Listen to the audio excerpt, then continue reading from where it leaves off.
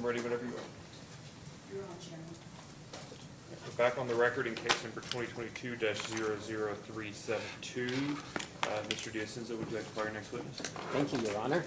For our first witness. I'm sorry, Mr. Diaz-Senza, I do hate to cut you off. But I figure we'll just take this up now. Did you have an opportunity to speak to counsel for Kroger and Walmart about their request yesterday? We did speak with counsel for Kroger this morning. We're happy to take Mr. Bieber for cross-examination after lunch. Okay. Today? Today, yes. And then we'll work out the details, probably do something similar tomorrow with Walmart and the other interveners. As I mentioned yesterday, we'll take lunch in and around 12:30 today. And so is your anticipation taking Mr. Bieber, assuming we don't have a witness on the stand, be the first witness? Correct. Immediately after lunch, okay. Thank you, Mr. Diaz-Senza. Sorry, you may call your next witness. Thank you, Your Honor. For our first witness of the day, we would call John Swez.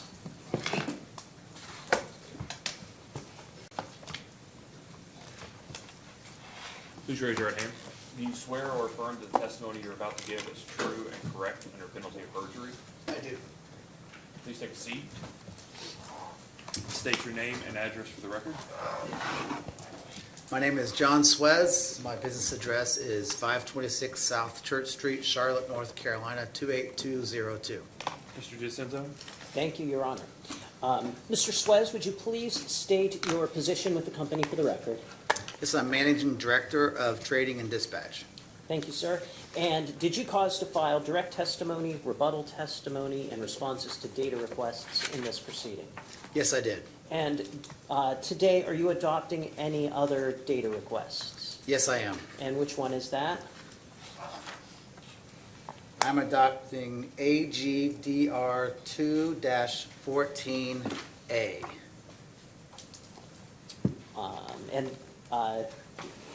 Would you please identify who sponsored that particular response for the record? Kim Hughes originally sponsored that data request. Thank you. And Mr. Swez, do you have any changes or corrections to any of that information? I do not. And if you were asked those same questions this morning, would your answers then be the same? Yes, they would. And is it your intention that all of that information be admitted into the record of this proceeding? Yes. Thank you, Your Honor. The witness is available for cross-examination. Counsel for the Attorney General's office? Yes, thank you, Chairman. Good morning, Mr. Swez. Good morning. I discussed some PJM issues yesterday with Mr. Clark, and he deferred a couple of questions to you, so I'm going to go ahead and go over those. To your knowledge, has Duke Kentucky advised PJM of the potential retirement date of 2035 for East Bend? No. To my knowledge, nobody from Duke has submitted any retirement date for East Bend to PJM. And to your knowledge, is Duke Kentucky planning to advise PJM this year or in the near future of a potential retirement date of 2035? Not unless asked, no. When you say not unless asked, you mean if PJM asks, or? That's correct. If PJM were to ask us a planned retirement date, then we would obviously answer. But unless we were asked the question, I don't have any regular course of business that I'm aware of that we would give them a retirement date for East Bend. Is it routine for PJM to ask Duke Kentucky for retirement dates? Not to my knowledge, no. Okay, and just a few questions on one response. Do you have your response to the Attorney General's second request, question 15? I do. Okay. Do you want to review it while everyone else has a chance to get there? Sure.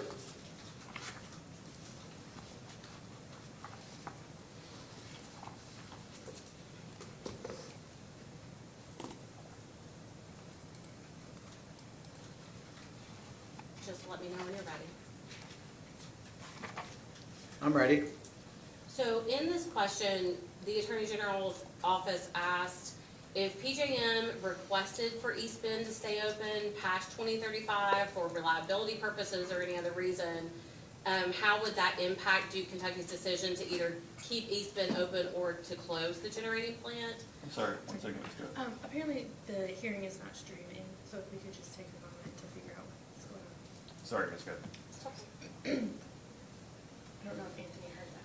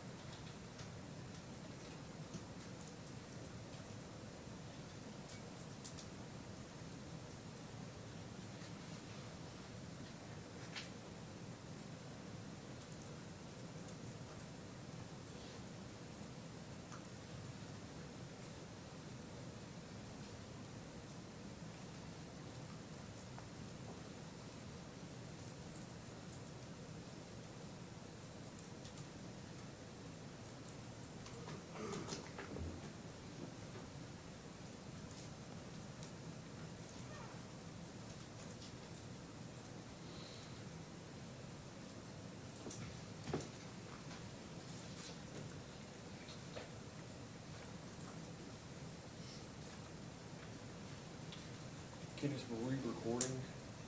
Yes, sir. We're recording now. Would you like to stop? Yeah, so, while we're getting this fixed, we'll take a short recess to, figure out our IT issues, and then we'll come back on the record.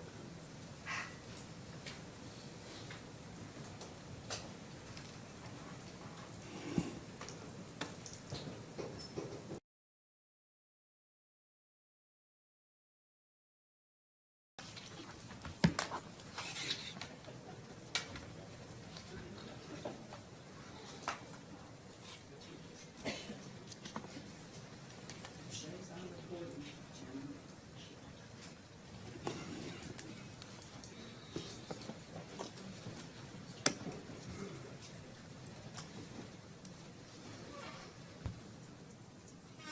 Okay. We are back on the record in case number 2022-00372. Ms. Goad, would you like to continue asking your cross-examination of the witness? Yes, thank you, Chairman. Mr. Swez, we were looking at your response to the Attorney General's second request for information, question 15.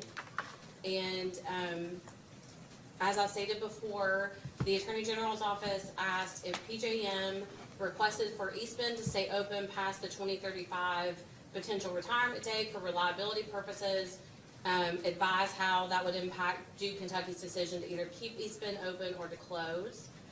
And in your response, you state that as the company understands the PJM process, Duke Energy Kentucky would submit to PJM a desired deactivation date for a particular generating unit.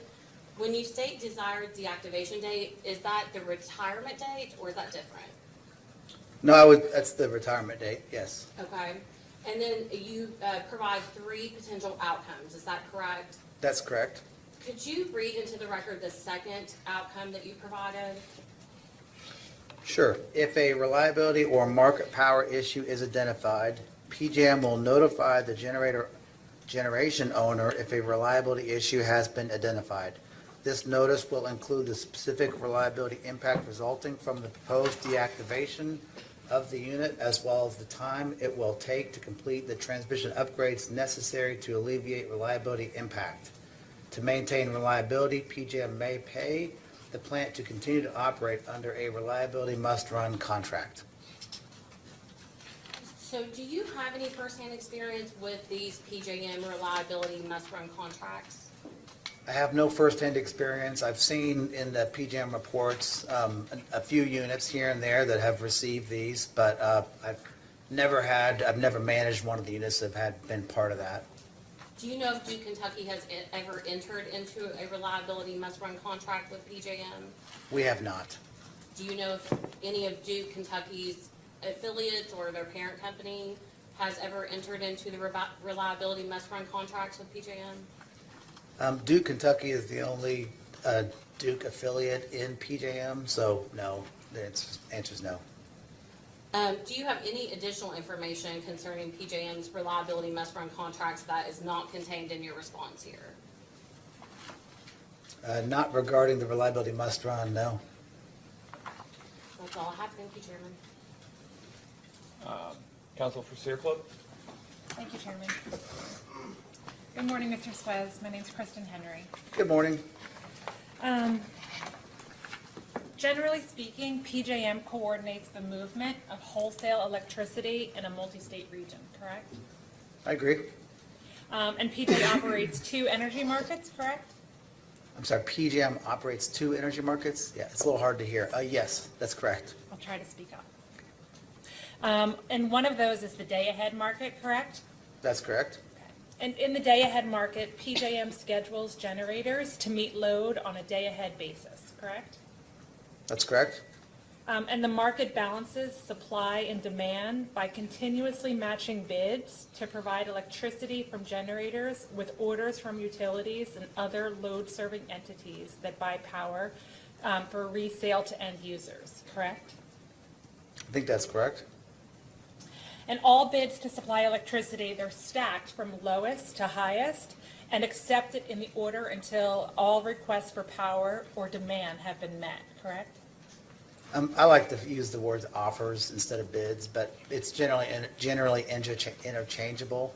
And along with that, what you read, there's a little more to it, obviously. There's the commitment status of a generator, there's startup costs, there's no load costs, incremental costs. So, but in general, it's a lowest cost to highest cost stacking process used to serve the load. Thank you for that. And at each location, commonly called a node or a bus on the PJM system, the market price that results from minimizing bid production cost to meet demand is the marginal cost of providing 1 more megawatt of energy to that location or node, correct? Yeah, correct. And the market price is known as the locational marginal price, often referred to as an LMP. Correct. And every electricity supplier is paid the price of the highest accepted bid or offer, regardless of what their actual offer is, correct? That's correct. You're paid LMP, you're not paid your offer price. And not all PJM generators are necessary to serve load every hour of the year, correct? I mean, it depends on a given year. I suspect during Winter Storm Elliott that PJM utilized a fair number, if not all of the available generators, but most of the available generators. But obviously, at given times of the year, they in some years, not all generators utilize, I'm sure, but just depends on the year, I would say. So these generators are going to be dispatched according to demand. Well, they're dispatched according to, first off, the commitment status that the generator owner offered in the market. And then once the unit is in the market for that day, then in the real-time market, it's dispatched up and down between minimum and maximum according to the available demand that is on the system on that day. As with any market, when demand for electricity increases, the price increases, correct? In general, I think that's fair, yes. In periods of high electricity demands, LMPs are higher as generators that are less efficient and more costly to run have their bids or offers accepted, correct? I mean, it doesn't have to be that way, right? There's other things that influence the market price of power, congestion, the price, the commodity price. But in general, especially on a given day, like you expressed that you stack generators from lowest cost to highest cost, in general, especially on a given day or a given hour, as load increases, demand on the system increases, the LMP increases. So since the market is continuously matching supply and demand, some generators may run at full load while others are only dispatched sporadically, correct? That's correct. And PJM regulates how generators make offers into the day-ahead market, correct? There are rules, and it gets a little complicated because you have two sets of offers that you make. You have a cost-based offer and a price-based offer. And there's different rules for different sets of offers. Okay, but simplistically, do generators make offers that reflect their variable cost of production? Well, in the cost-based offer, that would be true. In the price-based offer, you have more flexibility in how you offer. But in general, the generator owner, our job is to maximize the value of that generator for our native load customers. And then the question becomes, how do you do that? It depends, but in general, I would argue a well-designed market would force a generator owner to offer that unit closer to its actual variable cost to maximize revenue and to maximize the value of that generator for its customers. And the difference between your variable cost of production and your revenue is your energy margin?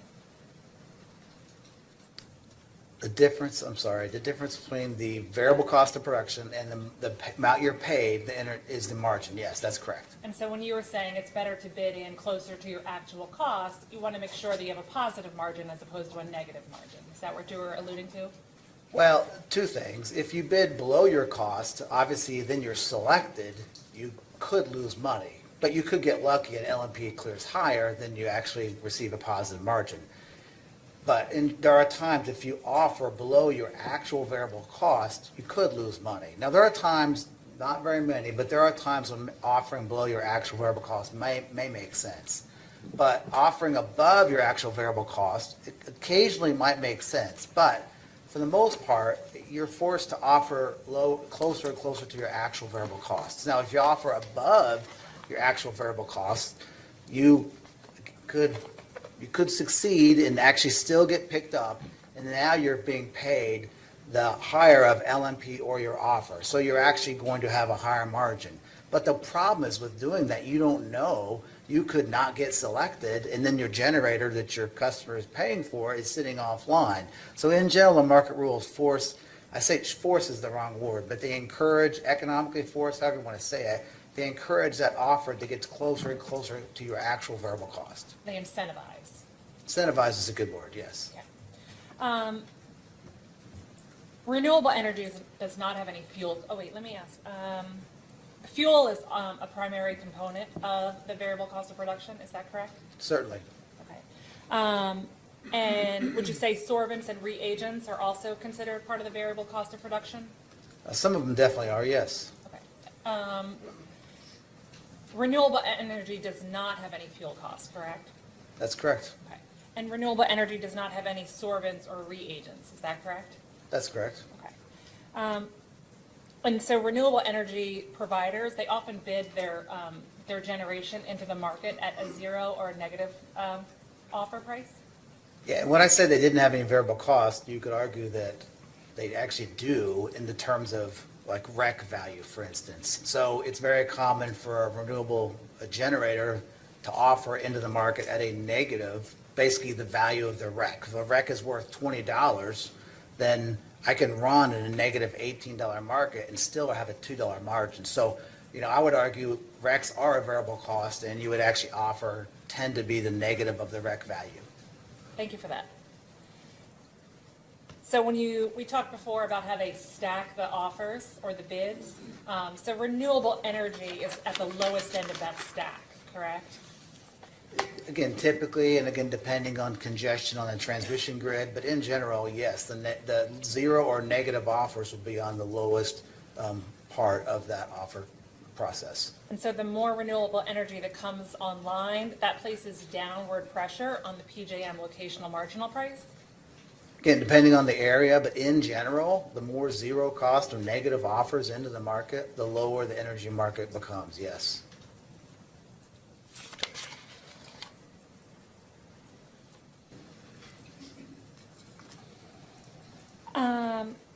Are you familiar if I say the term SCR, or Selective Catalytic Reduction Technology? Have you heard of that term? Yes, I have. Okay. And SCRs, they utilize sorbents and reagents, correct? I'm aware they utilize ammonia, and if you get too much into the technology of an selective catalytic reduction unit, I would ask Mr. Gears. But yes, I'm aware they do. There's a catalyst, a piece of equipment that goes into the SCR that removes NOx, and also part of the process involves consumption of ammonia. But much beyond that, I probably couldn't tell you much more about SCRs. Okay. Now, the cost of ammonia, would that go into the variable cost of production? If it's variable, so the definition for what you include in variable cost is what varies as a function of either generation or stops or runtime. So if it varies as a function of generation or starting, stopping, or running, then it would be part of your variable cost. So just to clarify, that was a yes.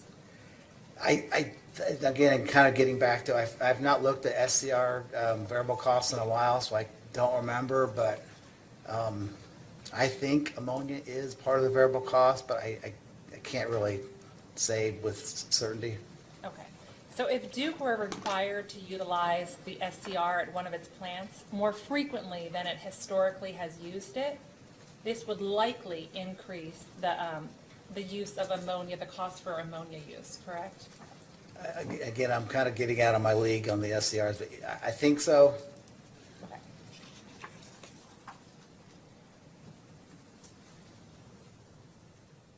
So increases to the variable cost of production means that a unit is going to move further up the stack. Every time you add an element to the variable cost of production so that it increases, it kind of moves a little further up the stack. Is that fair?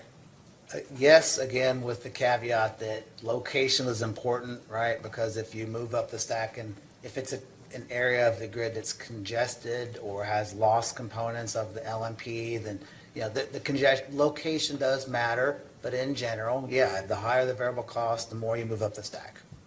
Thank you.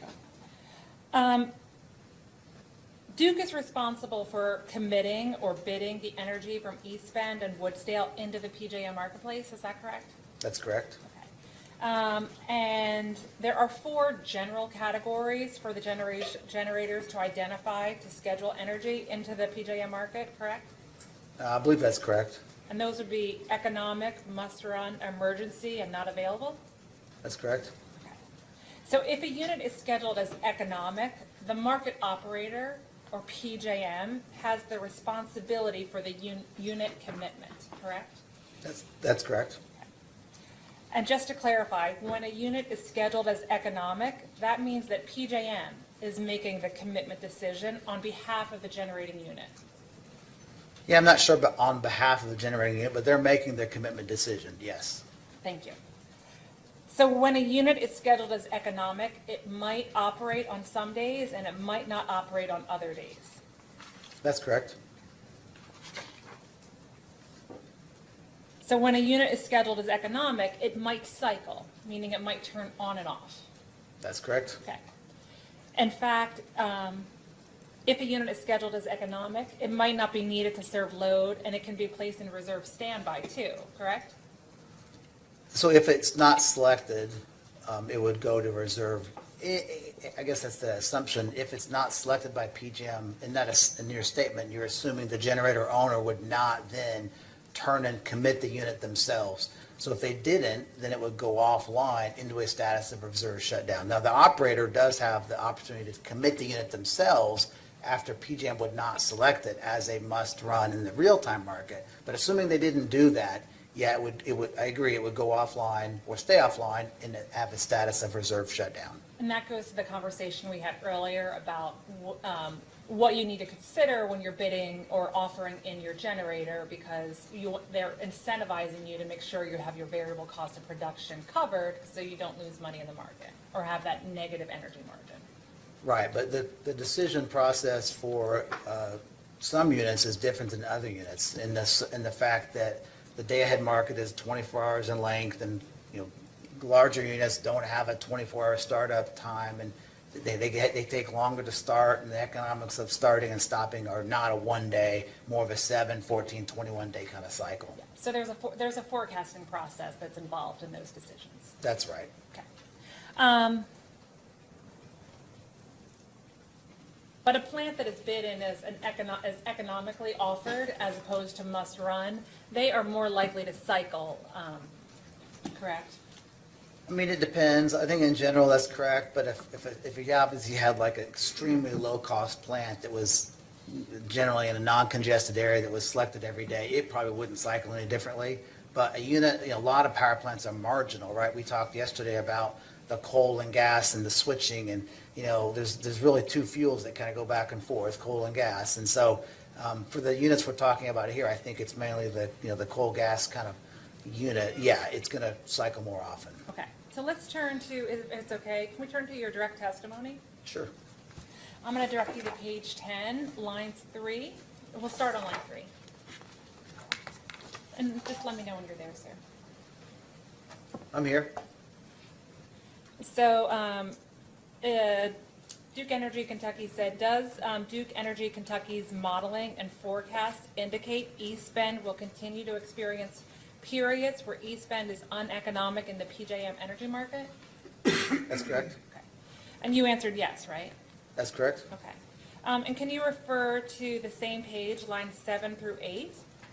And you stated the company's dispatch models are forecasting more instances of reserve shutdown in the future.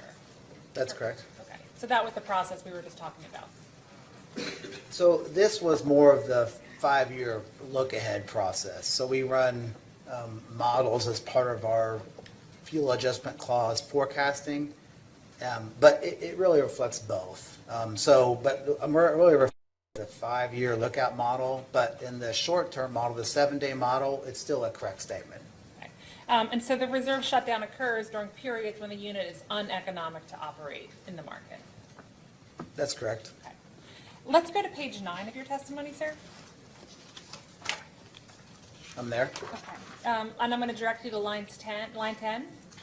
And you state during reserve shutdown periods, the summation of the variable costs to run the unit are generally expected to be greater than the energy and ancillary service revenue received from the market, correct?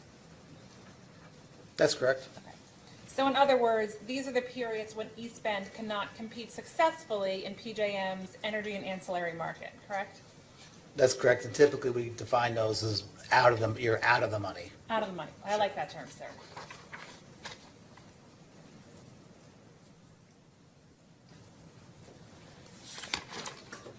I'm going to refer you to page 16 of your testimony now.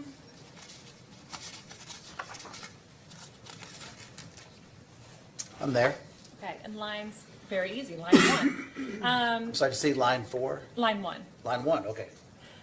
You explained that when a unit in PJM is offline on reserve shutdown, it is still subject to PJM capacity performance penalties for the time it takes to restart the unit. Is that correct? That is correct. Okay. And let's turn to page 10. I'm there. Okay, I'm going to direct you to line 8, if that's okay? I'm there. Okay, and you described the company's the company's model forecasting more instances of reserve shutdown in the future. And you state the likelihood of reserve shutdown modeling appears in both shorter-term models that look out up to 5 years and in longer-term resource planning models. That's correct. And you further state both models are showing a declining net capacity factor at East Bend. Is that correct? That's correct. So in other words, the company's modeling of dispatches into the PJM energy market over both the 5-term near term and the longer term show that East Bend's capacity factor will decline and reserve shutdowns will continue, correct? That's correct. Obviously, at the same time, commodity prices are constantly changing, right? I mean, if this model was run during 2022, like on a short-term model, there's a lot of, again, that coal switching, that coal to gas, right when you have that, it's a very, these power plants can tend to be very marginal. Slight changes in commodity prices or market prices can cause the unit to go from a 25% capacity factor to a 75% capacity factor. It's very, I guess, competitive is the right word. So let's refer to lines 13 through 16 there on the same page. And you explained the reason for the expected continuation of reserve shutdown status, and you state the primary driver is simply that the variable cost of the unit as compared to the energy market revenues indicates that East Bend is expected to have difficulties competing in the energy markets in the future. That's correct. And I'm going to refer you to line 16. And then you refer to the future capacity factors as incredibly low. Is that correct? I did say incredibly low. I don't really like the word incredibly in there, but I have seen forecasts that show, like, I've seen 0%. Like Mr. Park referred to low single digits. I've seen cases that had a 0%. But zero, I probably wouldn't say zero, because obviously there are going to be times, December of 2022 was one of those times when every generator on the grid was needed. And then we still didn't actually serve all the load needed. So I don't like the word incredibly low, but yes, low is very fair. Okay. Thank you for that. I'm going to now refer you to page 15.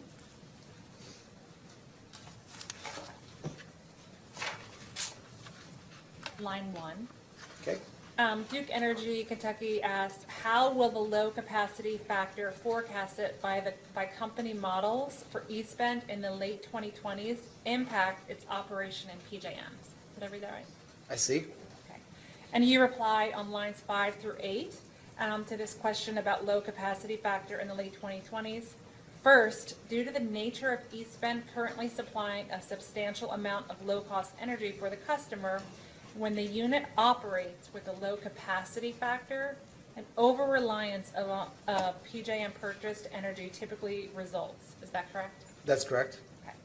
And then you go on to explain in lines 10 through 14, having a large reliance on purchased energy can lead to higher energy costs and price volatility for customers due to the purchase power price volatility, resulting inefficiencies in unit commitments, additional cycling, wear and tear due to additional unit startups, and resulting other impacts from the additional maintenance. Is that correct?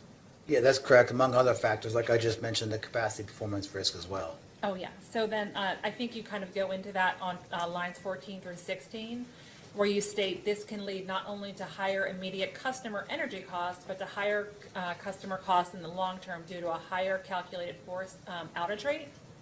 That's correct. Okay. And the forced outage rate, well, actually, let's go to, do you have your data responses to data requests in front of you? I do.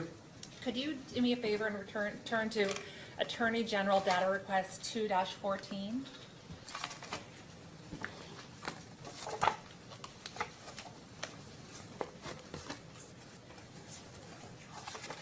And am I correct that you earlier on the stand, you adopted subpart A as your response to? That's correct. Okay. So you've seen this document before? I'm sorry, I'm at DR 2-14. 2-14, AG Yes, AGDR 2-14. Okay, and if I go to the second page of it, it says person responsible, and it lists two individuals as Kimberly Hughes and John D. Suez. That's correct? Okay, but as of this morning, you are adopting the answer provided previously by Kimberly A. Hughes, is that correct? That's correct. Okay.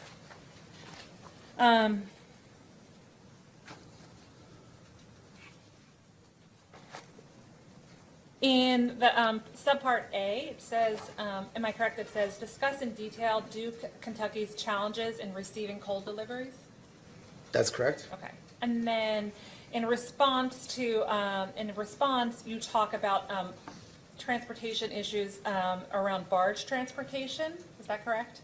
That's correct? Okay. And you say Duke Energy Kentucky has observed the declining demand for coal in the utility sector, which has driven barge transportation providers to be less dependent on coal-related transportation revenues as competition for limited resources has increased, correct?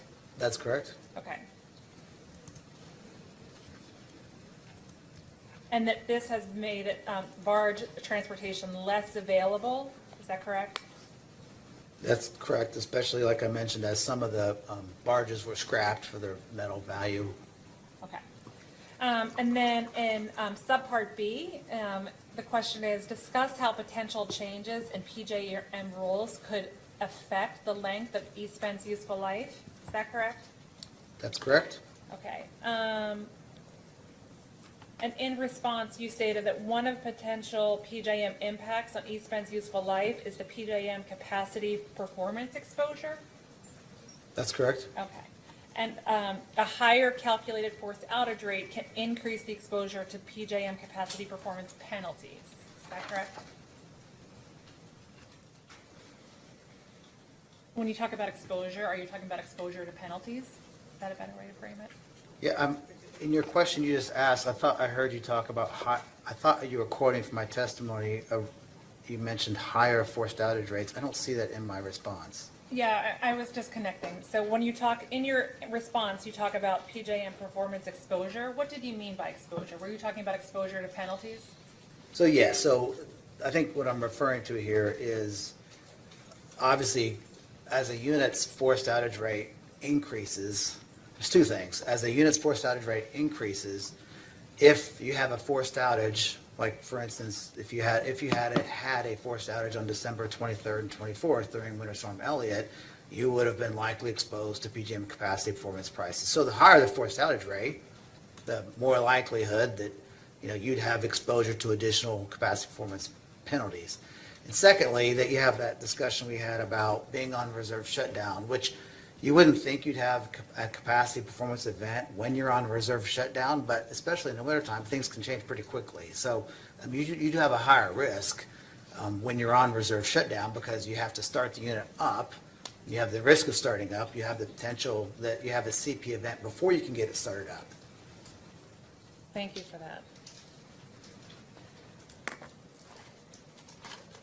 I'm going to now direct you to the Duke's response to Attorney General Data Request 2-113.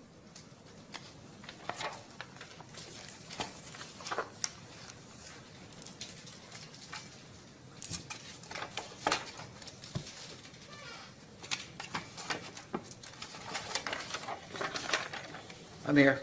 Okay. And if I turn to page 4 of that, it says John D. Suez is responsible for subparts B, C, and E. Is that correct? That's correct. And so that's you, sir? That's me. Okay.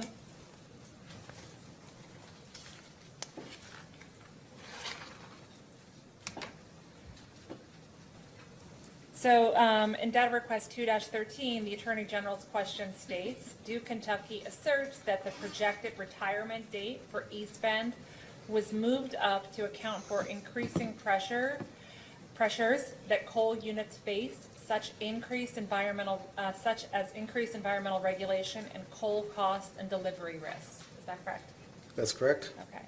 And in subpart B, it asks Kentucky to explain in detail the coal cost issues. Is that correct? That's correct. Okay, and in response, you provide a number of reasons about why it's difficult for the coal supply industry to timely respond to large variations in increased demand. Is that correct?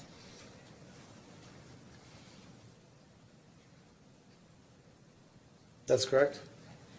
And you state that because lead times to procure coal are typically longer than for natural gas, requesting, receiving, and evaluating offers, as well as the negotiation of contract terms and conditions, are potentially a lengthy process to complete, correct? What lines were you reading from there? Let me see, that is. Oh, it's not, there's no lines, I'm sorry. Yeah, it's, you just have to kind of, it's, Okay. it was from B. I see it, I agree, I see. Okay, thank you, sir. And you also state that the impact of bankruptcies, consolidation, and coal supplier reorganizations that have occurred in the coal sector in recent years have reduced the number of coal mine operators and allowed coal suppliers to restructure and settle into new, lower ongoing production levels, correct? That's correct. Okay. And you also state that despite current market conditions, coal producers are seeing the inflationary impacts of rising costs associated with mining operations, including but not limited to labor and equipment costs, putting additional pressure on their ability to respond to changes in the market demand. That's correct. All right, now I'd like to return to switch gears and talk about PJM and reliability, if that's okay. Okay.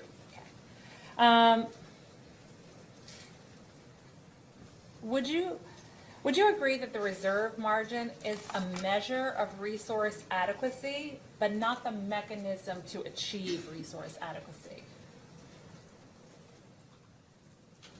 Well, it's definitely a measure of, I mean, it's a measure of how much generation is available to serve load beyond the required amount of load. That's probably not very well said, but, so I would agree that reserve margin is a function of the overall generation supply balance of, the RTO. In the second part of your, what did you compare it to? I'm sorry, I forgot. I said it's not the mechanism. No, it's not the mechanism, no. So the basic idea is that PJM runs the capacity market to ensure that enough capacity is procured to meet the reserve margin, correct? I think that's the idea. They run the capacity market to make sure that there is adequate resources. I mean, it's what's called resource adequacy, right? To make sure there's adequate resources to serve the given amount of, peak demand. Okay. And the prices rise significantly in the auction when we get closer to that targeted reserve margin, correct? So PJM has a sloped demand curve, and so that's why the reserve margin changes as a function of the price.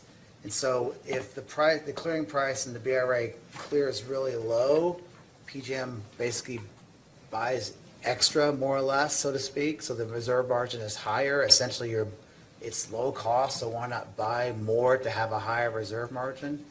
But as prices go up, then the clearing price goes up, the reserve margin gets closer to what's required, basically the minimum requirement. Okay, thank you.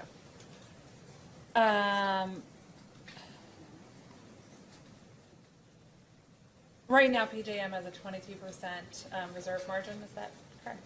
I don't know what it exactly is. I think the last auction, the last RPM, I think you're right, 22, 23% was pretty somewhere in there, but it changes, obviously year to year. Okay. And prices are low right now in large part because what you were just talking about, that there's so much capacity out there. Yeah, prices are low in the BRA. Generally speaking, I think the 24-25 auction cleared like $28.94. But as we talked yesterday, DEOK zone cleared roughly 3 times that. So when we say prices are low, I think we're really speaking about the rest of RTO more than we are about the DEOK zone. Okay, now PJM holds the base residual auction 3 years ahead of time, correct? That's correct, unless, of course, you have the compressed schedule because of the FERC and all the other legal actions, but normally that's the plan, right, yes. Okay. So the auction is typically 3 years ahead of, before the delivery year. That's correct. Okay. And PJM also holds incremental auctions in between the base residual auction and the delivery year, correct? That's correct. And they don't always hold all the incremental auctions, but if the schedule's, normal, then you'd have the 3 incremental auctions. Okay. And during those incremental auction, PJM can procure additional capacity, correct? And the seller, the buyers can, so we can also participate in the incremental auctions and do the same, sell or buy additional capacity. Okay. PJM also has a mechanism if the auction doesn't clear enough capacity, is that correct? If the auction doesn't clear the capacity, then the resulting price is cone, like we talked about the cone price yesterday. I'm not sure I honestly don't know what happens if it clears cone. I think you're asking if it clears cone, what happens? Is that your question? Are you familiar with something called the reliability backstop? I'm not. Okay, are you familiar with PJM tariff attachment DD, section 16? I can't say I know the tariff by heart. I could, it depends on what it is. I mean, I could know parts of it, but I don't remember the term reliability backstop, if that's what we're talking about there. Your Honor, may I mark as Sierra Club Exhibit 2, a copy of PJM tariff attachment D, and maybe I can approach and show it to you and see if you're familiar with it? Yeah, you may. You may mark it and approach. Are you going to provide a copy of the whole tariff or just attachment D? Just attachment D, is that okay? That'd be fine.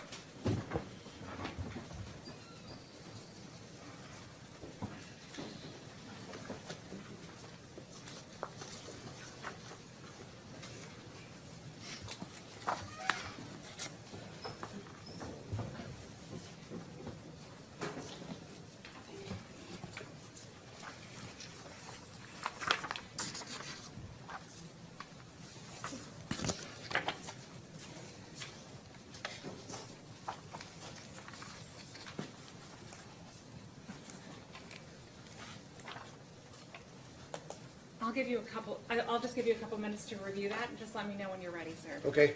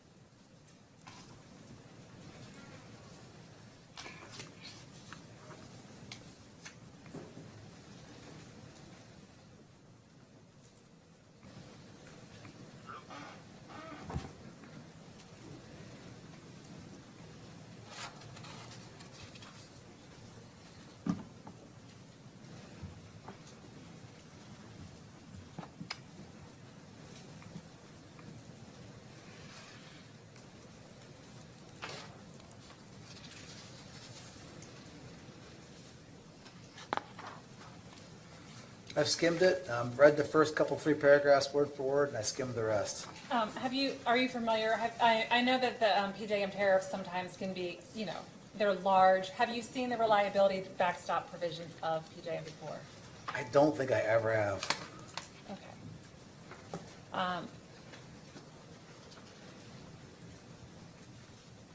Your Honor, can we take judicial notice of the reliability backstop provisions?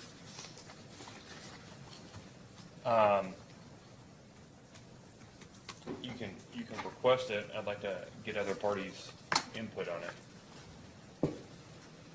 Are you moving for judicial notice of the, or at least administrative notice? I don't want to overstate our Okay. authority. Yeah, Administrative notice of the tariff? Yes, I know that Your Honor was concerned about PJM reliability, so I just wanted to make sure we had a full record about the mechanisms that were available under PJM to deal with reliability. Mr. Diacenzo? No objection, Your Honor. Okay. And so just to be clear, you would just like to take notice of this individual provision or the entire tariff? Because I'm about to ask questions about the manuals here in a second. Yeah, I was honestly, this was 5 pages as opposed to, the entire, this section is 150 pages. If Your Honor would like, I'm happy to include a full copy of that, If we're or, going to take notice of it and include it as a record, effectively a record in this proceeding, my preference would be to have the entire subsection DD, the entire subsection D. Is that right? that is, would it be possible to provide that after lunch, Your Honor? That is fine, and I would ask that you send it by PDF. I can send by The PDF. way you previously did, and make sure that you copy all parties. That, I will make sure that happens before lunch, and then I will provide a full paper copy after lunch. That'll be fine. Thank you. Your Honor. Since you're unfamiliar with this, I have no further questions for you. Okay, Thank you very much. thank you. Counsel for Walmart? No cross, Your Honor. Kroger? No question. Staff? Thank you, Your Honor. Mr. Swez, I just have a couple of questions related to reserve shutdowns. Can you explain just a little bit about the process that Duke goes through when determining whether to have designated a unit for reserve shutdown?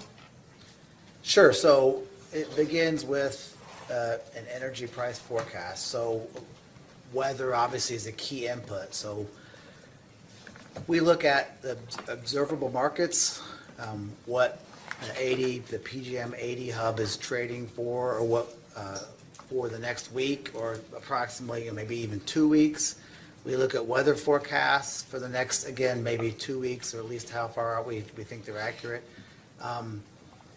So that's kind of the revenue side. And then every once a week, we actually meet to discuss what the market price of fuel input that we use for the market price of fuel for a unit for like East Bend once a week. For the gas units, is every day. So I should kind of bifurcate between East Bend and the Woodsdale units. So anyway, but you're trying to get a market expected forecast for the next, at least say 7 to 14 days. And I'll use the example Winter Storm Elliott, right? Like if go back to Winter Storm Elliott, I believe East Bend was actually offline at the beginning of the month. But we decided to turn it back on because there was some long-term weather models forecast a pretty big swath of, cold air coming down into the central part of the country. So anyway, it could be the market that's saying, hey, look, these generators are in the money, or it could be a weather forecast and the market maybe hasn't adjusted yet. So, those are kind of your inputs. More inputs are the cost of the unit, the variable cost of the unit. And then, there's other things to consider, like the risk. Like, is the unit going to start up perfectly? Has it been off for a long time, or has it just been off for a weekend? So you kind of think about other things than just the pure math. And then you run a model. It's a very simple model. You could do it on a spreadsheet, and you just basically you say, okay, let's act like the unit's online.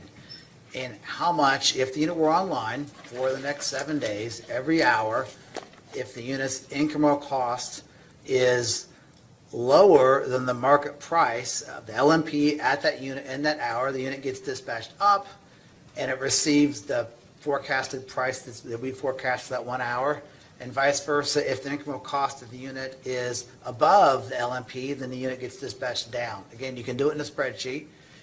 So for that hour, now you have an expectation of the amount of generation, the LMP in that hour, and the cost to run the unit in the hour. And you just basically calculate the margin, and you add that up over every hour for the next 14 days, and you look at the results. Day by day, I see, okay, well, I lose money on one day, I have a profit on the next day. But again, you're looking at those results, you're looking at the math, but you're also saying to yourself, well, the markets can change in just snap of a finger. 1 minute it's trading $30, and then the weather forecast comes out, and now it's trading 100.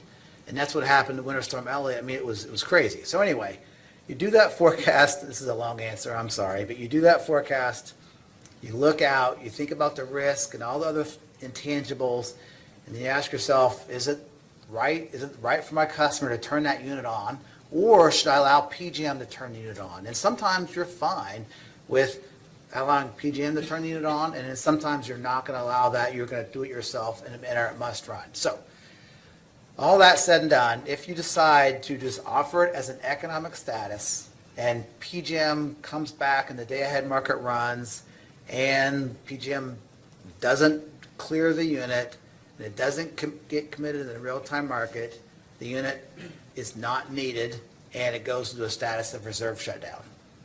Sorry for the long answer. Well, you actually went ahead and answered some of my questions, and I think you answered this one, but kind of just in the middle there.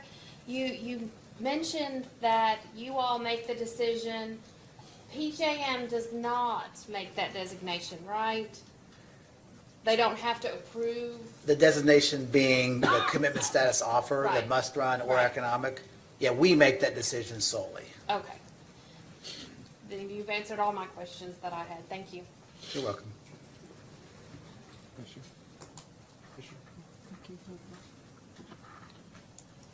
Good morning, Mr. Smith. Good morning. I warned you, it's been a month or two now, that I was gonna have lots of questions for you this month, so can't say I didn't You warned me, yes. give you adequate notice, yeah. Are you all any good at what you just described? I'm sorry, am I any Are good? you all any good at what you just described? I think we're really good at it, and I will go back to Winter Storm Elliott once again. I mean, East Bend was online, quote unquote, out of the money even a couple days, if I remember correctly. And it's funny because it's so obvious after the fact. Like, you had $2,000 prices, you have CP penalties, and gee, I mean, knowing that now, I probably would have started up a couple days earlier. But yeah, I think we're pretty good at it. But we're not perfect because you can't be without perfect knowledge. You can't be perfect. Yeah, and you get people like Mr. McClay who are supposed to, inform you of probably anomalies occurring or some sort of, the market is usually well informed, so if, to your point, if gas prices are spiking, you should probably know something's coming up. Do you all take that into account in making these decisions? Yeah, I mean, we all work together. Mr. McClay works like 5 feet from me. And so, like, for instance, again, I go back to Winter Storm Elliott, but I remember the head of the gas manager, made a lot of comments like, you better buy your gas now, you're not going to get it. Or this is the price now, but who knows what happens over the weekend. So we definitely work very closely, and they're not just giving us a number. They're talking about all the different things that could happen, the risk associated with that number could change, and they're pretty good about explaining that, and we then take that into account into our offers. Okay.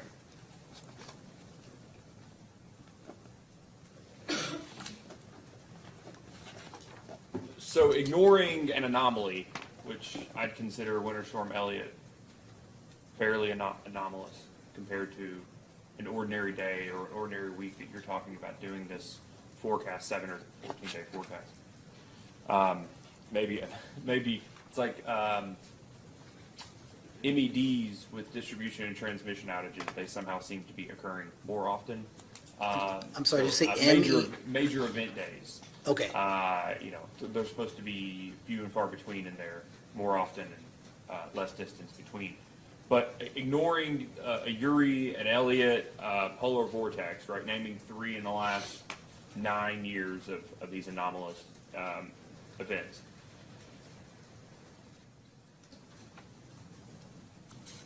How do you all know that you're good at this? I mean, this goes to the question that I asked you, I think, at the last time you were here in front of us. I don't even remember what the hearing was. But I was specifically asking you about this and whether you all run, do you all ever have somebody peel off and go back and look and say, okay, well, we thought we were going to be net positive over those 14 days. Were we actually? And if we weren't, where did we miss it? Are we missing it high? Are we not taking into account the variability of of this consideration, what have you all done, let's say, since you took over full control of East Bend, about a decade ago? What have you all done to look back, or even joining PJM, to figure out whether you all are actually good at this and it is a net positive benefit for consumers, not to just either more often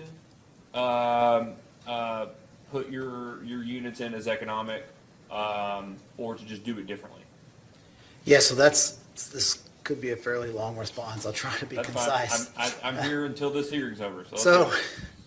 so first off, I just want to point out, when we make an offer to PGM for for East Bend, we use the market, the value of the coal market for that offer, right? If we were to go back, when we go back and look what actually happened, and we do have a couple recurring meetings where we do that process monthly, it's typically based on what the offer price was. So what we don't do is we don't go back and say, and I'm not sure, there might be value in this, maybe there's not, but most of that backwards looking is taking, okay, how we offered the unit, did we do the right thing, basically, is what you're asking. And so we do that in speaking of just now, it's Woodsdale and East Bend, but we do that in 2 different meetings. We have one meeting every month where we go through every line of the PJM and MISO settlement statement for every unit, and we look at every line and we say, what's that charge? What's that credit? Why'd we get that? And sometimes it's quite honestly, we don't typically find where PJM makes mistakes. I think I found one mistake in like 15 years in terms of MISO and PJM, but it's more of a learning process. Like, why did we receive a credit here? And then now taking that information and putting that back as a feedback loop into your offer. And obviously, I think we all know, like, for instance, you receive make-whole payment when you allow PGM to make the decision to turn a unit on, for instance, like in Woodsdale's case. Well, first off, if we got make-whole payment, we would actually do our own calculation to shadow settle, was that make-whole payment the right amount? But the point is that that monthly meeting allows us to look at the charges and credits and say, why did we get something? Why would we charge something? And does it make sense? And what can we do in the future to either increase that amount of credit or decrease that amount of charge? So that's kind of the monthly settlements meeting. We also have specifically to the CTs, we have a meeting monthly where we go through and we try to, it's one of those things, making an offer for a CT. It's tempting, you think like the higher the offer and you get selected, great, you've done a great job. But what you don't know is the amount of times when you make a unit offer above your variable cost and you don't get selected, and your customers are now buying purchase power for the times when LMP is between the LMP and the offer price. So, again, I discussed with the Sierra Club counselor earlier how typically offers go closer to the actual variable cost of the unit, and that's true. But for CTs especially, there are times when you can offer them above their actual variable costs and they get selected and you're actually maximizing the value of the unit. You're doing the right thing for your customer. Anyway, we have a monthly meeting where we go through the CTs one by one and you try to the best of your ability to see, was your offer the right offer? The market is really well designed. You'll never know because you don't know, what would have happened had you changed the offer. You don't know other people's offer behavior. So obviously the markets are designed in such a way where you're not allowed to have that information as a market generator owner. But anyway, we do the best we do with the CTs, especially. You have a little more flexibility in your offer because they're selected. Now, I think your question was mostly around East Bend. We don't do for East Bend, at least to my knowledge, maybe I shouldn't say we don't do. We not very often look back the actual cost to run the unit versus the revenues received.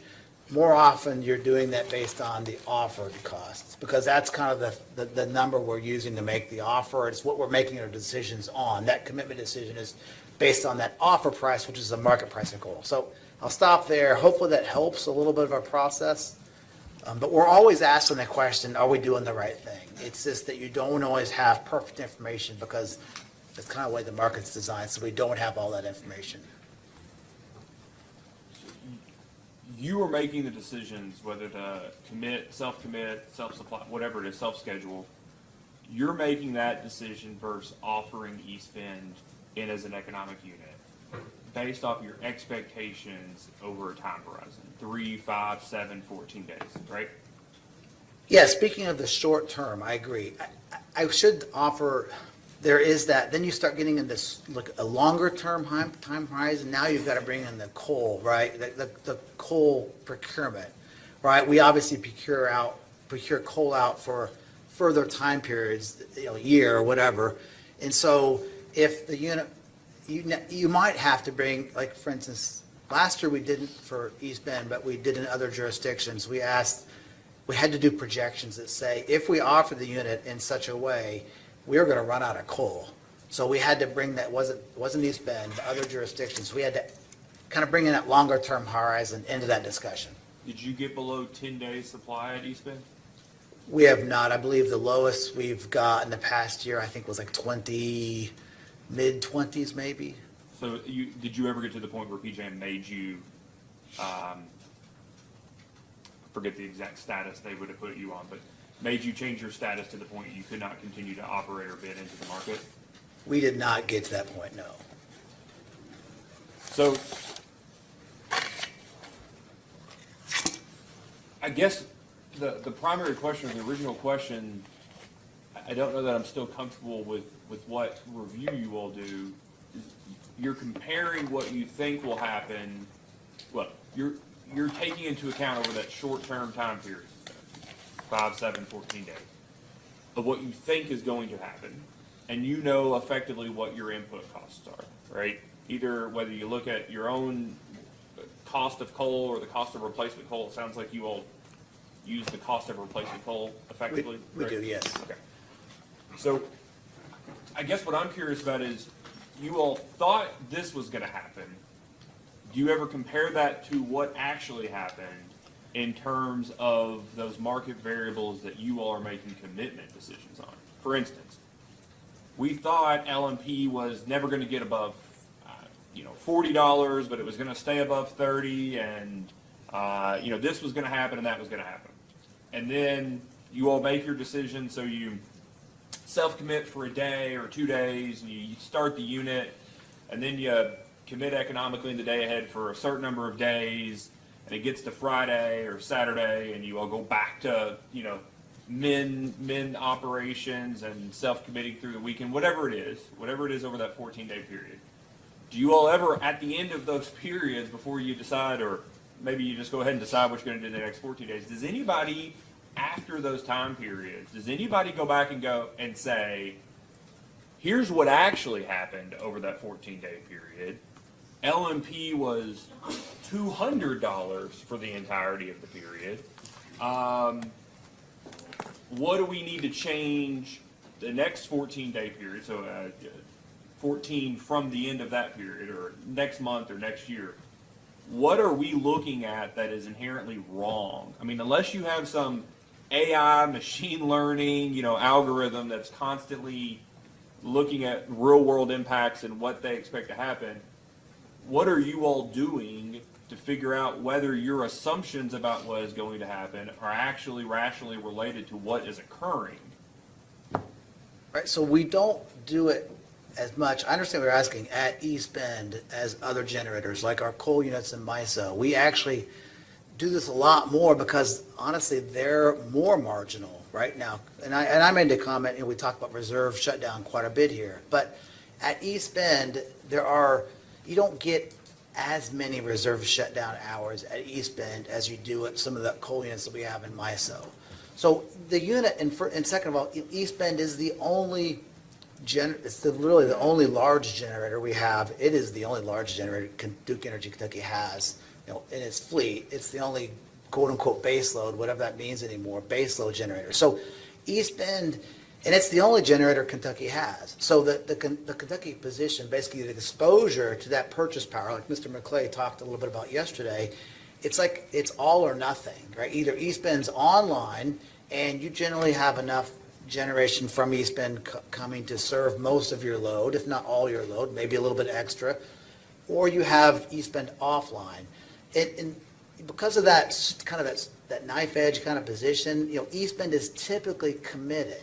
So we typically model a unit as a must-run unit. Doesn't mean we will forever, and it typically means we offer the unit as a must-run unit. Again, it doesn't mean we always have offered the unit as a must-run unit. I would always argue that the best offer a generator owner, it's not a one-size-fits-all. We're always going to do one thing. We're going to adapt and we're going to change the offer as it makes sense. Historically speaking, the unit, when it's available, we've typically offered it as must-run.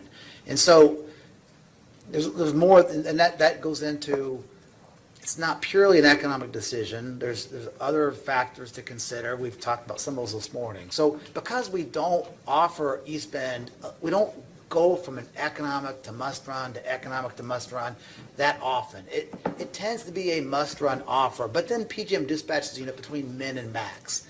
So for the units, the other units I'm talking about here, we do a lot more of the analysis you're talking about because they are going from economic back to must-run, back to economic. They're cycling more often. East Bend's really not in that boat right now. So for these other units, I think we're kind of asking the question. So if East Bend were to be one of those units that we do typically go must-run economic, we kind of go over here to this other side. I'm looking at the MISO units. We do more of that analysis because they're cycled more often. But in East Bend's case, it tends to be more economic to operate. We haven't really done that as much. Like, for instance, during COVID, and my testimony talks about the unit was off for 57 days during reserve shutdown. I did not go, and I could, but I did not go back and say, okay, had we run East Bend for those 57 days, what would have been the additional coal costs, the variable costs we would have consumed? What would have been the additional revenue? And here's the purchase price we wouldn't have bought. It wouldn't have been the right or wrong decision for the customer. I'm pretty confident because LMPs were so low, it was the right decision for our customers. But I never went back and actually did the analysis. So during the hours of the year in which East Bend runs, just pick a year, 19, 20, 21, 22, year-to-date 23. The hours that East Bend is on must-run status, is it a net positive or a net negative profit? I think the Sierra Club did some of that analysis. At least I gave them the revenue, and I think in their rebuttal, I thought in their testimony I read somewhere that someone actually did that analysis. And I mean, it's going to be, I would describe these units as marginal, right? It's not going to be typically huge home runs. Certainly in 2022, it's going to be a home run, right? I remember the revenue in the Sierra Club data response was like $200 million. I have it in front of me. I don't know what East Bend's, if East Bend generated, say, 3 million megawatt hours in 2022 at a cost of, say, $30 a megawatt hour, that I think, if I did my math correctly, is $90 million, real fast, this is rough numbers, versus a $200 million revenue, which is, I'm pretty sure, the response I read earlier from the data request. So I think 2022, huge home run.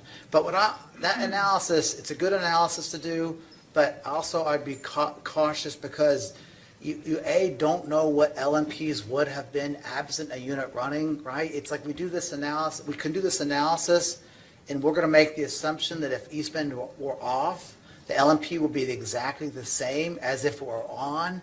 And we talked a little bit about DEOK and the fact that it's a fairly constrained transmission zone. So the LMPs can be finicky. They can change quickly. You can take a plant offline the unit looks like it's out of the money. Okay, great, take it offline. And then because the unit's offline, now the LMP is higher to where it looks like the unit should be online. It's kind of maddening. It's a little bit of circular logic. So I'd just be cautious with the analysis. It's not perfect.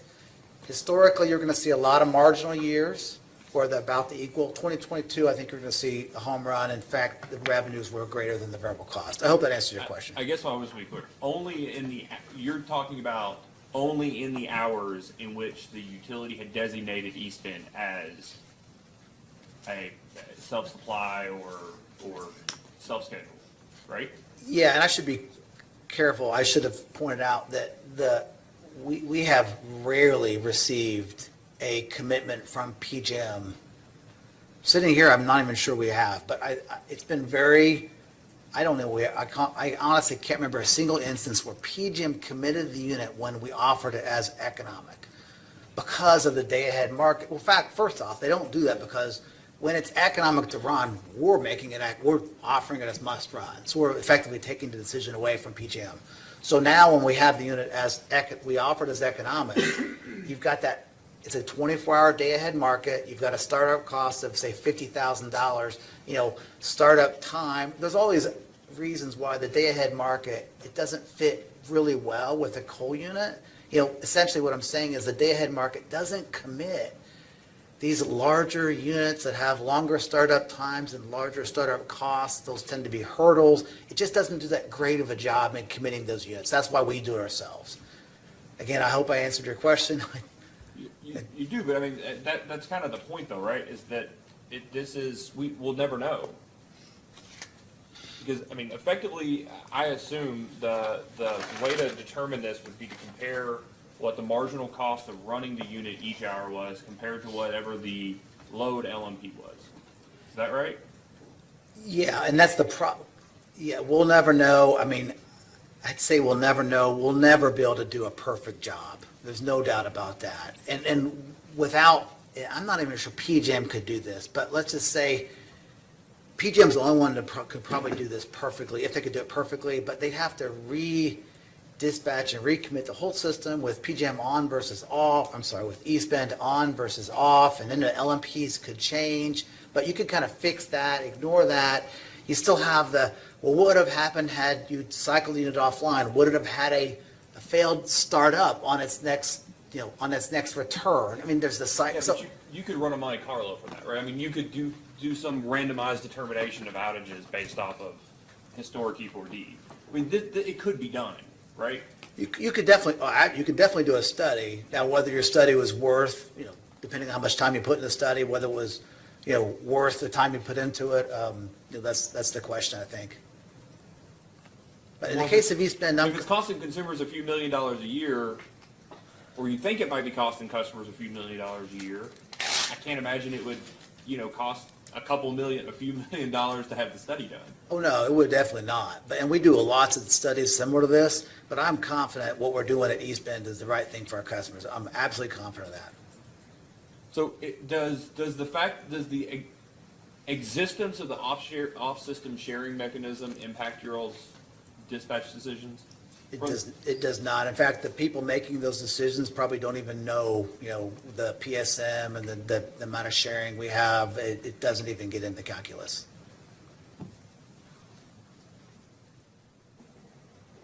Okay. So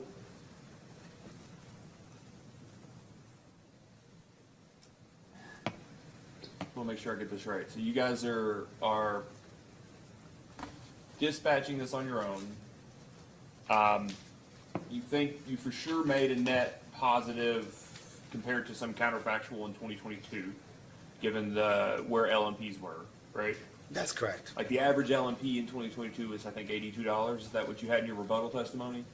I don't know if I had an average, but definitely had the monthly average. I could eyeball them real Yeah, or fast. maybe you had the average Month. LMP during times when you had forced outages. I forget. You had a table early on in your rebuttal testimony that had $80-something. Actually, you're right. I do. It's says $70. For the average LMP in Says- 2022? 2022 yearly average of $70. Okay. What's the, within $5 or $10, what's the marginal cost of running East Bend with today's prevailing coal price? So I think we talked yesterday a little bit about the coal prices. I think today we're down to about $3 a million BTU at cost for market coal going into East Bend. So that's a 10 heat rate plus variable O&M. You're probably like $35, maybe 40 at the most. Okay. How does that compare to average LMPs the last couple of years? You've got a couple of previous year LMPs in your rebuttal testimony. I think, let's see.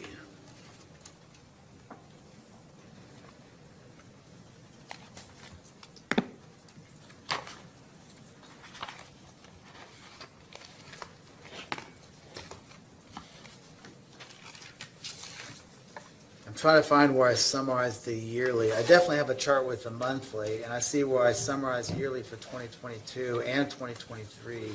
But looking at the chart for like 16 through, through mid 21, it's pretty clearly average. 30 is a pretty, decent number, I would guess.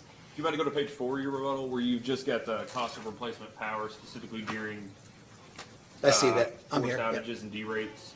I'm So there. If we assume, we take your testimony at face value that forced outages are random, can we assume that the cost of power during those forced outages is fairly reflective of what the average that year would be? I think that's a pretty decent, estimate, yeah. Okay. And so those are for, in your rebuttal, $35 in 2019, $21 in 2020, $32 in 2021, $82 in 2022, and $29, it seems like, to date in 2023? Yep. Okay. So if East Bend is something less than inframarginal, in an ordinary year, is the value of East Bend to consumers the fact that it's today an environmentally compliant capacity product or capacity facility? I mean, asking whether the value of East Bend is, for the customers, more related to capacity or energy? That's right. Well, it's definitely both. Now, the question is how much? Obviously, like Woodsdale, I think it's an easy answer. The answer is capacity, right? The energy value it's a 1-2% net capacity factor. Although the last month, we've actually run Woodsdale's almost every day. But anyway, beside the point, East Bend, Woodsdale's easy, right? I answered it's mostly a capacity value.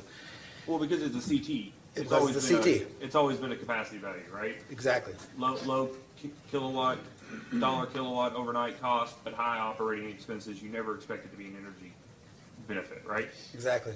Okay, so what about East Bend? I mean, like I said, it's definitely both. Now, with capacity prices, and I don't have my calculator in front of me, but I'm trying to do a capacity versus energy valuation. 2022, I would say it was more energy, right? Obviously, we had, and that's not exactly rocket science, we had, and I hate to think what the energy prices had been had these not been online. But anyway, with it even online, rough math says it cleared $100 million positive margin. We talked about earlier, 3 million megawatt hours, $30 cost, that's $90 million, $200 million revenue. Prior years, it's going to be very marginal. When you look at that calculation, you're going to find, I'm pretty confident you're going to find actual PJM revenues are going to be approximately equal to the cost to run the unit. You're going to see that very marginal nature. Now, in 2020, COVID year, I think you'll find where probably it was out of the money on an after-the-fact, look-back basis. And I will say, all this discussion is good discussion, but we do have to consider the fact that, coal, these decisions easily made 7 days, take the unit offline for reserve shutdown for 7 days, no problem. But when you start talking about keeping it offline for 6 months or a year, or 3 months or a year, well, now you've got that coal procurement aspect of this discussion that does kind of come into play, right? You've signed coal contracts, you've done forecasts ahead of time that we're going to burn 1 million tons of coal for a certain year. And then if you get into the unit, the unit's $1 out of the money, and we don't turn the unit on, and okay, great, on the surface, we're saving our customers $1 a megawatt hour because we're buying purchase power from PJM that's $1 cheaper, but you end up having to buy out a coal contract or something. The cost can be way greater. So the long-term decisions, you have to start thinking about the coal contracting aspect of this. Well, I mean, you could just change that by not signing take-or-pay coal contracts, right? I mean, this is what gets into the testimony. Sometimes it's not easy. Like obviously in 2022, you just couldn't go out and. Oh, I'm sorry. You asked about take-or-pay coal contracts. I'm sorry. I don't know how much. That's out of my kind of expertise. I'm not sure which mines would even allow. Would even do that. Yeah. I don't know. So speaking of page 4 of your rebuttal, Yes, I'm here. the replacement power during forced outages in 2022 is call it close to 3 times as much as 2023 to date. Is that right? I agree with that, yeah. Do you know what the amount of, okay, well, let me ask this. Do you know, in your interactions with Witness Steinkuhl, what the amount of replacement power proposed to be recorded in, or proposed to be recovered through rates in this case is? Not the deferrals, but the test year amount of replacement power for forced outages is in this case? I remember, and I can't say that I've talked to Lisa, Ms. Steinkuhl, about the exact amount. I remember a $1.2 million figure from the prior rate case, but I don't really, I mean, I understand the rules, but it doesn't really go into the offer process. Yeah, let me ask you a more pointed question that's definitely in your wheelhouse. Given your length of experience, significant experience in the markets, the information you provided in this table in your testimony based off past practice 23 to date and what you know or expect about the markets going forward, do you believe that the power costs, the LMP day ahead, whatever prices, the power prices we saw in PJM in 2022 are representative of the expectations of power prices going forward? I kind of want to say I hope not, because we seem to be like in this whipsaw, right? 2020, then 2021, back half of 21, and then 22. I'm hoping this is like I don't want to get into engineering, but like a second order, anyway, a damped where you kind of get it's kind of starting to smooth out in the future, but I don't know. I think 2022 was definitely an interesting year, and not one that we'd want to repeat often, but sitting here, I don't know if I have an opinion. Just so much the future, the energy grid, the transition. Let me ask you a more pointed question. Are you preparing in your job for your generation to act the way it did and be dispatched and have the price signals that it had in 2023? I'm sorry, I didn't quite understand the question.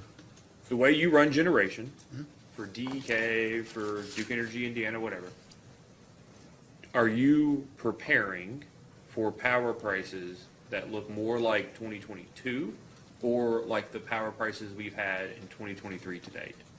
So the forward markets suggest they look more like 2023 today, right? But and I don't do this, but I can speak a little bit about it. In our forecast and simulation, we do a stochastics approach. So this is where I'm getting out of my league again, but they do scenarios, right? They look at what would happen, and it's fairly complex because the things are related to each other, right? High gas prices correlate to high power prices. So when they do these forecasts out 5 years, and this is again this 5-year kind of our group's forecasting, they're looking at multiple scenarios. So they're not trying to get locked into just one possible scenario. We're trying to make decisions based on a number of scenarios. So I wouldn't say we're locked in to just status quo today. I'm sure some of the scenarios do have some of the situations that occurred in 2022. So we're prepared to offer the unit to maximize its value. In the case of one of these scenarios, like 2022 repeats itself, but the forward markets don't suggest that occurring right now, right? We see things that are more back to normal, so to speak, from 2022. Okay. What type of transportation service does Woodsdale procure? It's probably getting into more for Witness McClay, sorry. But we obviously have backup fuel oil, so not speaking about the fuel oil, speaking of just about natural gas. Just the transportation service. No notice firm. Yeah, I'm probably out of my expertise in terms of gas. I guess what I'm trying to ask is, does the change in dispatch of Woodsdale, past dispatch or expected dispatch of Woodsdale, change the economics and the existence of capacity performance the way it is? Does it change the economics of what transportation service that the unit would participate with?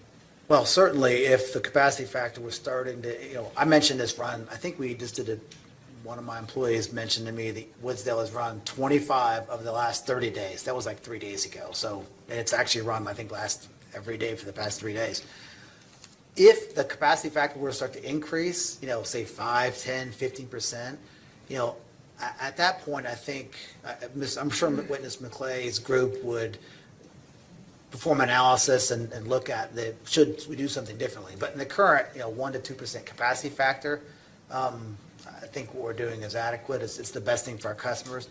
If that were to change, I'm sure we'd reevaluate it. Did you have to refuel Woodsdale during Elliott with the backup fuel distillate? I think we definitely, I take it back. I do remember talking to, the person's name's Richard Kunkel, but I do believe they had trucks going to Elliott during after a couple of days. They call them rolling trucks. I do believe they had trucks. I don't believe we needed the trucks to actually get through the event. So we could have actually, had we not rolled trucks, I believe we would have got through the event just fine. But rolling trucks keep, you don't know how long the event's going to last when you're in the event, right? It could last 15 days, not the 5 days it did. So I believe we did roll trucks, but I don't believe we needed to roll trucks to actually fulfill the need during the event. And I want to be clear, you all used the backup fuel for more hours than, trying to get this right. I think the testimony is you were able to use backup fuel for 99 hours. That they're rated for something less than that at some significant output. Is the difference the fact that you all ran at something less than max? Exactly, and that one unit was unavailable. Woodsdale 3 was unavailable, but What status? Woodsdale 3 was unavailable. It was forced offline. But so yes, to answer your question, it's two things. It's Woodsdale 3 was not on, and I think the tanks are 72 hours at full load around the clock. And the units did run around the clock, but they weren't at full load. They were dispatched between their min load of 5 up to full load. So, they averaged something much less than full load. So I want to talk to about, you have a discussion in your rebuttal testimony about Elliott and specifically the capacity performance penalties. Yes. And I'm going from memory here because I have no idea what page it's on. 9. Thank you. So you discuss specifically, you do a calculation, I think maybe at the bottom of that page, where you note that it would have been expected for Duke to have been assigned penalties. Excuse my sort of assertion here, but that seems like an overly simplistic calculation that you did to say that the expectation would be that just because of it's not even a low share ratio, but generation share ratio that Duke has, it would be expected to be allocated something like $11 million in penalties. That's not really how it works. Well, I agree. It's very overly simplistic. I agree. Okay, so it really comes down to penalties. So customers pay for capacity products through the BRA, or Duke customers are effectively paying for capacity products through embedded base rates, right? Because we're FR, yes. We're avoiding having to buy from the BRA we have our own plan, right? So we're avoiding having to otherwise pay for generation because customers are already paying for it. Would you agree? Agree. And so penalties are effectively a transfer of wealth between capacity performance generators that overperformed, that underperformed to capacity performance generators. No, non-capacity performance capacity. Would you agree? I don't quite follow that. Okay, so let's just make up some numbers here. Let's just say that a power plant is 500 megawatts, but its UCAP is 490. That 490 is the capacity performance capacity for that unit, right? If it cleared, yeah. That extra 10 is not a capacity performance capacity, correct? Agree. Okay, but if it produces at 500 during a capacity performance assessment interval, that 10 megawatts that is not a capacity, is not paid for, procured through the BRA as a capacity performance product, is paid bonuses. Would you agree? Agree. That's what I'm trying to convey. So it's from people who had an obligation, who underperformed pursuant to their baseline, and pay to people who performed, but otherwise did not, performed at a level that they otherwise did not have an obligation under the capacity performance regime. I think that's right. And that may be one of the reasons why my calculation is overly simplistic. So, did East Bend overperform in Winter Storm Elliott during the, let me rephrase this. Did East Bend perform in excess of its obligation during the performance assessment intervals related to Elliott? Yes, it did.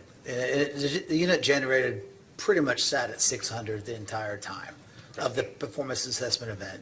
And I think we had like 550, or no, I take it back. We sold, I forget, I just remember like 50 megawatts being sold into the BRA, but I could be wrong on that. But that's kind of the amount, that's the amount I remember.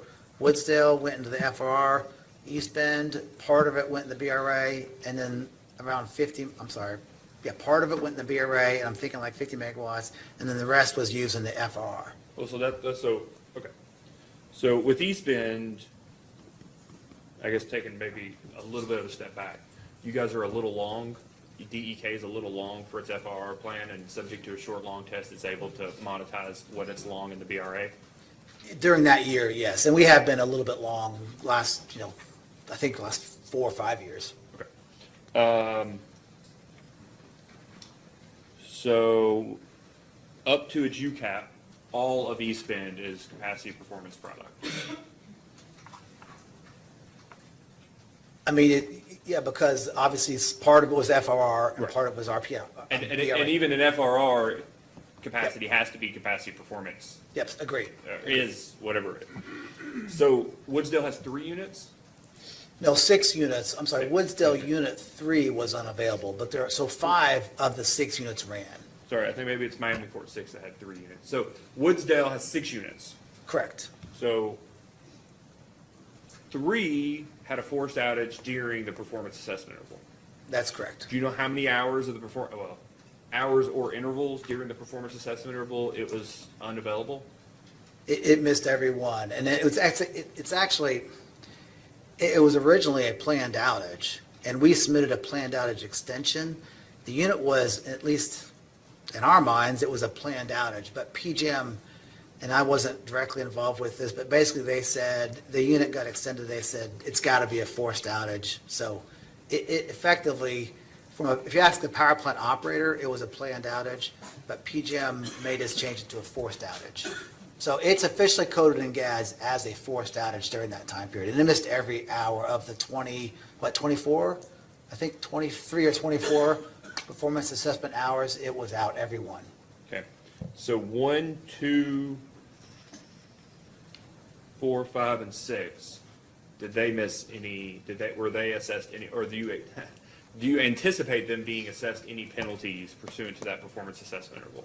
So on Friday evening, that would have been the 23rd, there were a couple units for a few hours, and it could have been partial hours, that I'm sure did get some assessment. And that was because the units were starting up, and we were actually in the process of switching from gas to oil.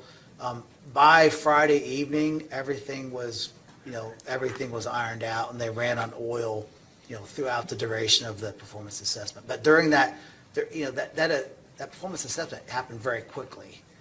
It was like turn units on, can you get gas? Yes, can't get gas, no gas. And, that kind of back and forth, go to oil, go off.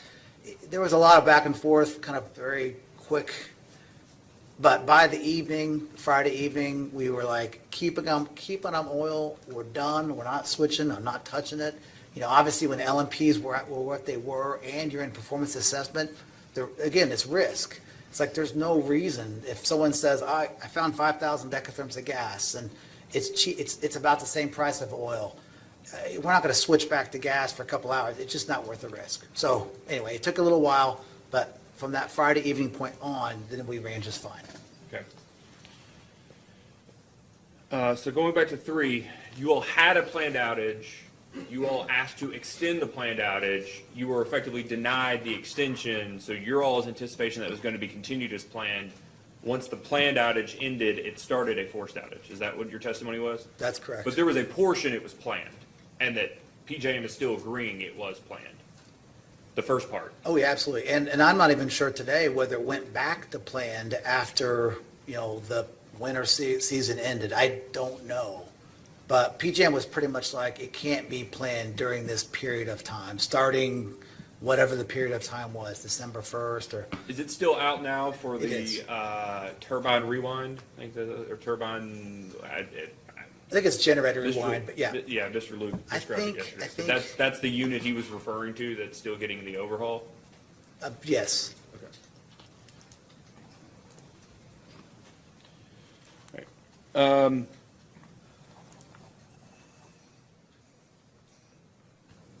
Oh, I just wanted to confirm from yesterday, variable cost based on start and stops, variable O&M expense based on the number of start and stops is now recoverable through a CT's bid in the energy markets, correct?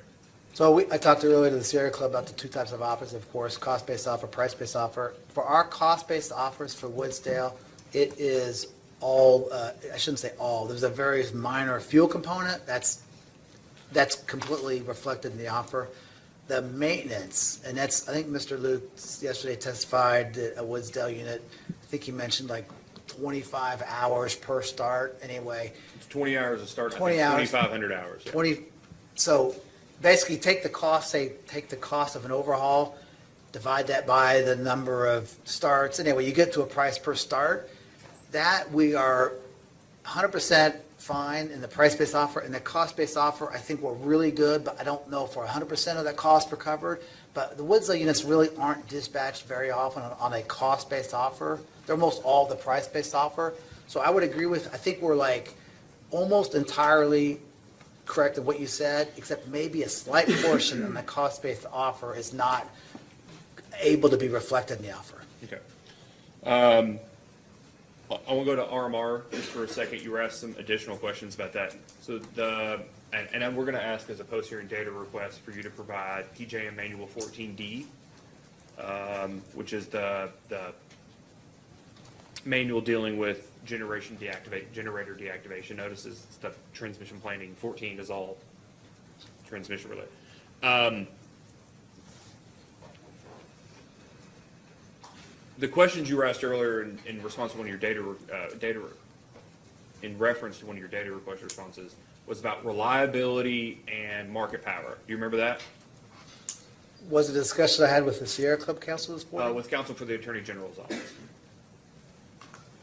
That PJM, once a generation deactivation notice is received by PJM, that PJM can make the unit a reliability must-run unit, or, well, they could request the unit be a reliability must-run unit if there's either a reliability issue or if there's a market power concern. Do you remember that? I do. Okay. Do you know what, quote, reliability it's referring to, or what sort of reliability analysis that it's referring to in that manual, business practice manual? Yeah, and I think Mr. Park mentioned maybe this yesterday, but I'll totally agree. It's like it's the voltage, local reactive, it's that transmission constraint kind of reliability. It's not the resource planning adequacy kind of reliability. Okay. So it's like stability issues with the transmission system, it's voltage over, thermal issues and voltage issues. Agreed.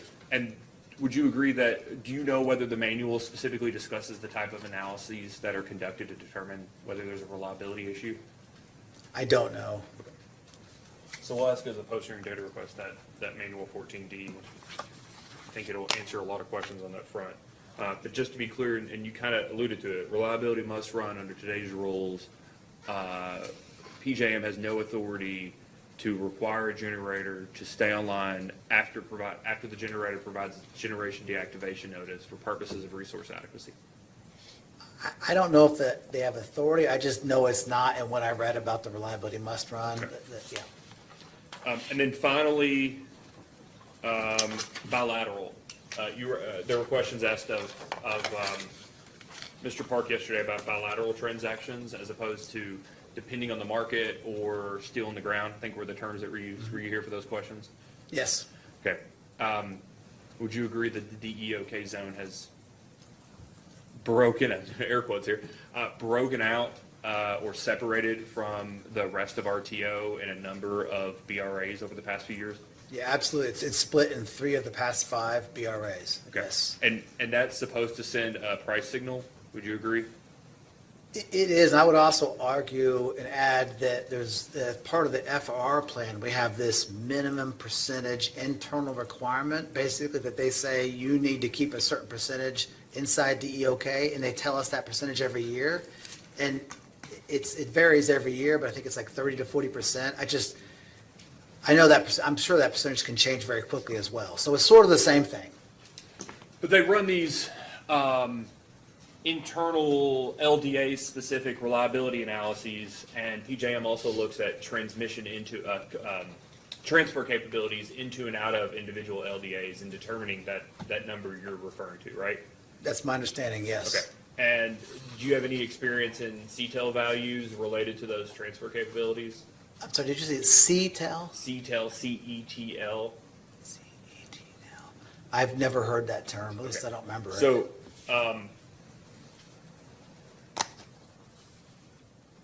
So, as a general matter, are you aware that a LDA clearing at a higher price than the rest of RTO is supposed to send a signal to either generation or transmission to be built to increase the amount of resources inside the zone or the transfer capability from the zone to other zones respectively? Agree. Okay. And that I just ask it very directly. Does that complicate the ability of Duke Energy Kentucky to enter into bilateral capacity or bilateral contracts to get capacity performance capacity? It does, especially in the fact that, like I mentioned, we have a minimum requirement. So 2 things. A, we have to have a certain percentage inside of DEOK just because they told us the FR plan says you have to, and there's just a limited number of generators inside of DEOK, right? I know of 3 other ones that we don't own, right? Miami Fort 7 and 8, Zimmer, which I think retired, and Middletown, Ohio. So there's just a limited number of generators inside of our zone. I'd also, I'm not sure if this is relevant or not, but a lot of this discussion, I'm a marketing employee from a FERC marketing standpoint, so I don't get, I definitely, it's important to us, the whole zone splitting and all that, but when we talk about transmission projects, I'm not always going to know about things like that because of the non-public transmission. You're not allowed to. I'm not allowed to. Yeah. And that's probably good that you didn't know and you didn't answer that you knew, otherwise I didn't want you to get you in trouble with Thank you. thrown in jail with us Thank you. at the FERC jail for any of our orders on depreciation. So we've got this price signal. Here's what I really want to get to. You guys are long in the last couple of auctions about 50 megawatts, right? Correct. For your FR plant. That's not a lot. I don't want to, Ms. Miller's not here this morning, but Ms. Spiller was talking yesterday about the company's economic development efforts. Tomorrow, Duke goes out and announces that they've attracted a company who maybe it's the gentleman from 80 acres, I think is what it was, and they need I don't know, 100 megawatts of demand, right? So you take the good with the bad, as long as they're contributing to fixed costs, that's good for other consumers, generally. But you all don't have 100 megawatts sitting around, would you agree? I agree, and that's one of the challenges of the FR, right? We're constantly evaluating whether it makes sense for our customers to be FR or RPM. Yeah. And there's like 6 different things, and that's one of the 6 that you just identified. If a cryptocurrency operation, whatever, 200 megawatts all of a sudden drops in our lap, it's going to be a challenge to meet our FR plan, especially because it's Yeah, but, Yeah. so just for a second, forget PJM, and don't tell them I said that, but just forget PJM for a second. Just focus on DEK. I was talking to Mr. Park yesterday. Commission never said you guys are fine to lean on the market for resource adequacy, right? I mean, it's our job, buck stops here with resource adequacy.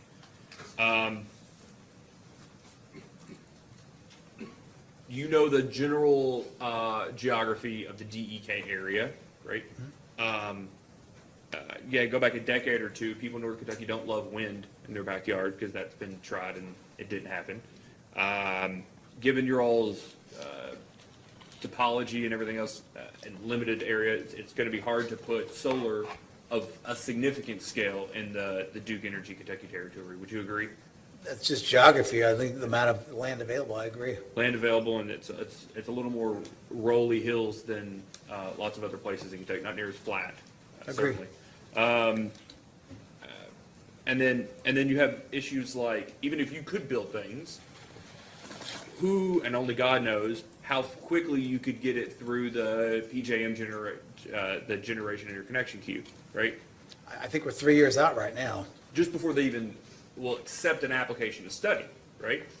I think 2026, if you put an application in today, it's not going to be looked at until 2026. Is that what you've heard? That's what I just looked that up yesterday, yes. Okay, so if it takes a year or two to study and a couple years to build, and, you know, we do fairly quickly here if we can on CPCNs, that's a minimum 3, probably 6-year process, 5-6 year process to get something built to add capacity. Would you agree? I would hope that I don't know about, I know 3 years is when they start looking at it. I don't know how long it takes, but I do know we've had a request in, and it's probably been, well, I shouldn't say that was, I don't know when they started looking at it, that's the thing. But I don't know, 3 years, I agree. I don't know after that how long the process takes, maybe a year. I think your example you used out 2 to 3 years. So I don't know if that's, 6 years is maybe it's more closer to 4, I don't know. Okay, so we'll just say the outer end, 6 years, maybe, probably at least 4. Would you agree? That's fair. What do we do in the meantime? Like, I feel like, you know, we all are here temporarily, right? So, but the commission, Duke, all of the stakeholders here, all of the parties, what do we do in the meantime to meet demand? The only thing I can say in terms of that problem is you do distribution connected generation, because it doesn't, I don't think it goes to the PGM queue process, Yeah, right? behind the meter. You mean. Behind the meter. Other than that, I don't have, sitting here today, I don't really have a solution besides behind the meter generation. How about energy efficiency and demand response? That's fair, yeah, and I shouldn't have ignored those, but other witnesses speak to those, but yeah, that's fair. Okay. So that's really that's our toolbox between now and probably for at least the next 4 years in terms of meeting increased demand. I mean, maybe buying other power plants that are in the zone, that's maybe a part of the toolbox, but there's just a very limited amount of generation. Yeah, and it doesn't necessarily increase the risk. It doesn't necessarily address, it's not a response to the price signal that the BRA is sending us, I right? agree, it's actually in the zone, so it's not really doing, it's already existing in the zone. So that toolbox is not really changing the calculus of the total. Okay. So are you the person responsible for making sure that DEOK meets its FRR plan? No, that's actually Witness McClay. Okay.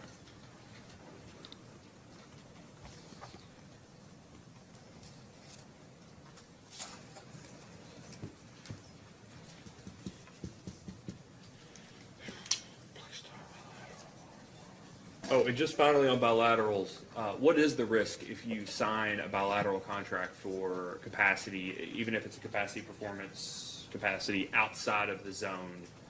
What is the risk, pricing risk or performance risk of entering into agreements with those bilaterals outside of the zone? Or being able to enter into those agreements outside of the zone? You're not talking about the energy perspective, you're talking about only really the capacity perspective? That's right. Entering into bilaterals to meet your FRR plan or to, yeah, that's right. Besides the percentage internal requirement, you know, I'm probably out of my league there in Okay. terms of bilaterals. So let's go to the other side, energy, because that's part of this case too, right? Is an interest in having an opportunity to hedge market volatility through something other than buying market of the day ahead. Is there a risk, given the transmission constraints of the DEOK zone relative to the zones around it, of entering into contracts outside of the zone for energy? There definitely is. And is that risk effectively related to congestion and the differences in pricing? I think it's only related to congestion losses, yes. And have you all looked at those types of contracts outside of the zone I can't speak to PJM as much, MISO more so because of the large amount of wind and, in MISO and central MISO, and the congestion is prevalent like in the Dakotas. But for PJM, I have not. So let me just ask a very direct question for your experience as a MISO.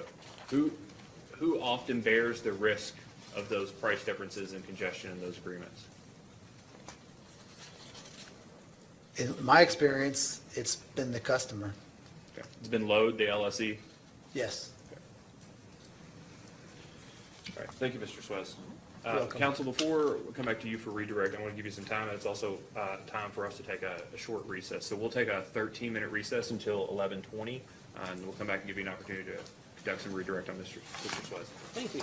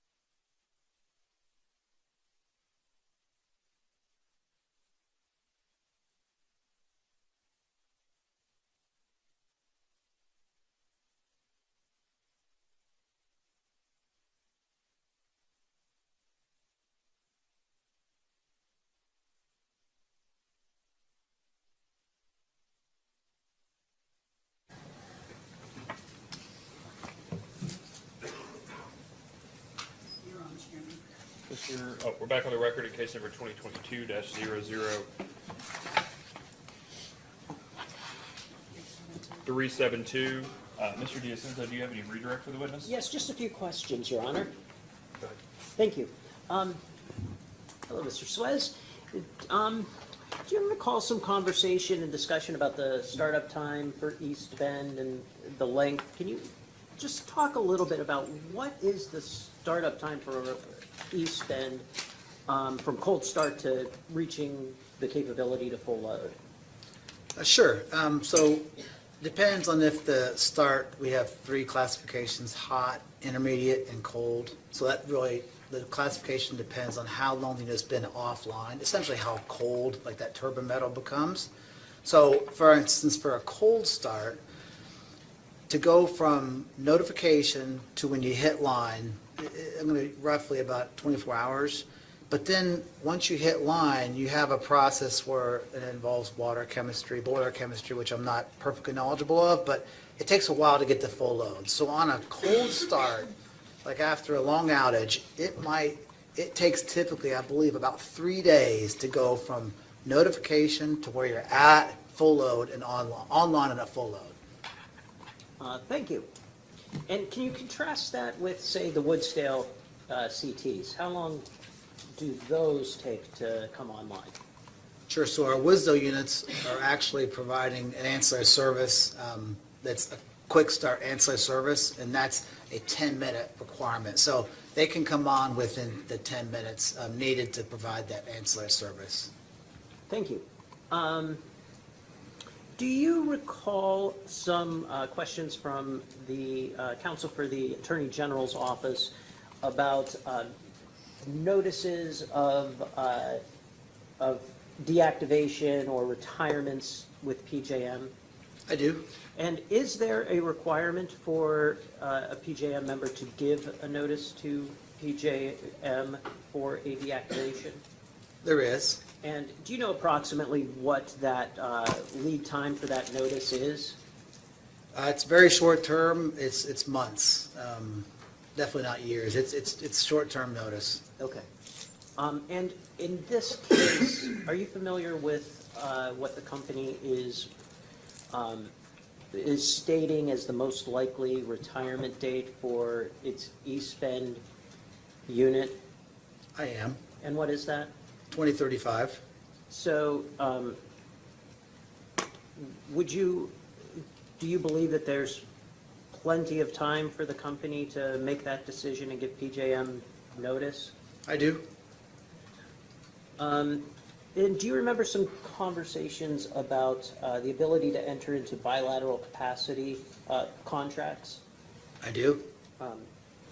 Do you know whether the company has entered into any bilateral capacity contracts recently?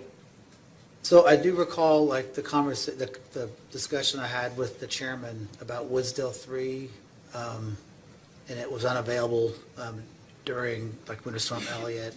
And I do believe we went out and entered into a bilateral replacement capacity contract for FRR for Woodsdale 3 for the rest of this FRR planning year. And do you know, Mr. Suez, did the company address the capacity performance risk in relation to that bilateral contract? I wasn't directly involved in the negotiations, but yes, I did receive some emails and I did see where we addressed that risk. And do you know how that was addressed?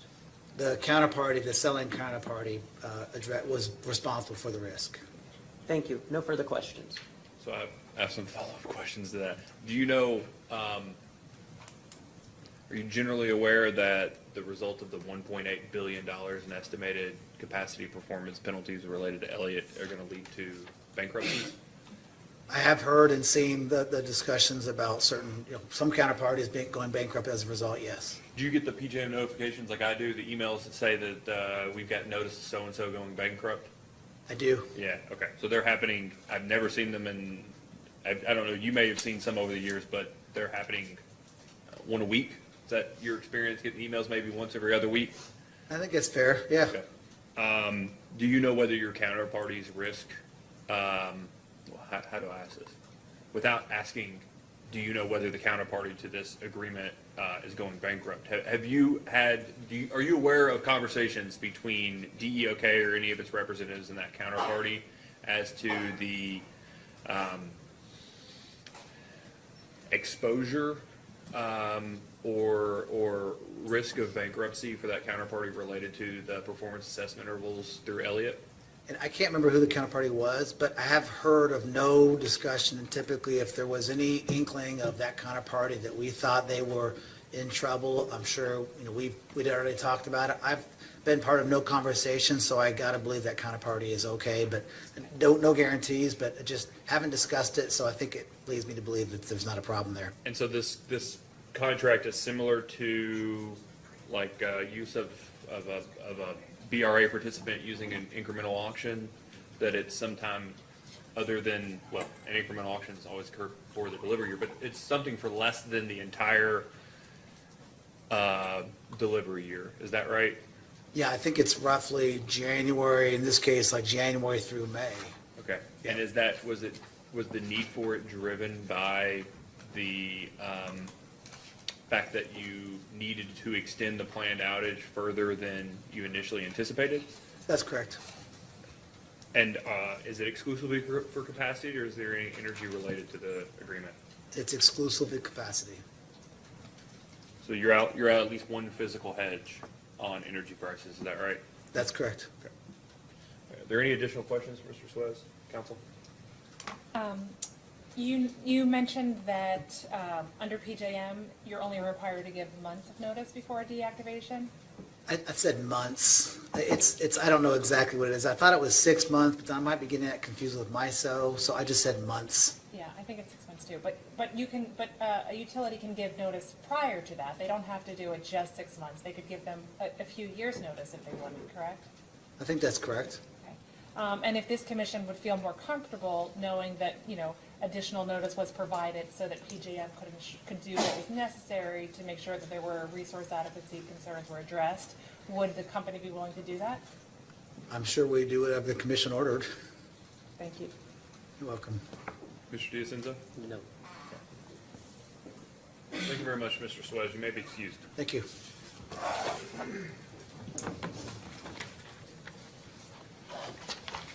Before we move on to our next witness, I just want to go back and ask, so I've agreed that we'll take administrative notice of the tariff attachment DD. Big picture, it's technically a federal law, right? I don't know what the harm is of taking notice of what is effectively a federal law as it relates to all of this.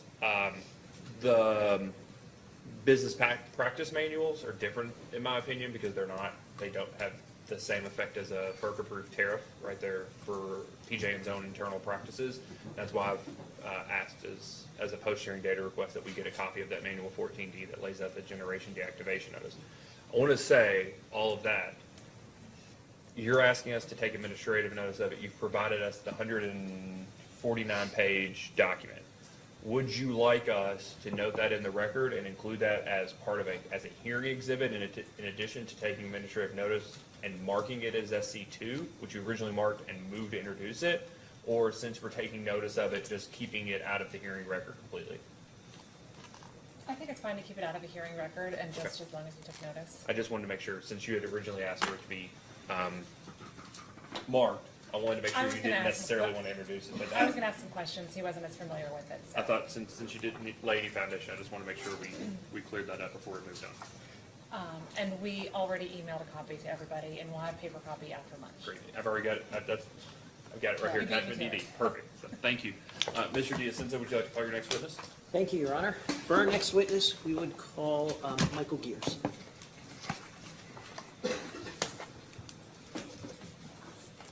Please raise your right hand. Do you swear or affirm that the testimony you're about to give is true and correct under penalty of perjury? I do. Please have a seat. State your name and business address for the record. My name is Michael Gears. I am a EHS manager with our Environmental Health and Safety Organization for Duke Energy. Mr. Diacenzo? Thank you, Mr. Gears. I believe you just stated your position with the company, so I'll refrain from asking you that.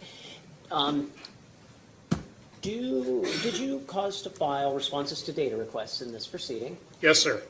Do you have any changes or corrections to any of those data requests? No, sir. And if you were asked those same questions here today, would your answers then be the same? They would be the same. And is it your intent that those responses be admitted into the record of this proceeding? They are, yes. Thank you. Your Honor, the witness is available for cross-examination.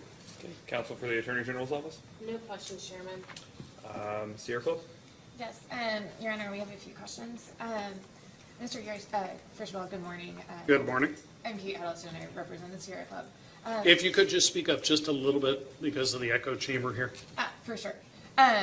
So I have a few questions for you about environmental compliance regulations, and specifically regulations from 2023. So first, have you ever heard of the Good Neighbor Rule? Yes, the Good Neighbor Rule was a rule that was promulgated by EPA earlier this year. It's an amendment to the CSAPR program. Mm-hmm. And it was just issued in March, correct? It was signed March 15th. Thanks. So, Commissioner, I'm not sure what would be your preference. I would like to move for administrative notice of the Good Neighbor Rule. We have copies of the Good Neighbor Rule that are available, and ideally I would like to mark as SC2 a copy of the final Good Neighbor Rule, just to ensure that you have it before you, just the sort of preface, if that's helpful, or I can continue to ask questions. Do you intend to ask questions of the witness of the rule? Yes, specifically related to what the Good Neighbor Rule regulates. Okay, if you'll go ahead and, we'll go ahead and mark the exhibit, if you'll pass out what you have, and then we'll take up the notice after we've got a line of questioning. How about that? Okay, great. And we have provided an electronic copy of the entire Good Neighbor Rule. As I'm sure you know, it's rather lengthy, and have an excerpt available. Okay, thank you. And may we approach? Yes. Thank you.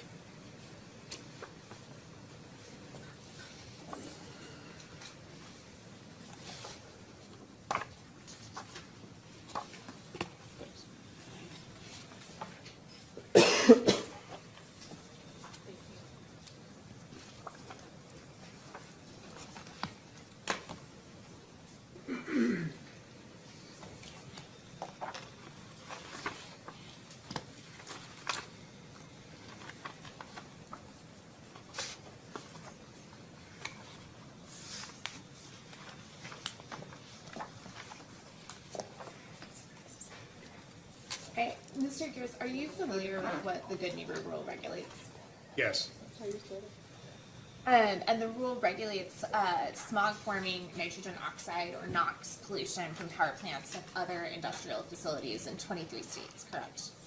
This rule specifically addresses summertime ozone season emissions of nitrogen oxide from EGUs. And the Good Neighbor Rule would impact the East Bend plant, correct? Excuse me? The Good Neighbor Rule would impact the East Bend plant, correct? Yes. And subject to check, the Good Neighbor Rule would require the East Bend plant to operate its SCR on a regular basis during ozone season, correct? As I said before, this is an amendment to the existing Casper rule. So East Bend has been operating its SCR during the summer ozone season for a very long time. And East Bend, the Good Neighbor Rule projected originally that East Bend would have to cut its ozone emissions roughly in half during the 2027 ozone season, correct? I'm sorry, say that again, please? The Good Neighbor Rule originally projected that East Bend would have to cut its emissions roughly in half during the 2027 ozone season, correct? I'm not really familiar with that specific analysis. Okay. The Good Neighbor Rule could possibly decrease the useful life of East Bend, correct? Yes. The Good Neighbor Rule is a cap and trade program where there is a set number of allowances that are available throughout the EGU market. And, you know, the use of those allowances is subject to a number of factors. Mm-hmm. But in general, the overall emissions of NOx under the Casper Rule will continue to decline over time. And that fact, the continued sort of declining nature of emissions, could possibly decrease the useful life of East Bend, correct? It has an economic impact in terms of the allowance price is certainly a factor.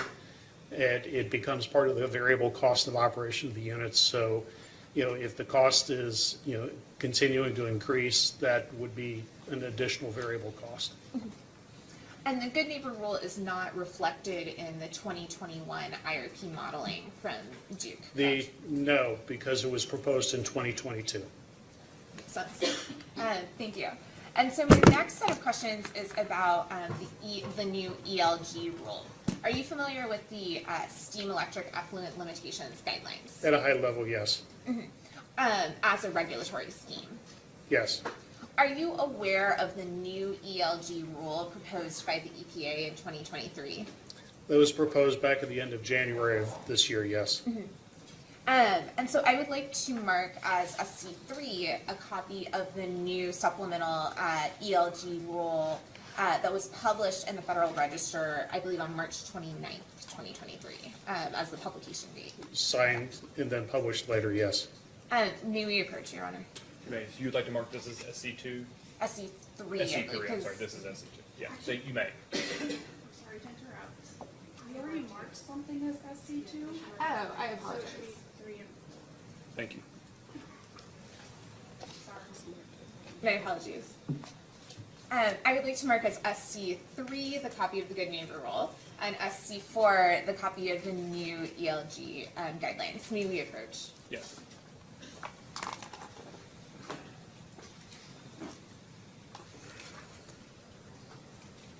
And I move that the commission take judicial notice of Exhibit SC3 being the Good Neighbor Rule and SC4 being the new ELG rule. We will take that up after the question. You do have questions on this document? I do, yes. Yeah.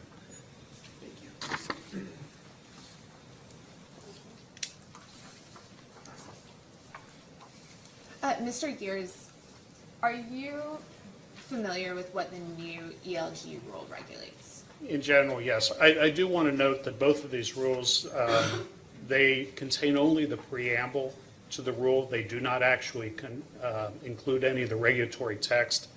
And in fact, the Good Neighbor package is a pre-publication version, not the original Federal Register version, which I do not believe has been published yet.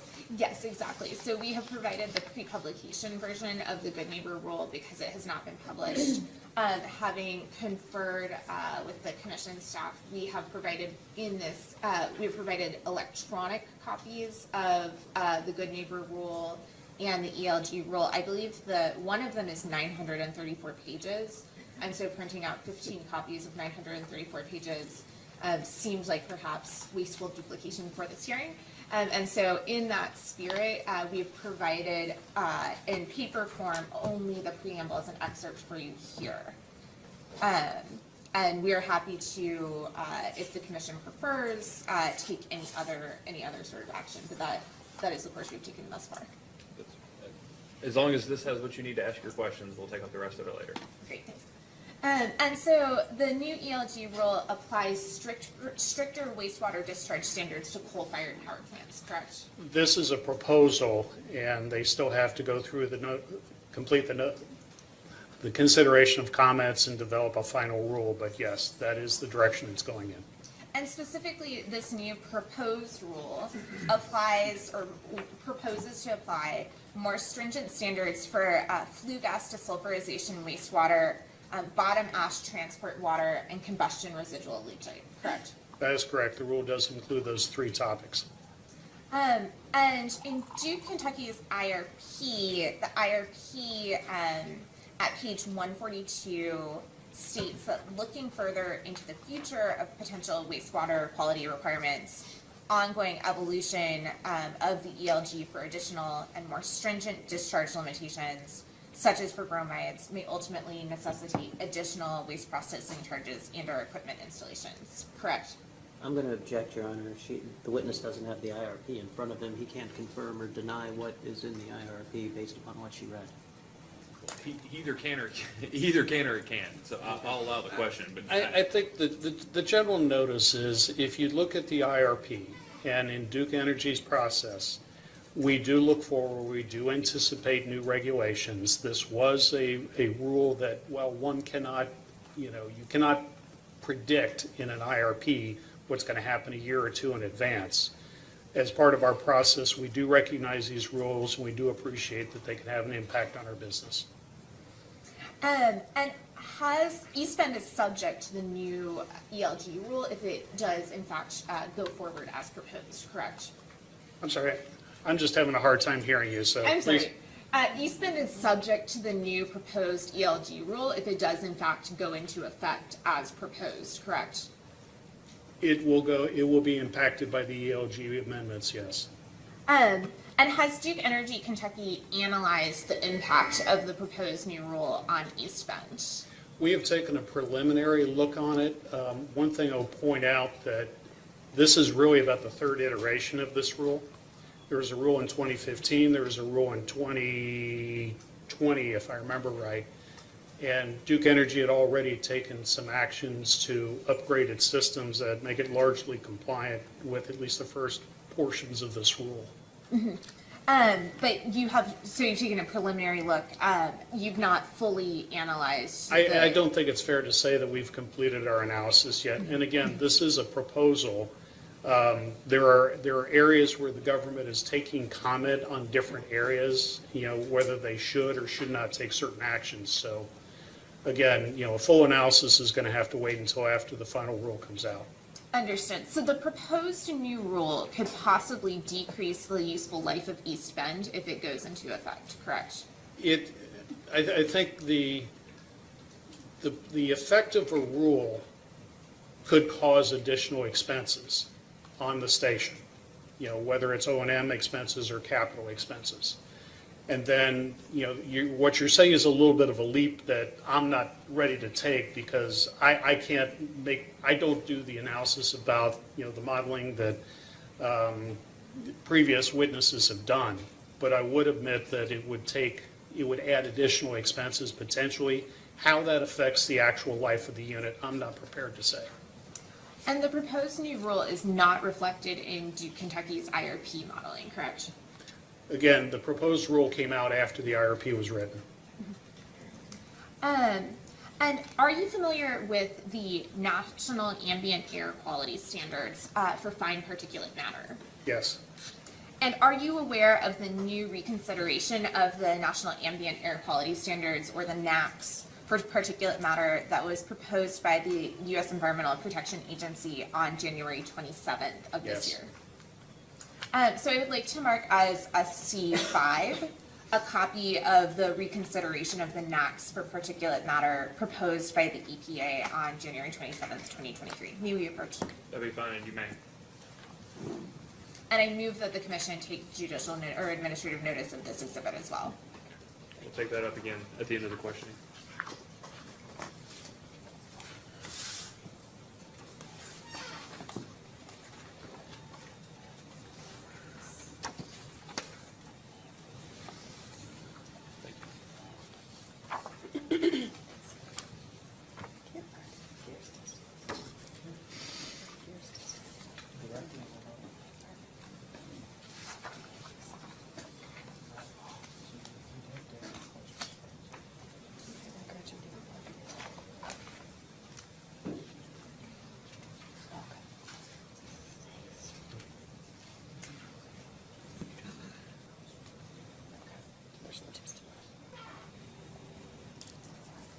All right, Mr. Gears, are you familiar with the EPA's proposal in this rule to reduce the primary annual PM 2.5 or fine particulate matter level? EPA has proposed to reduce the standard, yes. And the EPA proposes reducing the level of primary annual PM 2.5 from 12 micrograms per cubic meter to the range of 9 to 10 micrograms per cubic meter. They're also taking comment on a much broader range, but yes, they are looking to reduce the standard. Has Duke Energy Kentucky analyzed the impact of the proposed new rule on East Bend? So one point of clarification is that East Bend is not specifically regulated by the NAAQS. The NAAQS is attainment with the NAAQS is determined by monitoring sites that are off East Bend sites and in different parts of the community. And then the normal progression is that if an area is not in attainment, then it's up to the individual states to make a state implementation plan or take other measures to figure out how the community is going to comply. That could involve operations at East Bend, but it could also impact a number of other sources in the community. And has Duke Energy Kentucky analyzed the potential impact of the proposed new rule through that process that you just described on East Bend? I mean, we have considered it, but I think the other thing that we look at are the very relatively low level of our SO2 and NOx emissions overall. East Bend is actually a reasonably well-controlled unit with an SCR and an FGD, so overall our emissions, are fairly low. The proposed new rule could possibly decrease the useful life of East Bend, or let me rephrase, the proposed new rule could possibly affect the economics of East Bend negatively, correct? If the state were to put something in an implementation plan, or the EPA were to take a subsequent rulemaking that caused another requirement on the station, that could translate into additional costs. And potential impacts of the proposed new rule are not reflected in Duke Kentucky's IRP modeling, correct? They're not reflected in that. Overall, we did not see this as one of the leading, a higher potential cost issue at this time.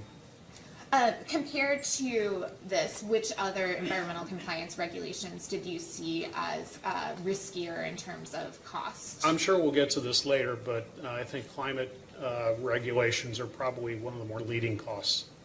And when you say climate regulations, what do you mean specifically by climate regulations? Regulation under 111D and B of the Clean Air Act.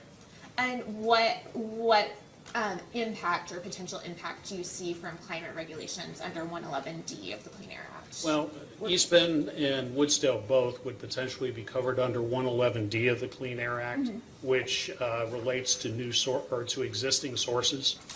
Under that structure, EPA sets up the best system of emissions reductions, guidelines, and then leaves it to the states to actually develop an implementation plan.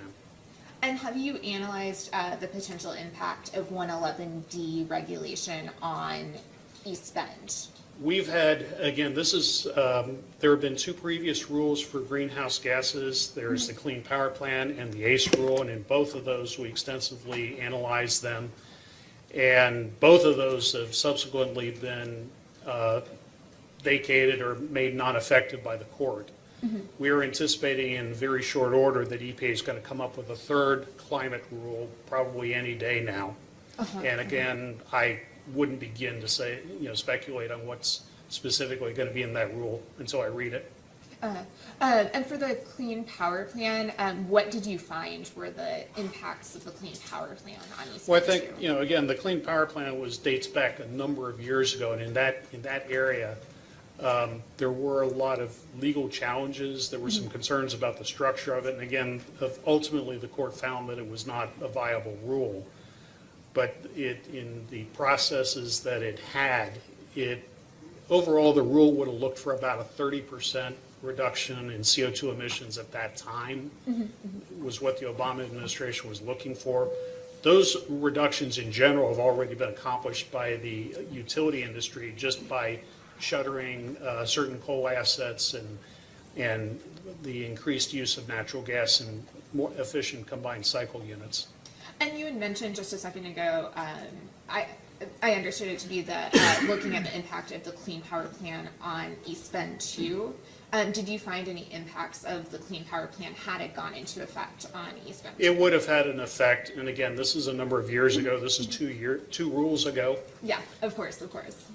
And what would that effect have been? The overall rule would have taken some new and progressive steps, I'll call it, because one of the aspects there that they were looking for beyond the fence reductions, and it wasn't quite clear exactly how that was going to happen. In addition, the rule was calling for preferential dispatching of low carbon assets like gas over coal.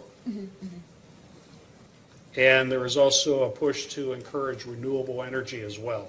And so ultimately, what would have been the impact of that rule on East Bend too? Well, the overall Object, impact Your is, Honor, in this this, is all irrelevant. That rule never went into effect. We're pretty far afield of, what could impact East Bend now. Now we're talking about shoulda, woulda, couldas that may have happened several years ago. I'm happy to withdraw the question and continue. So let's move back to today, 111D. So you said that you're anticipating regulation on 111D any day now, correct? in the very near future, yes. I'm not going to predict what day it's going to come out. That's not real reasonable. They don't consult me on when they want to publish a rule. And so has Duke Energy Kentucky analyzed the impact of 111D on East Bend 2? Well, again, as I said, EPA can take a lot of different measures under 111D. Mm-hmm. I don't know what specifically they're going to propose. Mm-hmm. If the rule comes out in the next couple of days, I'm sure we'll all have a chance to take a look at it. But I think in general, the intention is that the agency has been pursuing, and the administration has been pursuing a decarbonization process. Okay, so moving from 111D and that decarbonization process. And I guess I have one more question. When you say decarbonization, so is that a form of carbon regulation? When I said decarbonization, they would be, My belief is that they would be looking for emission limits that are expressed in terms of, for example, pounds of carbon dioxide emitted per unit of electricity generated. And that, that could impact the economics of East Bend 2 negatively, correct? It is, those type of limits have the potential to incur additional costs that would then be factored into, modeled into the viability of the unit on a long-term basis. Thank you. And so I want to shift gears a little bit to the mercury and air toxic standards. Are you familiar with the mercury and air toxic standards? Yes. And are you aware of the new mercury and air toxic standards rule that was proposed by the Environmental Protection Agency, U.S. Environmental Protection Agency, on April 3rd of this year? Yes. And so I would like to mark as SC6 a copy of the EPA's proposed MATS rule issued on April 3rd. That'd be fun. May we approach? You may. And I move that the commission take administrative notice of this exhibit as well. Take that up.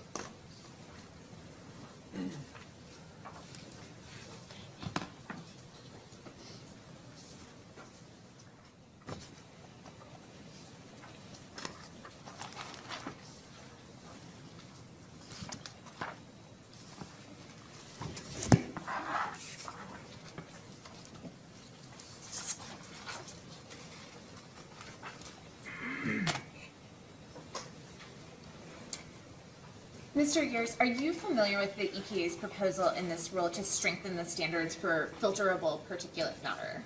Yes. And are you familiar with the EPA's proposal in this rule to require coal burning plants to comply with the filterable particulate matter, or FPM, standard by using PM continuous emission monitoring systems? Yes. Has Duke Energy Kentucky analyzed the impact of the proposed new rule on East Bend 2? We have begun the analysis. Again, this is a proposal and subject to what the conditions are in the final rule, but we have begun the analysis, yes. And what have you found in your analysis thus far? I think one thing to point out, this rule does require, or would push utilities to using PM-SEMS, as you mentioned. East Bend has been using a PM-SEMS since the first days of compliance.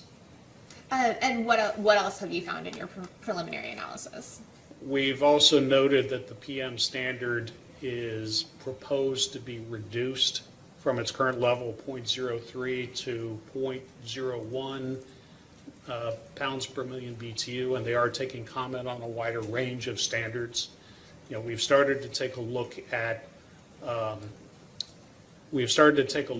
the unit would compare to that, but I think the other thing that needs to be considered is a PM-SEMS would also have to be able to operate in this lower area and be able to be certified, and you know, the reliability of the instrument at those low levels, we have not completed our analysis of how effective that would be.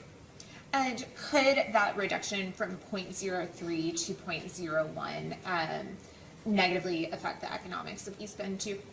There could be some additional costs, but again, that filters back into the long-term, you know, use of the unit. And how exactly does it filter back into the long-term use of the unit? Well, again, like I said, we're still looking at it, and, you know, I can't tell you yet, because we haven't finished the analysis, as to whether we would need to make physical changes to the unit, or physical changes to the monitoring system, or what that would be, or even what the final level of the standard would be. But it, again, you know, from a prudent point of view, we've already started to look and consider where it could potentially take us. And could those potential physical adjustments to the unit, could those incur additional costs? Potentially. Again, it's, you know, I'm hedging a little bit because it is a proposed rule. We've started to begin the analysis, and we haven't completed the analysis. We don't know what the final standards are going to be. They could go up from 0.01 to 0.02, for example. And that means a whole different analysis. But in general, I think in general, the point is that, you know, EPA's been very busy. They've had 3 rules that have come out in the last couple of months, and we're expecting a 4th one. And we have to look at all those and consider what they mean for the operation of the unit. And so for this one, for example, and the potential to replace the equipment, I'm not sure if you have enough information at this time. It might be that if the proposed rule did go into effect, you would have to replace like X unit, and X unit costs $1 million or whatever it might be. No, it's too preliminary to be making those kind of judgments. Okay. And the new proposed rule, the new proposed MAPS rule, is not reflected in Duke Kentucky's IRP modeling, correct? This rule was proposed earlier this year, so IRP modeling was done in the past. Thank you. No further questions, Your Honor. Counsel for Walmart, No cross, Your Honor. Kroger, No questions, Your Honor. Commission staff. No questions, Your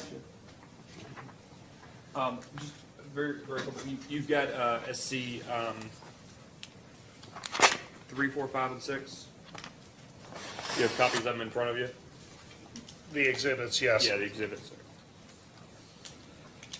The Good Neighbor is final, right? The Good Neighbor has been signed. This rule takes effect when it gets proposed, or when it gets published in the Federal Register, which then triggers some other actions that EPA has to take. But the comment period, all that is. Comment period is complete, yes. The documents for 3, 4, 5, and 6, the expanded ELG, revised ELG, expanded or revised NACS, and AQS, the National Air, never said it. National Ambient Air Quality Standards. Thank you. And then updated MATs. What's old is new again, right? All these are. So we've got MATs, ELG, and NACS. All of them provide, or all of these pre-publication documents provide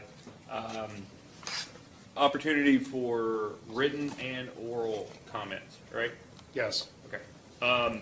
Have you or anyone else on your behalf, working on behalf of either Duke Energy Kentucky or any other entities within the Duke Energy enterprise, filed comments on any of these documents? Typically, we have filed comments on the Good Neighbor rule and its predecessors. In the past, we have filed comments on MATS. We've also filed comments on the ELG rules. And so we've been actively engaged in trying, as part of the rulemaking process.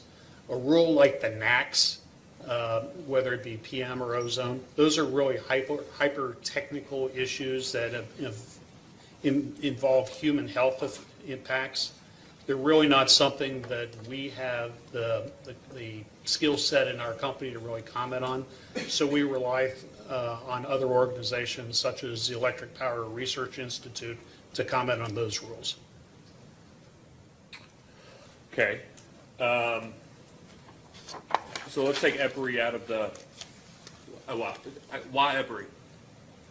Because they have certain scientists and other people that are much more knowledgeable about these issues than we are.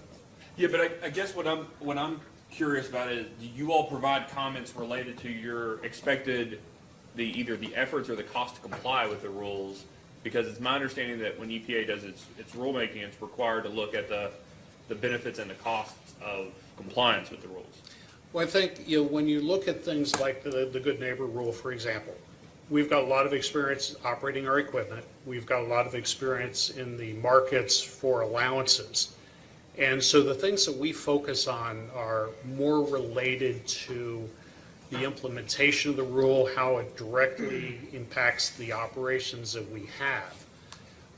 In the Good Neighbor rule, for example, there is a lot of ambient air quality modeling that and other type of work to justify the need for the rule that we don't specifically comment on. We work on more things that were related to how it directly impacts our operations. Okay, but if there's a cost to comply, or you're concerned about the feasibility to comply, or the impact on, the capital costs it would take to, let's take mats, old mats. I guess the mats that are in the rule, I think maybe 2015 was the implementation date, or, Yes. but it's 10 years old at this We, point, we right? we commented extensively on that rule, and we're very engaged in that rulemaking process, going back, I dare say, 15 years prior to that. Yeah, and that's why I kind of want to get to, because mats was a big deal. I mean, I'm not saying any of these others aren't a big deal, but there were a lot of, it was a big deal here, I guess is what I'd say, in Kentucky. That there were a lot of environmental compliance plans filed with the commission, or power plants retired almost exclusively due to the costs related to mats. Yes. So you all took a position on those. You all, assuming you're saying you all filed comments, were your comments related to the modeling related to mercury and air toxics, or were the comments related to issues or concerns around implementation or costs? I think in that case, we were dealing with both issues. Okay, so you are comfortable talking about commenting on issues other than, the sort of hyper-technical modeling. Why wouldn't that necessarily be what you're commenting on in terms of NACS, MATS, and ELG now? Well, I'd like to compare and contrast a little bit. When you're dealing with a NACS standard, a lot of what you're doing is you're talking about human health, EPD, I'm going to mess up this pronunciation, but the low-level health effects of a pollutant, say on the breathing response of a sensitive population. That's in the realm of the medical field, and that's not something that I'm really qualified to speak to. On the MATS rule, we had Duke Energy and its predecessor companies that I was a part of had a more in-depth involvement in the rule development, just because of some of the other organizations that we belong to.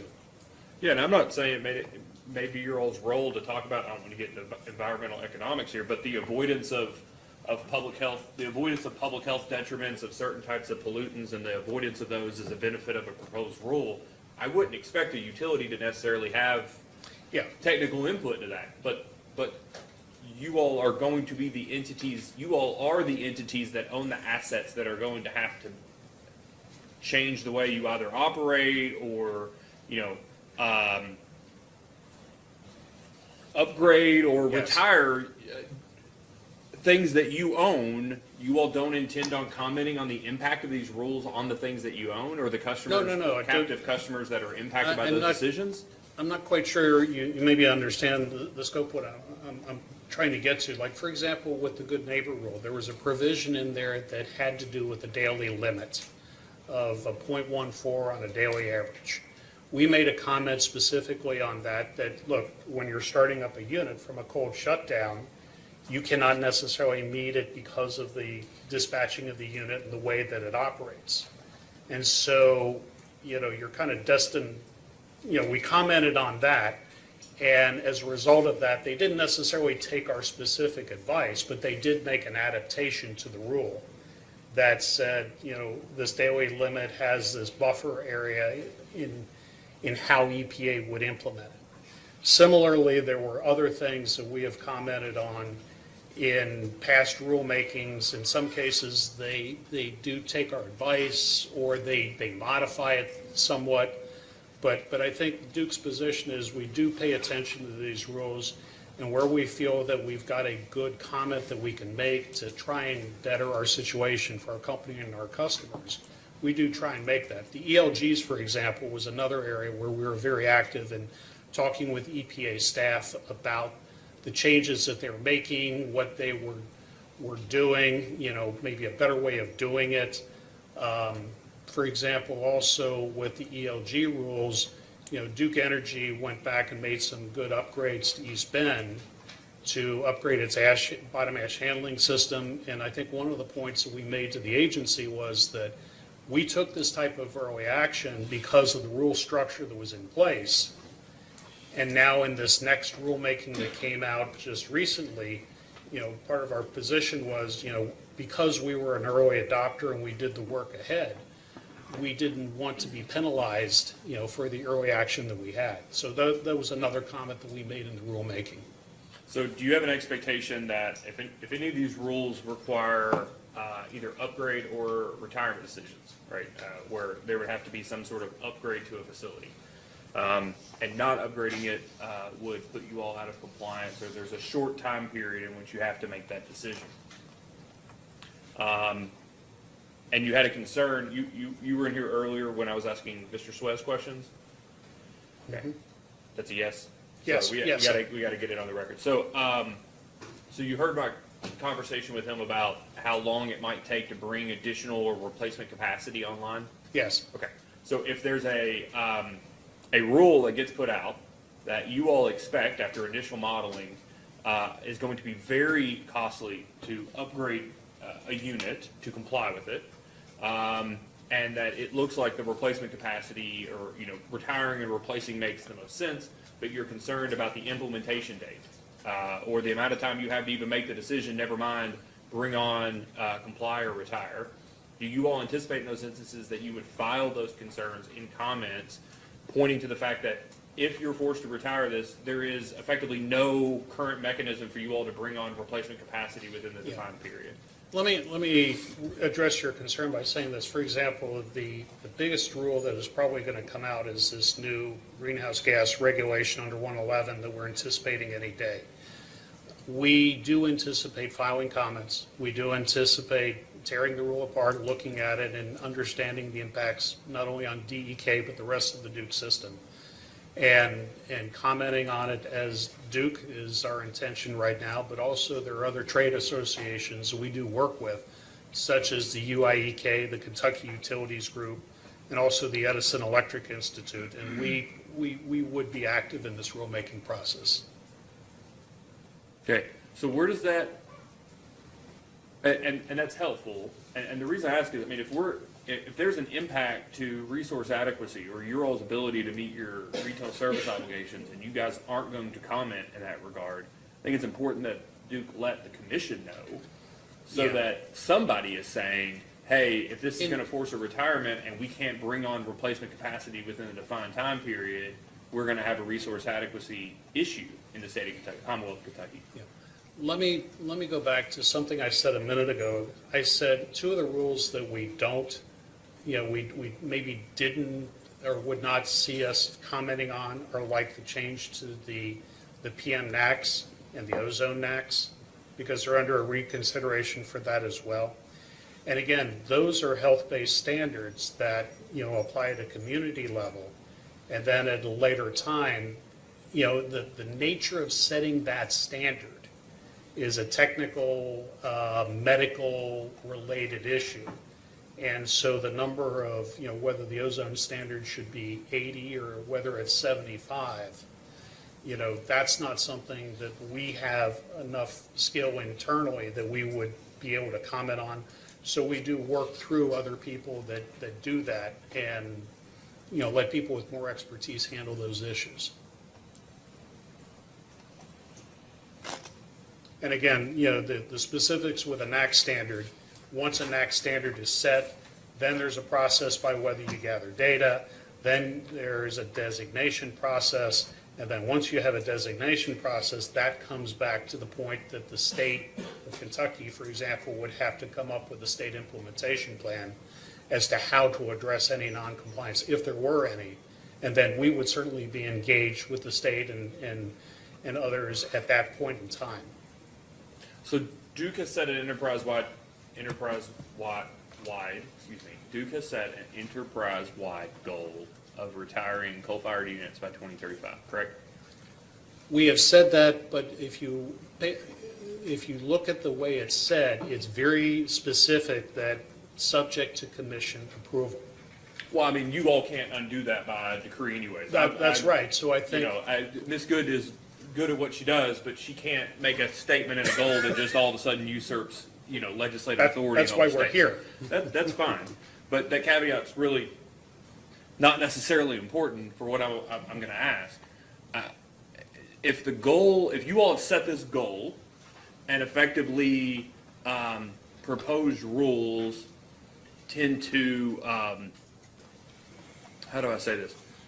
Make the decision for you or for those regulatory agencies through the fact that increased compliance costs reduces that stay open versus replacement capacity calculation I was talking to Mr. Park about yesterday. What confidence should we have that you all will necessarily advocate for what's best for consumers? Well, I think- Whatever you all perceive that to be. You know, I think one of the things that, when you look at the goal that we have as a corporation, you know, I just said, you know, we're now looking at the third regulation of greenhouse gases. And if you look at we anticipate that there will be climate regulations, and it will stick, and we will have to comply with it. And so there will be reductions that are required in CO2 emissions. That goes back to the cost of running the unit, which then goes back to the economic life of the unit as it's modeled by other witnesses that you've heard from. But I think, you know, I want to make sure, you know, we're clear that the order comes from the modeling, from the assessment of the asset in the marketplace. And that leads you to the ultimate conclusion or requesting action from the commission. It's not that the goal isn't driving this, it's the analysis that drives where we think we're going to be going. Then why have the goal? What if the analysis is driving all of the decisions? Wasn't that the case before the goal was set? Well, I think one of the other things that is, we are also seeing a tremendous amount of attention from stockholders, shareholders, other people. And again, this is not my specific area, but it's very obvious in the media that people are expecting us as an organization to understand the regulatory climate that we're in and be able to understand what effects it's going to have on our business. And in doing so, and again, I don't want to go too far into this is not my area, but I understand that this also has an impact on cost of capital and how we are to, you know, our ability to raise funds to support our operations. So let's go back to Matt's for just a second. Enterprise-wide, Duke, and maybe when Matt's was put in, Duke isn't what Duke was then. So Duke was Progress and Duke at that point, right? That was, when Matt's was put out the first time, that was prior to the merger? The very first Mercury rule, the camera rule, before Matt's came out, before Duke and Progress merged. In the process of merging and the implementation of Matt's, they kind of overlapped. Okay. But Duke enterprise-wide, including the former Synergy, the Midwest Group 2, was in a different place than they were today in regards to the amount of generation or the percentage of generation that was represented by coal. Would you agree? Yes, our overall Duke Energy's share of coal-fired generation has dwindled quite substantially. Do you expect in your role that you will be given direction to take different positions on the impact that rules have on coal than you were when you all were far more dependent on coal? How do you mean that? Can you kind of clarify your question a little bit, please? Okay, so do you anticipate that management will direct you to do your job differently? Well, let's take a step back, right? So just big picture to what you were saying earlier. You ever hear the term overhang when people talk about financial issues? Mm-hmm. Okay, like outsized risk of unknown of a certain event. The fact that you all, Duke enterprise-wide and individual jurisdictions may not have had certainty as to regulator recovery of the undepreciated value of, quote, early, prematurely retired power plants. Is that, you've heard that talked about in that context of that it's an outstanding risk that if something gets retired early, necessarily recovering that? I've heard about it, yes. Okay, so you had a lot of coal. I'm trying to ask if this is a thing, is really what I'm trying. You had a lot of coal, and so when the first match was put out, it represented a significant risk and deviation from an expected outcome for the entire Duke business, right? Because you all had so much coal, Matt's was going to have, regardless of what it was, the final rule, it was going to have some significant impact on Duke. Agreed? That's had an impact on Duke. So did some of the other rules that were coming out, the Casper rule, a number of other rules. So really, when we look at environmental regulation, we have to consider all these different rules in combination. And then, as my organization understands these rules, interprets them, tries to explain what they mean for the operation of our plant, then others will go back and say, okay, well, if I have to do this, then I'm going to have to add an SCR, which doesn't apply to East Bend. We already had the SCR. But you have to add additional equipment, there's cost to it, then that will filter back into the modeling, the economic modeling associated with the unit. Yeah, so what I'm trying to say is, back then, right, let's just say earlier maps, you had a significant amount of coal as a percentage of your entire generation fleet. You did not have regulatory certainty as to what the impact of the premature retirement of those coal units were then. And it seems from your testimony today that you all had a significant interest and took a significant role in trying to inform the EPA on what the final rule should look like. Is that fair? Yes. Okay. Today, you have less coal. In North Carolina, for instance, a lot of switching between coal and gas. Would you agree? Yes. Okay. So across the Carolinas, less coal. In Florida, Florida's a little hot and has some humidity, but generally they haven't got a pretty good solar profile. You all have been able to shift your generation in Florida. Would you all agree? We have had increased gas generation Okay. in Florida. We have shut down 2 of the 4 coal units in Florida. And you expect and you all have a lot of solar in the Carolinas and in Florida, correct? Again, how many megawatts and how much of the portfolio it constitutes, I can't say off the top of my head. That's fine, but like North Carolina has like the 3rd most amount of solar, of any 3rd or 4th most in the entire United States. I mean, there's a lot of solar in North Carolina relative to certainly Kentucky at this point, right? Yes. So today you've got the carbon plan. Sorry, you have some regulatory certainty in terms of the carbon plan in North Carolina. Would you agree? The North Carolina Carbon Plan does give certainty in that jurisdiction. In that jurisdiction, which is nothing wrong with Kentucky or Ohio or Indiana or South Carolina, but I mean, it's a big part of your all's business. Would you agree, North Carolina? It is. Okay. So you've got some regulatory certainty there. And then system-wide, you all have a goal of retiring all coal in the next 12 years, right? Subject to the caveats that we put on it. Yeah, that's Again, fine. That's a goal. And again, those are important caveats because it does recognize that the commission plays a big role in this decision process. That's fine, but that is actually getting to my point, right? Is that you all are in a different position relative to your dependence on coal today than you were when the first MATS, or we talked about a decade ago with MATS. Okay? Would you agree? Yes. Okay. And a lot of that is the changes and the certainty you all have regarding coal and the goals you have today regarding coal as opposed to 10 or 15 years ago. Well, again, remember, the goals are goals, and again, where we make our business plans comes out of the analysis and the economic evaluation of the viability of the unit, given not only the environmental factors that are at work, but also the market factors that are at work. Okay. But given that you have that goal, and it is subject to commission review or commission approval in all of your different jurisdictions, we can't undo, none of the jurisdictions can undo federal environmental regulations, right? So I guess what I'm trying to get to with that original question, I've tried to do my best of expanding to give you an appreciation for where the question comes from. Given the smaller impact enterprise-wide that the rule would have relative to what the previous rules might have done, even the same rule 10 or 15 years ago, and given the fact that the caveat, once the EPA sets rules that require compliance, the caveat may actually be easier, right? It's easier for the commission to go a certain way because of additional compliance costs. Do you expect that you're going to be directed by any management to provide input into these rules differently than you would have 10 or 15 years ago had the same rules applied? I don't know that my process would be any different because you look at the rules, you understand what the requirements are, you try and translate it as this is a specific action.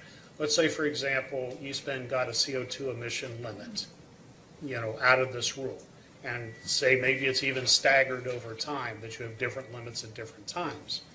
What you then have to do is go back and say, okay, am I going to meet it now? If yes, step one, fine. Step two, well, I'm going to have to go back and take this action. Not knowing what that action is going to be, you have to take that action, then go back and figure out what the cost of that action is. Layer that on top of the existing state of the coal unit.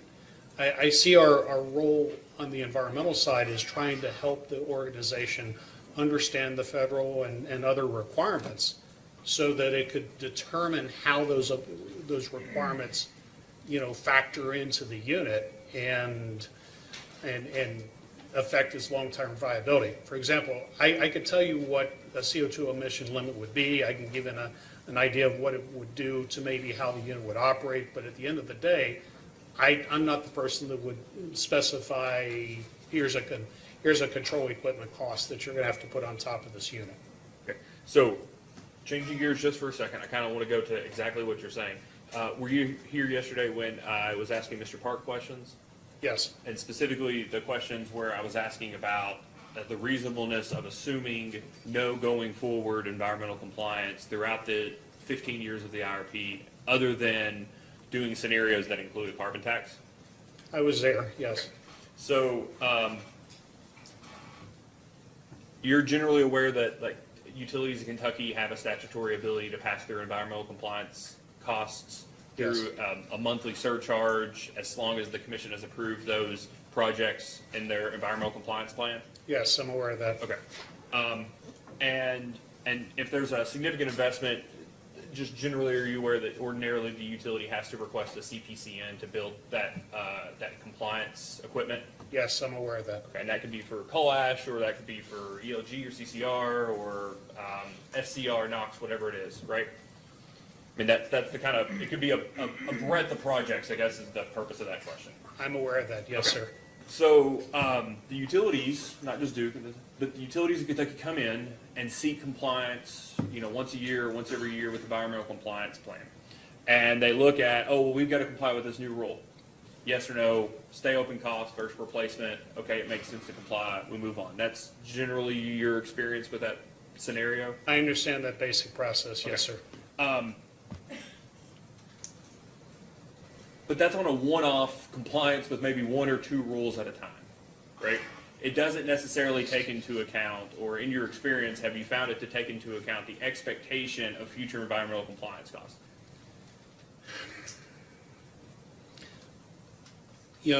When approaching the commission with a CPCN, I think and again, I will defer to other witnesses about how that's specifically done.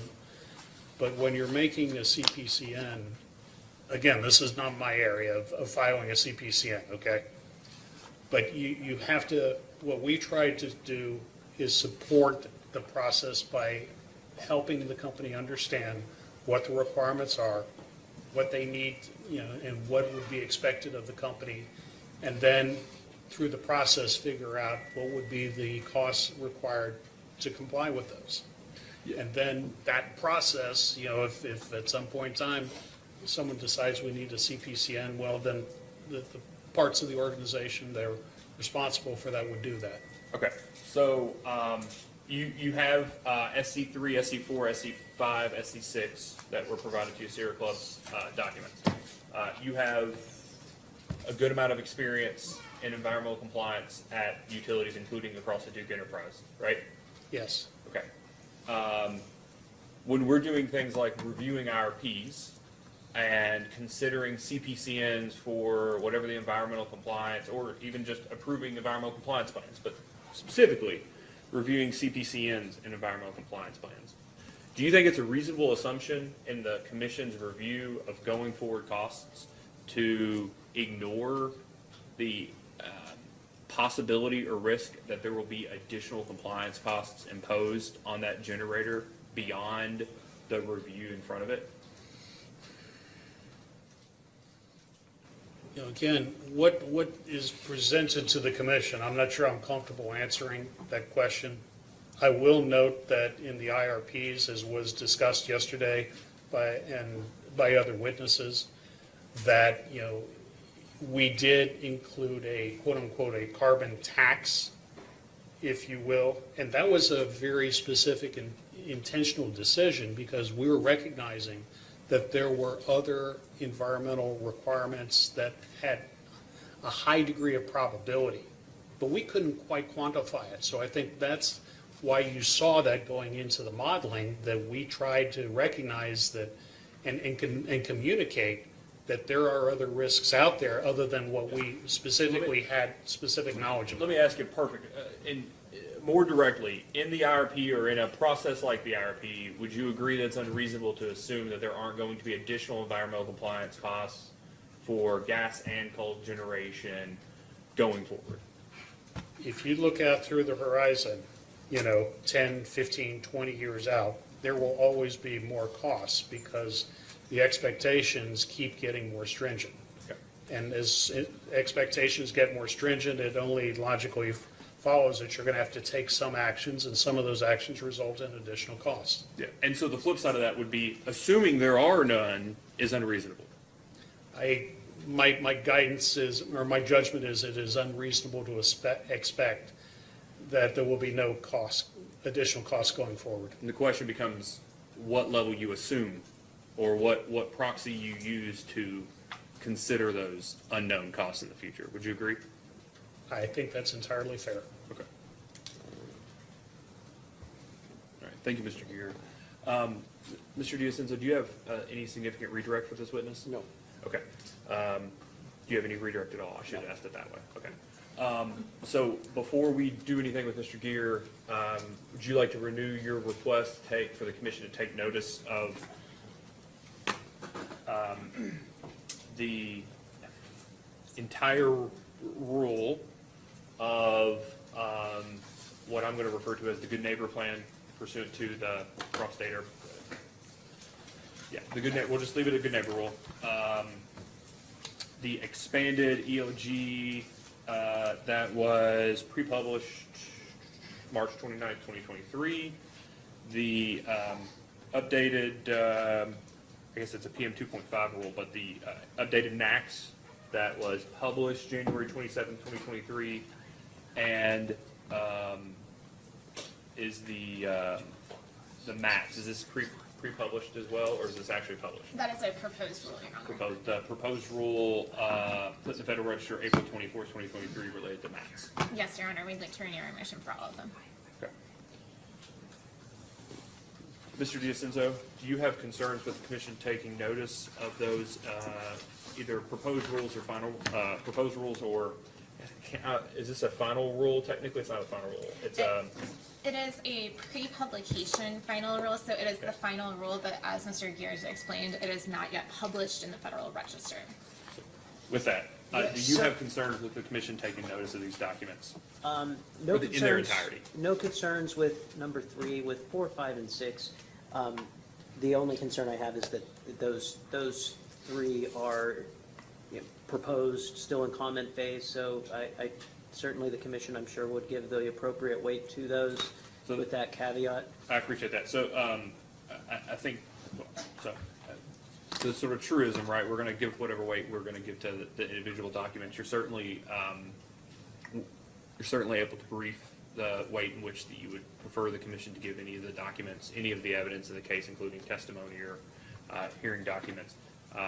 And with that consideration, we'll go ahead and take notice of the documents provided to us as SC3, SC4, SC5, and SC6. I would ask, though, to make sure that the record is clear as to which documents the commission has taken notice of, that before the end of the hearing today, that you provide us the entirety of the documents, and I mean the commission staff as well as all the parties, so that way if any party has concerns with the document that was provided and that the commission is actually taking administrative notice of, that there could be objections filed prior to the end of the hearing. Thank you, Your Honor. And just to make sure, that would be an electronic form That and would not. be it, yes. PDF, an electronic PDF version, please. Great, thank you so much. Okay. So we've got that taken care of. So I want to ask Mr. Diacenzo, were you going to request that Mr. Gears be excused from the remainder of the hearing? I was, Your Honor. Does Mr. Gears have somewhere else to be?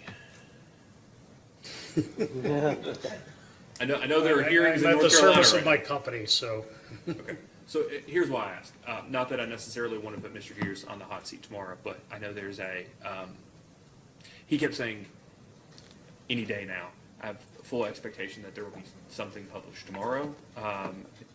Administrator Regan has I think a what I would presentation at note, 10, but I was going to ask him specifically, is the anticipation that it's expected to be published tomorrow? Because I would be curious if we're going to be deciding the questions that are in front of us to decide in this case. I would like the opportunity, even if a cursory review of whatever gets published tomorrow, if Mr. Gears was able to comment it on the stand. but, Mr. Chairman, very often when these are signed, you'll have a signing ceremony, you'll have some type of a big public event. But the document, I can't, even if it were signed tomorrow, I can't assure you that we would have access to the documents tomorrow. We may not. And certainly with a rule of this magnitude, I don't feel in my professional judgment I could do a reasonable job in giving you a flash, sudden review of the rule. Better you did this than be a newspaper reporter, right? No. So I We're appreciate a lot that. more measured in our analysis than a newspaper reporter, I think. I appreciate that. So here becomes the catch-22, I guess we're in, right? So this is going to be likely, there's going to be a new rule pre-public, with all of the caveats that I can't fully appreciate, that is directly on point to the evidence that's provided in this case that is made public prior to the submission of the case, but necessarily after the hearing of the case. Assuming that it does come out or is put in the Federal Register prior to the submission of the record, I do expect that we will be asking for it as a post-hearing discovery document.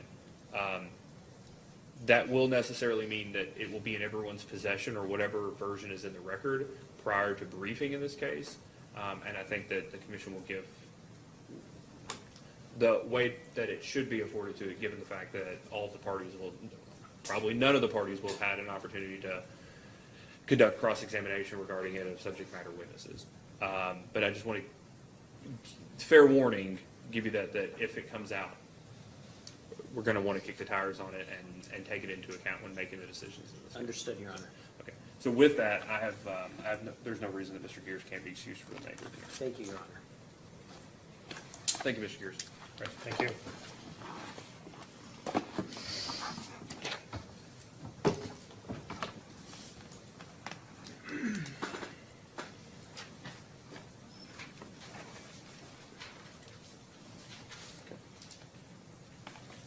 So since we finished with the witness prior to taking lunch, is it everyone's understanding that Mr. Bieber will be the first witness that we take when we come back?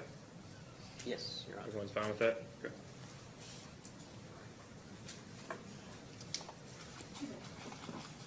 Okay. Is there anything else that we need to take up before we recess for lunch? All right, so it is 12:40.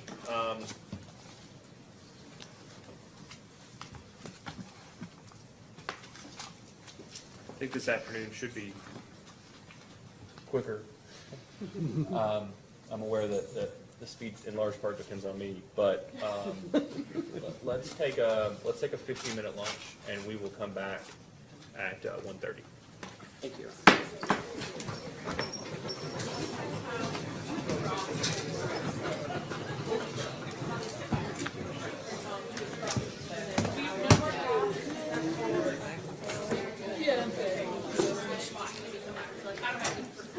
Sitting outside, enjoy the sunshine.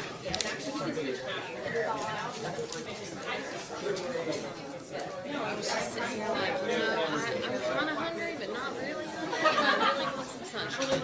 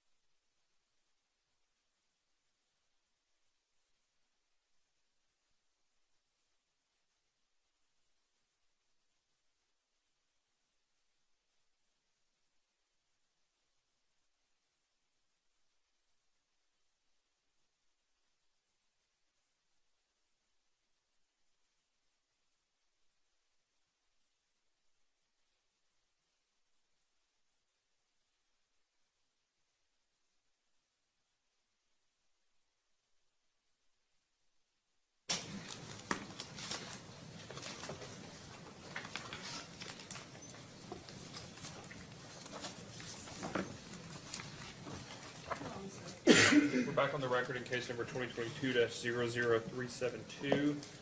Based on the discussion we've had previously, Mr. Diacenzo, it's my understanding you're fine with taking Mr. Bieber out of place, is that right? Yes, Your Honor. Okay. So, Mr. Bain, Mr. Bieber is your only witness, is that right? That's correct. Okay. Do you have to call your witness? Thank you. Kroger calls Justin Bieber.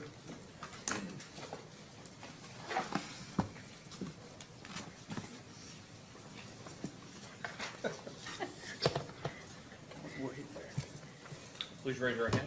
Do you swear or affirm the testimony you're about to give is true and correct under penalty of perjury? Yes, I do. Please have a seat. State your name and business address for the record. My name is Justin Bieber. My business address is 111 East Broadway, Salt Lake City, Utah. Mr. Bain. Thank you, Your Honor. Good afternoon, Mr. Bieber. Good afternoon. Did you cause to be filed direct testimony in this proceeding on March 10th? Yes, I did. And do you have any changes to that testimony? No, I do not. If I were to ask you the same questions today as appear in your testimony, would your answers be the same? Yes, they would. Mr. Bieber is available for cross-examination.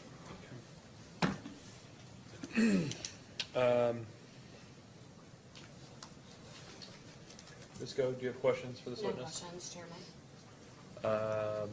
Counsel for Sierra Club, do you have questions for Mr. Bieber? No questions. Walmart? No questions, Your Honor. Mr. Diacenzo? Yes, Your Honor. Yes, Your Honor. Oh, sorry, counsel. Good afternoon, Mr. Bieber. My name is Valerie Herring, and I represent Duke Energy Kentucky in this proceeding. It's nice to meet you. Likewise. Do you have your direct testimony in front of you? I do. Can I have you turn to page 14 of your direct testimony, please? And specifically, I'd refer you to lines 20 through 21. I'm there. Here you testify that Kroger's proposed multi-site commercial rate aggregation program would only be offered to customers with multiple service locations. Is that correct? Yes, that's correct. You would agree that customers with multiple service locations tend to be a utility's larger customers, generally speaking. Well, I think it depends. I think they are often large customers, but there's also often customers with single sites that are as large or larger. If a multi-site customers are allowed to aggregate their maximum kilowatt demand, you'd agree that these conjunctive billing demands for these customers would be lower or equal to the sum of the individual site demands, correct? Yes, that's correct. So in other words, under the proposed multi-site aggregated demand program, multiple site customers would have lower billing demands, generally speaking. Yes, that's correct. And in order for Kroger's proposed multi-site aggregated program to be revenue neutral, the result would be higher kilowatt charges per dollar would be higher for single site customers as well, correct? Yes, mathematically, you'd have to have a slight increase to the per kW demand charges. Are you familiar with the type of billing system that Duke Energy Kentucky uses? Not with the specific details. Have you done any study or analysis to determine what changes would be required to that billing system to implement a multi-site aggregated demand program? No, that's what I've recommended that I think Duke should do. You've recommended that Duke study such a program. Correct. But the second part of your recommendation is that they not only study the program, but also at the same time implement a pilot program. Is that correct? Yes, I think that performing a study or an analysis of the kinds of issues such as the billing program as well as the types of customers that might participate would allow them to propose an appropriate pilot program. But if Duke Energy studies such a program and determines that it's infeasible, would they still be required to propose a pilot program? To the extent it's infeasible, I would imagine that they would decline to propose a program. Have you done any analysis of the company's billing program to determine whether or not the changes that you're proposing are feasible? When you say their billing program, like their billing The billing software? system, correct. No, I don't have the, access to that type of information. And you don't have any analysis or study to determine what the cost would be to implement changes to the company's billing system, correct? Not specifically for Duke, Kentucky, but I have seen other similar pilot programs to what I've proposed with other utilities. Do you know the costs of such programs? Not the specific dollar amounts, no.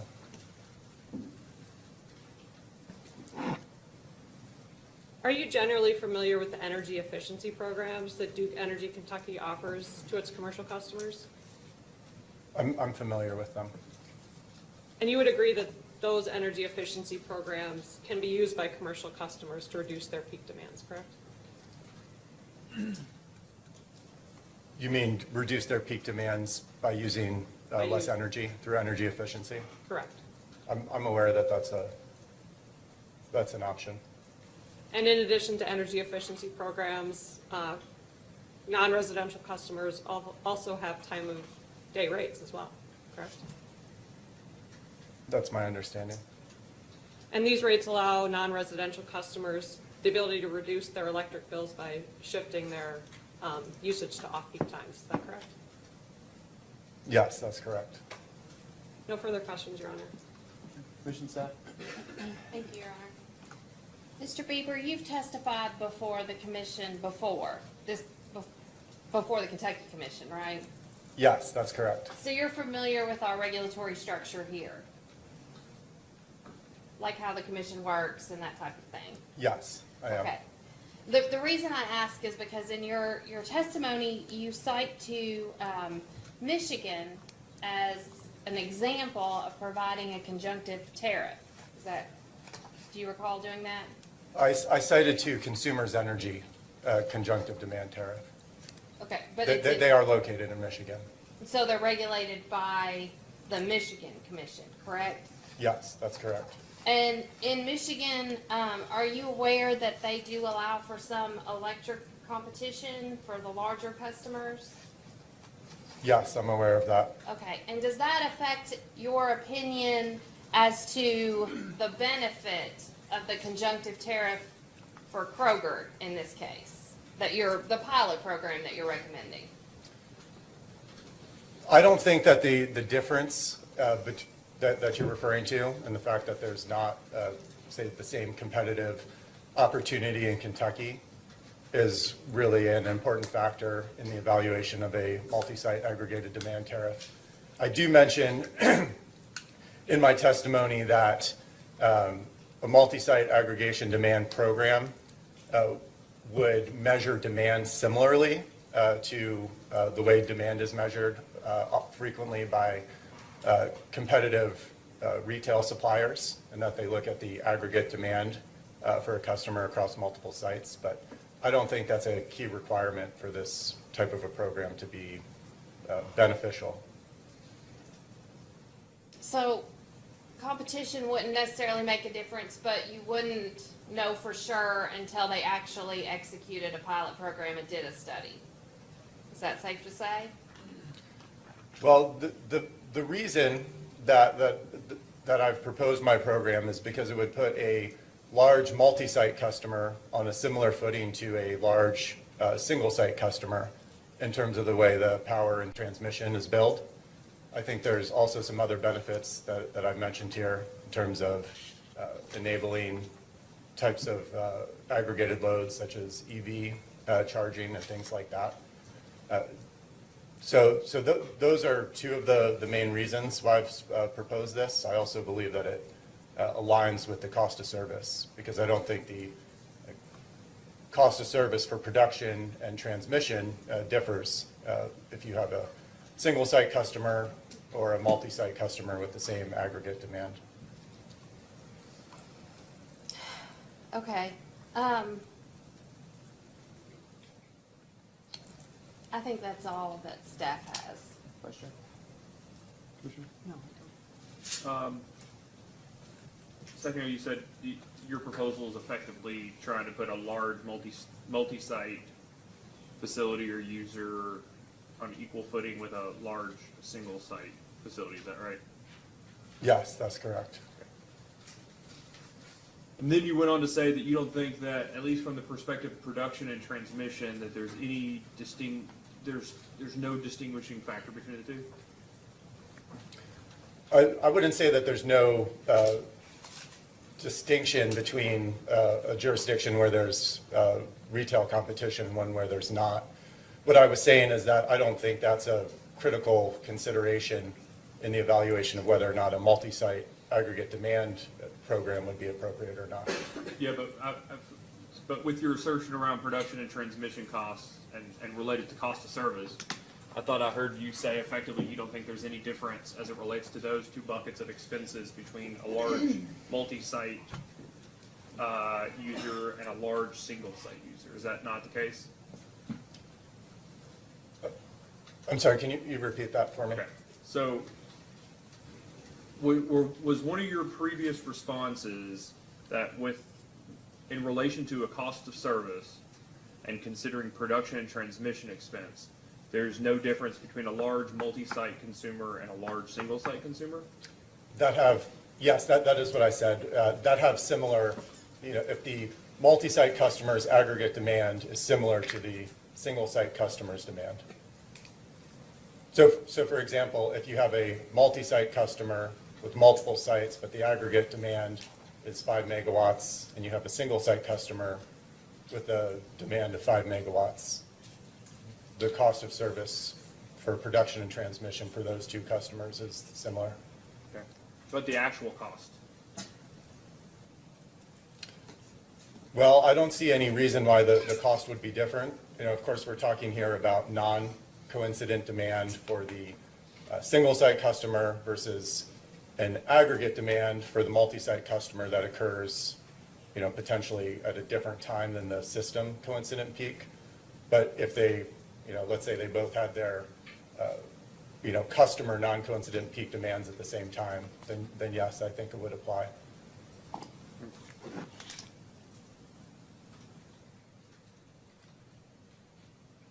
So you've testified in cases with Duke before, Duke Energy Kentucky, Louisville Gas and Electric, Kentucky Utilities.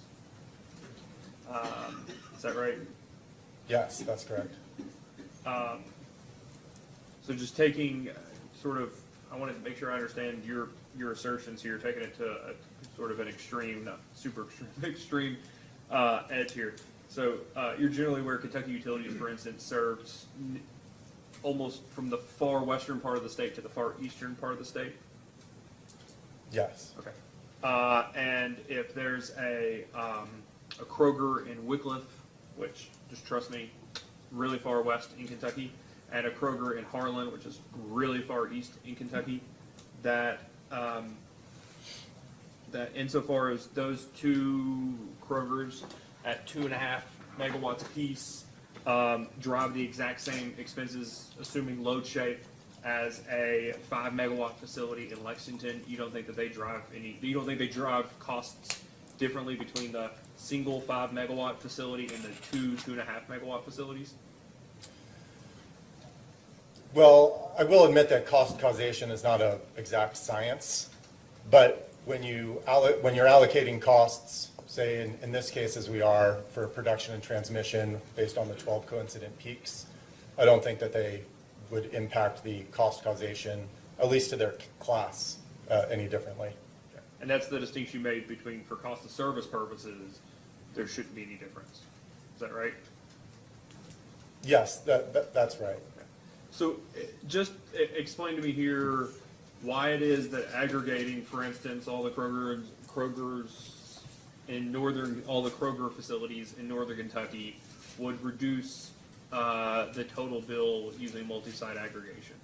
What is it, a customer charge situation? Is it a volumetric charge situation, or is it related to demand charges, or a combination of those three? It's related to the demand charges, specifically a production and transmission demand charge. So in order to implement this kind of a program, you would have to separate out the distribution charges. You know, there's no reason that a multi-site customer shouldn't pay distribution charges the same for all of its facilities. But if you think about kind of a hypothetical example, if there were 10 stores, each with a half of a megawatt load, non-coincident peak, you know, during the month, the sum of those monthly billing demands would be about 500 kilowatt. I'm sorry, I get my math messed up here. 10 stores, 500 kW each, 5 megawatt sum of their non-coincident peak demand loads. But if you look at the given hours during the month, they're not all peaking at the same time. There's some diversity amongst those loads. And so the maximum aggregate demand at any given time during the month might be something like 4.5 megawatts.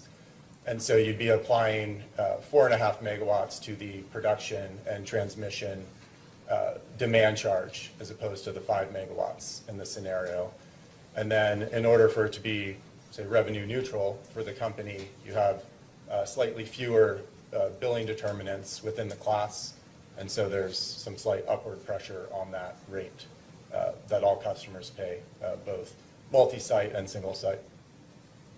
Why wouldn't what you're proposing just result in a slippery slope where businesses that have varying load profiles but have fairly nice coordinated load profiles go together and then come to the utility and say, we want to be our own subclass because we think it'll overall reduce our billing determinants and reduce our bills?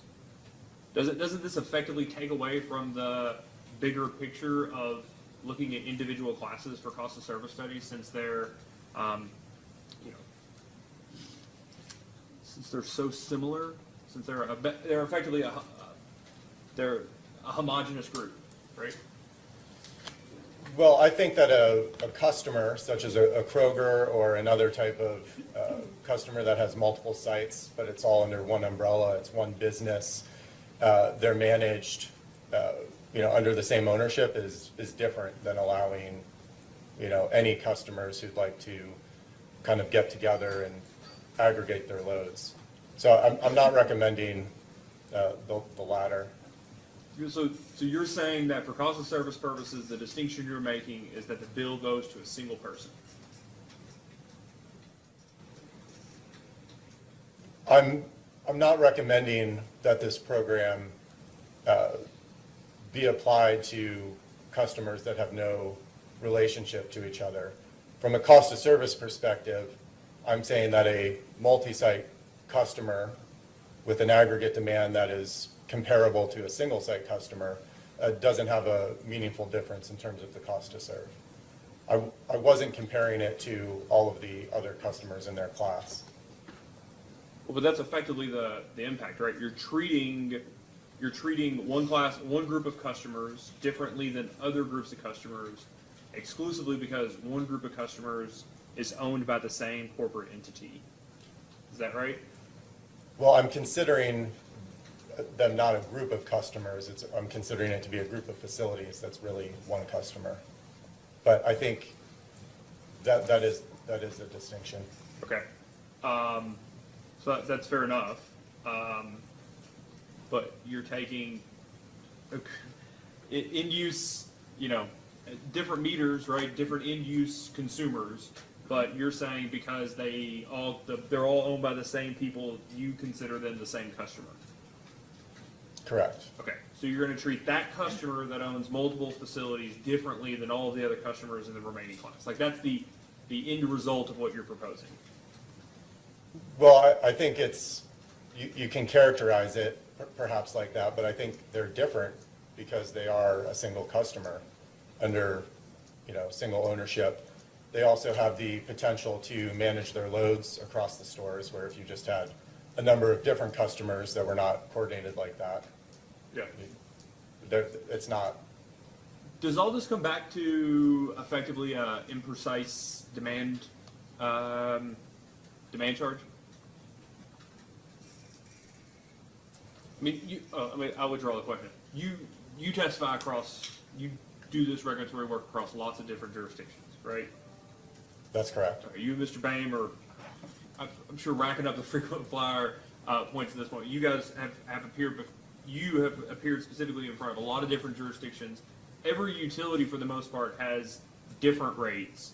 And for commercial customers, there's often a difference in how they apply demand charges. Would you agree?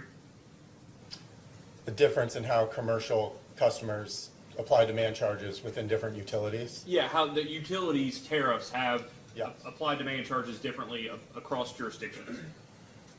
Yes, there are differences. And that can be whether it's a coincident application or a non-coincident application, a demand ratchet. Like there's lots of different ways to do that, right? That's right. Okay. And like LG&E and KUs, or do you know offhand? Do you remember their demand charges that they have a peak, an intermediate, and a base demand charge? Yes, I recall that. Okay. And then even within those demand charges, they could propose and the commission could approve a ratchet from 1% to 100%. I don't recall what their ratchet is, Yeah, I'm but, just saying but it so, could. yes, Yeah. different rates have different structures, such as the ratchet And then and other elements. and commissions could approve demand charges that reset monthly or that apply over a year. Have you seen that variation? I haven't seen that within base rates that reset automatically, but I guess they could. Okay. So what I'm trying to ask here is this all come back to the fact that the application, if the demand charge was applied differently, or Duke, Kentucky had a different demand charges for the classes that you're referring to, that this wouldn't necessarily be an issue that you would have to aggregate them? That you could have the same result of Kroger having a lower overall bill? So is the question whether or not you would have a separate set of rates for multi-site customers? No, I'm asking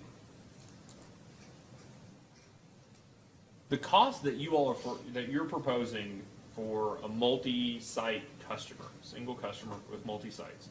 The cost you are effectively intending to forego is related to the demand charge, right? Yes, it would be costs recovered through the demand charge that would be avoided.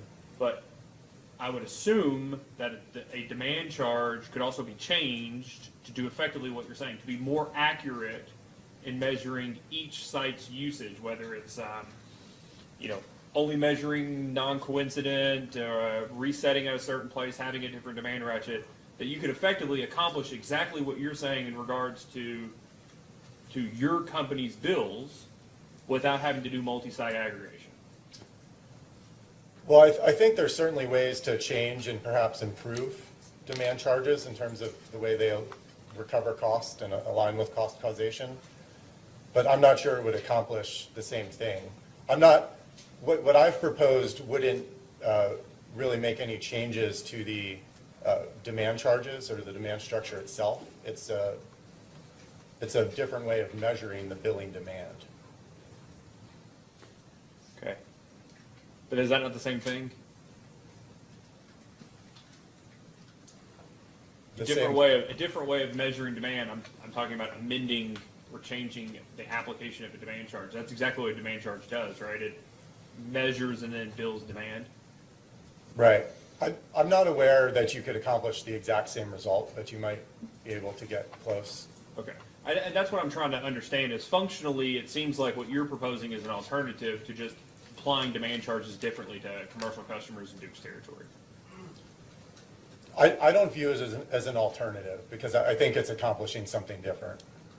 I think what I'm proposing is treating a single customer with multiple sites similar to a large single site customer, whereas, and I view that as being separate and distinct from, say, improving rate design in a way that would align rates with costs more efficiently for all customers. Okay. Mr. Bain, do you have any redirect? No, Your Honor. Thank you, Mr. Bieber. Any additional questions? Are you going to request that Mr. Bieber be excused, Mr. Bain? Yes, Your Honor. Okay. Is there any objection? Thank you, Mr. Bieber. Thank you.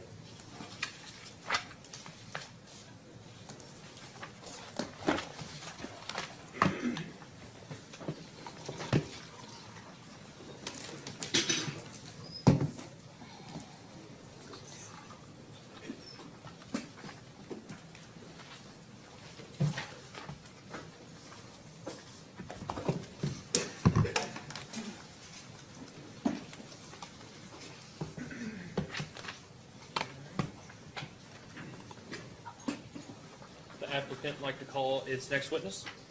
Yes, Your Honor. For our next witness, we would like to call Lisa Felici.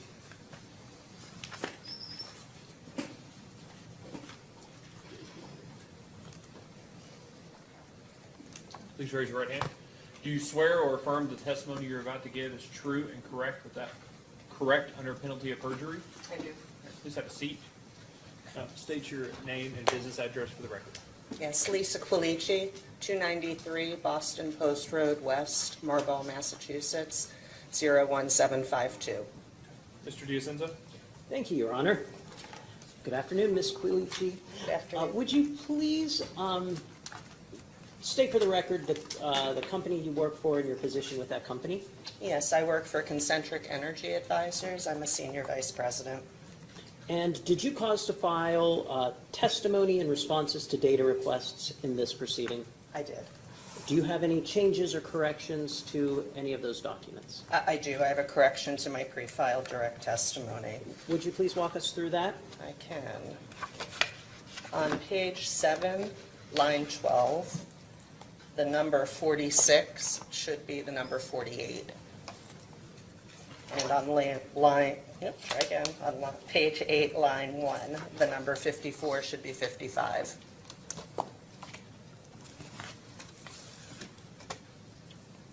And are those the only changes? They are. And with those changes, if you were asked the same questions this afternoon, would your answers then be the same? They would. And is it your desire and intent that that information be admitted into the record of this proceeding? It is. Thank you, Your Honor. The witness is available for cross. Before we go to cross-examination, you all will file that in, thank you, Yes, Your Honor. in a errata, or however you'd like to do it. So can I just, do you mind to file it the way you filed Ms. Steinkuhl and Mr. Paniza? Thank you. I couldn't remember the With a last name. motion, Your Honor, or just as Just the notice of errata? filing, it's already been corrected on the stand, but just a notice of filing so that we have it, and you can do the explanation at the outset and the actual markup would be great. Certainly, Your Honor. Counsel, No questions, Chairman. any questions from Sierra Club?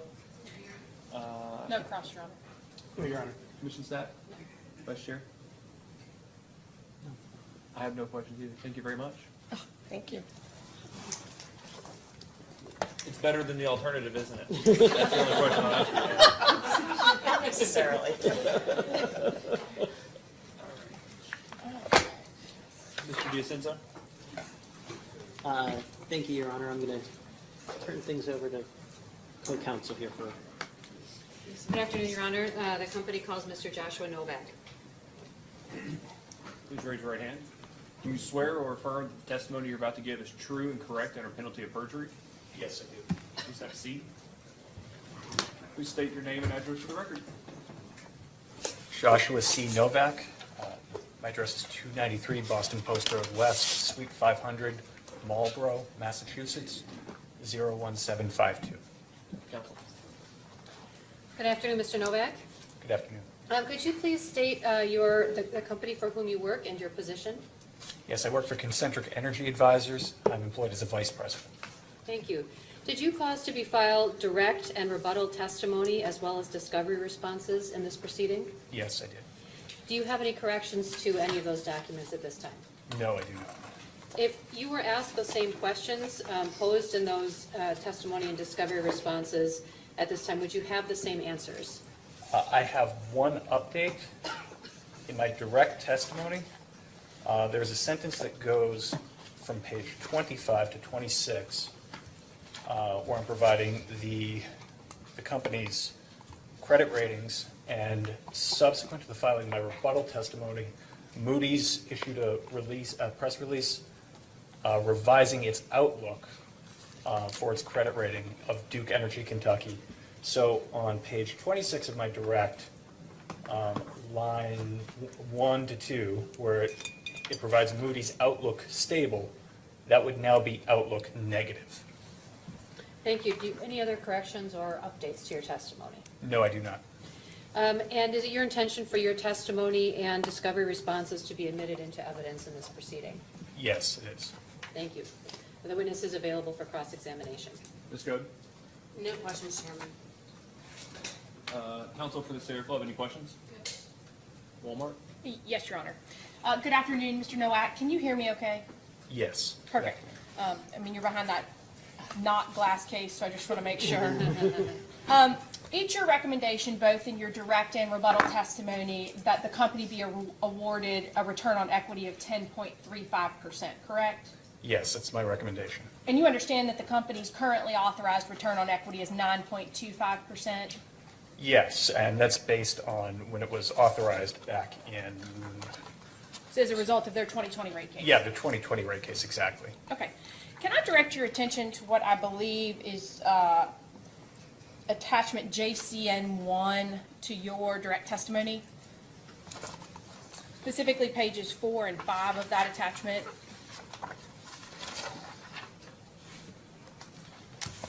And that there looks to me to be a listing of the cases where you've provided expert testimony dating back to, I think, approximately 2016, is that correct? 2014, is that correct? Yes, that's correct. And by my count, I see that there are 4 instances in the last 9 years that you've provided expert testimony on return on equity besides this case? As of the filing of my direct testimony, that's correct. That's how many times I have sponsored testimony. I've worked on several cases as well as a consultant and in my work at National Grid. But in terms of what you've produced to this, you've got 4 cases? As of this point in time, yes. Okay. Subsequently, I have filed testimony in other jurisdictions. Are there final decisions in any of those other cases where you filed testimony? No, there are not. Okay. So the most recent case, according to your CV, where you filed testimony on return on equity is the Aquarian Water case in Connecticut before the Connecticut Public Utilities Regulatory Authority. Is that correct, in August of 22? That is the most recent on this listing, yes. For which there's a final order? Yeah, yes, correct. And do you recall that you also in that case proposed an ROE of 10.35%? I don't recall specifically, but that sounds consistent with what I recall. And does it also sound consistent that in that case the ROE ultimately approved was 8.70% by the Connecticut Regulatory Authority? I would agree that that is what the final order indicated. However, that case is subject to appeal right now.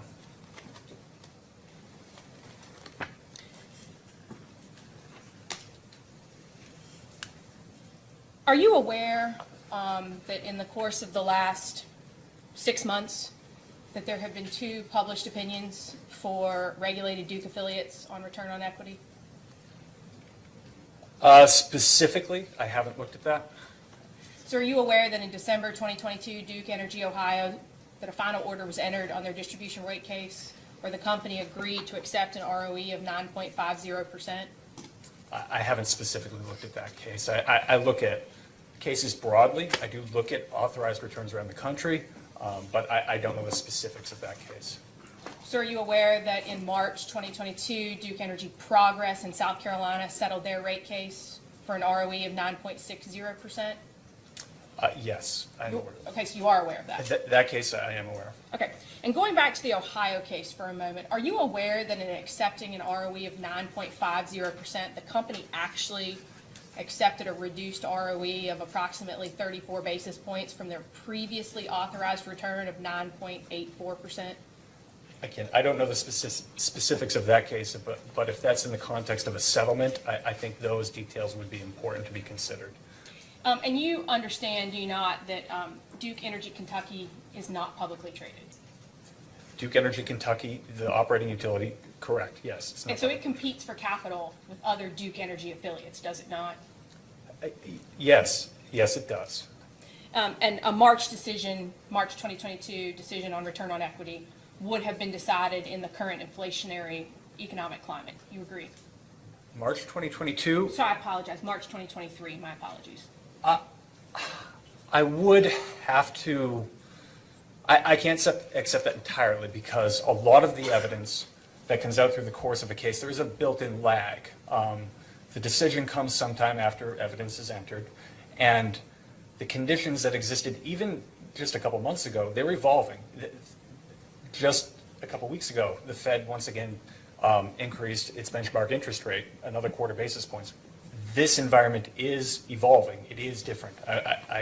So there would be some qualification around that.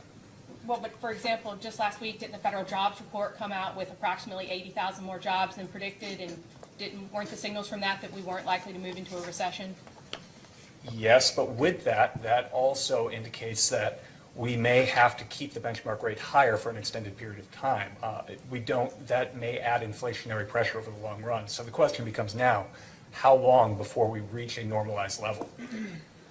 You mentioned in your testimony the Hope and Bluefield decisions. You're familiar with those, aren't you? Yes, I am.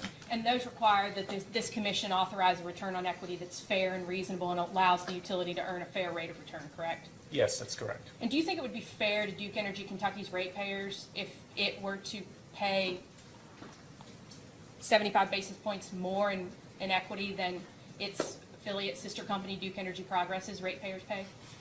I have not performed a cost of equity analysis or analyzed the specific risk profiles of those companies.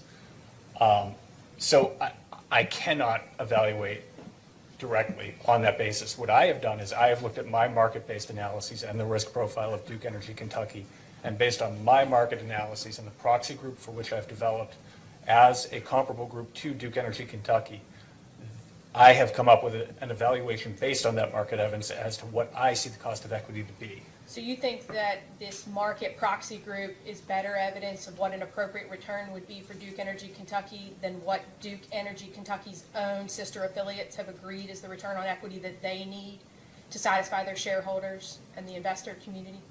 Again, they have different risk profiles, so it would likely be a different proxy group. So I don't know what the market-based evidence says about that sister company. The sister companies have different risk profiles. Who is the corporate parent of Duke Energy Kentucky? Duke Energy Ohio is my understanding, and then Duke Energy Corporation would sit above that. Thank you. Those are all the questions that I have. Just a couple, thank you.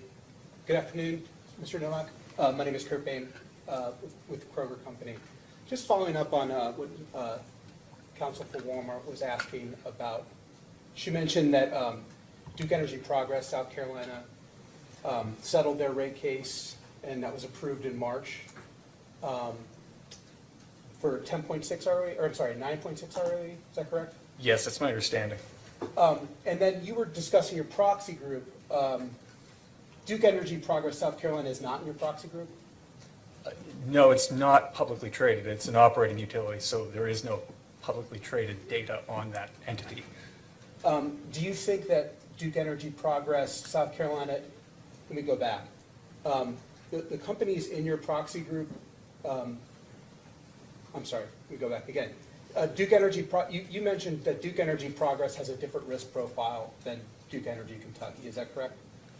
Yes, and again, I haven't looked at the specific risk profile, but that is part of the analysis I would do in determining what the cost of equity is for any company. I'd want a firm understanding of what that risk profile is, and I haven't performed that specific analysis. So my assumption is it is different, and it will be different to some degree. It's a different jurisdiction. I don't know what their generation asset profile looks like. Those are all analyses I would have to do to have a better understanding as to how that would compare to other companies. And that's true of all the companies in your proxy group, that they have a different risk profile than Duke Energy Kentucky. Well, the companies that are in my proxy group I selected on the basis of having characteristics that are most like Duke Energy Kentucky. So these are the best, and because we need market-based information, we need to develop a proxy group. So they are a proxy for Duke Energy Kentucky's risk. Are they identical? No, but they are our best proxy. Thank you. Can you turn to page 10 of your rebuttal testimony? I'm sorry, of which testimony? Your page 10 of your rebuttal testimony. Rebuttal. Yes, I'm there. So the first Q&A on page 10, you're updating you're discussing updates to your discussing changes that have happened in the markets and since you filed your direct testimony and you made your recommendation, and you discuss three primary changes. You say 1, inflation is moderated but continues to persist at levels above the Federal Reserve's target. 2, interest rates have moderated since late 2022 but remain higher than levels not seen since 2014. and 3, equity market volatility remains above its historical average. With respect to the first two, would you agree that your characterization here is that with inflation and interest rates have at least moderated since you made your recommendation when you filed your direct testimony? I believe I state that in points 1 and 2.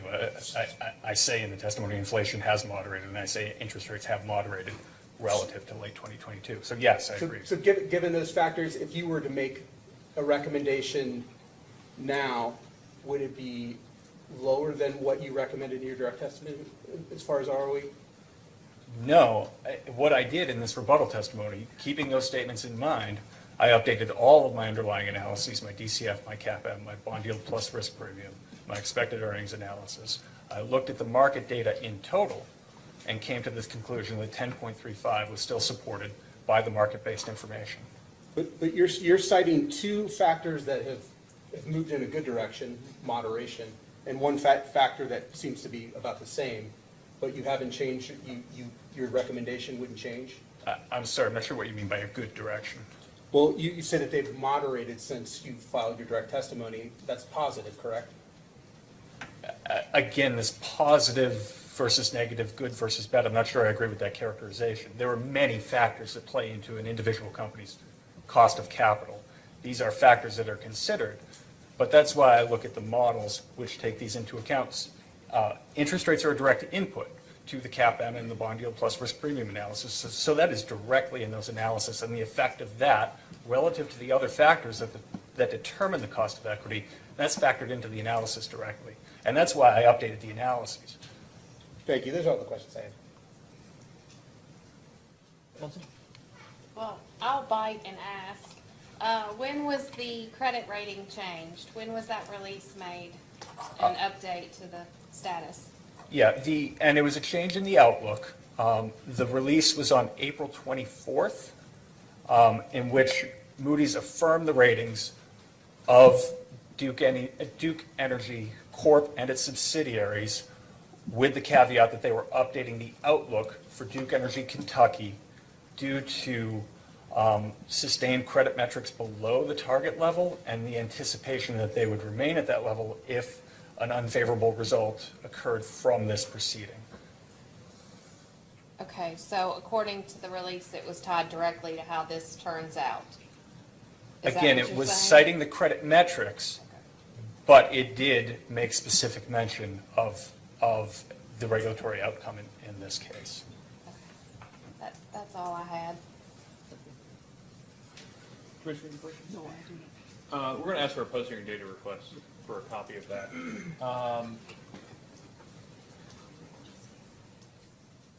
Let's go back to Hope and Bluefield for a second. Let's just talk about Hope first. Do you know under what statute or law Hope was determined? No, I don't have a legal background. I don't know under what law. Okay. So are you generally aware it was called Federal Power Commission versus Hope Natural Gas Company? Yes, I'm generally aware. Would you be surprised to know that it was reviewed under the Natural Gas Act? Again, that's getting into a legal interpretation. I don't know the specific review under which it came. Well, you cite them specifically to note the constitutional requirements dictated in Hope and Bluefield. Yes, and I take that as my understanding of them, as I understand the standard that utilities in this country are subject to. As a financial analyst, that's my interpretation of those. Yes, but you've read Hope, I assume, right? Yes. Okay, and that Hope refers to the determination of just and reasonable rates? Yes. Do you know what the legal standard in Kentucky, under the Kentucky Revised Statutes is? I don't specifically know. Okay. Would you be surprised to know if it was fair, just, and reasonable rates? That does not surprise me. Okay. Have you, in any of your jurisdictions that you've worked on testimony or provided testimony, looked at what the constitutional minimums are for fair rates?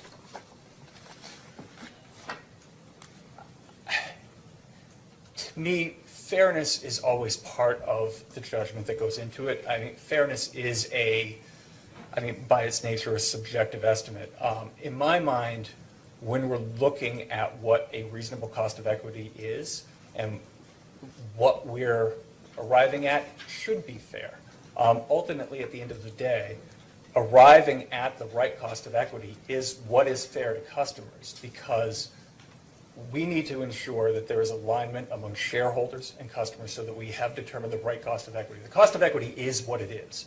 This is what investors demand in the market. And we want to get that right because we want to align the rates based on what we see as the cost of equity with what that cost of equity is in the market. To the extent we don't get that right, you can get a signal from the market that would increase the cost to customers over the long run. If we get the cost wrong and the company is not able to recover its cost, including the cost of equity, then that can raise borrowing costs over time. And that can have an effect that would not be fair, because then ultimately customers are going to pay more in the long run. Would you agree that as a general proposition, Hope and Bluefield looked at what the minimal constitutional return on equity is?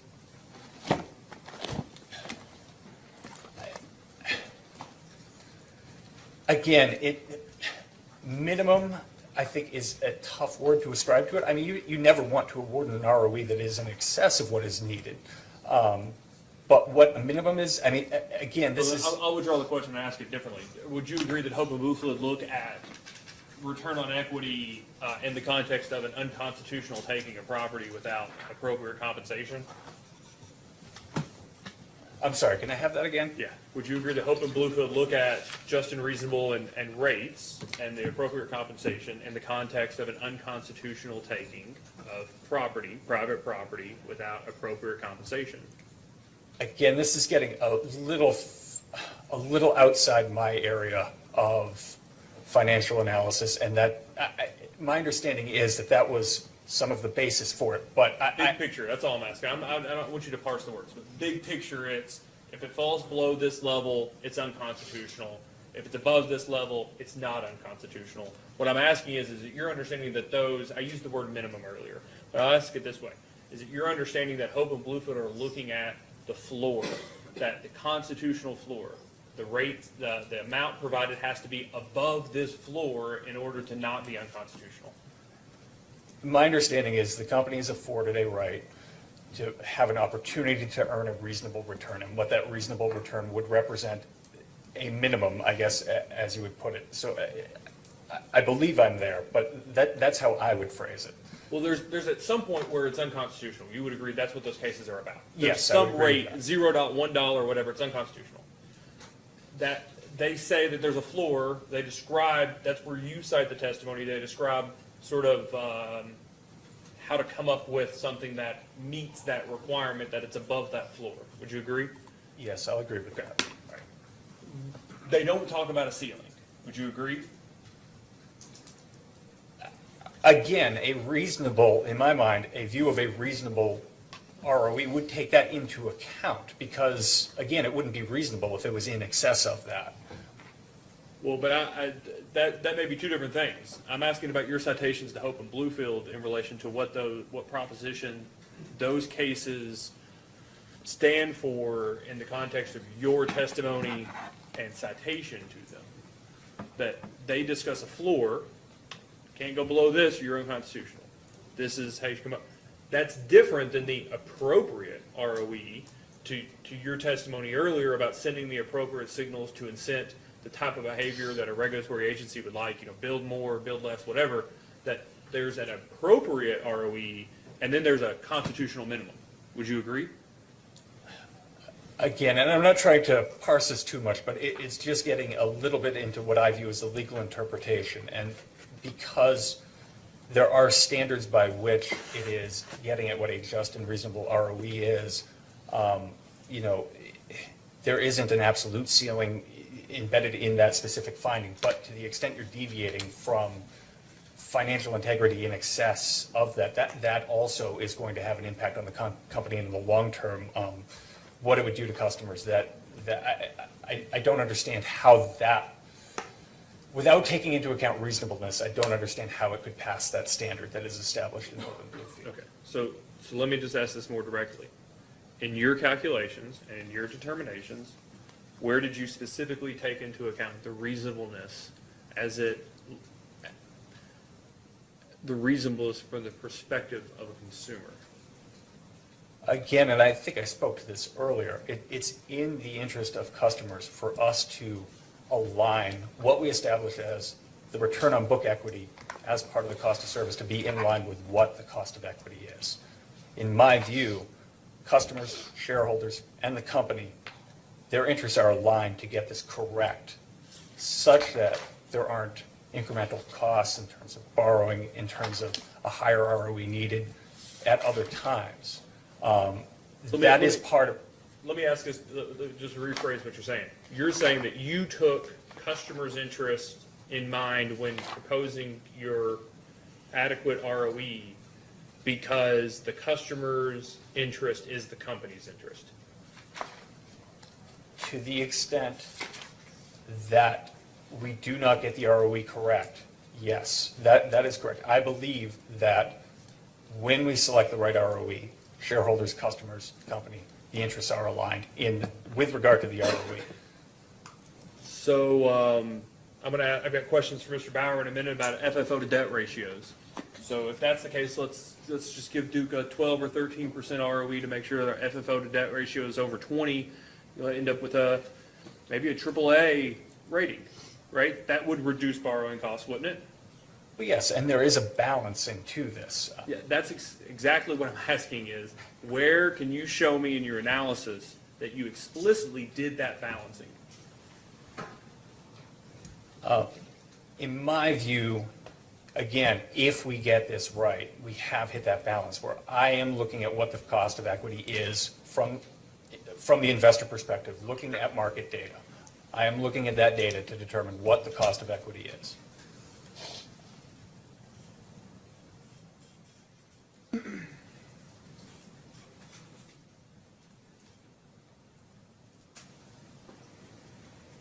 Counsel? You redirect? I do actually have one follow-up question. One second, we'll do redirect. I do have some redirect, Your Honor. Mr. Novak, do you recall having some questions from counsel for Walmart about the ROEs recently established in settlements for Duke Energy Ohio and Duke Energy Progress? Yes, I do. Is there in your mind a difference between settled and litigated outcomes in terms of how you evaluate ROEs for other entities? Yes, there absolutely can be a difference between settled and litigated. Through the course of a settlement, there can be a certain give and take. So in the evaluation of a settlement, a company, there is a process involved there. So there may be a distinction. And I haven't performed a cost of equity analysis of either of these companies. So I don't know what the cost of equity was relative to this settlement. And the settlement may have involved other factors. Whether it was in the range of reasonableness, I do not know. Are there other reasons why one Duke affiliate might be treated differently with respect to establishing an ROE than Duke Energy Kentucky? Yes, absolutely. A distribution-only utility would have a different risk profile depending on the specific regulatory mechanisms it has in place may make it more or less risky than the proxy group. These are two specific things that I looked at with respect to Duke Energy Kentucky that I have not looked at those companies, so I cannot state whether or not that they are directly comparable to Duke Energy Kentucky. And without asking you to get into an exhaustive list, are those the only two things that could be considered in differentiating between Duke Energy affiliate companies? No, of course not. Anything that affects the business risk, the regulatory risk, capital structure would be another factor, whereas I have looked at the capital structure of the operating utilities of my proxy company and found that the revised request of 52.145% equity is almost spot on with the average of the operating utilities in my proxy group. That's another factor, but yes, there are many different risks you would evaluate. Okay. And apart from setting an ROE, are there factors other than the ROE that might affect a utility's risk as perceived by investors in that utility, whether they be public or Duke Energy's parent company? Yes, there are other factors as to the regulatory outcome that may have an impact on regulatory risk. There are several factors that they would look at beyond ROE. Thank you.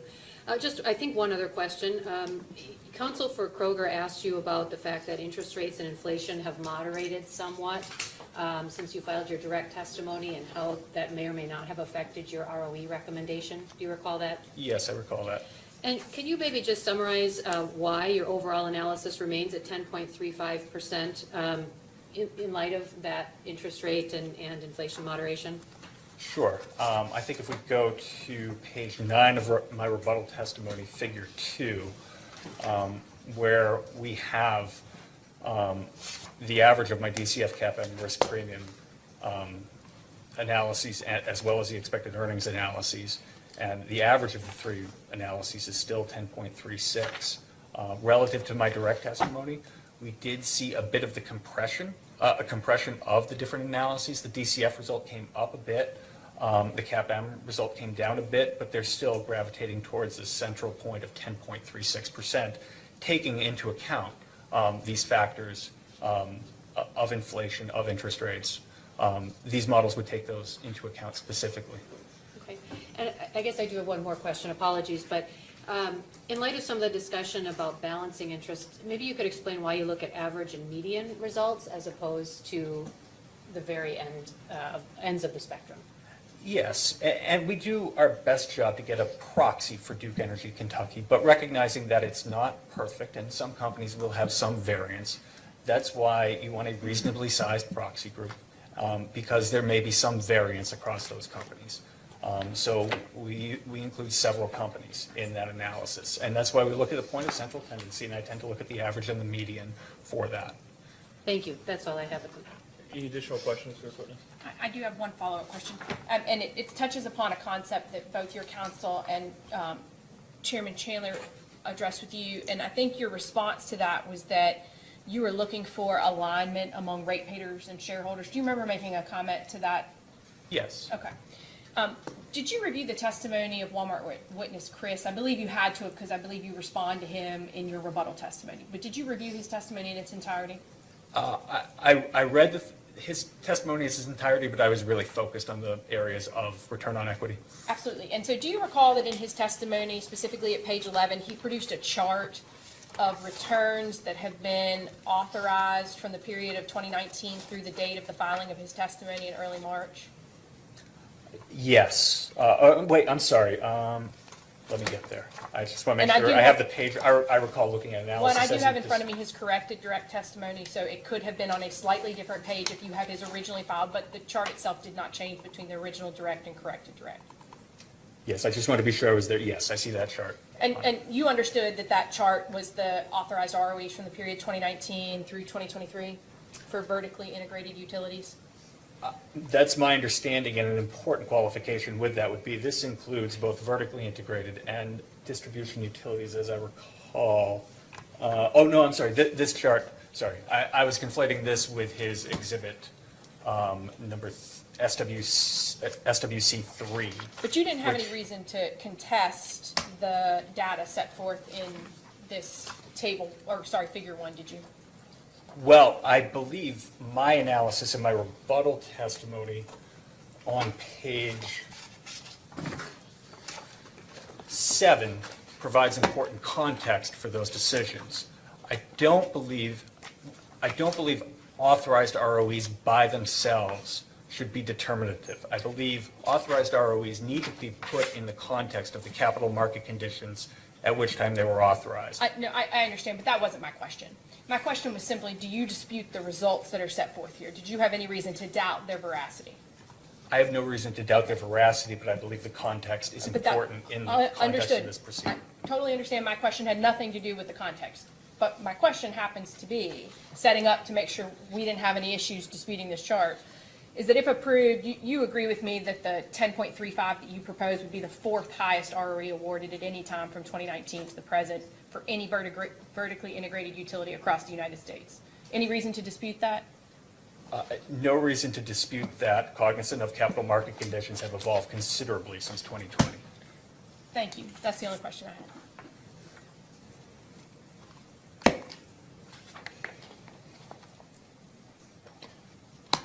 Council, do you have any redirect? I believe just one, but I said that before. Mr. Novak, is there a difference between, you referred to context a moment ago, and so my question for you is, what is the context that needs to be understood between looking at historical ROEs, especially going back several years, versus modeling what ROEs should be for the period rates are in effect in this proceeding? Yeah, going back to 2020, a lot has happened since then in capital markets and the conditions under which utilities have had to raise capital. It's been a long journey from the time of the outset of COVID, the consequent economic crisis, the Fed's intervention, the ensuing inflationary crisis, which we still haven't resolved. And when that resolves remains a significant question, and what the Fed's policy will be going forward as a consequence of that reaction. We do not know how long the overhang of inflation will remain in place and where the Fed will have to move. And what's especially important is all projections I'm seeing about long-term interest rates, as we look forward, we're not returning to a pre-COVID period.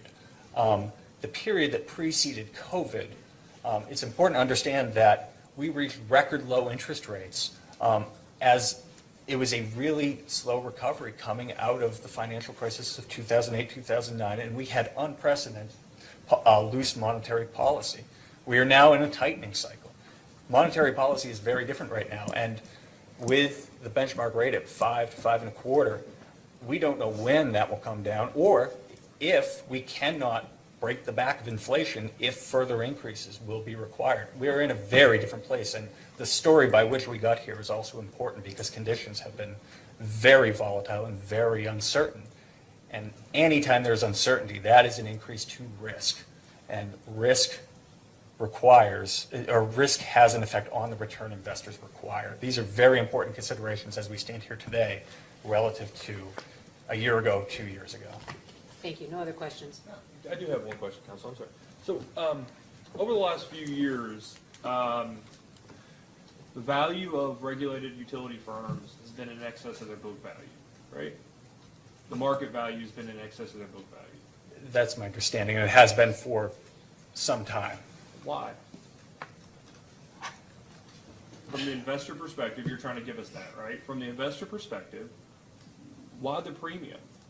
Well, again, I think this is important to look at. We're looking at the, as a general premise, valuations have been high in the market broadly.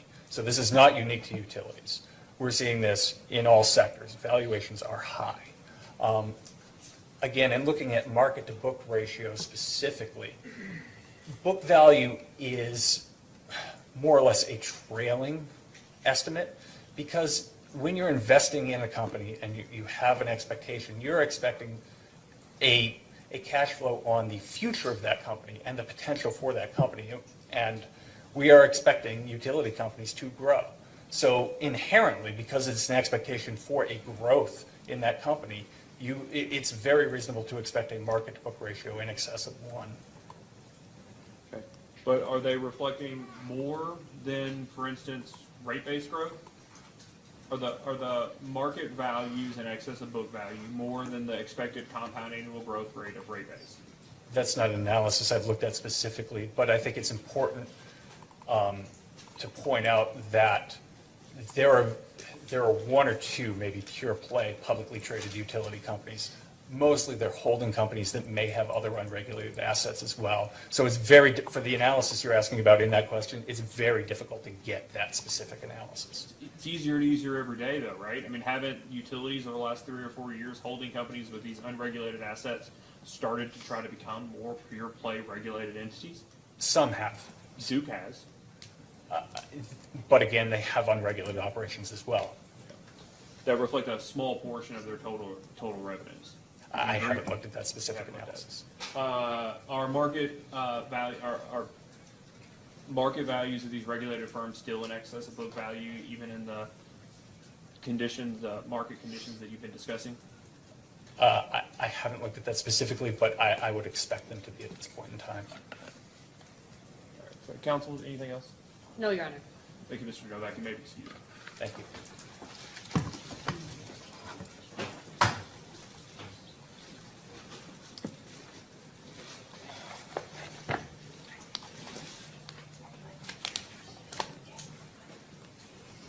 Would you like to call your next witness? Yes, Your Honor. We have Mr. Christopher Bauer, please. Please raise your right hand. Do you swear or affirm that the testimony you're about to give is true and correct under penalty of perjury? Yes, I do. Please have a seat.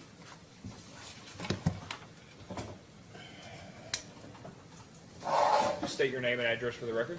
Sure, my name is Christopher R. Bauer. My business address is 526 South Church Street, Charlotte, North Carolina, 28202. Counsel.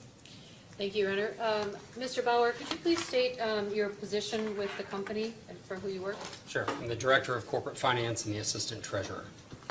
Did you cause to be filed direct and rebuttal testimony and certain discovery responses in this proceeding? I did. Do you have any corrections to your testimony or discovery responses? No, I do not. If you were asked the same questions as asked in that testimony and discovery responses today, would you have the same answers? I would, but for the record and in full disclosure, as Mr. Nowak also mentioned, throughout parts of my direct testimony, my rebuttal testimony, I did talk about the stable outlook at both credit rating agencies, Moody's and S&P. As Mr. Nowak indicated, on April 24th, Moody's did revise the outlook to negative from stable at Duke Energy Kentucky. Your Honor, the company does have copies of that. If Your Honor would prefer to have that entered into the record at this time, we could do that with this witness. That'd be great if you could just lay a quick foundation and provide a copy of that on direct. That'd be awesome. If we may just pass out copies, we can That'd be do that fine. now. Thank you. Your Honor, while you're passing out copies, can I ask a clarifying question? To Well, me? I'm gonna ask it to you and then it may be to the company, but I actually marked the change in Mr. Nowak's direct testimony, but he didn't intend to actually make a change. He was just informing the bench that there had been a change from his original testimony. So I took his testimony to be that he was making a correction on the stand to his testimony and that they were going to subsequently file a change. Well, and so the reason I thought that might have been the case is it would be my position that it would be inappropriate because there would be no way he ever could have written that into his testimony because it did not exist until after both his direct and rebuttal testimonies were filed. And so he never could have at the time of filing, reflected a negative outlook. He could only now provide it to you as we sit here in the hearing room. Yeah, so it's, so I'm not going to make an argument for or against. I just would note that this is a,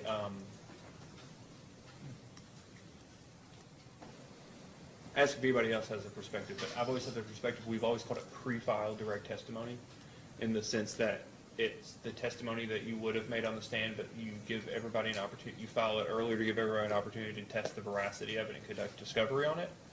But and although it technically becomes part of the record at the time of filing, it is really, you're adopted at the time that you're on the stand. So it is a weird, I agree, it's an inconsistency, but I just, counsel? Yes, Your Honor.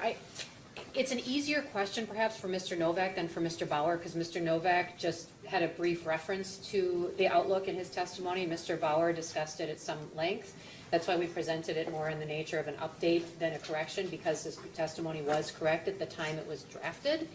We are okay either way. It would be a challenge, I think, to resubmit or Mr. Bauer's testimony, and we didn't want to, that might make a mess of the proceeding, frankly. So we just thought that this might be the more clean way to do it. And I appreciate counsel. Objectively, it was a fact at the time it was filed, and I get your point that it was correct, so it doesn't need to be corrected. I think my position was almost, is in the vein of an objection in the sense that I have no objection to clarifying the testimony, to him clarifying what it may change about what he filed at the time he conducted the analysis, to entering the subsequent change into the record. But the testimony was drafted with all of that in mind, and parties filed responses to that testimony in light of what was filed, but obviously understanding the bench's perspective that it is entered into the record today as one's direct testimony. Yeah, and I don't know that it's technically entered into today because we've always taken it as being, whether you show up for cross-examination or not, that was your testimony at the time, and we'll take the veracity under consideration. I just want to be clear, though, you're talking about an assertion made in the direct testimony or rebuttal testimony? So, as it relates to Mr. Nowak, I believe the correction was to a singular reference in his direct, not his rebuttal testimony, correct? That's correct. And so it seems to be more broadly throughout Mr. Bauer's testimony, but I wasn't clear exactly when it came forward in Mr. Nowak's testimony, whether it was a proposed change to the testimony, but when it came up again, I wanted to clarify how it was being treated for purposes of the record. And if I may, this is something that came out after both direct and rebuttal testimony were submitted. So Okay. either way, it's, doesn't matter whether it was direct or rebuttal, this was a subsequent action. And for the purposes of Mr. Bauer, if you'd like to provide that on direct examination, then we can take that under consideration, given the timing of it, and take his previously filed testimony in the context in which it was filed, and this update or clarification or new evidence, we'll take under consideration, given the timing of it. Okay, and I think we pre-marked this, or would pre-mark it as DEK 1 for purposes of reference as we lay foundation for the document. So, Mark, Your Honor, may I approach? you may.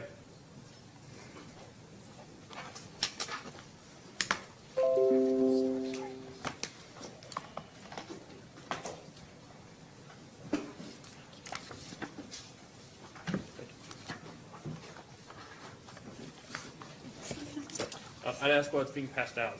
There was at least previous reference, and I don't know if it was a Moody's document or an S&P document, in which that was referred to otherwise in the document around, or in the docket around outlook or credit that was, I think that you all have sought confidential protection for it. Do you anticipate seeking confidential protection for this document? No, Your Honor, this is a press release from Moody's, so it is, I believe, publicly available information.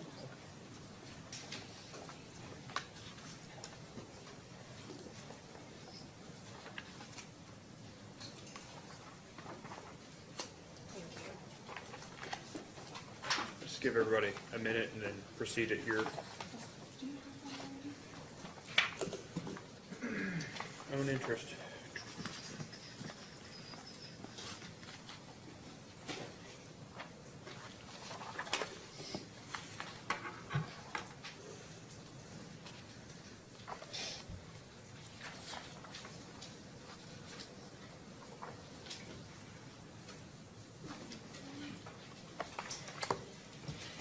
Mr. Bauer, could you identify for the record, what is the document that has been pre-marked as Exhibit DEK 1? This is a press release issued by Moody's Investor Services on April 24th, 2023. It affirms the ratings of all of the issuers within the Duke Energy Corporation family, but it did take a negative outlook or revise the outlook at Duke Energy Kentucky from stable to negative. And before we get into anything further, just about Kentucky specifically, what is the source of this document? How did you come to receive it? Well, it's a public document, but sort of behind the scenes is every year we go up and we meet with the rating agencies. We have an annual meeting with them. Following that annual meeting, they took each one of the issuers of Duke Energy Corporation and all of its subsidiaries to what's called their credit committee. They do that every 5 years. It's just a normal course of business for Moody's. And when they go to a formal credit committee, they are required to issue a press release stating the outcome of that committee meeting. This is the press release that states the outcome from that committee meeting. And did Moody's cause this press release to be issued? Yes. What date was it issued? On April 24th, 2023. And how does that date relate to the direct and rebuttal testimony timing in this proceeding? It was subsequent to my direct and rebuttal testimony. Okay. And can you point to the place or places in this document where it speaks specifically to Duke Energy Kentucky? And I'm not asking you to paraphrase, summarize it, but just point to where it discusses. Sure. It's page 3. It's the first full paragraph, the second paragraph there on page 3, that starts with the negative outlook on Duke Energy Kentucky. Other than the actual outlook itself be having changed, does this change any other aspects of your direct or rebuttal testimony at a high level? At a high level, I think it does. I think, from my perspective is, we manage the capital structure within the company. We try to manage to this particular Baa1 rating. In the past, the stable outlook is a signal from the agencies that as they look at the financial profile of the company, they consider where the company has performed in history and where the company is expected to perform in the future. That's what guides them to the stable outlook. Managing a capital structure that's supportive of that Baa1 rating is important, and that's what we do. I would say that every year when we go up and we meet with the agencies formally, That's one data point. I would say in my role, I speak with the agencies, I would say on a monthly basis. It's a very frequent dialogue with this many issuers. This was not a surprise, I'll say that, to me. We've been getting signals from Moody's for years now that Duke Energy Kentucky has persistently underachieved in terms of its FFO to debt metric, which is a very key credit metric that they use. Actually going all the way back, I believe, till 2019, we fell below our downgrade threshold. And so every year and every discussion that we have around Duke Energy Kentucky specifically is they're weak for their metric. We're watching them. We need to see some improvement. And so when this press release was issued, I would say it did not catch us by surprise. I think this is now a formal warning to the utility that you're on the clock. Negative outlook for Moody's typically can last anywhere from 12 to 18 months to resolve. But in my experience in this role, the last negative outlook that we were placed on, they acted within about 5 weeks. So. Thank you. With that, Your Honor, the company would move for admission of Exhibit DEK1. Okay. Any objection? Okay, so admitted. And the witness is available for cross-examination. Ms. Go. No questions, Chairman. Sierra Club? From Walmart? Yes, Your Honor. Good afternoon, Mr. Bauer. How are you? Good, thank you. So I'm going to start with this. So Okay. I'm going to go out of order because you guys threw me out of order, so it's your fault. Sure. This document was published after all the pre-filed testimony was submitted in this case. Yes. And I have attempted to read through this fairly quickly, and I'm starting at the beginning. First page, it says, Duke Energy Kentucky's negative outlook reflects the potential that historically weak credit metrics will be sustained going forward should the outcome of the company's pending rate case be unfavorable. Do you see that sentence? Yes. I haven't seen anything anywhere in this particular document that gives any meat to the bones of what unfavorable means. Yeah, I would. Would you agree with that? I agree. This is Okay. a very high-level document, and I think what you'll find is the way that Moody's is going to go through this process is that they're going to they issued this first, and now they will update the credit opinion on every issuer. And so what we'll find probably in the coming weeks is an updated credit opinion where they will really dig in deep and provide additional context. I mean, those are typically 6 to 8 pages long. So I think you'll find more detail to come. And how long does it typically take them to issue one of those longer credit opinions? Because they're doing all 6 at one time and it's one primary analyst, I mean, it could take a few months to get through all of them. And I don't know the order in which they're going to come out. And they could start at the top of the house at Duke Energy Corporation and work their way through. I'm not certain, but I would say within the next few months we'll see an updated credit opinion. Okay, and so as I scroll down to the bottom of the page, I see that they begin the discussion of Duke Energy Carolinas and Duke Energy Progress. And I noticed that there's no distinction here between the territories that Duke Energy Carolinas and Duke Energy Progress have that flow into both the North Carolina and South Carolina, right? You agree with me that both DEP and DEC are multi-state in That's nature? right. And I noticed that there's nothing here. It mentions the pending, well, I believe it mentions the DEP's case is presently underway, I believe. Is that right? Or is it That's right. DEC's case that's in hearing this week? It's Progress is underway. And then DEC's has been filed, but we haven't yet begun. I think They'll the hearing follow. date is later this year, correct? Correct. And as we scroll through, pages aren't numbered, but if we keep going a little further along to where it starts either affirming or discussing the ratings, when one looks at Duke Energy Progress, it looks like all of Duke Energy Progress's ratings are affirmed. Is that right? So no downgrades for Duke Energy Progress. No. So I take that There were no to- downgrades. no downgrades Right. for Duke Energy Progress. Right. So it appears as though Moody's did not negatively perceive the outcome of the settlement in the DEP rate case in South Carolina. Would you agree with that? I would agree with that. And you heard my questions to Mr. Nowak about the relevance to the credit agencies of having an ROE for Duke Energy Kentucky that is relative to ROEs awarded to other Duke Energy sister companies. Did you hear those questions? I did hear him. Do you think that is relevant to the investor community? I would defer to his responses that he gave, for one. But I mean, you know, it's within the family of Duke Energy and all of the operating utilities. I think it's important for some consistency, yes. You certainly wouldn't want to be an outlier. I understand that you deferred to him, but let me just make sure Yeah. that I understand. Does Mr. Nowak engage in any communications on behalf of Duke Energy Kentucky with any of the investor community? Not that I'm aware of. Do you engage in those conversations on behalf of Duke Energy? Yes, I do. So would you think that you are better positioned to speak to the nature of those communications than Mr. Nowak is? Yes. Okay. If you could turn in your direct testimony to page 8, specifically lines 20 to 23. Okay, I'm there. You note that an authorized ROE is of paramount importance, and then you go on to say, if the commission were to adopt an unreasonable ROE, it can negatively impact Duke Energy Kentucky's ability to attract debt and equity capital on reasonable terms. Have you ever written for Moody's? Because I noticed that you also don't give any meat to the bones of what would be an unreasonable ROE in your testimony. I do not write for Moody's. But again, you agree with me that you don't set forth in your testimony what you believe would be an unreasonable ROE. I do not. You know, what I would say, though, to that is, you know, when I think about it from the rating agency's point of view, what I think about a lot is consistency and predictability. So I sell bonds, right? And so I debt finance this company.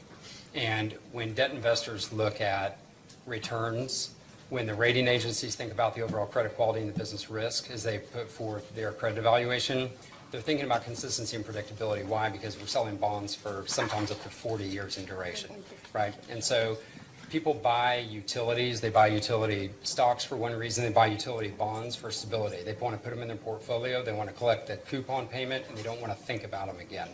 And so therefore, you know, this is not something where you want to be high and low. I think, you know, we try to make adjustments, you know, slowly, methodically, but we also want to keep in pace with the market and what the market is expecting at the same time. I think you always want to be close to what the market expects. That's very important. In your experience sort of looking at the financial markets, do you sort of pay attention to what's going on around the country with other investor-owned utilities? I do, but I would say I focus much more on the utilities that I manage. How many times have you seen 100 basis point swing in ROE from one case to the next? I think it depends on the frequency of when the last case was to the, you know, I think the duration in between rate cases. I've seen some utilities stay out of rate cases for 20 years. And then in that circumstance, you may Right. see a much broader jump. But Right. you would agree with me that you guys had a rate case just 2.5 years ago. We did. What I would say, though, is, you know, to Mr. Nowak's, you know, testimony at the very end and what I've experienced in the capital markets over the last year, this has been an incredible year or two in the financial markets. I mean, what the Federal Reserve is doing to interest rates, borrowing cost, what's happened to the volatility in the stock market, I mean, it's fairly unprecedented. It seems like after COVID, it just seems like we bounced from one crisis to the next, but the markets have been extremely volatile over the past couple of years. I wouldn't say that it's been regular way by any stretch. Can I ask you to turn to page 12 of your direct testimony? Sure. And I obviously understand, I'm looking specifically at a sentence that's within your answer to the question that begins at line 6. And obviously, based on some of the questions that you've answered from your counsel, that circumstances have changed, right? Because, you know, we obviously have the negative outlook, whereas you didn't know that at the time that you put forward this question and That's answer. right. But I'm looking at the sentence that begins on line 11, and I think you're talking there about what you think could lead to a credit downgrade. And among the items that you identify is a reduced ROE. Do you expect that if this commission were to award an ROE that is consistent with sort of the mid-nines like we've seen for Duke Energy Ohio and Duke Energy Kentucky, would you think that that would trigger some sort of a credit downgrade by the ratings agencies? No, but I would be careful to say that the ROE is an overall, it's a part of the whole rate case, right? I think if you isolated that by itself and you just took that one variable and you said if the ROE was reduced, then it would lower the cash that comes to the utility.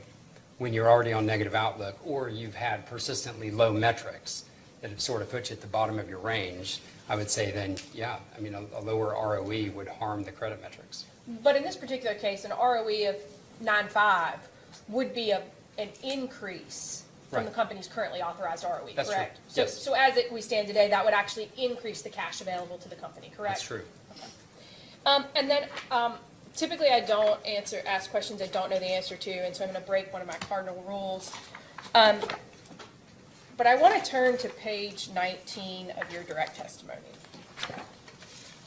And on lines 12 through 14, you indicate that Duke Energy Ohio is Duke Energy Kentucky's parent company. That's correct. So in terms of ordering, is it Duke Kentucky, Duke Energy Ohio, Duke Corporation? Yes. Okay. And so does that mean that any equity available would flow through Duke Energy Kentucky to Duke Energy Ohio before proceeding to the parent and ultimate investors? It would have to flow from Kentucky to Ohio, Ohio to Duke Energy Corporation when dividends go to the parent, the And ultimate so parent. is Ohio constrained in its ability to pass along profit to its parent by the 50-50 cap structure and the 9.5 ROE agreed to in that company's distribution rate case? Are they constrained? No. I mean, we manage the capital structure this way. So we primarily fund all of our investments in the operations of the company through internally generated cash flow and debt financing. As we go through the year and we have to think about how to manage that capital structure within a relevant range of our regulated capital structure, we use that through dividends and through equity. And so over the long run, I would say our goal at Duke Energy Corporation is for all of the utility subsidiaries to dividend to the parent approximately 70% of their earnings every year. A lot of our utilities right now are in a growth cycle, and so they have to retain a lot of that equity to hold their regulated capital structure. So I wouldn't say, if Duke Energy Kentucky's capital structure is in line and we're maintaining it within a relevant range of the regulated capital structure, if they have excess equity, it would go through Ohio and up to the Duke Corporation, if that's the question that you're asking. Well, I guess Ohio wouldn't hold them back. I guess what I'm trying to understand is in Ohio, the cap structure settled is 50-50. Are you Okay. aware of that? Yes. Okay. Here, you've proposed a different cap structure, Right. right? Yes. So more heavily weighted on the equity side. Slightly, yes. And so were the commission to adopt that, what I'm trying to understand is, well, let me back up. Are there any other regulated utilities in the Duke family portfolio where one is where there's sort of the same structure you have between Kentucky and Ohio, where there's an intervening regulated utility in the middle? This is the only situation where an operating company is the parent of another operating company. Okay. And so what I'm trying to understand is, since that's a unique structure, Mhm. whether there is an impact in the sense that Duke Energy Kentucky ratepayers could potentially be funding a larger portion of equity because of the cap structure No. that then flows up to a more limited cap structure at 50-50 in Ohio. No, we maintain the capital structures at each of the operating utilities independently. So Duke Energy Kentucky would hold 51% sort of equity? Yes. Okay. Yeah, and if you look at them today, if you look at the actual capital structures between the two, they are different. Thank you. Those are all the questions that I had. Okay. No questions. Thank you. Mrs. Staff? I just have a couple, and I'm going to follow up on Ms. Grundman's question about the effect of the parent company. We talked about the credit rating going down for Duke Kentucky. The outlook. Right, the outlook. I'm sorry. We don't want the credit rating to go down. Right. But does that affect then subsequently the Duke Ohio? No, these are all individual issuers, and so Duke Energy Kentucky issues its own standalone debt. No obligation of Duke Energy Ohio. And so, I think it's a really good question too, because the negative outlook and even a potential downgrade, if it were to go that direction at Duke Energy Kentucky, would not impact the credit profile of Duke Energy Ohio. Okay, and then to follow up on that, And I don't wanna, cause you said it was the outlook, and it would be a few more months before a full report, possibly, reflecting their analysis.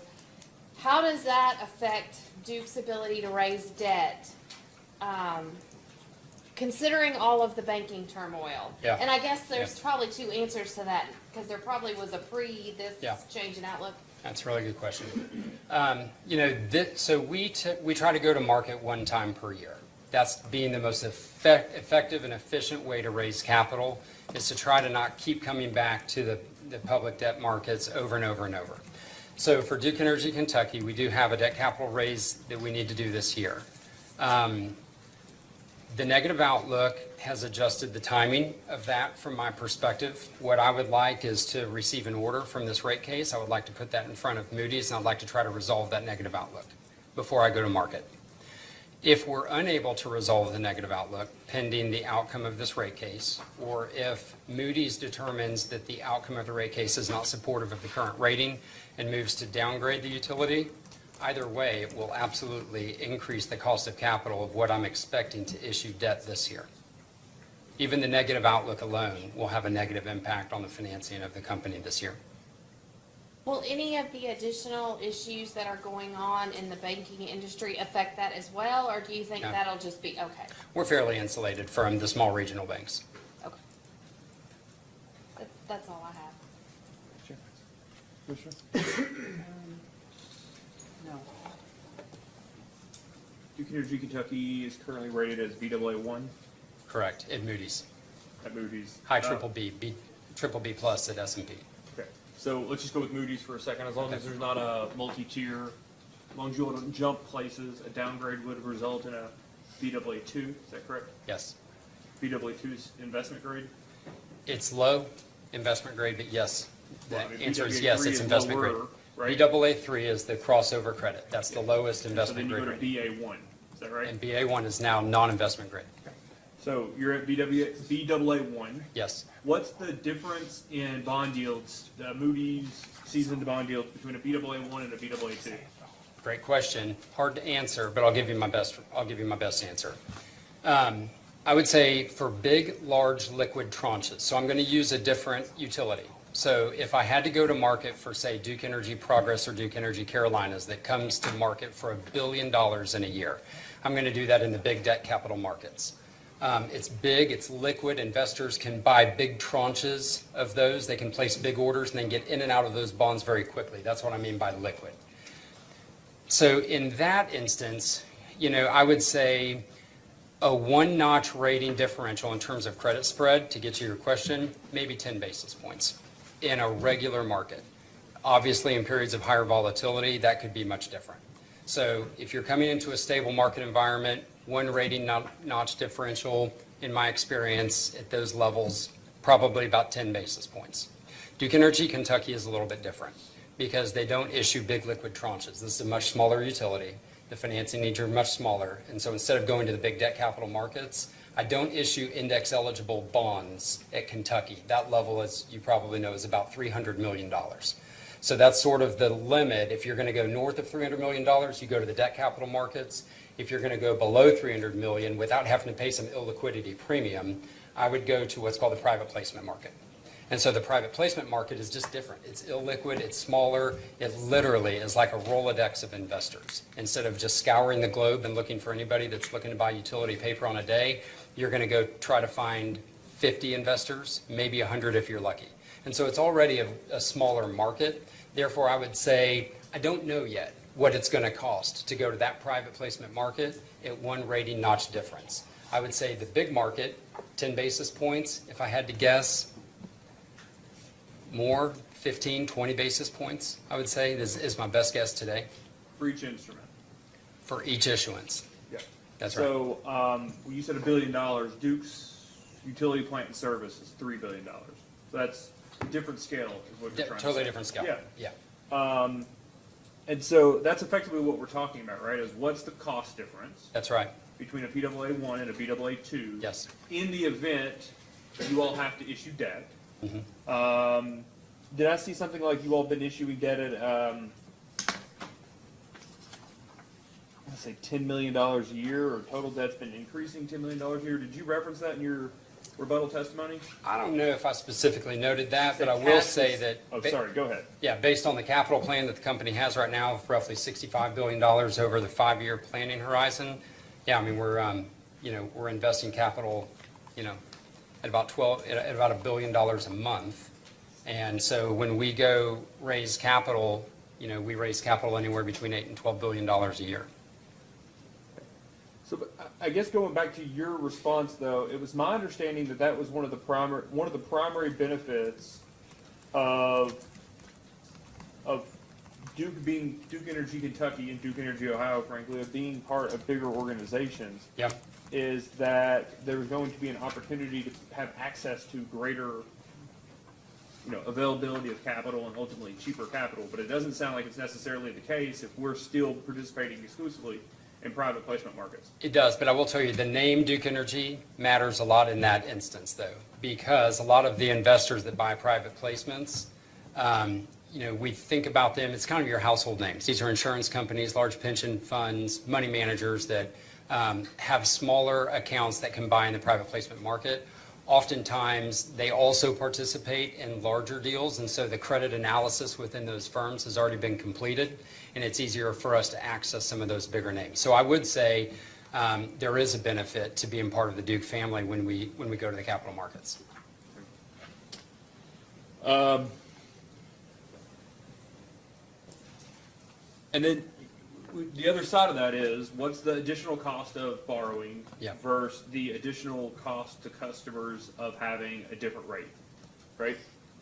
Yeah, great question. Either a different ROE or, more working capital, whatever it may be. Have you run that analysis to determine whether customers are better off? Because to your point, it only matters if you all had to issue new debt, which I know you expect to at some point. That's fine. You're constantly, that's okay. Yeah. But that's where the cost comes in. That's right. And so we're talking about exchanging higher rates in the interim for higher borrowing costs in the longer term. Have you done that analysis to determine whether or not what the actual net impact of being BAA1 versus BAA2 is? I wouldn't say I've done that specific analysis, but what I can tell you is over the next 5 years, we're going to issue at Duke Energy Kentucky roughly $100 million a year. I think there's $500 million of borrowing that needs to happen in the debt capital markets over the next 5 years. It's not 100 every year, but it's on average about $100 million a year. At a lower rating, you're going to pay anywhere between, let's call it 10 and 20 basis points on that borrowing. And so there's a real cost to that. And when we issue debt in the private placement markets, I can't tell you exactly what tenor I'm going to issue. It's always determined upon the investor of the day. Sometimes they want 7-year paper, sometimes they want 16-year paper, sometimes they want 40-year paper. The last time we came to market, we issued 40-year debt. So that cost stays out there for 40 years, that additional incremental borrowing cost. So you would say, well, take $100 million, multiply that by 20 additional basis points, and you have, an amount, and you run that over 40 years, that's real, right? We don't call that, it's incredibly, it's inefficient, it's uneconomic to ever call debt. So we're constantly in the capital markets so that we sort of average in our overall cost of debt. And so you live with that for 40 years. Are you saying you ladder debt effectively? You sort of hedge naturally by just saying every year we're going to come to the debt capital markets, so we kind of dollar cost average into our overall cost of debt. But my point is it's a very long-term decision. Taking a downgrade is a very serious conversation to have because in my experience here at Duke, we don't get upgraded. Upgrades take a really long time, and I've not seen any in the utility industry. Everybody's on capital cycles right now where we're all growing. We're deploying a lot of capital. There's a lot of pressure on the balance sheet right now. And so because of that, I would say there's more pressure on the metrics that I think you referenced the November Moody's report that put the whole sector on negative outlook, pending a lot of things. But there's a lot of capital right now. There's a lot of, to be spent on the energy transition. There's higher borrowing costs. There's persistent inflation. There's high fuel costs. A lot of weight and pressure on balance sheets. And so how much of that is being driven at the corporate level, though? Because nobody is dictating to utility management, to Ms. Good, that she has to hit a certain compound annual growth rate other than the investors of the utility. Yeah, that's true. And so if there's increasing pressure, then why not throttle back the demand on an increasing compound annual growth rate of rate base?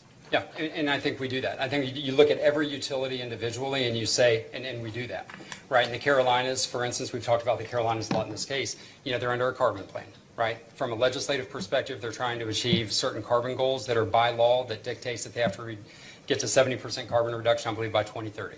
And so there are certain investments that they have to make to do that. But here in the Commonwealth of Kentucky, when we think about the investments that we're making here, these investments are not throttled, right? I would say that these investments support regular way customer growth, reliability on the system, safety on the system, right, and readying the system, right, for distributed generation and other resources that may come one day in the future.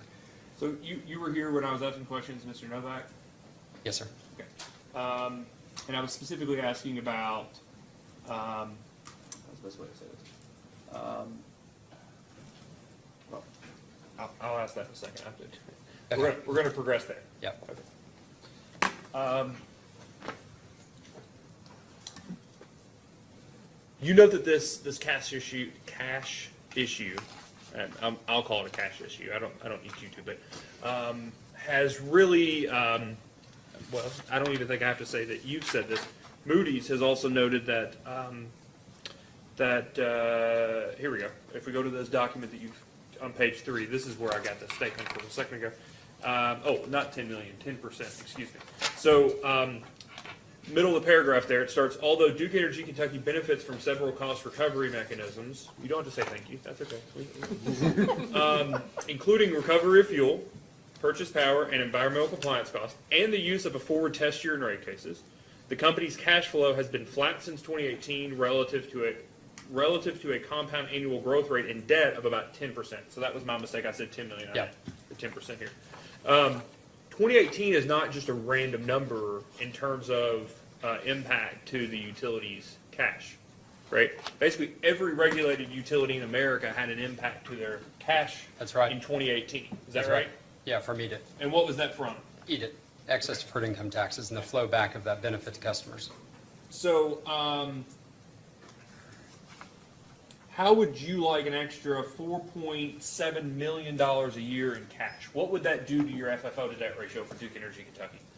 I don't have a sensitivity analysis in front of me, but it would be meaningful. Yeah, well, your net income in the last couple of years, DEK's net income runs high 40s, 48, 51, $52 million. So increasing that by about 10% would be significant for cash flow. Would you agree? Yes, I would agree. Okay.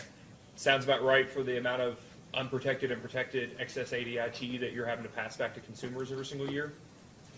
I'm actually not very, I don't know the details of how much we're giving back every year. Let's just say I've looked at the test year amounts, and they're approximately $4.7 million, broken out between about $3.4 million for unprotected excess ADIT. Okay. And $1.3 million for protected excess ADIT. Okay. That's a significant driver, if not the primary driver, of that impact on cash being flat. Would you agree? I would say that is one of the drivers, yes. One of the drivers. Well, other than that, and this 9.25% ROE that your rates were previously set on, what else is a primary driver? Depreciation. Okay. I'd say that's a primary source of cash to a utility. That's the recovery of our investments. So I'd say, when I think about what is the cash flow to a utility, its net income is depreciation. Okay. Primarily. So that's to a certain degree at the utility's discretion, right? Or a result of the utility's action, right? Increased depreciation expense not recovered through rates as a result of incremental investment between rate cases. Regulatory lag. Yep. Well, could be. That it is what I said incorrect, I guess is what I'm asking. No. Okay. And you said that you guys are in a period of increasing investment. That's right. Okay. Capital expansion. Capital expansion.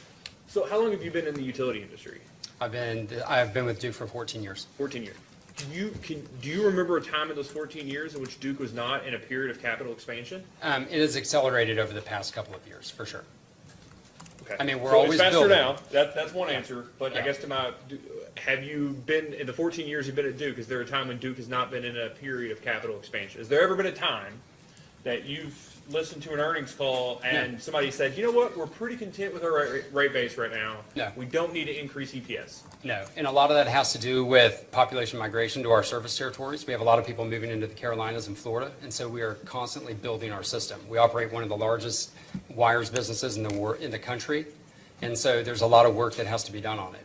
So, the system is old. We're constantly, working on the system. At this point in time right now, we're readying the system for distributed generation. There's a lot of spend to be done.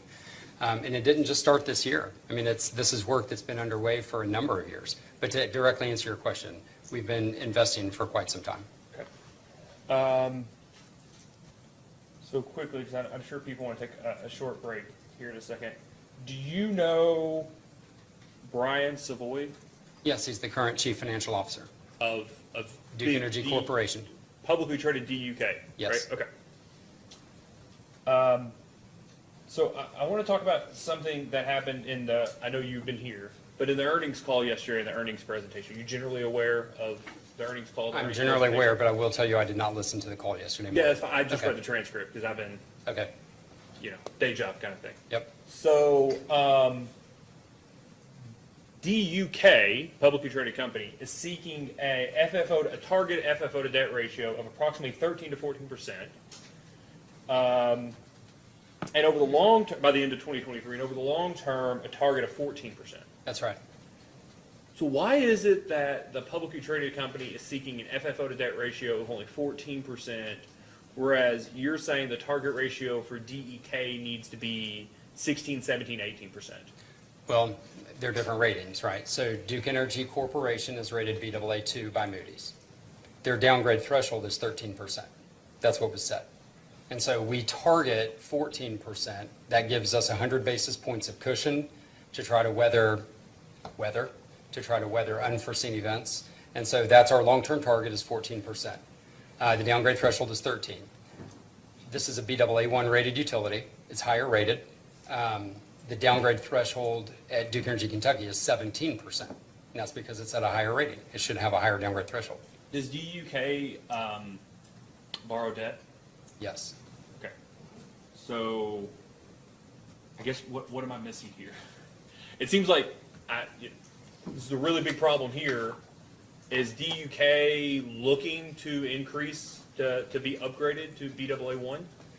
No, we took a downgrade 2 years ago. We were Baa1. We had been Baa1 for quite a while. It was getting increasingly challenging to hold that Baa1 rating. That was a downgrade threshold of 15% when we were at Baa1. And this was coincidence with the sale of the 19.9% of the Indiana utility, as well as the ending of the coal ash saga, right? Yes. Okay. And so you're content with Baa2 with DUK, but it needs to be Baa1 for DEK? I would say we're content at Baa2. We will not take a downgrade from there. We are committed, and we've said it, and Brian Savoy has committed, and probably said it yesterday on the earnings call, that we are committed to the Baa2 rating. We will not drop below that rating. At Kentucky, the Baa1 rating, it's important now when we're issuing the debt at the utility, right? Especially at Duke Energy Kentucky, which I explained is a much smaller market. This rating has been in place for 30 years, right? And so for us, when you think about consistency, predictability, stability is what you're trying to sell when you issue these bonds. That Baa1 rating, investors don't want to buy a Baa1 rating today and have it downgraded later. That's going to make it much more difficult to try to sell those bonds in the future, right? And so all of that, accrues, unfortunately, to the customer, right? That higher borrowing cost just gets passed through the next time we come in for rates. And it is a real number. I mean, it's, and it's hard to sometimes weigh these things out, but in isolation, higher borrowing costs will impact customers for a very long period of time. Okay. So what will be the FFO to debt ratio if the company is approved the entirety of its rate increase as amended by the rebuttal testimony in this case? I've not run that math. But it would be, I would say directionally, it would be very supportive of the rating. Well, I mean, I don't know what the number would be, but I can't tell you today if it would be 20.2 or 21% or 18%. Okay. But it's not a hard computation to make, but it's, it would be meaningful and I'm sure supportive of the BAA1 rating. So how much longer do you all have to fully amortize your unprotected excess ADIT? I would have to defer to witness Paniza for that, our tax expert. Well, and I'm going to get the number. I've been trying to find it, but again, day job, right? Is that not something that you have a conversation with? Like Moody's has been worried about your flat cash since 2018. They have. Has anybody from DEK told them that it's temporary because you're just amortizing unprotected excess ADIT, and Yeah. that once that goes away, you're going to get an extra, I want to check the number here again, $3.4 million in cash per year? And I'm not certain that that $3.4 million is going to pull us out of a 200 basis point hole. What's the 200 basis point hole that you're referring to? We've FFO to debt? been closer to 15% is what our FFO to debt has been as of recent. The downgrade threshold is 17%, and so we need to find our way back above 17%. And I'm not sure that $4 million alone would do that. Okay. A throttling of an increase in depreciation expense would? That's additional cash flow to the utility, yes, at some level. So I'm saying a reduction in the annual rate, in the annual compound growth rate of rate base additions. That So you're saying stop investing in the utility? A reduction in the investment, the Reduce the annual investments. growth of investment in the utility. I'm just asking, what are the levers here that we're talking about? Because Yeah. depreciation expense is what you said is one of the primary drivers. That's a primary drive, that's a source of cash, right? A use of cash is obviously the investments that we make. We think about that FFO to debt metric that we've talked about a little bit here. There's two ways that we can manage it. You can manage it through the denominator and the amount of leverage that the company holds on the balance sheet. Because that number is so big, it takes a lot to manage FFO to debt through the denominator. The primary driver is the numerator. It's funds from operations. It's generating more cash flow for the utility to support. And throughout my testimony here, I'm not arguing anywhere that we need to try to upgrade this utility to a single A rated or a double A rated utility. All I've been arguing for throughout my direct and rebuttal is just to maintain the BAA1. I think it's been a great rating for this company for 30 years. It's given us access to debt capital markets, and it's kept the cost of debt fairly reasonable. Those are good rates. That's what we're trying to avoid here, is to put that rating at risk. And that actually is what I was going to get to about the questions I had for Mr. Novak. There has to be a balancing, because it does not seem to make sense on paper for you all to have the highest credit rating, because the incremental benefit to consumers of a little bit less cost of debt between those top tier ratings, the amount of additional money that has to be recovered through rates to get Right. those incremental ratings, it doesn't make sense on a cost benefit I agree. analysis. Would you agree? So where does that, I mean, I get that your point is you just want to stay at the status quo, but where is that balance? What is whatever above, what's above BAA? Single A. Single A. Does single A make sense for DEK in terms of that cost? I know you said you haven't run it, but do you think it makes sense for that cost benefit? The benefit to consumers of lower borrowing costs versus the increased cost it would take to create that much working capital? No, I think the BAA1 rating is appropriate. And, in the complex of Duke Energy issuers, it's the lowest rating. But it provides us access to capital. That's the most important thing, is can we get capital when we need it? Then, can we get access at a reasonable rate? And I would say the BAA1 has provided both of those attributes for this utility for a long time.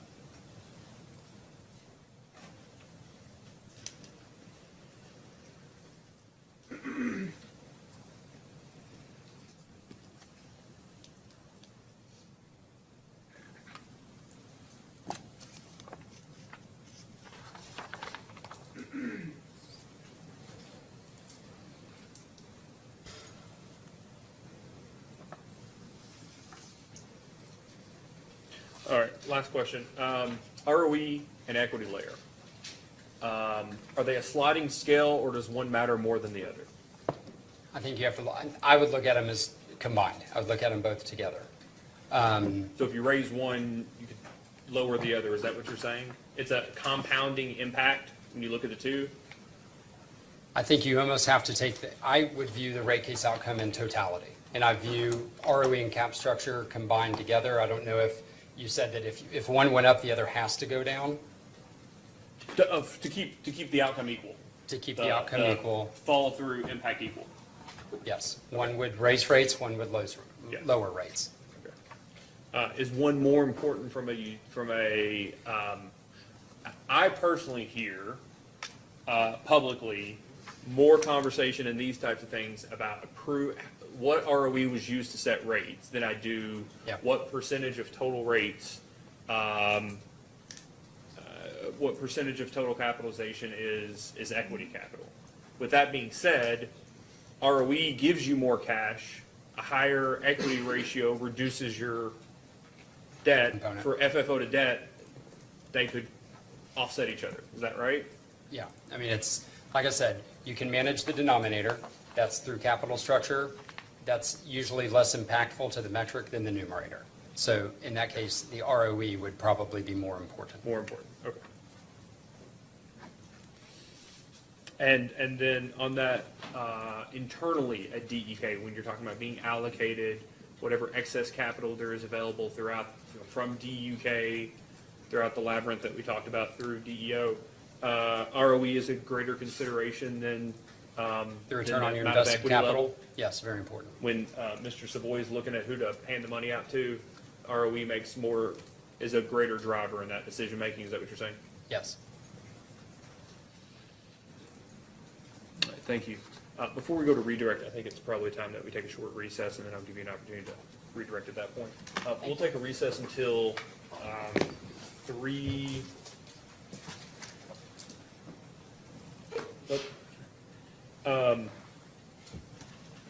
We'll take a recess until 3:50 since we're going to be here for a while tonight.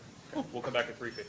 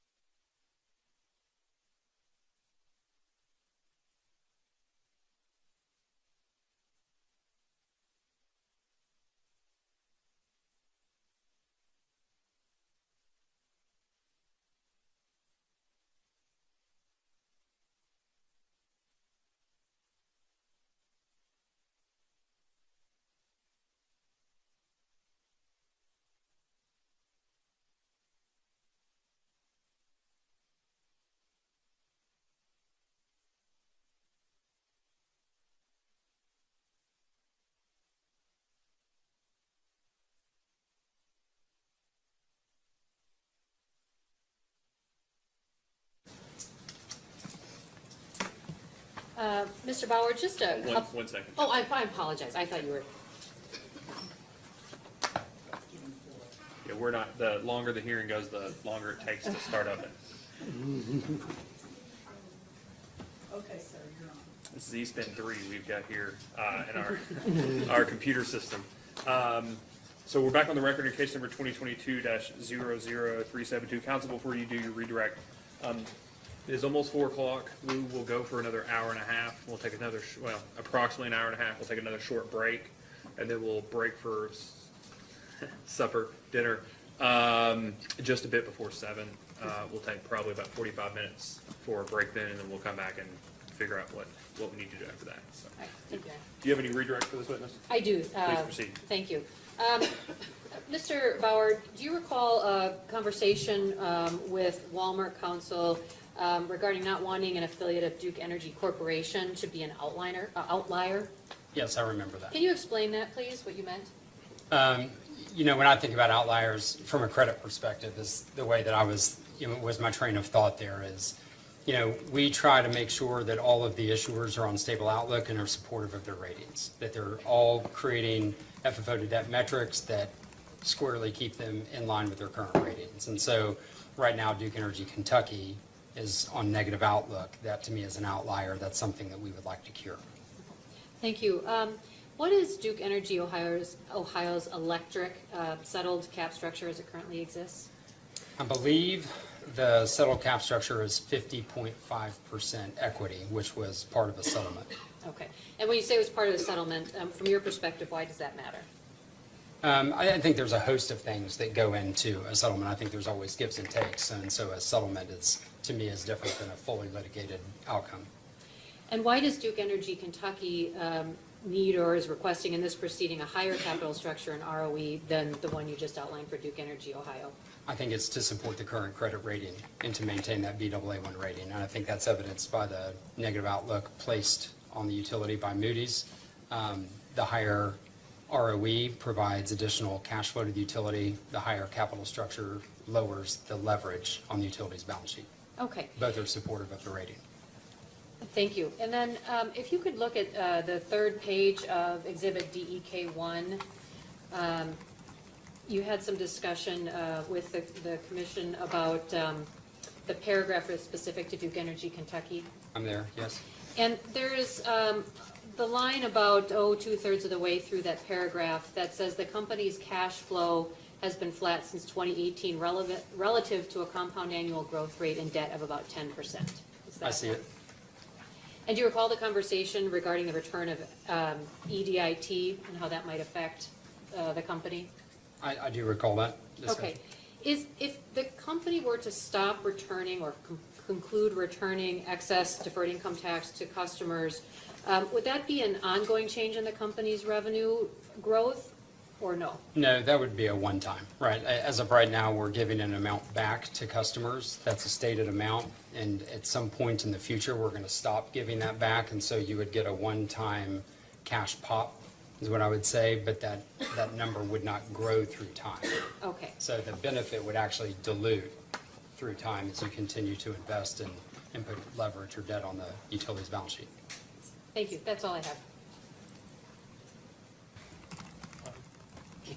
One real quick question that I forgot to ask earlier from our earnings presentation. Your earnings presentation, sorry, or Mr. Savoy's earnings presentation. You all are selling your commercial, DUK is selling its commercial renewables, is that right? There's a process underway, that's correct. Yeah, and in order to become a more pure play regulated entity? That's one of the outcomes, yes. I mean, that's just the math. You get rid of your unregulated, you're more regulated, right? That's right. Relative. Okay, all right, great. Anything else, council? No, Your Honor. All right, great. Any additional questions? Thank you, Mr. Bauer. Thank you. May Mr. Bauer be excused? I was worried you were going to ask that. I should probably have to thank Mr. Novak as well. I couldn't find my list here. Hold on one second. Here. I've got my running. Okay. So I did excuse Mr. Novak. Okay. And will excuse Mr. Bauer. Thank you, Mr. Bauer. Just as an aside, and I know we dealt with this last time, but and I do appreciate that you all have not asked, but I do know that the DEP case has been going on since the 4th, something like that. Do you all have witnesses that you are splitting between this matter and the DEP matter? We do, Your Honor. Okay. And do you have an expectation that you will be able to get through your witnesses in a way in which won't affect either hearing? For the most part, the witnesses that we put on yesterday. Mr. Spanos in particular was one of the shared witnesses. I think maybe, Mr. Panizza, are you involved in the other case as well? I was dismissed. Okay. And Ms. Hunsicker was dismissed. I think we're good. Okay. I don't know, how does this happen every time? I don't know. Yeah, okay. 'Cause I think we set our hearing like December the 19th in this case, so we're gonna need to talk to the North Carolina Utilities Commission about how we can coordinate a little We've got better. I another think hearing. it's just, I have 4 hearings the week of the KU LG&E case in 4 different states. I think there's just something about the way the calendars work around schools that make it look attractive to multiple jurisdictions. I wish I Yeah. could say we've given it that much thought. It's usually looking at the statutory date and working our way back, so. Maybe they're all just setting similar statutory dates, but. Maybe there's some coordination, but it's definitely not on our part. All right, counsel, would you like to call your next witness? Thank you, Your Honor. The company calls Mr. John Panizza.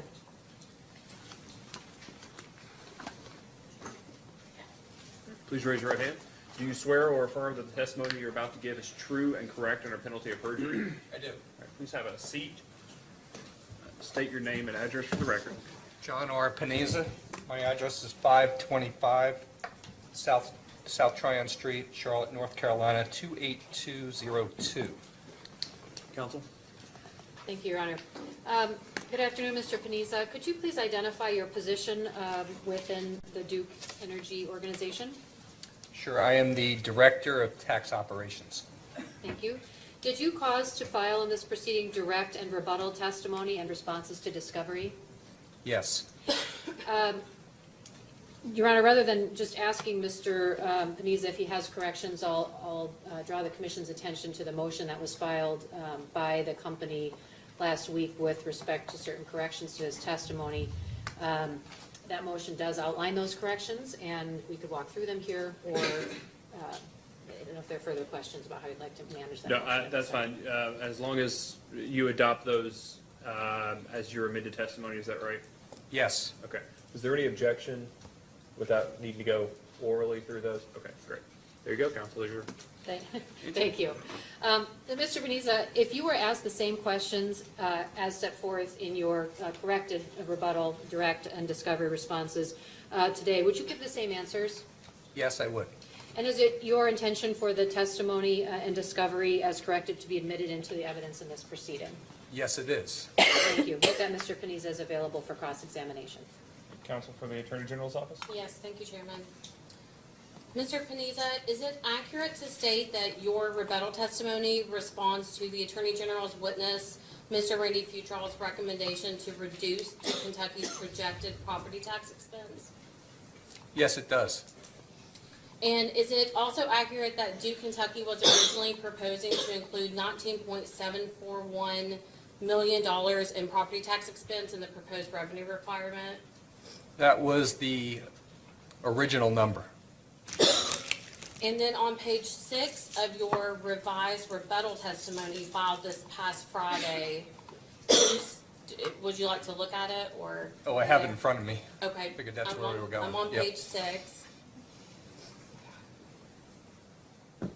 And you state that the revised estimated property tax expense for the forecasted test period is $18.139 million. Is that correct? That's correct. Can you now turn to the revised rebuttal testimony, revised attachment 1, which is a data request that you sponsored to the Attorney General's first request for information, question 141. And I'm talking about the attachment. Yeah, I'm at the attachment for 02047, which I think is what you're referring to. Yep. You want attachment 1, I have both. Yep, okay. It's this one that I'm talking about? Yeah, it's the short That was one. attached to your revised rebuttal? Yes. Yep, got it.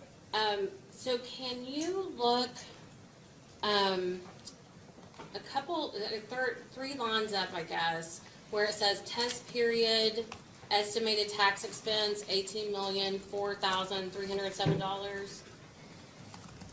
Do you see that? Sorry, say that number one more time. It looks like it says, for the test period, estimated tax expense, $18,004,307.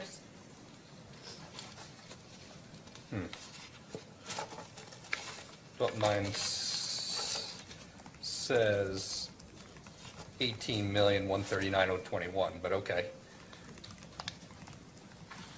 Is that, What page? Is It it is- an unnumbered page?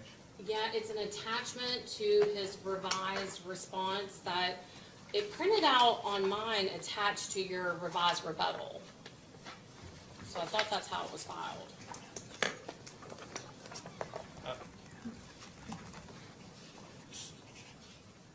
So is this the, I'm sorry, this is the, just so that we're all clear, this is the response to AGDR 1-41 revised attachment 1? Yes. Yeah, for sure. You may. yep.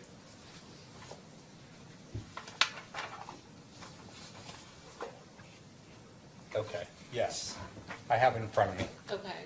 So I'm trying to understand, is Duke Kentucky's revised estimated property tax expense for the forecasted test period the 18.13 million as you state in your revised testimony? Or is it the $18,004,307 that's in the revised attachment? Okay, just 1 second. So on page 6, right? Of your rebuttal? revised rebuttal? 8139, yes.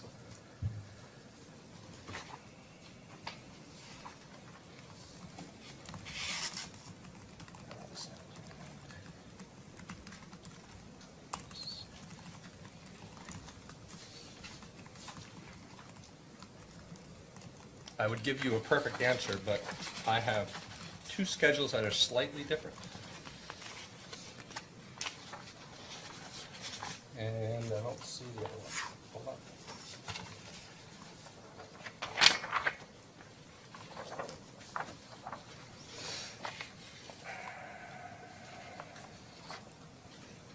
All right.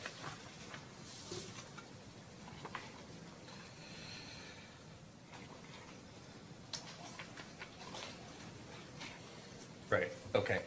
So it is right on the schedule at 18,004,307.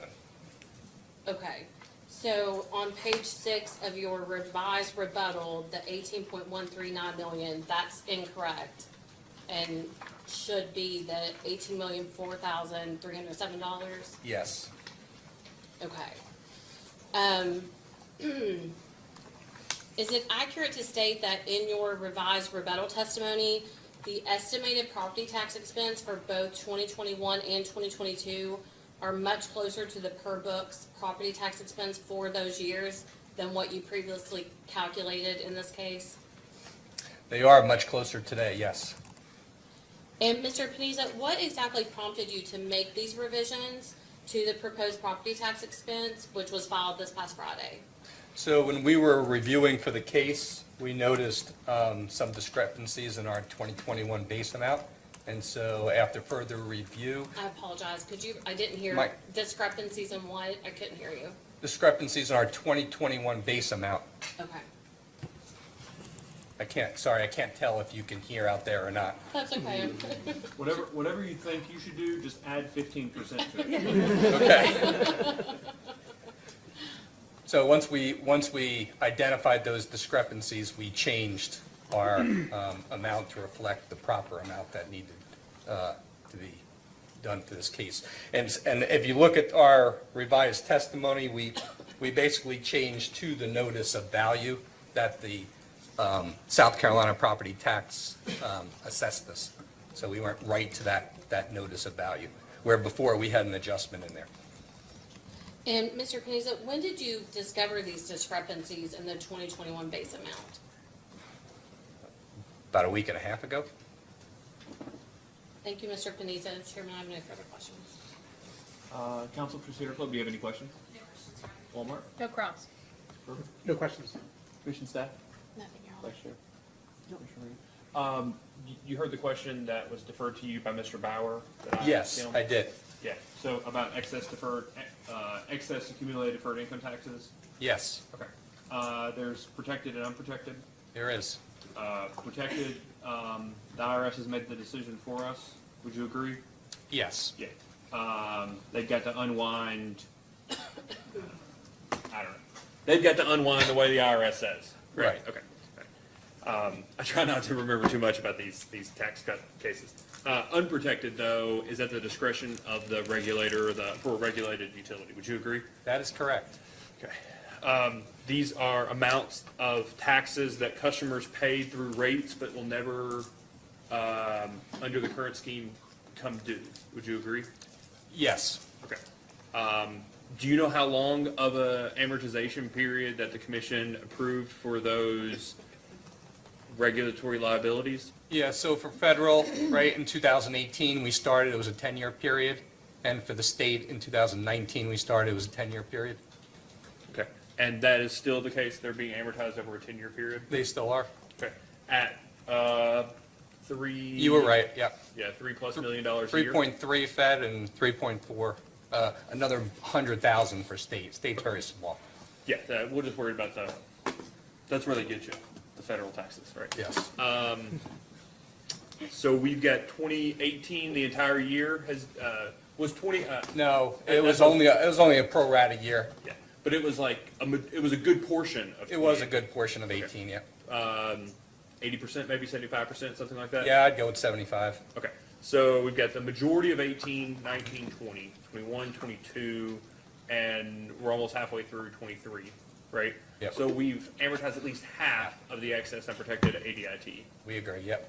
I was asking Mr. Bauer earlier about, I mean, people are handing out almost $3.5 million. You know, most people would agree to take that. I'm sure that it would benefit Duke. That's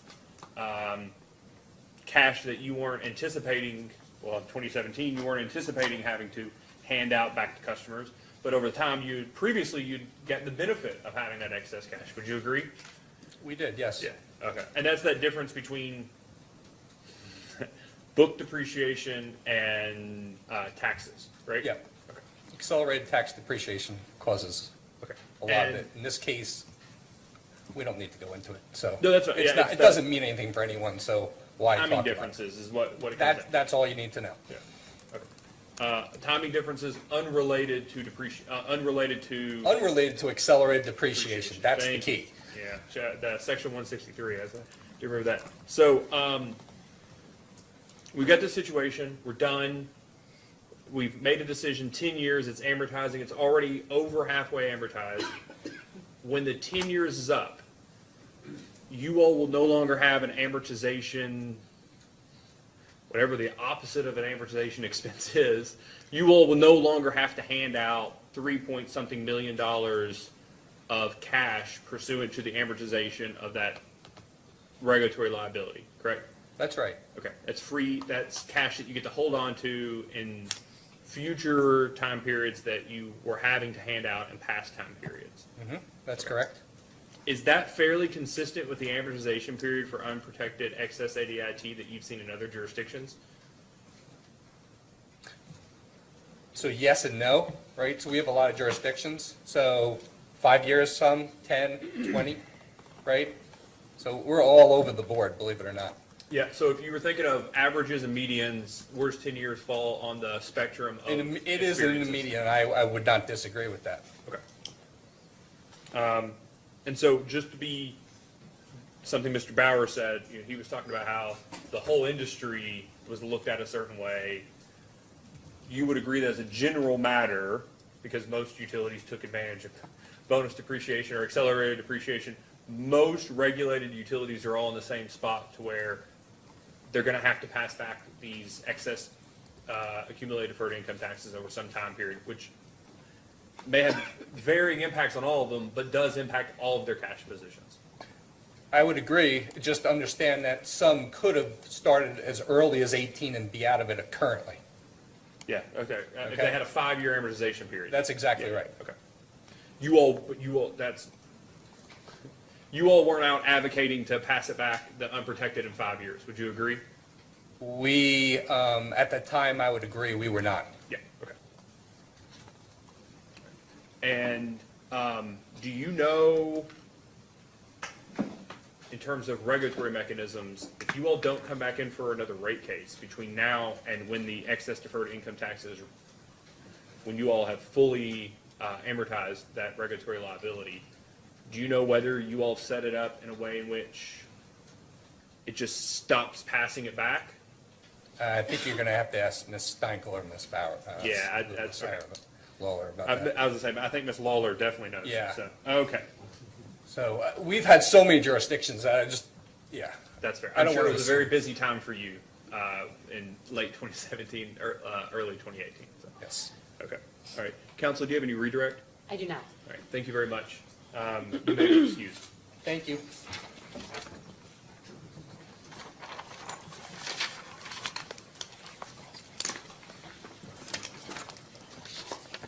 Like to call your next witness? Yes, Your Honor. For our next witness, we would call Thomas Heath.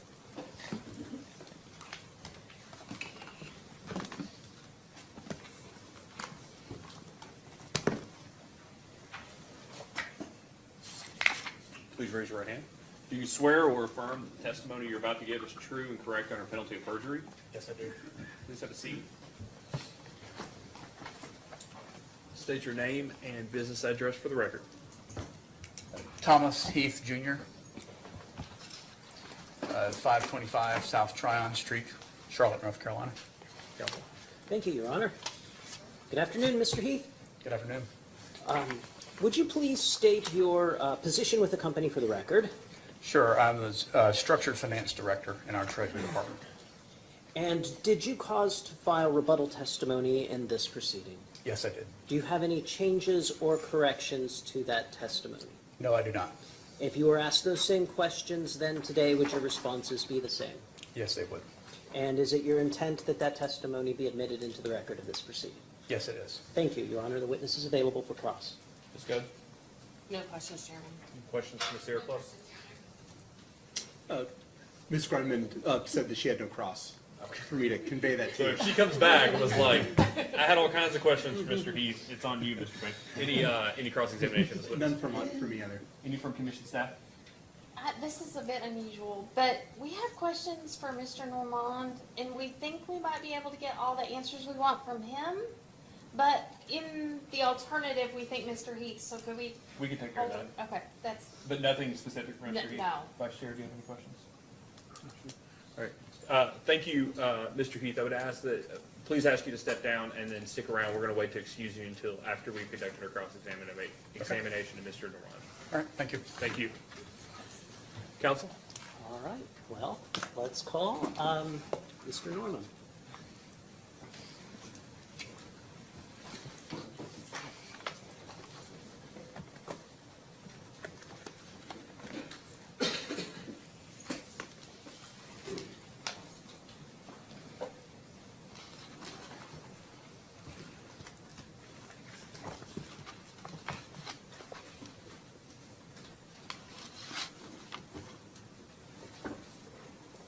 Please raise your right hand. Do you swear or affirm the testimony you're about to give is true and correct under penalty of perjury? Please have a seat. State your name and business address for the record.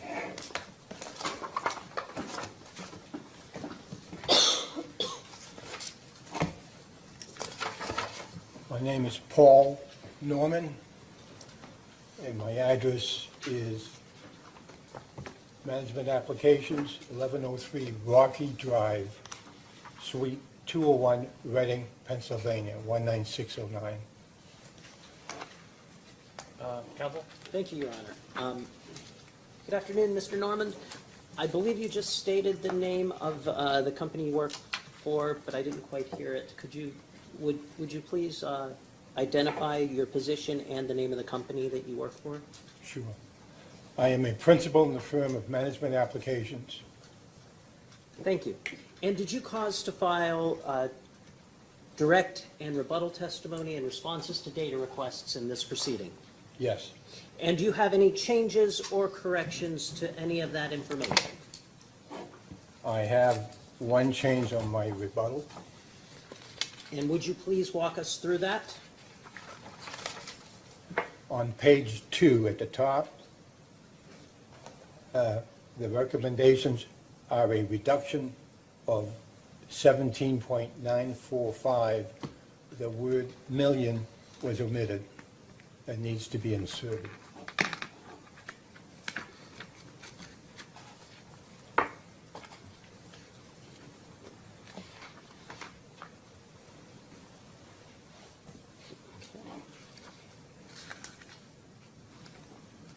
And is that the only change? Yes.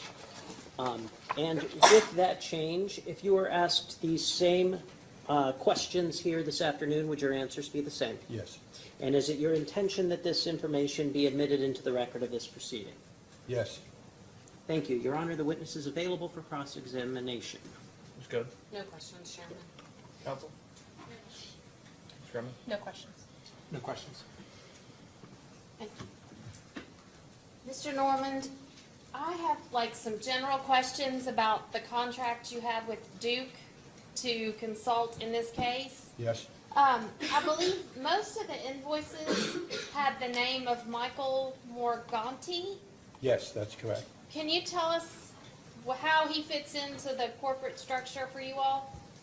He is a partner, and what he does is prepare some of these studies, cost studies, rate studies.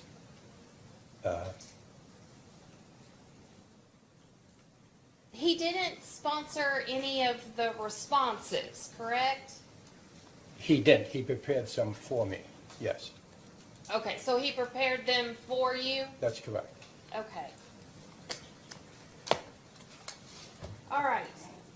You actually described, I think, in your direct testimony, a little bit about the relationship between CRC and Duke. Yes. And can you use the term factoring of a receivable? No, they don't factor. Okay. They don't factor their receivables? No. Okay, what do they do? What does Duke do, or CRC do? My understanding, it's a general understanding, is that when the company bills customers, what they do is they then basically create a accounts receivable on the balance sheet. And they also produce a counter or a contra account with the same numbers, the same values.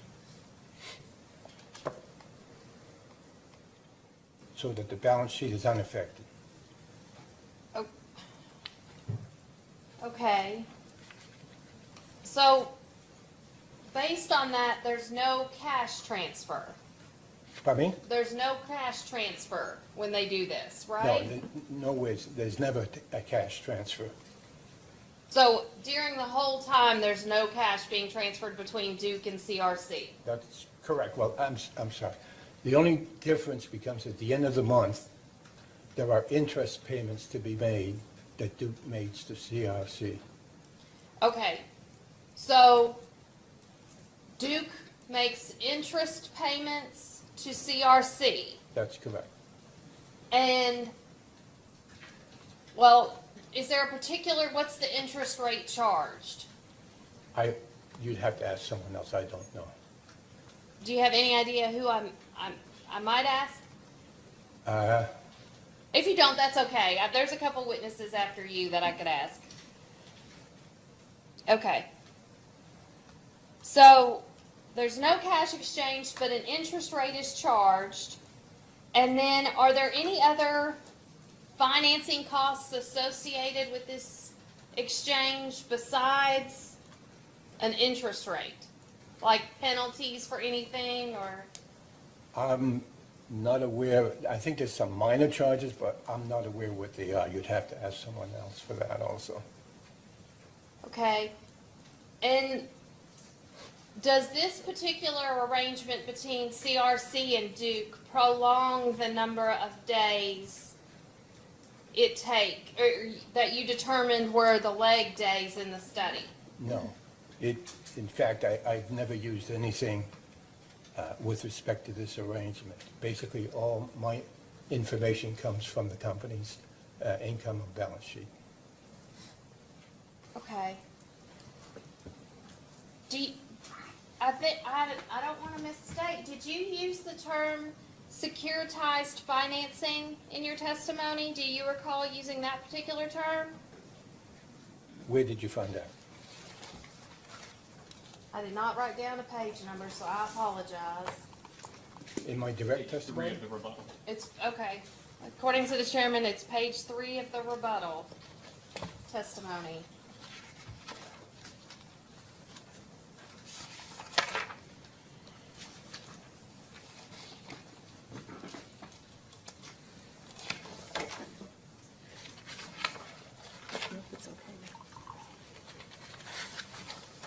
Yes, I'm there.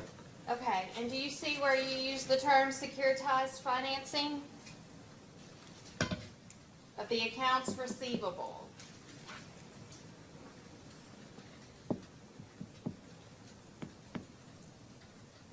And then this may be a question for Mr. Heath. It would be for Mr. Heath. Okay. I will ask him. I think that's all I have for Mr. Normandin. So excuse my ignorance. The commission has had the issue of lead lag studies has come up in a lot of recent cases in front of this commission, but it's almost exclusively because there is the absence of a lead lag study. So now we have a lead lag study, and you looked at this, and maybe this is a question for Mr. Heath. But from where you're sitting, what's the benefit of this financing, this securitization financing for Duke Energy? My understanding, a general understanding, is that basically with using this mechanism, they can basically collateralize the loan, which means you can get probably a better rate. And my understanding is you probably can see that on the weighted cost of capital. It's in there somewhere. I haven't looked at it. Okay.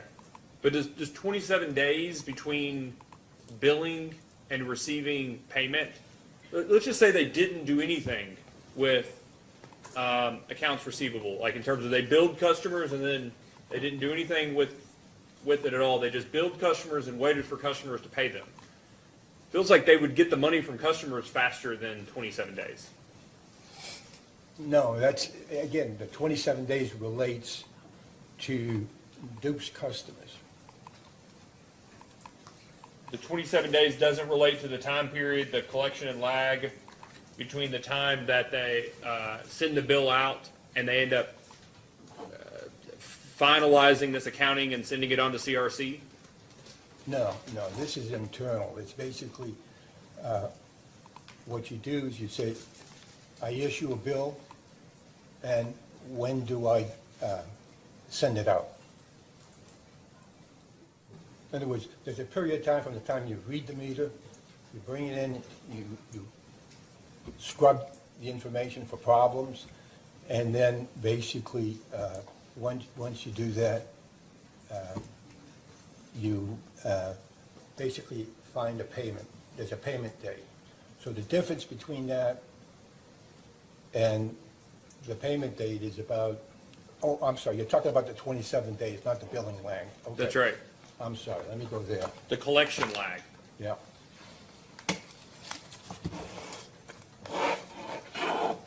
So in the collection lag that came out to 2702, if you look at that document, which is attachment 5 on 096, on AG request 096,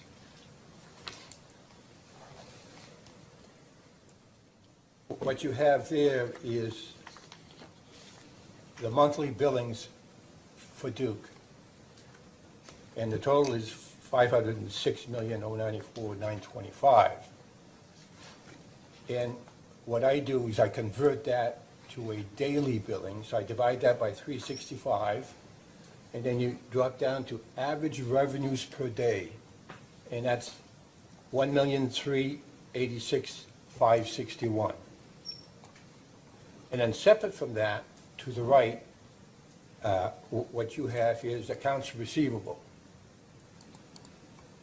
But here, we have a problem in getting that data.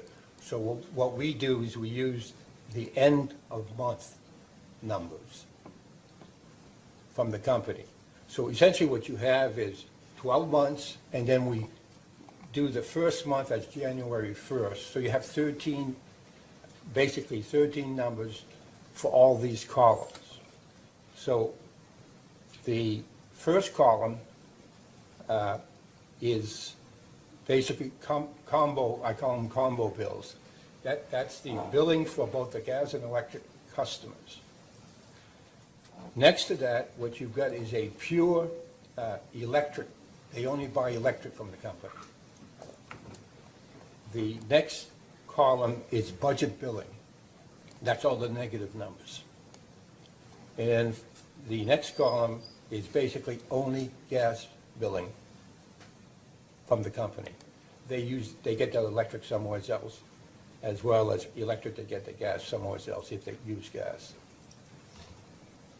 So what you do is you add these up, divide by 13, because you have 13 points, and you get an average net accounts receivable per day, because these are days now, one day, because that's all we can get our hands on as far as data, which is typical. No one has daily information. So what we do then is say, okay, the receivables per day is a little over 37 million, and my average revenue per day that's coming in is 1,386,000, and you divide one by the other, and you get your 27.02 days. That's how long it takes to bring it in. It's usually these numbers, they're around 30, and what you try to do here is when you look at electric and gas, usually gas has 1 or 2 days more lag than electric.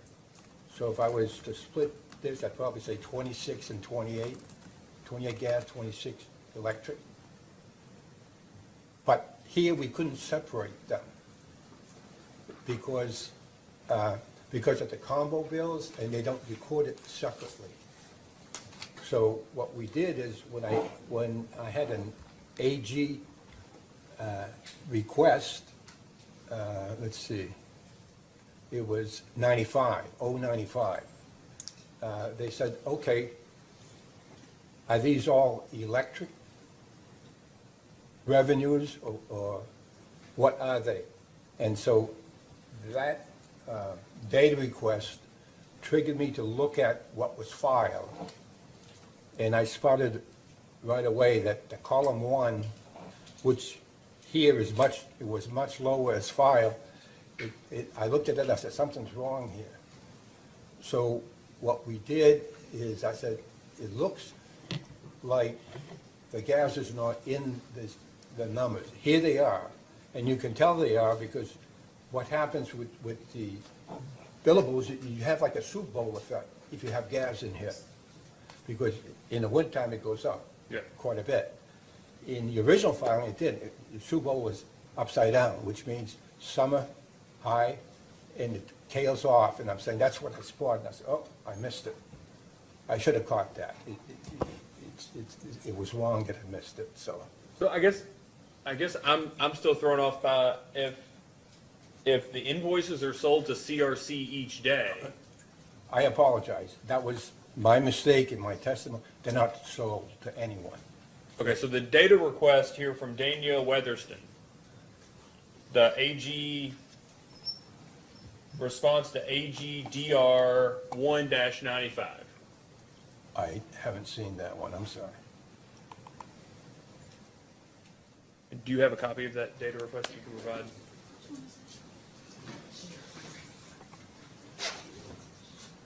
AGDR 1-95.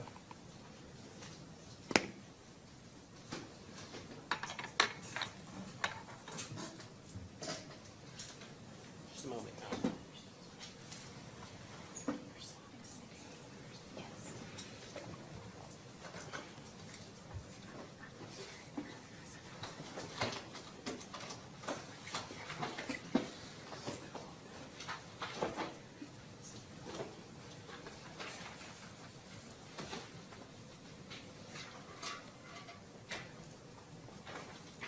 May I approach your honor? You may, please. So I know this is not your data request, but I guess I want to ask, have you read a question and an answer, and then just tell me whether or not that was your understanding. And if it's not, then I have witnesses after this that I can take this particular issue up with in the context of your testimony. Thank you. So the question is, it originally says refer to your testimony, and the exhibit attachments regarding the lead lag study that you performed. And then in sub-question H, it says, for the month of July 2022, as an example, provide the billed amounts for electric retail service for each individual billing cycle and the date those receivables were sold to Synergy Receivables Company. In addition, describe how the company tracked the accounts receivables amounts still outstanding. And the response to H, which you should have there with you, starts off with, please see AGDR 1-95 attachment 3 for a summary. Do you see that? I have AGDR 01095, and there's no numbers here, it's ABC. Right, yeah, sorry, it should go through H. H, for the month of July, for example. Well, yeah. Okay, so that was the question I read, the one that starts off with, for July, for example. And then the response to H starts off with, please see AGDR 01095.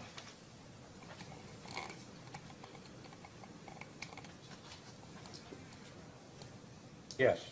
Okay. So the response reads, please see AGDR-01-095, attachment 3 for a summary of July billings by cycle. And the next sentence says, invoices are sold to CRC daily in accordance with the purchase and sale agreement in AGDR 1-93 attachment 2. Do you see that? Yes. Okay, so the first question is, have you seen the purchase and sale agreement that's referenced there? No, I have not. Okay, and second, did you have any understanding, or were you under the impression that invoices were sold to CRC daily? No. Okay. If invoices were sold to CRC daily, does that necessarily change your testimony in this case as to the appropriate lead and lag days?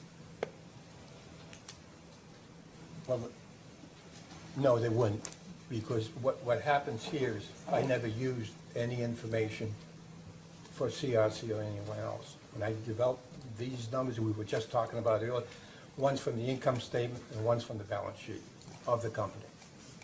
So I never used any information from CRC. Okay, so if they're sold to CRC daily, what your study would show is that Duke doesn't get any benefit from that on a daily basis, because they're just, I get from your testimony, they're just reporting it as an accounts receivable. Well, they're not sold to anyone. Duke retains all of the information and money. Nothing is sold to CRC. I don't know how I rectify, it says here that the invoices are sold. I have no knowledge of that. Okay.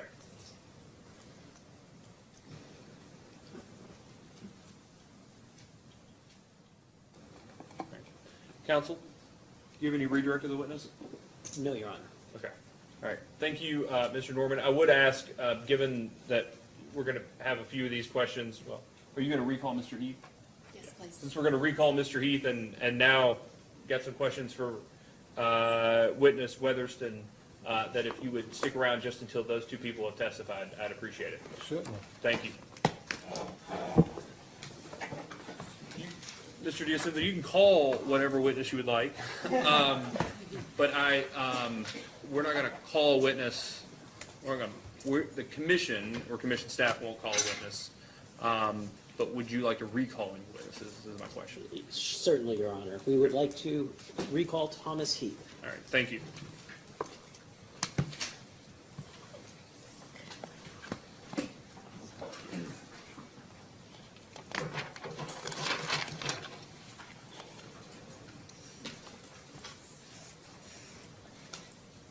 All All right, Mr. Heath, please have a seat. Just remind you that you're still under oath from earlier. Ms. Go, do you have any questions? No. Counsel for Sierra Club, any questions? Walmart, Kroger? Staff counsel, do you have questions for Mr. Heath? Yes. Please proceed. Well, I think you've heard some of the questions the chairman asked and some of the questions that I had too. Yes. The arrangement between CRC and Duke, Mr. Norman said that there was no cash exchanged, but that the chairman read an answer that indicated the invoices were sold daily. Can you explain the relationship there? Sure, and I'll kind of preface that and talk a little bit about securitizations in general and get to that answer. So in a accounts receivable securitization in particular, and really any securitization, what we're doing is taking an asset or a pool of assets, in this case receivables, and we're taking them away from the other assets of the issuer, or of the originator, in this case Kentucky. CRC also relates to Duke Energy Indiana and Duke Energy Ohio as well. So we're taking those receivables out of the utility, and they're being put into Synergy Receivables Company, and Synergy Receivables Company has a credit agreement with two banks, and they're pledging those receivables as collateral for the borrowings under that credit agreement. That credit agreement is $350 million.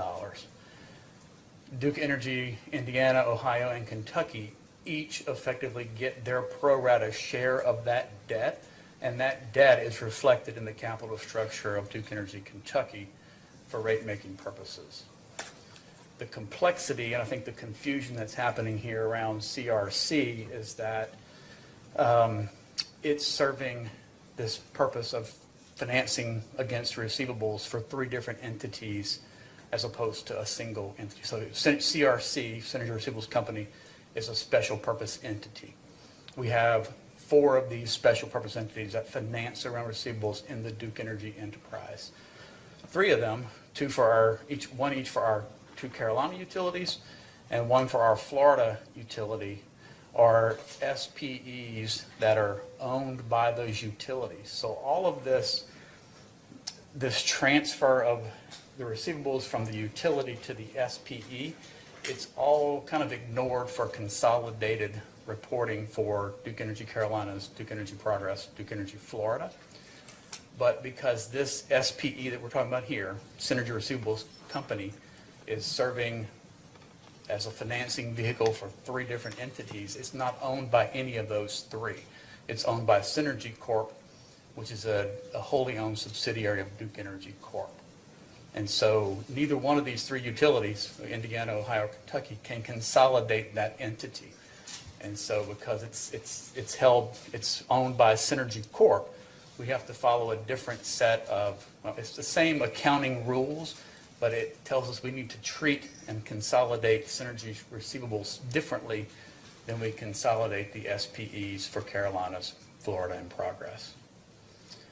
And so there are legal agreements between the 3 utilities and Synergy Receivables Company that it is a purchase and sale agreement, but really it is just transferring those receivables to from those 3 utilities to Synergy Receivables. Synergy Receivables is using those receivables as collateral to borrow from banks.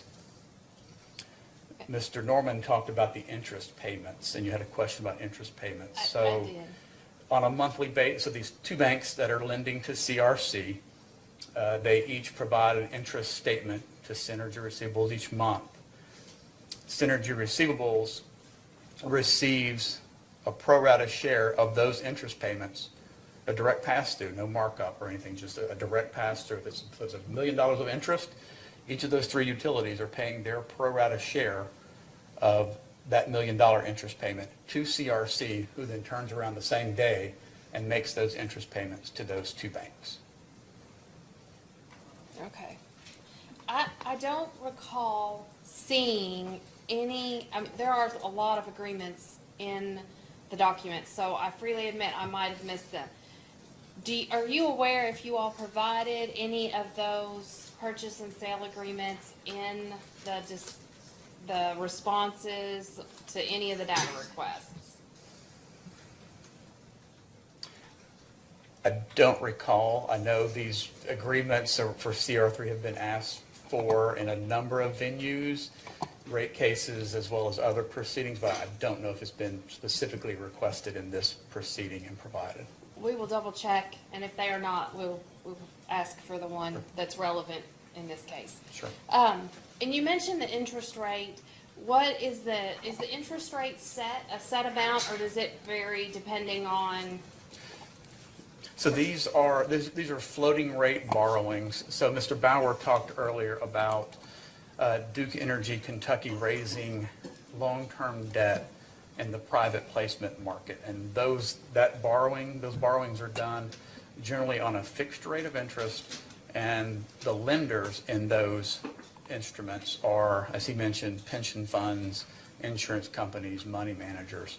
So in the CR3 or CRC borrowing, it's floating rate, the lenders are banks. So the benefit is that it is a diversification of not only the lender group, so we're getting away from insurance companies and pension funds, we're getting debt from banks, and then it also gets us a little bit of floating rate mix in our debt portfolio for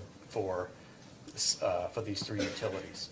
The CRC debt is indexed to generally 3-month SOFR, secured overnight funding rate plus a credit spread.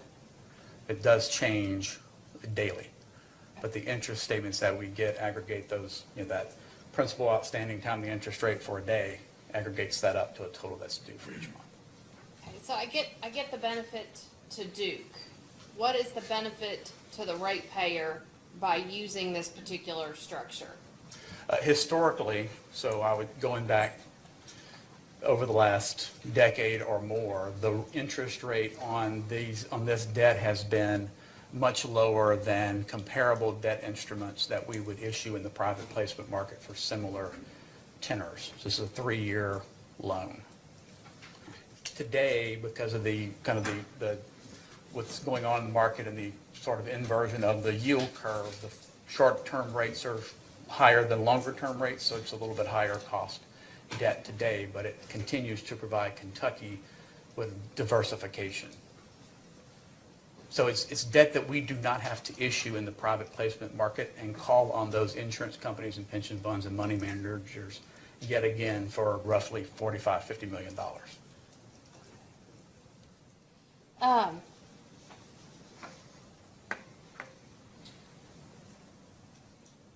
Okay, I think that answers all the questions I had.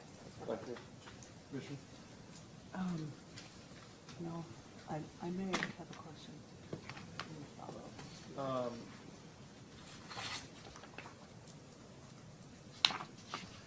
I'm dense, I'll admit.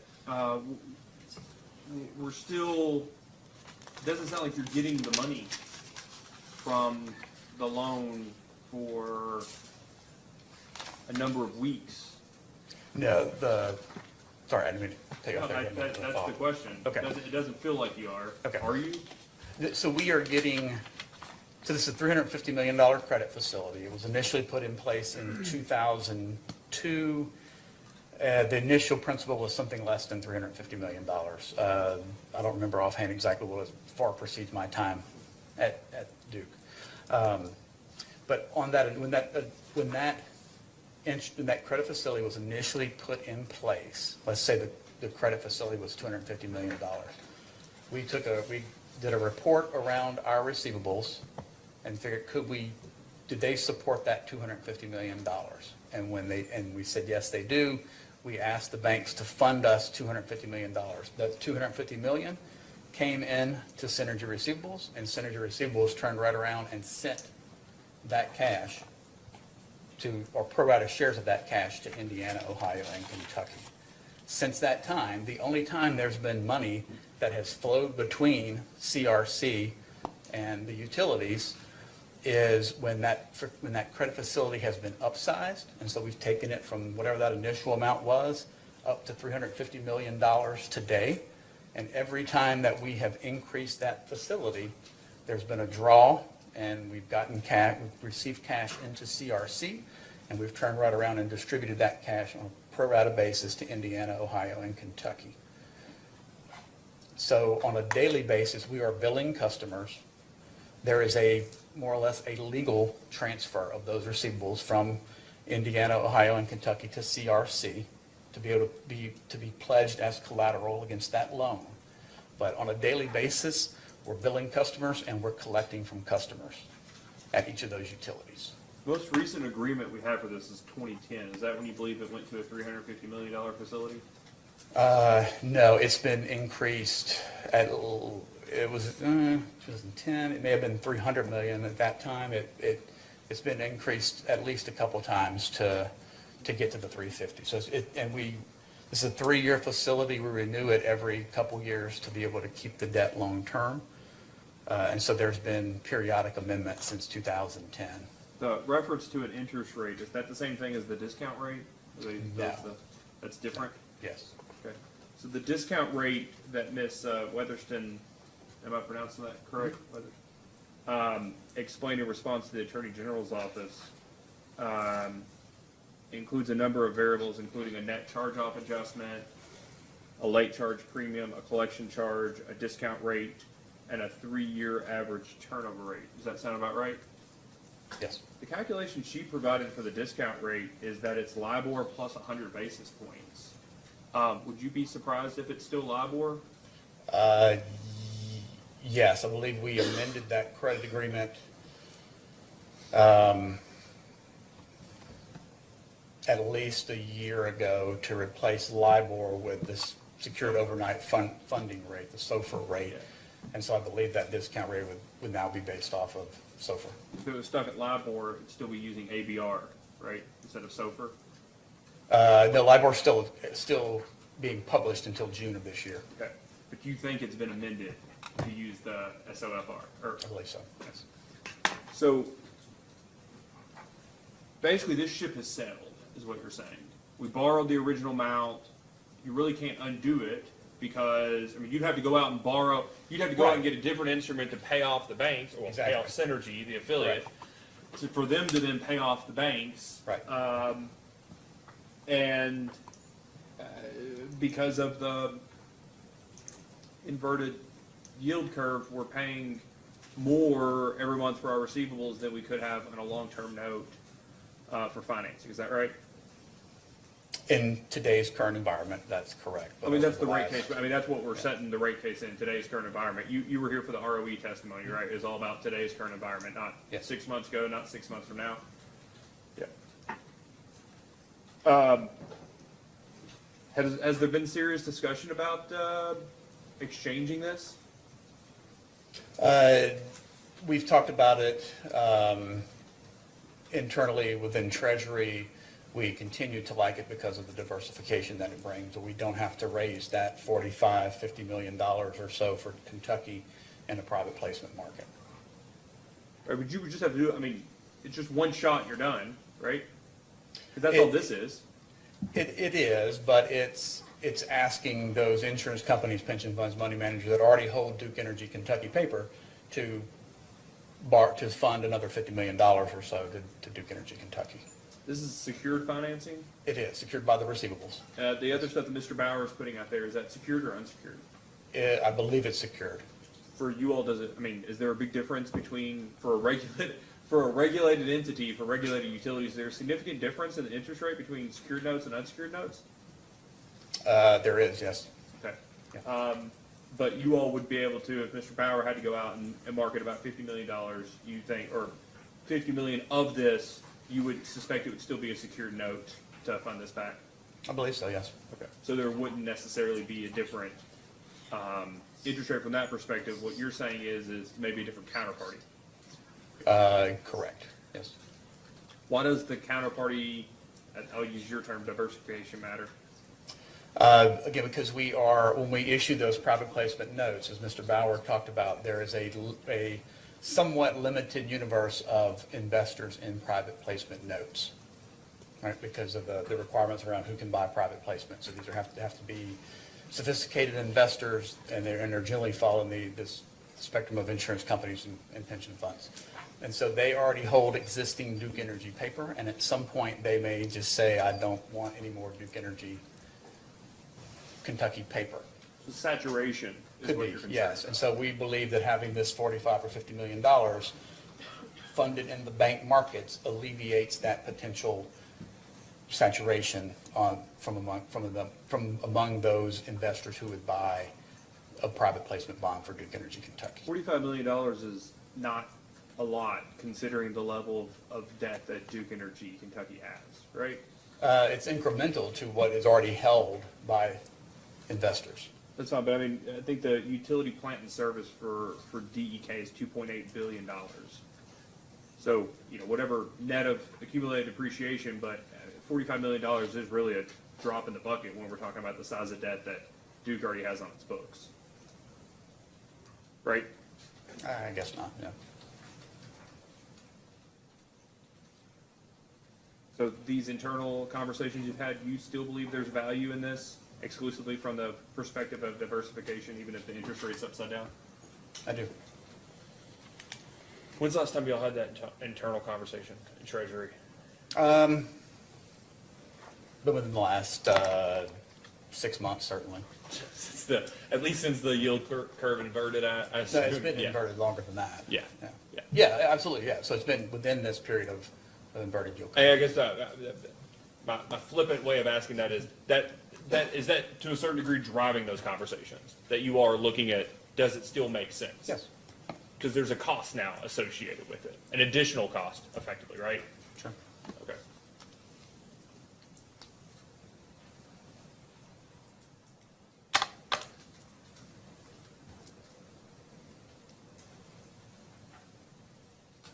Is there a benefit of locking in the fact that long-term interest rates are lower than short-term interest rate? I mean, is there a benefit? I mean, Mr. Bauer was talking about concern about, hey, when you put a note out there, it's out there. I see some of these notes have prepayment penalties to the point that you're gonna pay the same amount either way, might as well hold on to it, right? Is there a benefit for these type of notes or these type of financing setups that don't necessarily have that prepayment concern with it of replacing these short-term vehicles with longer-term lower rate or lower cost financing options? They're not sure I completely understand the question, but Let me ask you a more direct question. I'll withdraw that. You all get a rate case order, a final order in this case, or you're going to go out and pay this off with debt that's a third or 2/3 of the price? No.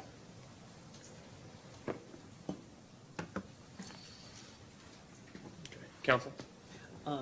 No questions, Your Honor, but for purposes of clarifying the record, the agreement that was discussed is part of the company's cost allocation manual, which was submitted as part of its application in this proceeding, I believe is volume 16.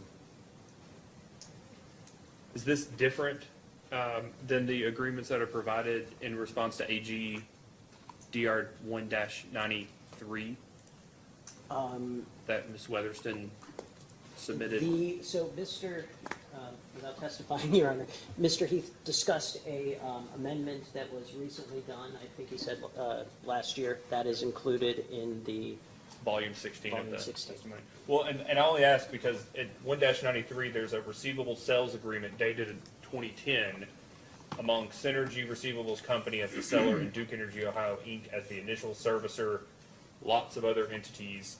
Yes. And then there's an amended agreement, amended and restated agreement, also dated November 5th among Duke Energy Ohio, Duke Energy Kentucky, and Duke Energy Kentucky as originators, and Synergy Receivables Company as SPE.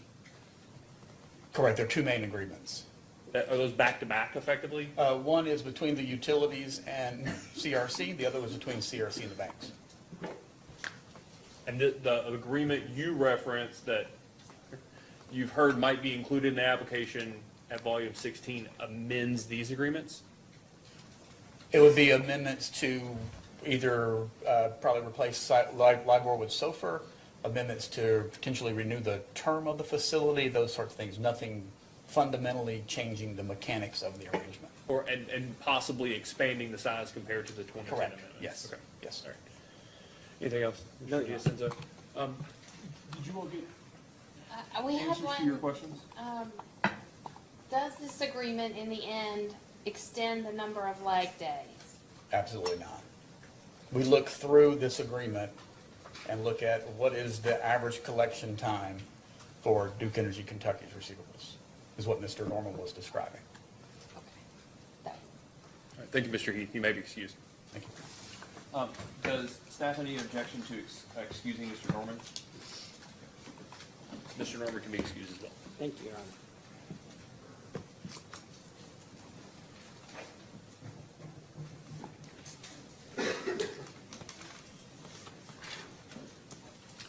Would you like to call your next witness? Thank you, Your Honor. The company calls Danielle Weatherston.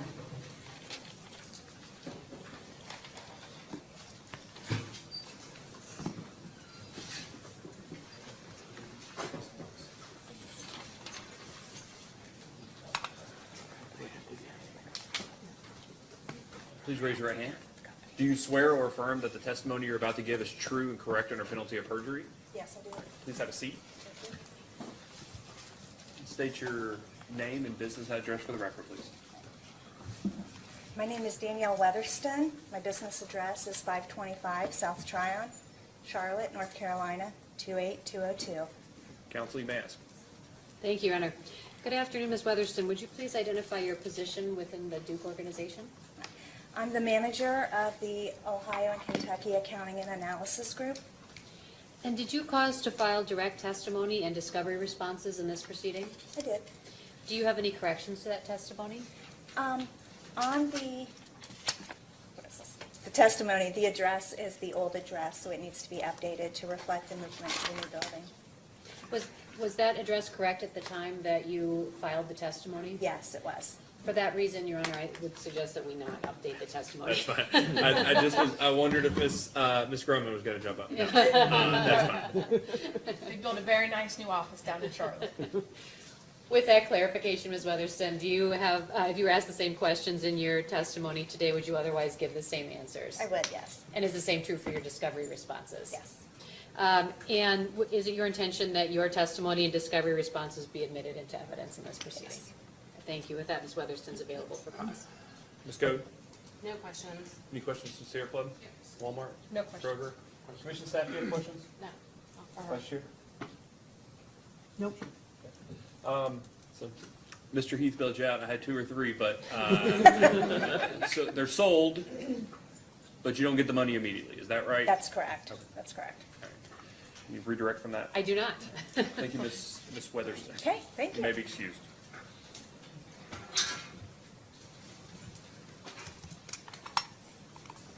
Call your next witness. Thank you, Your Honor. The company's next witness is Mr. Jeffrey Setzer.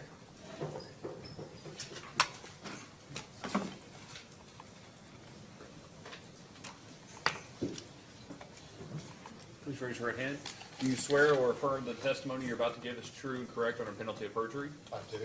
Please have a seat and state your name and address for the record. Jeffrey Setzer, 525 South Tryon, Charlotte, North Carolina, 28202. Counsel, you may ask. Mr. Setzer, would you please identify your position within the Duke organization? I'm the Director of Allocations and Reporting. And did you cause to be filed direct testimony and discovery responses in this proceeding? I did. Do you have any corrections to your testimony or discovery responses at this time? I do not. If you were asked the same questions today, would you give the same answers? I would. And is your intention for your testimony and discovery to be admitted into evidence in this proceeding? Yes. Thank you. Mr. Setzer is available for cross-examination. No questions. No cross. No questions? No questions. Vice Chair? No question. I have no questions, Mr. Stetzer. Setzer? Setzer, excuse me. See, I'm adding vowels. You may be excused for the remainder of the hearing. Thank you.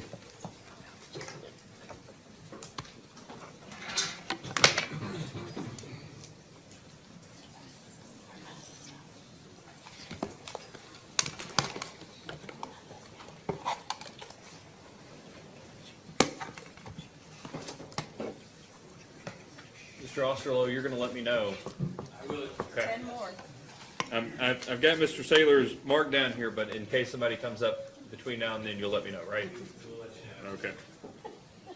Maybe Mr. Zilkowski, you might want to. Counsel, would you like to call your next witness? Yes, Your Honor. At this time, the company calls Mr. Max McClellan, would it stand? Please raise your right hand. Do you swear or affirm that the testimony you're about to give is true and correct under penalty of perjury? Okay. Please have a seat. State your name and address for the record. My name is Max McClellan. My business address is 525 South Tryon Street, Charlotte, North Carolina.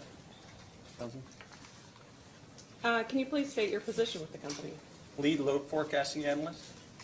And did you cause to be filed direct and data requests in this proceeding? I did. Do you have any changes to that testimony or your data request? I do not. And if you're asked those same questions today, would your answers be the same? Yes. And is it your intent that that testimony and those data requests be admitted into this proceeding? Yes. Your Honor, this witness is available for cross-examination. No questions. No questions. No questions. No questions. Do you provide Mr. Park the information for the IRP? Yes. Okay. Have you been with well? What you lead? Go ahead. Load forecasting. Yeah, I don't. Yeah, I don't expect you to do Mr. Clay's job. That's yeah. But on the load forecast, you provide that for the IRP. Yes. You do this enterprise-wide? No, I do not. What jurisdictions do you do the load forecasting for? I do Ohio and Kentucky gas and electric. Ohio, Kentucky, gas, electric. Okay. Let me ask a very direct question here. Sure. Post Elliott, do you anticipate doing your job differently? Has that fundamentally changed the way you do load forecasting in the winter? No, it has not. Why not? Because that is an extreme weather event that will be included in all future data and analysis, just as a part of the way we calculate normal weather. Okay. So if increased heating load is if new heating load is increasingly heat pumps backed up by resistance heating as opposed to natural gas, right, for electric load forecasting, and given the lessons learned from Elliott, does that not necessarily need to be taken into account in now doing the baseline winter load forecasting? So I think that will be taken into account. Later this summer, we'll get updated appliance saturations and efficiencies, and that would be reflected in those.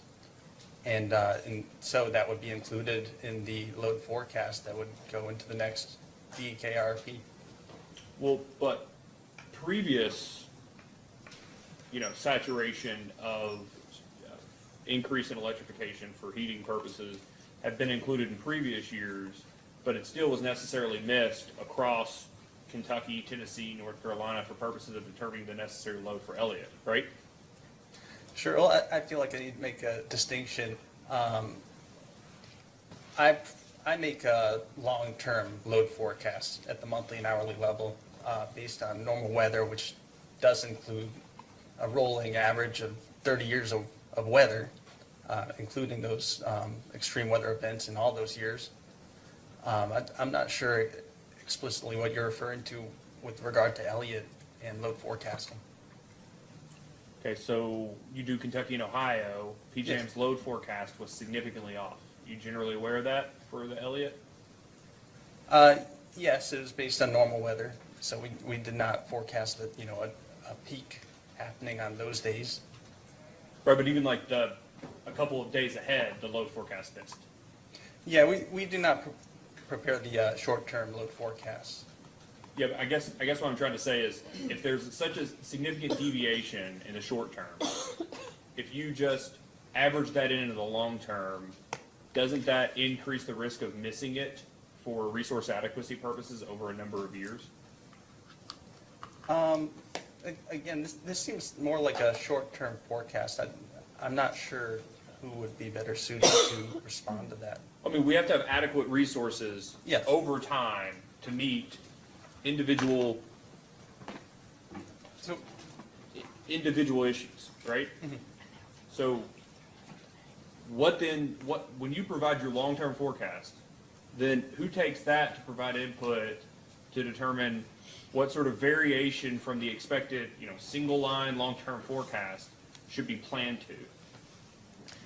I'm not sure exactly who does that short-term forecasting. I think Mr. Suez might have been more familiar with that aspect. Okay, so all you're doing is taking, you take like, you're taking, well, let me ask it this way. Tell me how you come up with your long-term forecast for the IRP. For the IRP? High level, 15-year load forecast for the IRP. Sure. Our forecast for the IRP is the same that we provide to FP&A, the same that goes into the budget.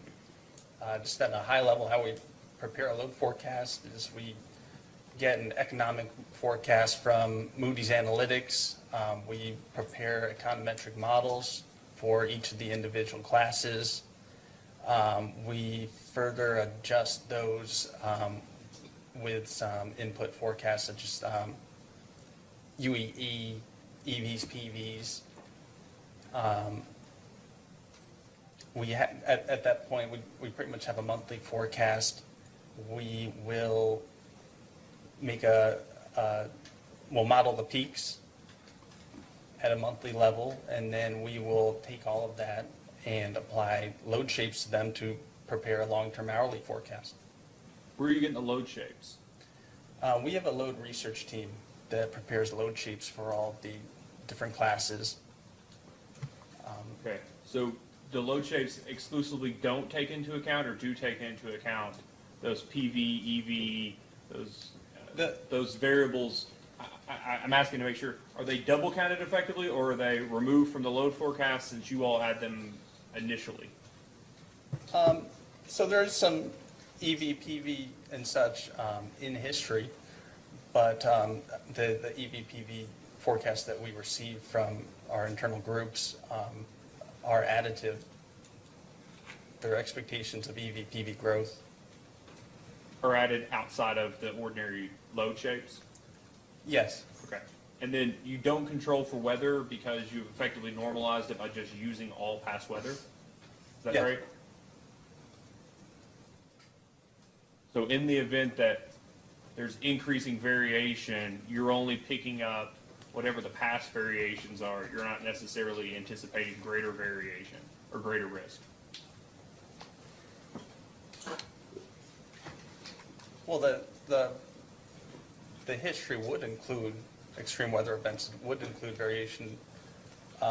Would we expect greater risk than 30 years? That is not built into my knowledge, no. Okay.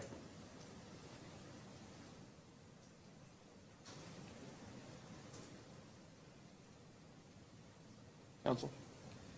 Just one short redirect question. Mr. McKellen, is it fair to say that the short-term forecast that the chair was referring to, those are conducted by the generation or energy supply sector of the company? Is that correct? I believe that's correct. Nothing further, Your Honor. Thank you, Mr. McClellan. You may be excused. Thank you. Council? A company calls Mr. Grady Tripp Carpenter.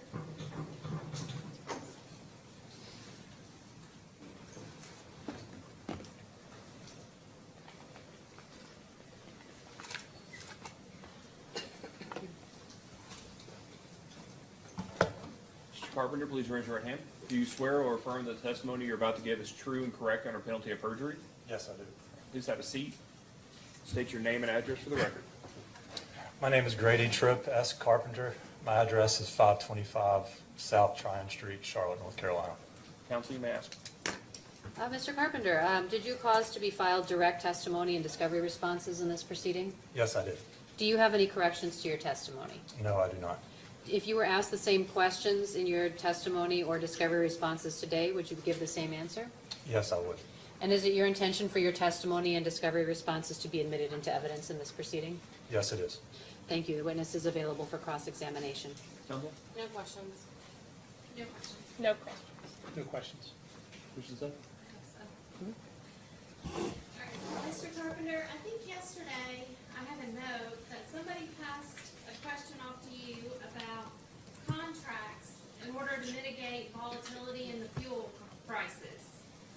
And I think that was referencing, do you all have any contracts, short-term or long-term, that would help you all mitigate the expenses or the variance in the fuel expense that you're aware of at least? I'm not aware, but I don't think I'd be the best person to answer that question.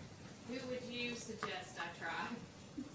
Potentially Mr. Suez, but Okay. My other questions are completely unrelated to that.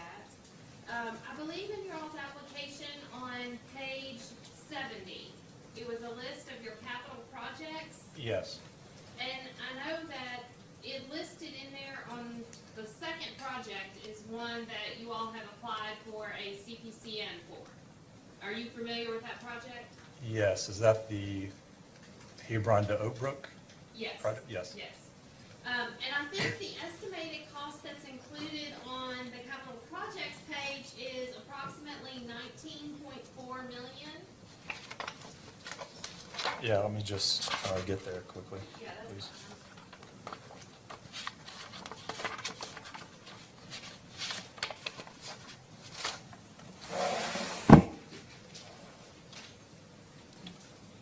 Okay, I'm here. Yes. And then this is the only thing that's a disadvantage.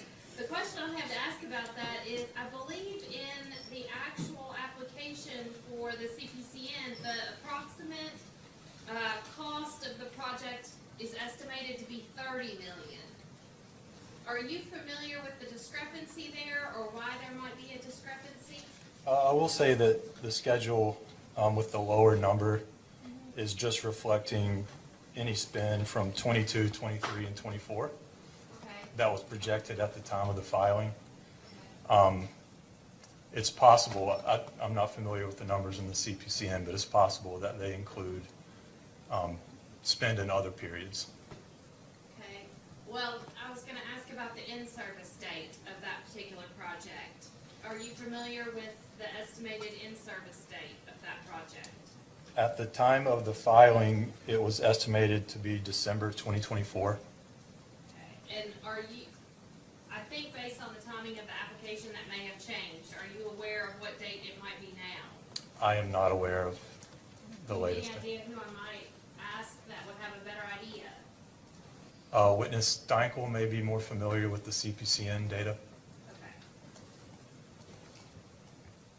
And I know you said you were familiar with the capital projects page. Are there any other, the other two projects, are you expecting to file for any CPCNs or anything related to those two projects? Or have they already been approved? I am not aware of the CPCN process that's could be underway or forthcoming on those projects. Okay. And Ms. Steinkel might have a better idea of whether those have been, I believe she would probably be aware if they were underway. okay. That's all I have. I have no questions. Council, do you have a redirect? No redirect. Thank you very much. You may be excused. Thank you.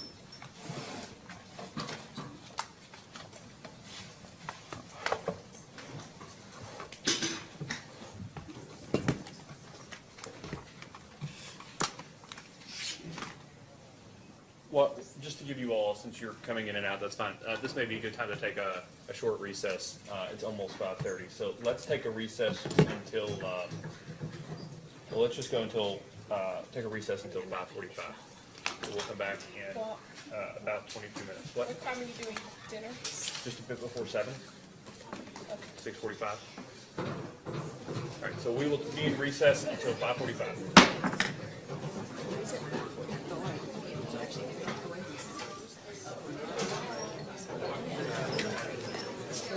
It's gonna be, it's early.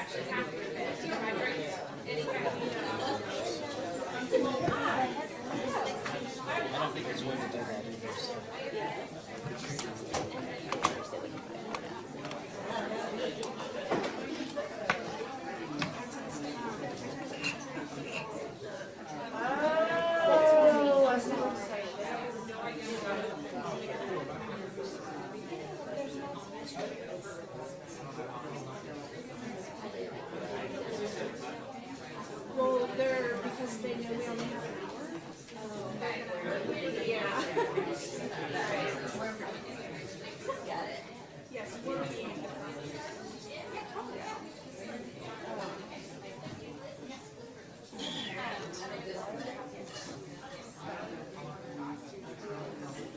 ever need this anymore?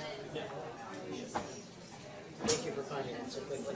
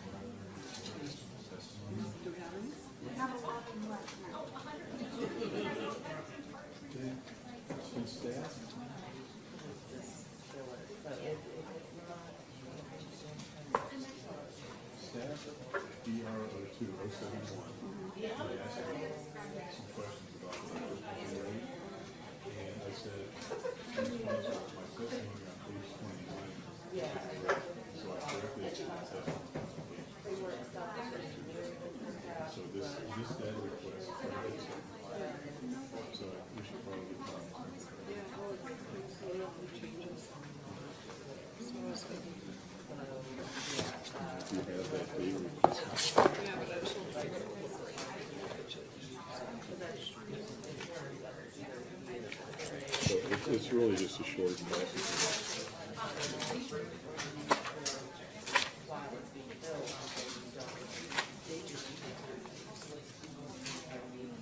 Let's just that little paragraph right there.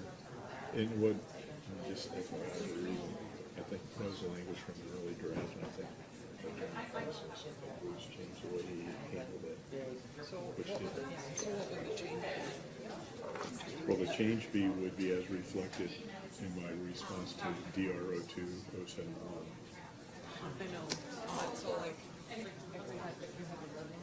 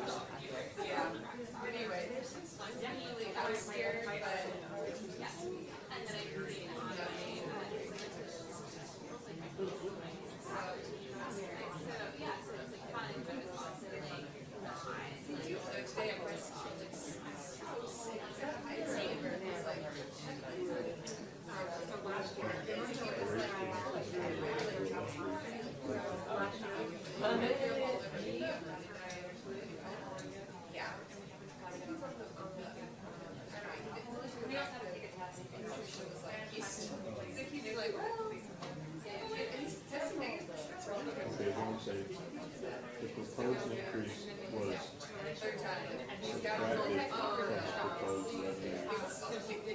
Subtracted from the proposed revenues for rate PT.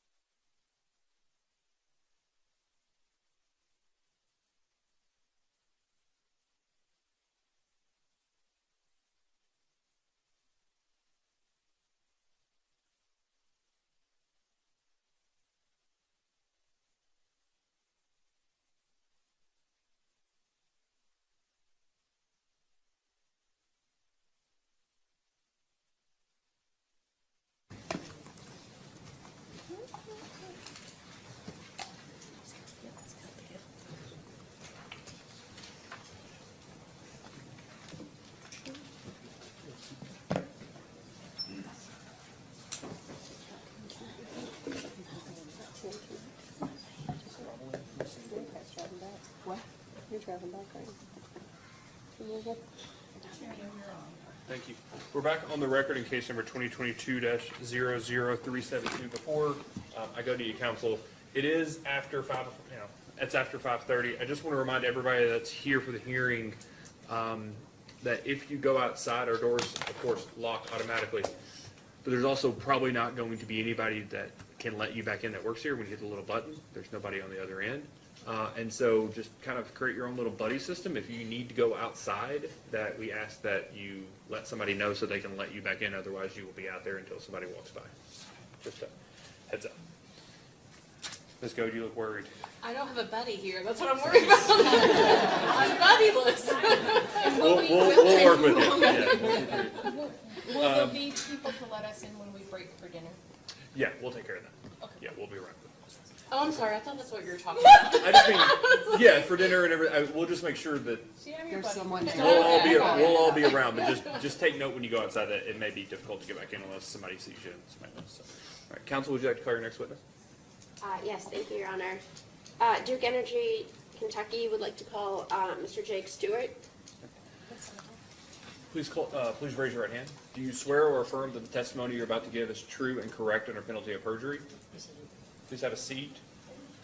State your name and address for the record, please. Jake Stewart, 525 South Tryon Street, Charlotte, North Carolina. Counsel. Thank you, Your Honor. Mr. Stewart, would you just restate for the record your full name, your title, and your business address? Jake Stewart, Director of Health and Wellness, 525 South Tryon Street, Charlotte, North Carolina. Thank you. And Mr. Stewart, did you cause certain testimony and responses to data requests to be filed in this proceeding? Yes. And do you have any corrections or changes to any of those filings today? No. And if you were asked the same questions here again today, would your responses be the same? Yes. Thank you. The witness is available for cross-examination, Your Honor. Let's go. No questions. No questions. No questions. No questions. Question? Question. I don't have any questions for you. You may be excused. Thank you.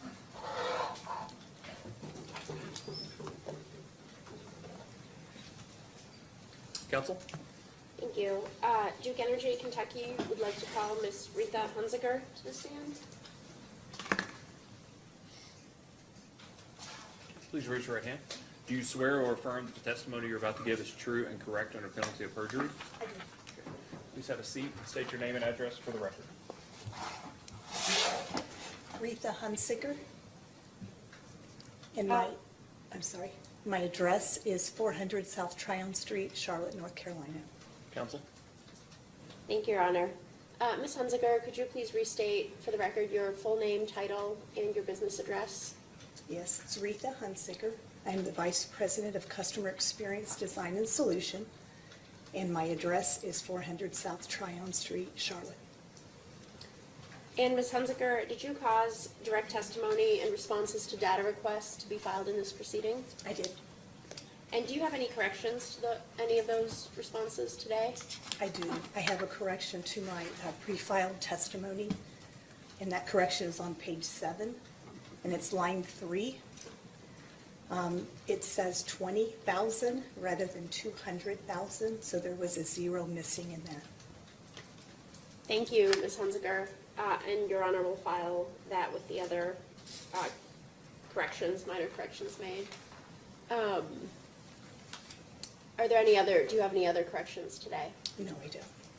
And so with that one correction to your direct testimony, if the same questions were asked again today, would your responses be the same? Yes, they would. Thank you. Your Honor, the witness is available for cross-examination. No questions. No questions. No questions. No questions. No questions. No questions? Thank you very much, Ms. Hunziker. Okay, thank you. You may be excused.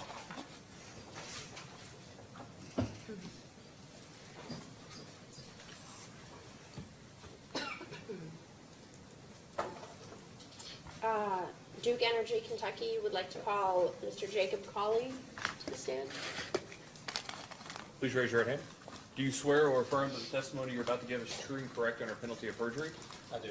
Please have a seat. State your name and address for the record, please. Yes, my name is Jacob Colley, 400 South Tryon Street, Charlotte, North Carolina. Counsel? Thank you, Your Honor. Mr. Colley, could you just restate your full name, title, and business address for the record? Yes, Jacob Colley, Director of Customer Services Strategy, 400 South Tryon Street, Charlotte, North Carolina. Thank you. And Mr. Colley, did you cause direct testimony and certain responses to data requests to be filed in this proceeding? I did. And do you have any corrections to any of those today? I have one correction to a data request response. It is AG data request set 2, number 007. The correction is in part C. At the last sentence in part C states HEA physical year of July 2020, and it should say fiscal year. Is That's that my- that's my only- FISCAL? Yes, yes, ma'am. Thank you, Mr. Colley. Do you have any other corrections? I do not. Thank you. And with that one correction, if the same questions were asked of you today, would your responses be the same? They would. Thank you. Your Honor, the witness is available for cross-examination. I do have some questions. Good evening, Mr. Colley. Good evening. Duke Kentucky does not have a utility office in the state of Kentucky where customers can go to pay bills or obtain customer service. Is that correct? A Duke-owned facility serves as our primary location for our tariffs and maps, as Ms. Spiller testified yesterday. And that is our Erlanger facility. We do not accept locations at a specific Duke, or excuse me, accept payments at a Duke location. We have several vendor locations that accept payments that are remitted to Duke Energy, that Duke Energy customers are able to walk in and pay their utility bills. Okay, so just so I'm clear, you are admitting that there is no office for a customer to pay bills or obtain customer service in the state, correct? We do, to pay bills, and what was the second part? Obtain customer service. To speak with a customer representative. The location where customers, if they need to speak with a representative from Duke, they could do that at our Erlanger facility, and someone would direct them or help them in the best way possible. We do not have a, like a freestanding facility that is like, similar to a bank or something like that, where you could go and make payments and have a customer service conversation. Okay. You did not sponsor the response to the AG's second request, question number 4. It was Ms. Spiller, but we specifically asked if Duke Kentucky had a utility office in Kentucky open to customers to pay bills, obtain customer service, and or have you seen her response? I'm familiar with that response. And so she did confirm that Duke Kentucky confirms it does not have a utility office in Kentucky open to customers to pay bills, obtain service, period. Right, that's correct, and that's, I think she was referencing like a freestanding facility for accepting payments, but we do have locations for payments to be accepted. And I think that response also discusses opportunity in our downtown Cincinnati facility regarding a discussion with a customer service representative if needed. And when you're talking about the payment locations, are you referencing the 70 payment agent locations that you all state that you have with grocery stores, pharmacies, and retailers in Kentucky where customers can pay their bills? That's correct. And according to your response to the Attorney General's second request, question 9B, if you want to reference that, and let me know when you're there.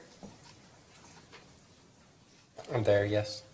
It appears that in 2022 and then thus far in 2023, there are normally well over 2,000 customers each month who pay their electric bill through a payment agent. Is that correct? That's what the data response states, yes.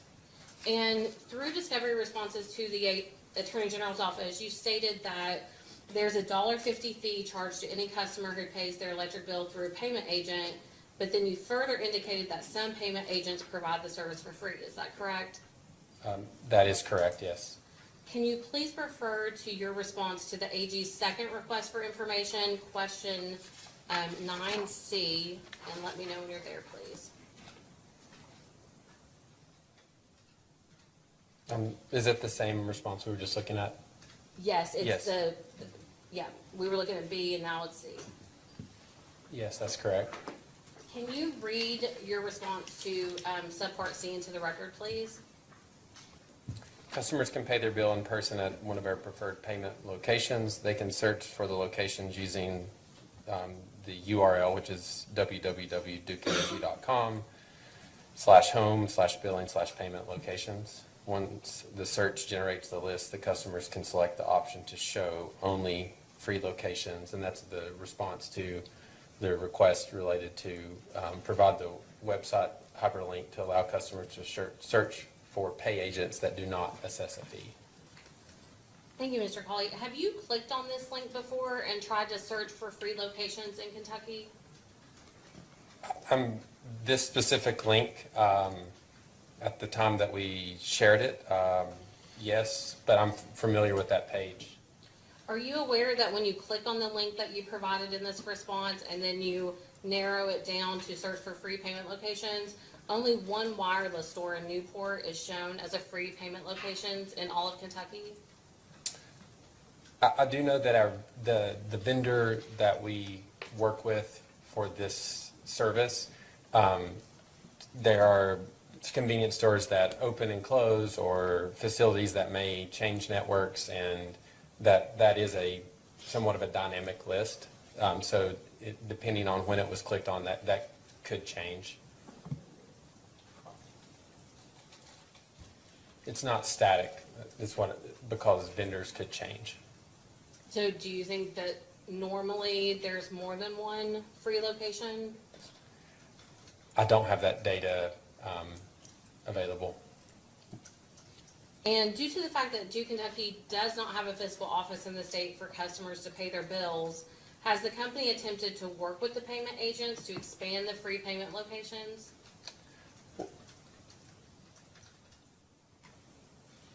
I'm not aware of a specific conversation with our vendor, with the team that manages the vendor relationship on specific details around locations for free agents.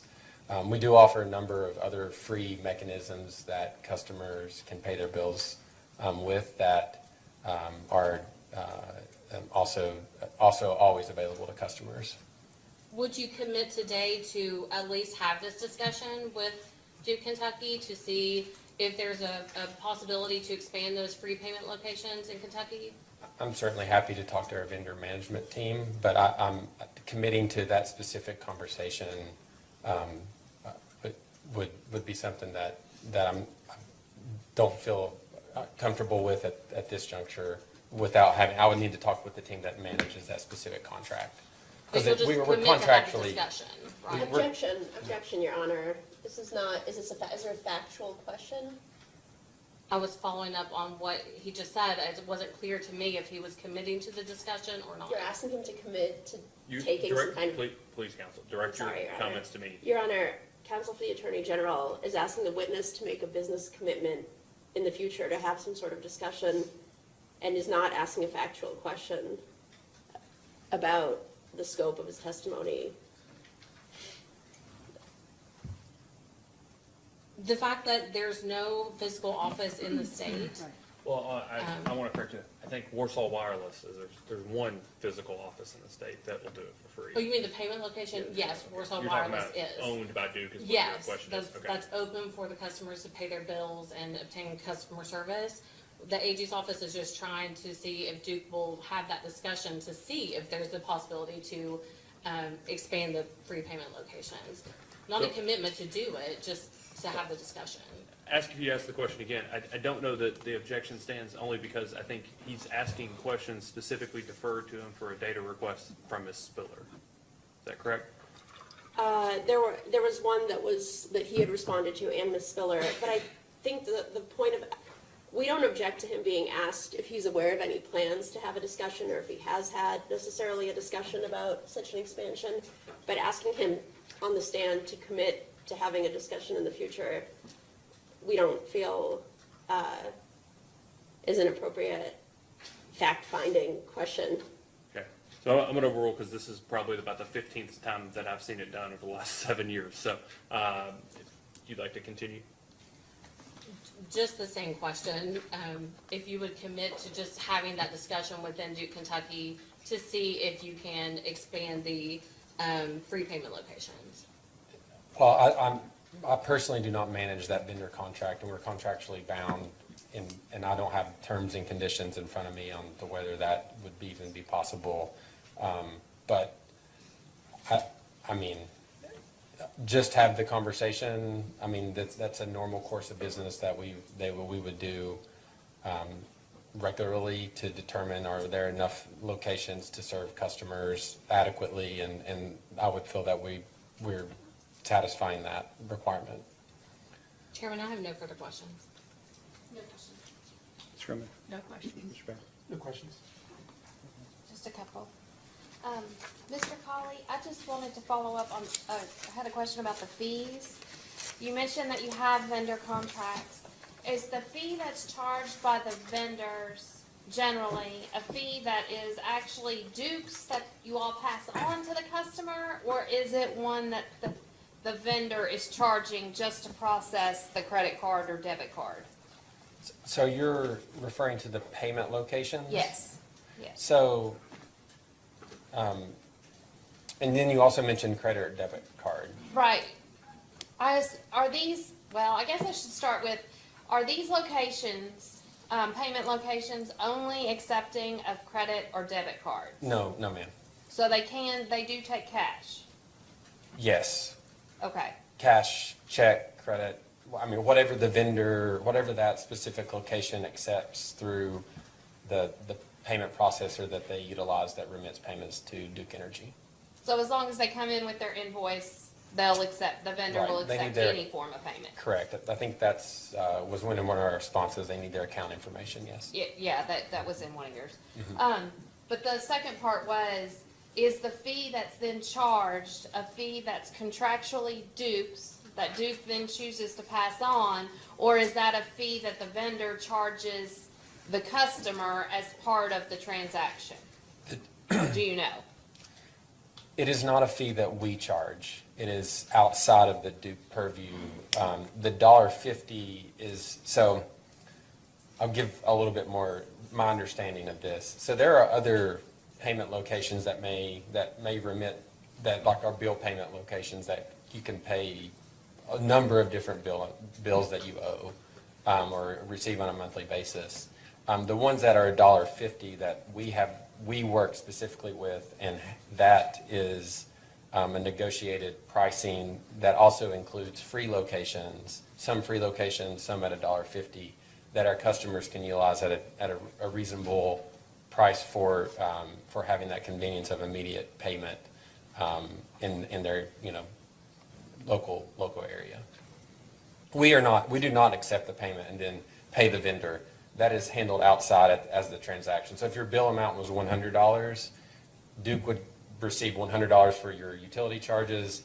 $1.50 would then be paid to that vendor at the location. So the actual fee goes straight to the vendor? Yes. And Duke does not receive any part That's of it or correct. percentage? That's correct. Okay, and it's not based on the amount of bill ever? No, it is a flat fee. Okay, that's all I have. Question? So, can I ask you a question? Ms. Tussey, do you mind to go to the website? Oh, I do have one question. You said there were 2,000 that pay their bill in person? Is that what you said? 2,000 people? In the About response? roughly? It varied in the Yeah. response. Roughly, it's a little over 2,000 is what the data that we were provided, yeah. And I'm not sure if you would know this, but a percentage of the people that could walk to a location to pay their bill, do you know within? Okay. Walk, I wouldn't know that, no. Well, Ms. Tussey's finding this. Welcome back, by the way. It's been- Yeah, good to welcome see you. back. So one of your responses was you think that it's your understanding that of the places in which you could pay the bill, fee or free, that they accept all payment methodologies.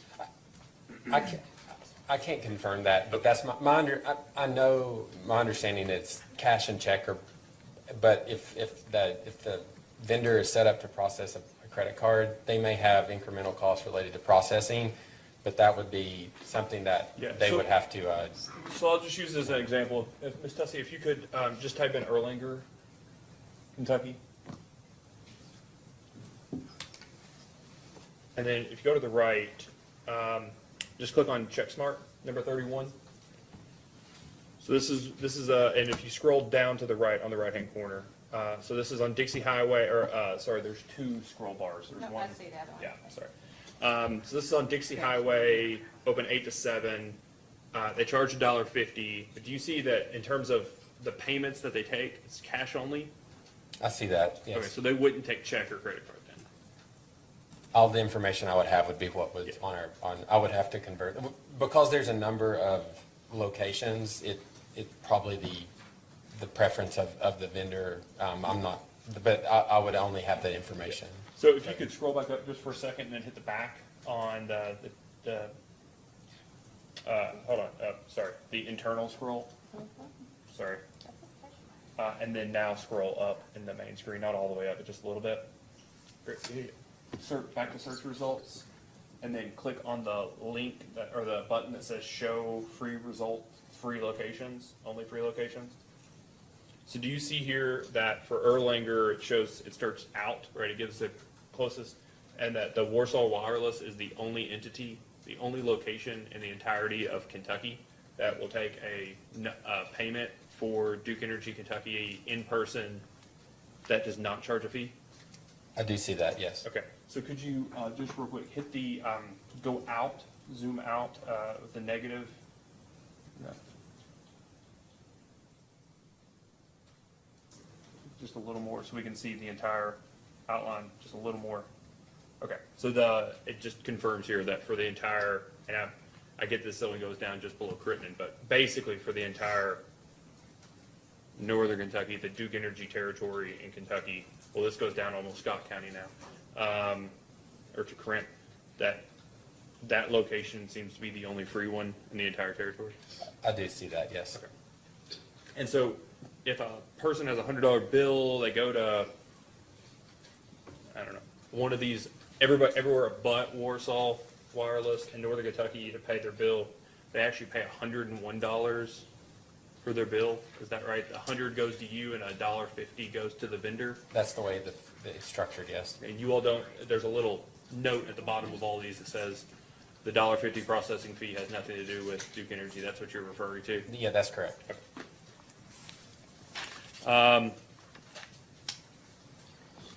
All right, so can I also ask you, Ms. Tussey,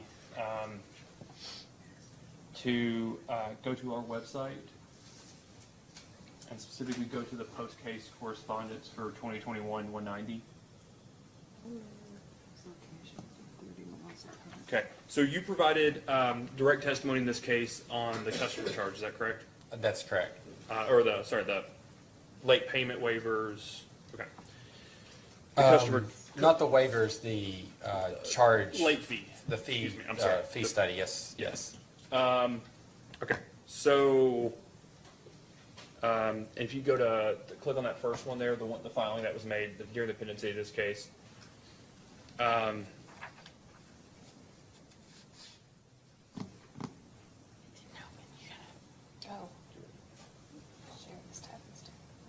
you go. Here we go. And if you go to this is a letter from Mr. D'Acenzo, and the reason I'm asking you is because this is about the late payment waivers that have occurred since the end of Duke's gas case. Yes. Are you generally aware of the existence of this waiver, the commission's approval of the waivers? Yes, I am. Okay. And so, as a general matter, are you aware that the commission stated that Duke should waive the gas, and then subsequently Duke came back and said, well, can we just waive the gas and the electric since they're combined? And then the commission also gave the authority to the utility should they choose to track those as regulatory assets? I'm familiar, yes. Okay. So this is, the reason I'm asking you is because there wasn't, this is just a letter from council letting the commission know about these things, this evidence and not necessarily an affidavit that goes along with it. So if you go to page 2 of the document for the filing, I have a couple of questions here. So Okay. Are you aware, have you ever seen this data before? I'm familiar with this, yes. Okay. And so these are the gas and electric late payment waivers for calendar year 2022, is that right? Related to customers receiving low-income assistance, yes. That's what, so this is specific to people who receive either initially pledges or actual payment from third-party assistance, third-party assistance to help with bill pay, is that right? That's my understanding, yes. Okay, so this would be like the Community Action Agency, for Correct. instance. Okay. So, first, do you know why, and there's a footnote, so we can, we'll let the document explain why in a second, but do you know why the amounts in April, May, and June for both are nothing? We, as part of the Customer Connect conversion, the system implementation, all late fees were turned off for all customers. So there was no waiver issued, but there was nothing tracked, but because it was just turned off. There was nothing assessed. There were no late fees assessed to customers. Right, so you couldn't waive them because they weren't assessed. So you may not be the person for this, but I know this is the data that you can verify this data. So, do you know if Duke came back and asked the commission to have an additional waiver of the late payment fees for everybody during those months? No, Okay. I'm not aware of any. Or do you know whether Duke read into the previous orders from the commission regarding COVID that it still had the authority to waive late fees or anything? I mean, were you aware of the basis or the reason? I mean, I get you explained why they, because of the overhaul or the back end system of the legacy billing system to the new billing system. But were you at all consulted on the regulatory side of actually implementing it? Implementing the turn-off. Blanket waiver of assessing late fees. I'm not familiar with any conversations specific to Kentucky and late fee waivers. I know that there were conversations, over the course of several years related to regulatory changes or necessary waivers to accomplish a smooth transition to the new billing system. But I'm not familiar with anything that was requested or asked for or provided to the commission related to those months specifically. Those conversations you're referring to are internal, as not necessarily talking about how to implement it in regards to the regulator. Is that right?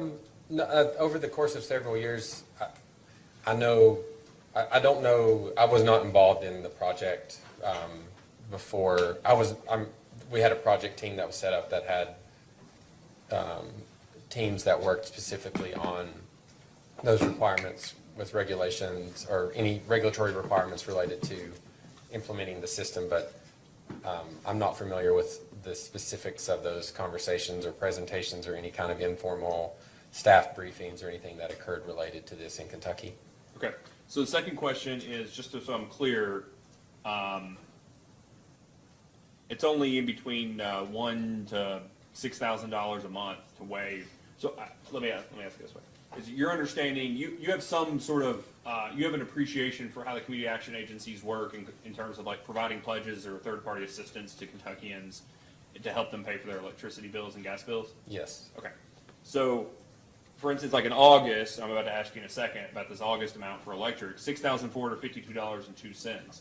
By waiving that, that's effectively $6,452.02 that the third-party agencies had. That's additional money they have to then put forward to other people's bills.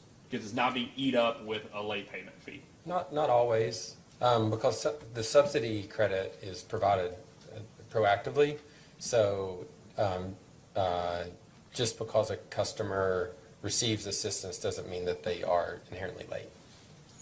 Well, but you all wouldn't have waived their fee if they weren't, there wouldn't have been a fee assessed if they weren't late. Right, but the assistance dollars wouldn't have necessarily supported them any further had they, just because they're late. So their bill may be more than their subsidy, and so then they cover the rest, or they, receive a late charge. They wouldn't be getting more money from the assistance agency. I see what you're saying. Yeah, so it could, especially if it's in a crisis In a payment. crisis program, Crisis, that it could provide extra dollars that, or could extend the program to other Kentuckians, yes. Okay. Do you know why there's such an increase in both the amount and number, the dollar amount and the count of waivers in August of 2022? I can give you my best guess on what the driver would be, and that would be coming off of the system implementation. In addition to the late fee waivers, there was a short-term disconnection suspension related to the system conversion to make sure that customers, there were issues that, bills weren't applied time, like a payment wasn't applied timely because of system downtime or something. We suspended all disconnections to ensure a smooth transition, and customers would not be having interruption of service due to a system implementation. And so when disconnections or suspensions, and customers don't always pay as timely when they recognize that there is a suspension. And so arrears would have built up. Customers coming off of the suspension had not paid their bills, then their late charges as a percentage were charged, and the absolute number and the dollar figure increased somewhat proportionally. So this is the purpose. So we're going to ask the post hearing data request to make sure that's the case. I mean, I know that's your guess, and I appreciate that your testimony today. So we're going to ask post hearing data request to explain that occurrence. But that brings me to the other questions that I have for you. You proposed, or you were the witness that proposed, the new cost-based late payment charge, right? That's correct. And it, similar to what you were explaining with the 5% that was applied, that you think may have been applied in this situation, your proposal in this case is also a percentage of bill amount. Is that correct? Percentage of current bill, yes. Yeah.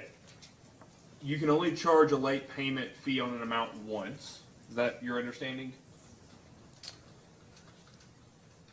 Yes, it's not a total arrears charge.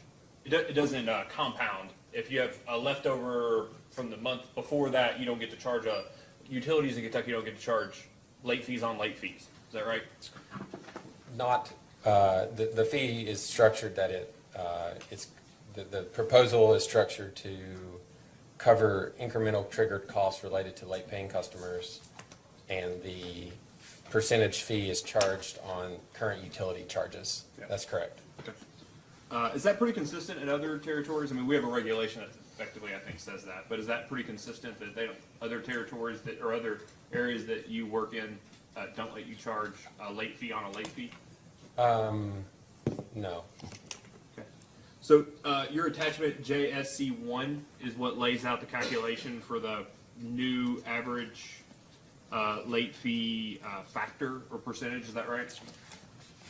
The attachment to my direct testimony? Yeah. Yes, that is correct. Yeah.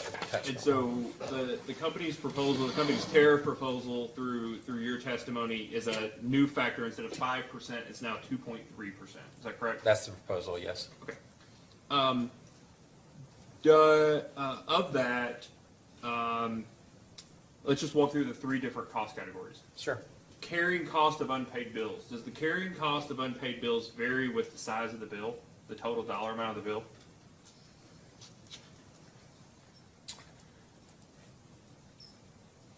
It would, because it's a percentage of the SOFR rate that you learned about today applied to as just a simple interest calculation. Yeah, so if it's $1 compared to $2, $2 is going to have twice the carrying charge on it, right, as $1. Yeah, the math works. Yeah, delinquency communications. Does the delinquency communications vary based off the amount of the bill? It would not, it would just be on the number of customers that were late paying that reached the point in the disconnection cycle where it triggered the regulatory required 10-day notice. And that is what's included in these communications. Yeah, so it's just, with each occurrence, it varies with the occurrence, not with the size of the bill. Would you agree? Yeah, it's a variable cost, it's a fixed amount, but a variable cost based on volume. Yeah, and then call customer service costs. It doesn't cost any more or less if it's a $50 bill or a $500 bill for that expense that you consider. Is that right? Yes, that generally is correct. Okay, so the total of all those on average for residential customers is $2.42.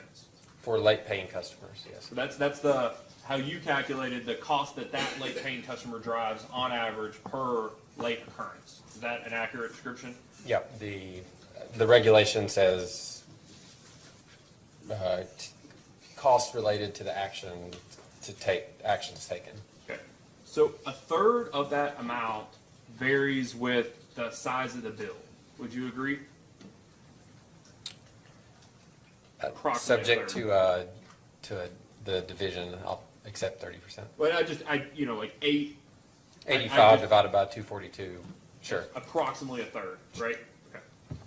Okay.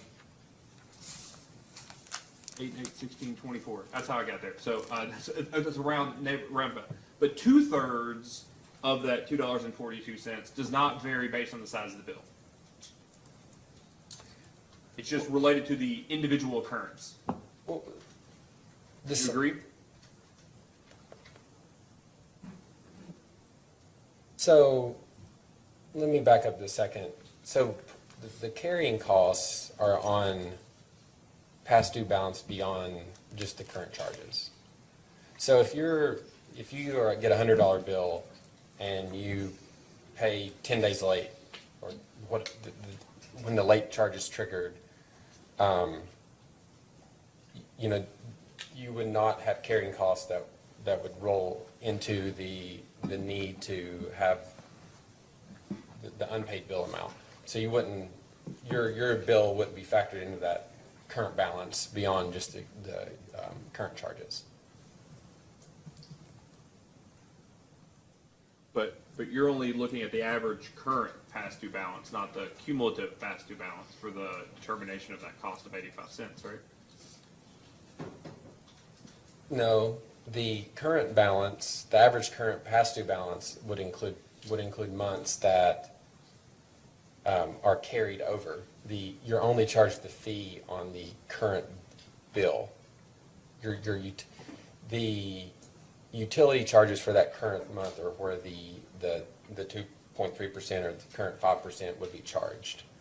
The additional arrears that roll, there are carrying costs associated with that, which are triggered when the bill is unpaid, which in the spirit of our reading of the regulation was reasonable to include in the analysis.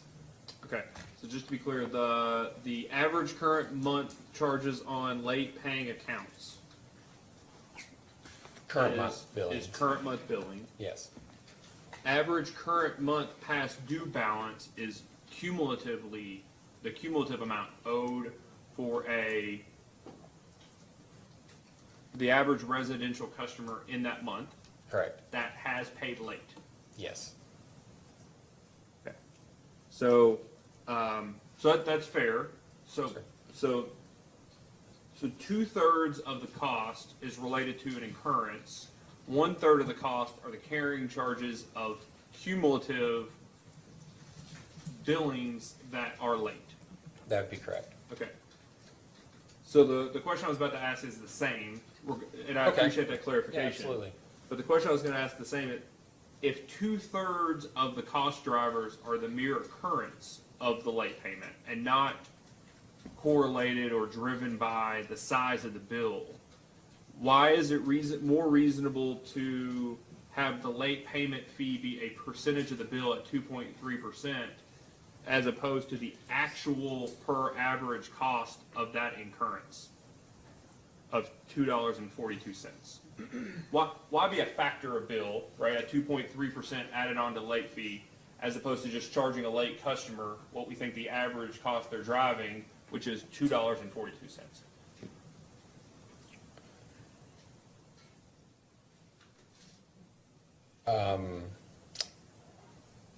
Let me think about that.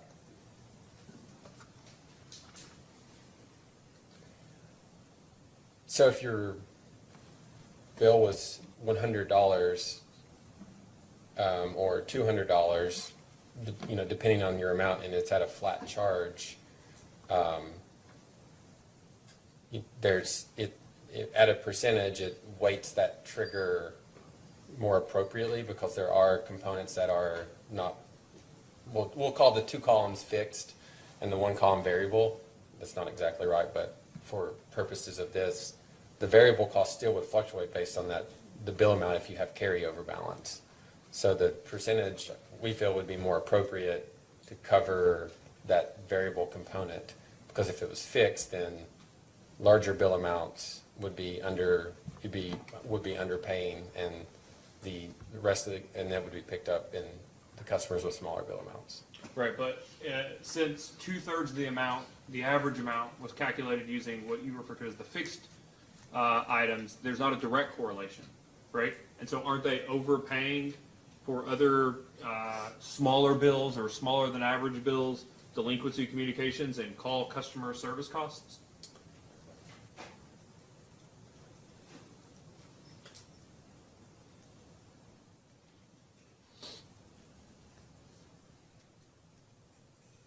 Possibly, but that's why we looked at, you have to look at averages. But you could, make that argument for lots of our other parts of our service providing to customers.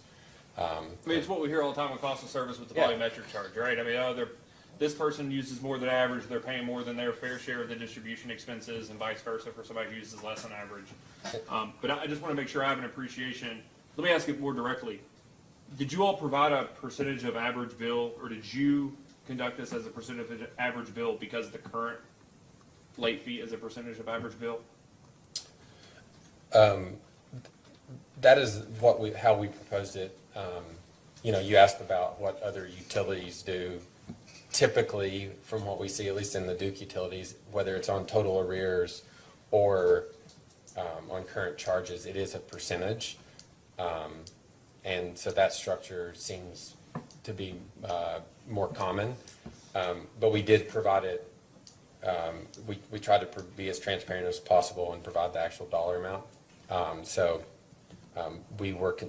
We stayed consistent with how we see it's done in other tariffs. Okay.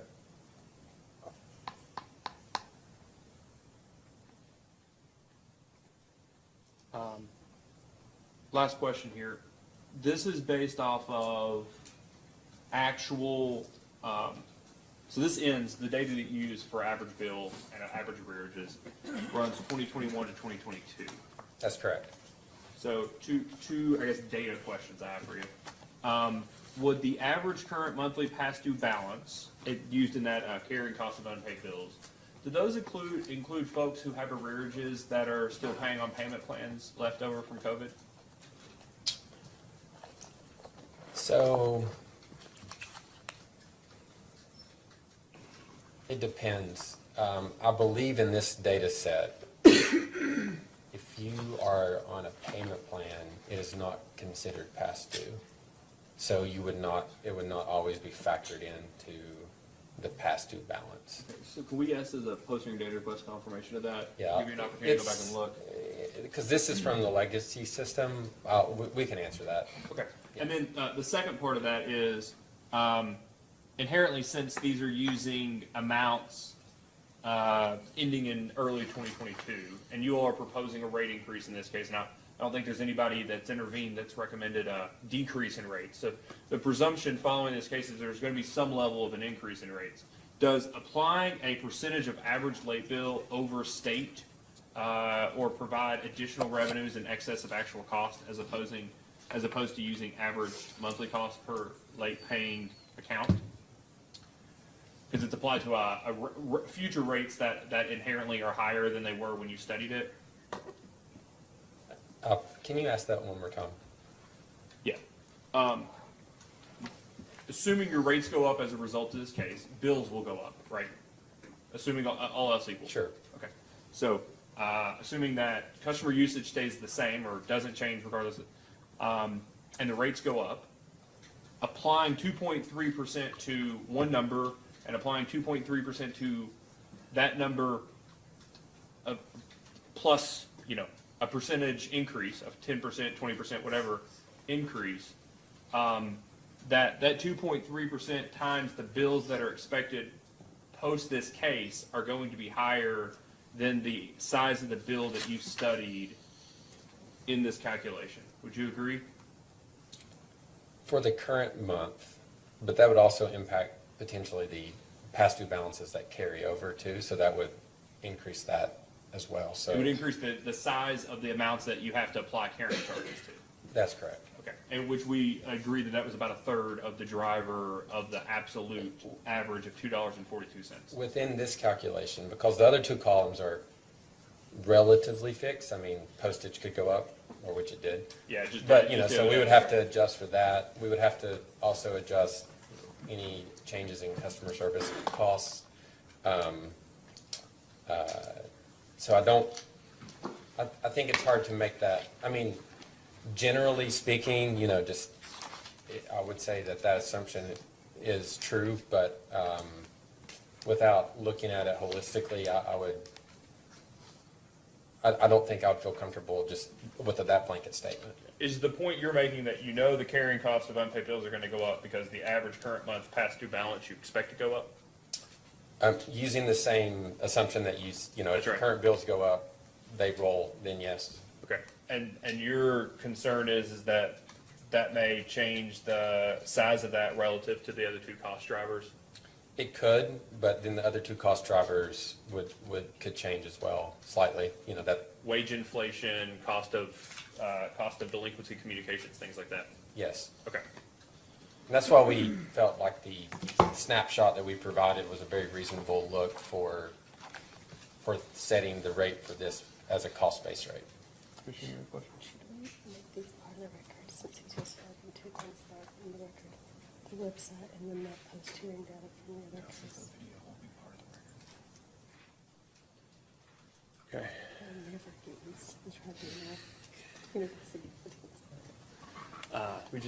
There's no rules? No. All right, thank you, Mr. Colley. Do you have any redirect of this witness?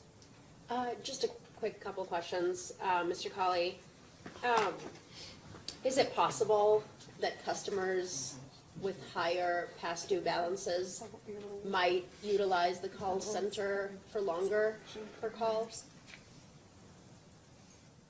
Possibly, the past due balance is great enough to where they feel like they need a payment plan. Those calls are typically longer in duration than someone just that's past due that's calling for maybe a more simple arrangement. And you haven't performed that analysis? Not at that level of granularity. So you actually don't know, do you know whether the size of the bill, to what extent it drives or doesn't drive the estimated total call handle time? I don't know. Thank you. That's it, Your Honor. Any additional questions? Thank you, Mr. Colley. You may be excused.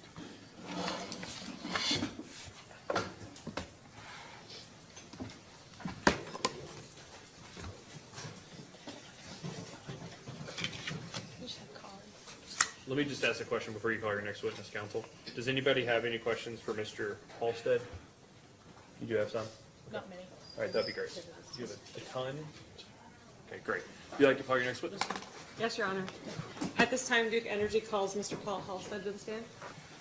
And I'm not holding you to that. I just No. want to make sure I have an appreciation. Please raise your right hand. Do you swear or affirm that the testimony you're about to give is true and correct under penalty of perjury? I do. Please have a seat. State your name and address for the record, please. Paul L. Halstead, 526 South Church Street, Charlotte, North Carolina, 28202. Okay. Mr. Halstead, I can already tell you're not as loud as I am. That's the best way I'm going to say it. So if you don't mind, make sure that you're as close to the microphone as you can get without feedback. And just remember to, however loud you think you need to be, just be a little bit louder. We would really appreciate it. Will do. All right. Counsel? Your Honor, before we get started, I just want to make sure Mr. Colley is free to leave. Yes, I did excuse him. Okay. Yeah. Thank you. Mr. Halstead, can you please state your position with the company? I'm Director of Jurisdictional Rate Administration. And Mr. Halstead, did you cause to be filed direct rebuttal and data requests in this proceeding? I did. And do you have any changes to that testimony or those data requests? I do not. And if I asked you those same questions today, would your answers be the same? They would. Is it your intent that that testimony and those data requests be submitted in this proceeding? It is. Your Honor, this witness is available for cross-examination. Counsel? Ms. No questions. No questions. Ms. Grumman? Yeah, just briefly. Good evening, Mr. Halstead. How are you? Good to see you. Well, thank you. I have a couple of questions, shockingly, about the Clean Energy Connection program that you testified to in your direct and rebuttal testimony. You understand that I believe it is Attorney General Witness Collin has opposed the company's proposal for Clean Energy Connect, correct? I am. And you respond to some of his criticism in your rebuttal testimony, correct? I did. And I just want to touch base a little bit to sort of understand the steps that you envision would occur. So what the company has asked for in this proceeding is for the commission to approve the Clean Energy Connection tariff or concept, correct? That's correct. But ultimately, there will need to be a second proceeding where a CPCN is sought for a solar facility for which customers would subscribe through the Clean Energy Connection process, correct? That's correct. And so I want to make sure that in terms of the timing, are you able, to the extent the commission approves Clean Energy Connect, to then go out and market and receive commitments from customers who would be interested in participating? I would say we would receive we would update customers that are interested in the program. We would not necessarily open it up for subscription, but we would start to acquire a list of interested customers with the caveat of here is the structure that has been filed with the commission, which will then be updated once we know what the pricing is and has been approved by the commission.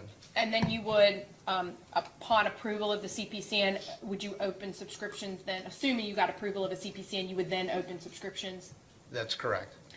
Do you believe that having approval of the Clean Energy Connection program now would give you the ability to put forward evidence to the commission in a future CPCN to show that it's likely that there would be less costs that would be allocated to non-participating customers? And I can ask that again to try to be a little bit clearer. If you can.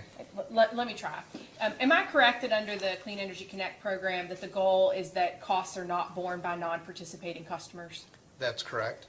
And so to the extent you have a great deal of interest in the Clean Energy Connection process and could put forward evidence of that in support of your CPCN, would that not suggest that there is less likely to be any impact associated with that project on non-participating customers?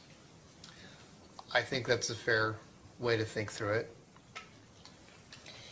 And you have previously implemented the Clean Energy Connection process in Duke Energy Florida's territory, correct? That's correct. And that program has been successful? It has. And is that the same format that you're proposing here? It is. It would be the same format. Thank you, Mr. Halstead. Those are all the questions that I have. Nothing, Your Honor. Yes. Mr. Halstead, I just have a couple questions about the Clean Energy Connection as well. In one of the responses to a data request, it was talking about the method that will be used to calculate the fixed and variable benefits, but it said none has been chosen yet. Is that correct? In general, that is true, yes. Okay. And the benefits that you were talking about, specifically avoided energy purchases, will that be used in the calculation? It would be a data point that would be used in the calculation. Okay, and I guess since you said you have some of that already, could you kind of walk through the calculation then? I think at this time, I guess the way I would describe it is that we're still in the process of we don't have the CPC in. We don't have the analysis that would then trigger out all of the analysis. We're still looking at items such as information on solar and net metering and how that could be considered in any of the analysis as far as value streams. So, to get into the specific, this is how this point will be calculated, I think it would be too early to provide that information. Okay, and you said that this program, a very similar program, has been done in Duke, Florida. Was that program, when you all proposed it, was it proposed in the same way as kind of just a placeholder tariff, or was that program fully formulated before it was proposed? The timing of that and the facility, so I believe it was proposed with the value streams provided based on the timing of that particular proceeding. Okay. Also, I'm sorry, in your direct testimony, you indicated that the solar project that would support this clean energy connection could be completed as early as 2025. Do you still believe that's the date? I would say in general, what I've been hearing is that there have been some delays just in general with solar, getting through interconnection analysis. So I don't have necessarily an update to provide, but in general, I think with supply chain and interconnection that there could be a delay in that date. Okay, and that was kind of leading into my next question. So would this be a solar project that Duke owns and constructs, or is this one that you would buy into? I would say ultimately Duke will own it.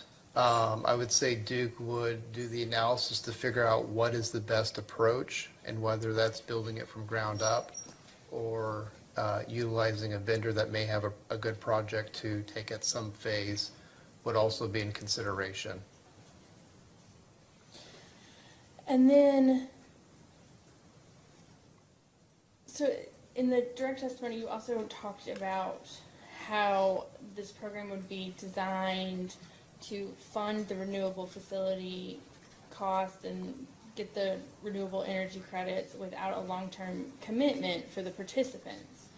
But can you kind of explain how that would work if the program is not fully subscribed to? Say it only gets 50% subscribed. So how would that then affect the cost of the program?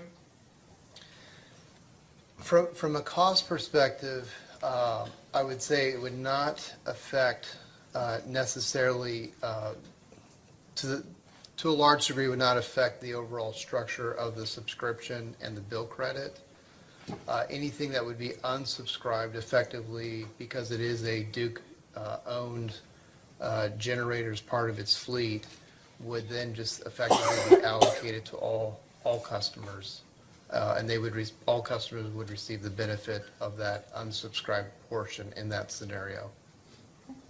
And then you all do not, at this time, propose a carbon value for the solar project? Is that correct? So because the value streams have not been calculated, there is no value streams to speak to, but at this point, so I guess I would answer it that way, that right now there are no value streams that I can specifically say are or are not included. And I guess then in the one in Florida that is up and running, is the avoided carbon cost included in the calculations? I believe in that in Florida, and I'd have to go and look at all of the details of the calculation. I believe there was some carbon value subscribed to it, Most of it, if I recall correctly, was assigned to the non-participating customers, so effectively it flowed back to all customers.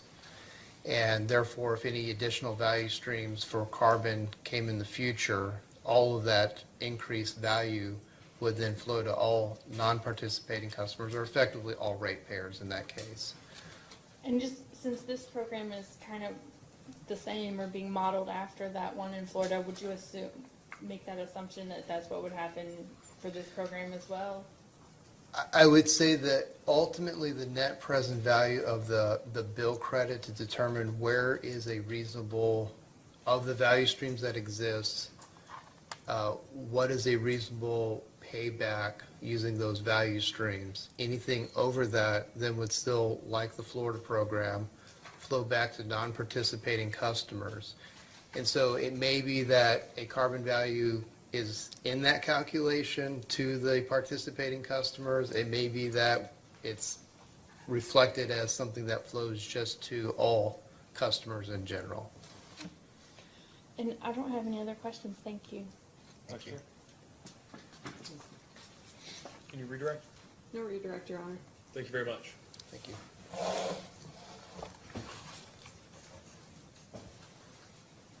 Would you like to excuse Mr. Halstead?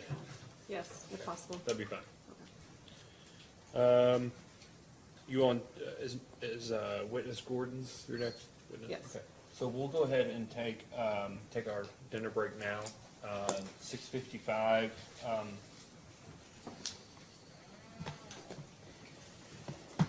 We'll come back at 7:50 to pick back up, and then you all can call your next witness. Thank you, Your Honor. Okay. Before we adjourn, I know I was trying to kind of make light of it earlier, but with the door out front, I really do make sure that just ask somebody to go out there and let you back in.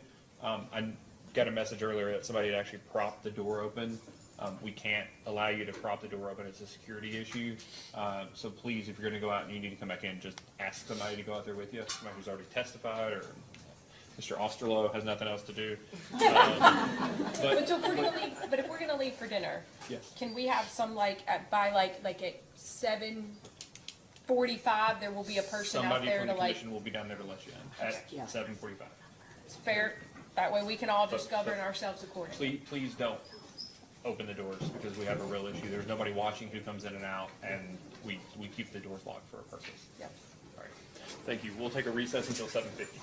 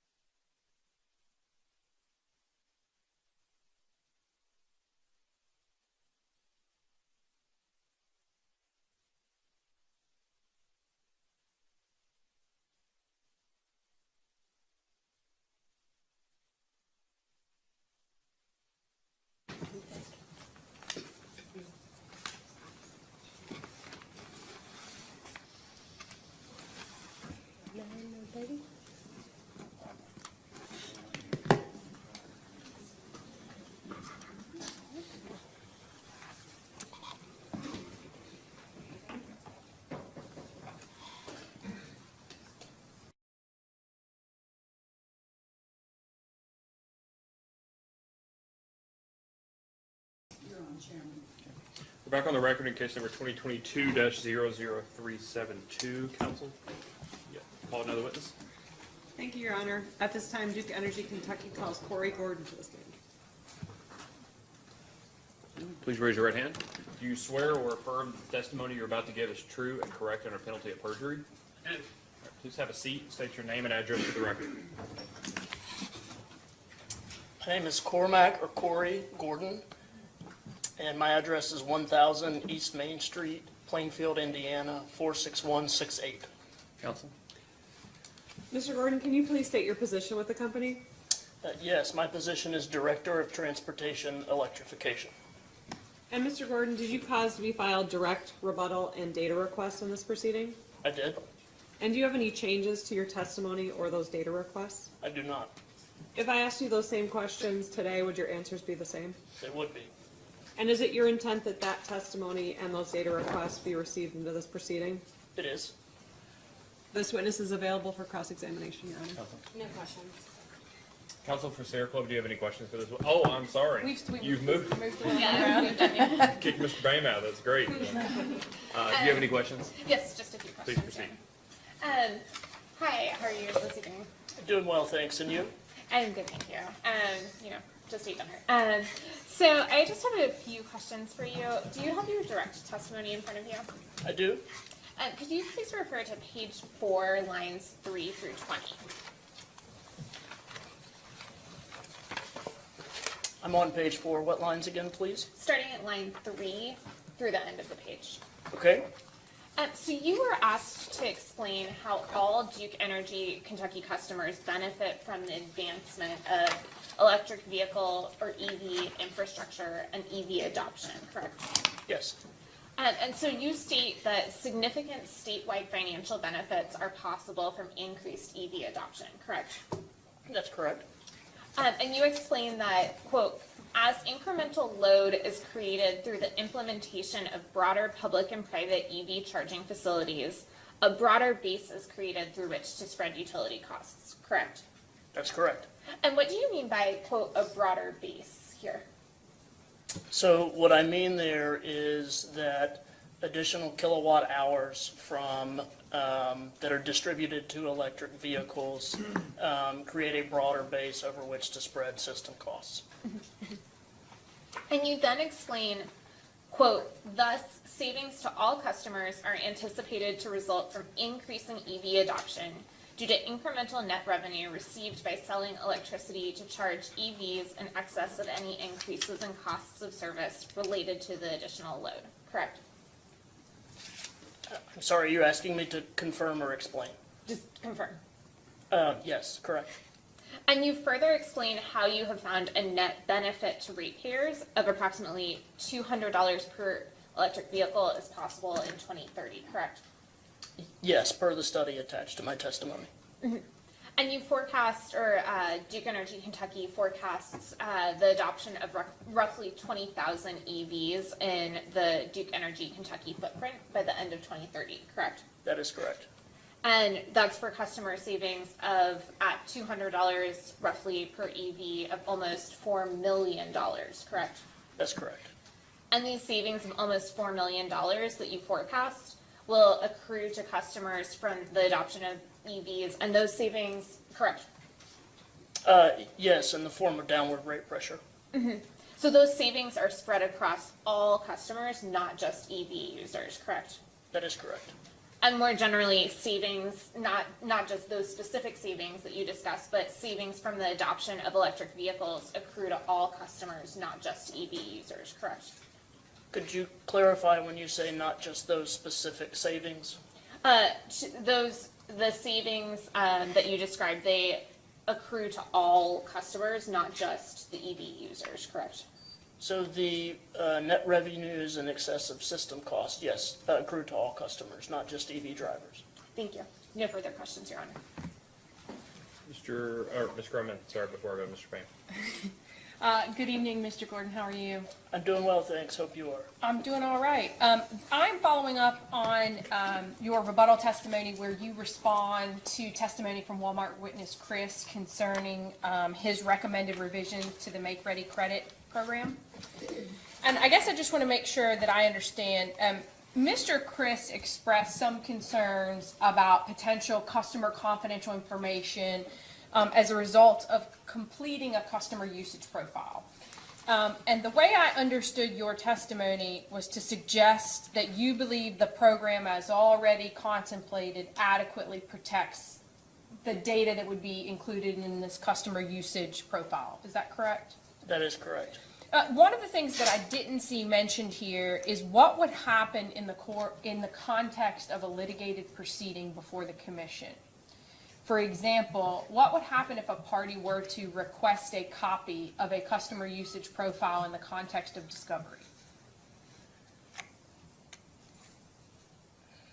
I'm afraid I feel a little bit ill-equipped to answer that, given that I'm candidly not sure what the rules would be should that be requested in a litigated proceeding. To the extent that I understand those rules, that is something that would be submitted confidentially if required, by this court.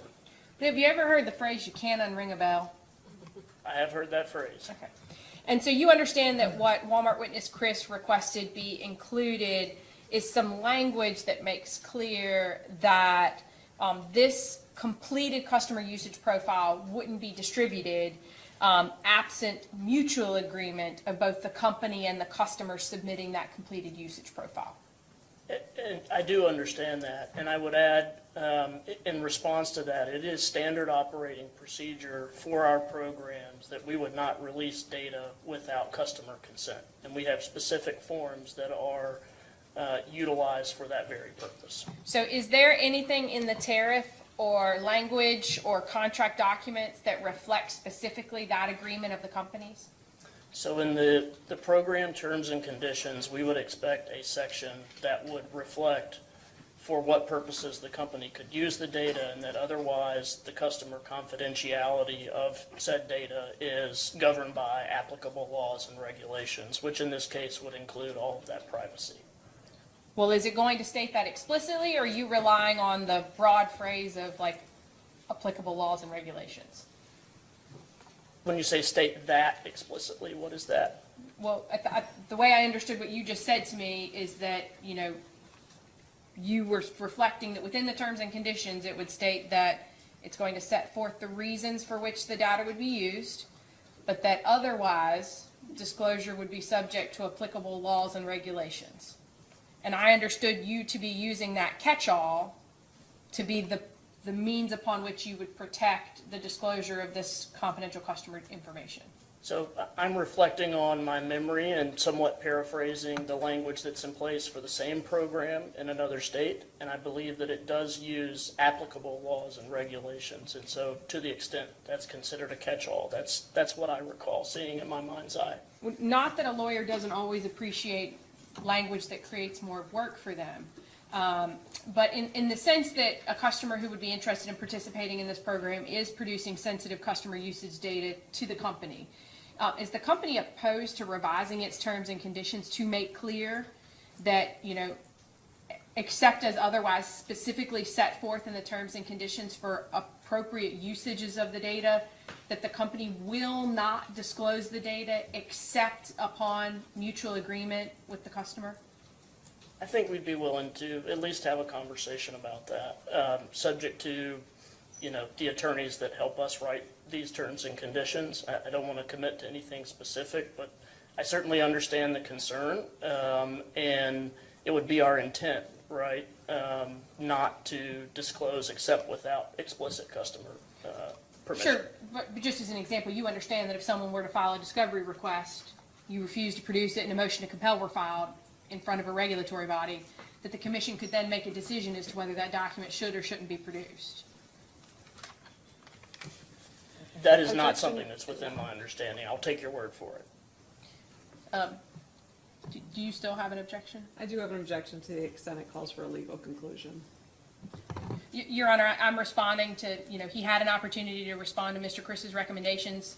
He has indicated that Mr. Chris's recommendations don't have a basis in law or fact because everything that the company's program already does adequately protects those. I think I'm entitled to explore the extent to which he actually knows whether the representations he made in his testimony as to adequately protecting customer information are true. So he's already answered the question to the extent that he knows, so I'll overrule the objection. Thank you. So you're committing at this point to have a conversation to see whether additional revisions to the terms and conditions of the program would be appropriate? I am. Thank you. Those are all the questions I have.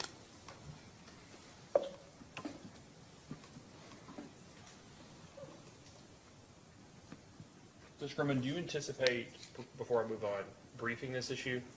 Do I anticipate briefing this issue? I would need to give some further consideration to that. I mean, obviously, I think that, our testimony is that we support the program. We've asked for additional protections. I suspect, and I'd like to run this by my client, that the willingness to have a conversation to potentially revise the terms and conditions is likely sufficient.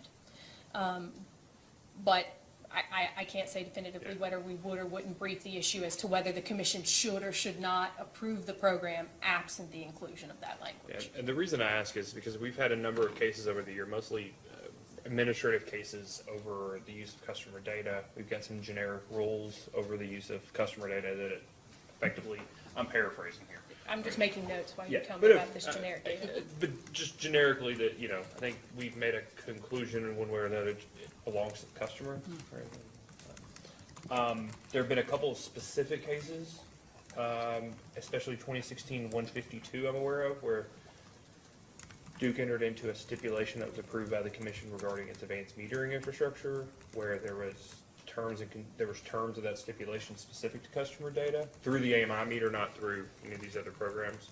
But it was about the use of non-identifiable, non-specific, but like aggregated data. I can't tell, frankly, with the testimony, the rebuttal testimony, whether your client's concerns are customer identifiable information or whether you all make a distinction with that. So that's why I was asking whether you would intend to brief that issue to maybe provide a bit more nuance on what your position is. Because the third issue, I guess I would say on this as I read it, if you want us to address this issue at all in our order,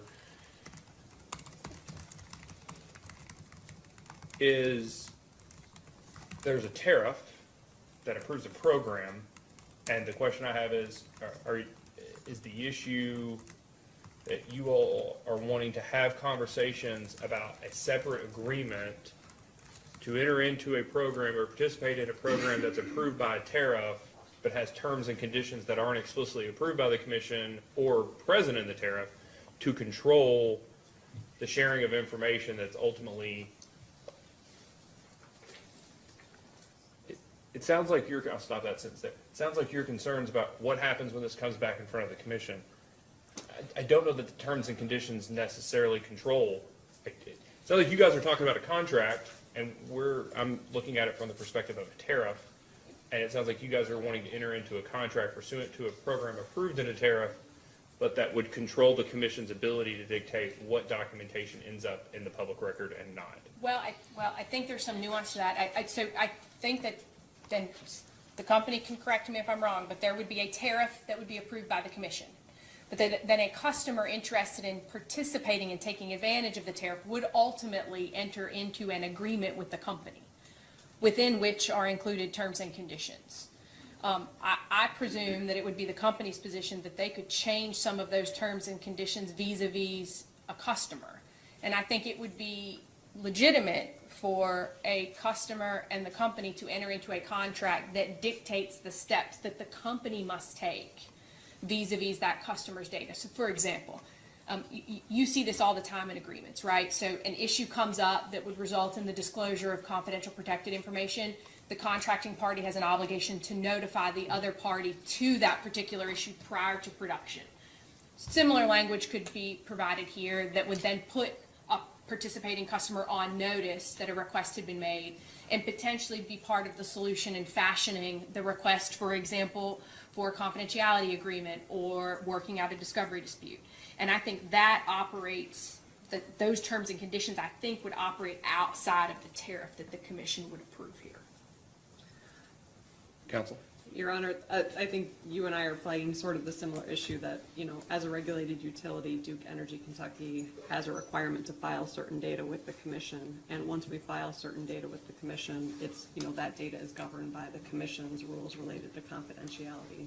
So there's only so much that we can accomplish with terms and conditions because a lot of that data is covered. So I guess one of the questions I have, and this is what I'm hoping that you'll take under consideration to brief.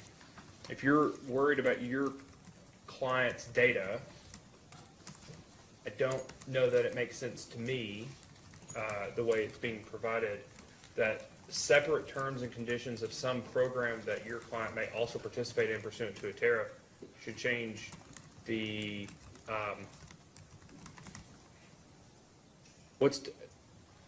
today, if in discovery, somebody seeks individual customers' data in a rate case, for instance, right? My experience has been that utilities seek confidential protection for that data, and the commission has historically provided that as being specific to an individual customer and provided it confidential protection subject to the Kentucky Open Records Act. That's the box in which we have to fit all of our confidential protection. It sounds like you're mentioning participation in a tariff program, which might also have agreements that would necessarily modify what the commission's practice is today for that exact same data that your customer is using today. Well, I'm not sure I followed the last part of it. I think that where my concern arises is, number one, we don't have any concern with anonymized data. Number two, we typically have no issue with complying with commission rules in terms of what data must be produced to the commission or commission staff. I think that our issue relates more to just otherwise general disclosure to other parties, right? I mean, obviously Kentucky's open records law is what Kentucky's open records law is. And so I think that what we were seeking was appropriate protections from the company so that we understood and had some assurances about how or when that data may be used. And so I can take this offline with my client to better understand the briefing of the issue. I can take a look at some of these cases to see if potentially the issue has already been addressed. But just in terms of ensuring that there are sufficient protections, because otherwise it just may chill participation in a program, the purpose of which is to have parties participate. Yeah, so I just, the question I have is, I'm making up an anecdote, but if Ms. Goad here from the Attorney General's office asks you for Walmart's data today, first scenario, the way you envision the program being run here, Ms. Goad in a future subsequent rate case asks you for data. Ask the company for data. Well, that's right, yeah, I'm sorry, whatever. Issues a discovery request to the company for data. Today, I think the way I envision it is that would trigger a communication with Walmart in that instance. But it doesn't today.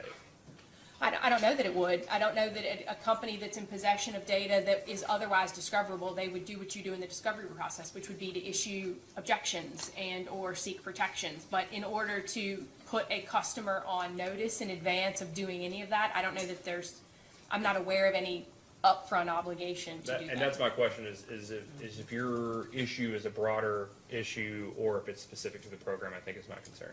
So I think it's specific to the information that's being sought related to participation in this particular program because of what would be included in customer usage data. Okay, that's helpful. Thank you. Mr. Bain, do you have any questions? No questions are taken. Commission staff, do you have questions for this witness? I do, but if we could, it looks like we're having some technical difficulties. Okay. So if we could just wait, I just sent them a message. If we could just maybe What wait 5-10 minutes. We'll take just a moment. We're not streaming again. I think we might be.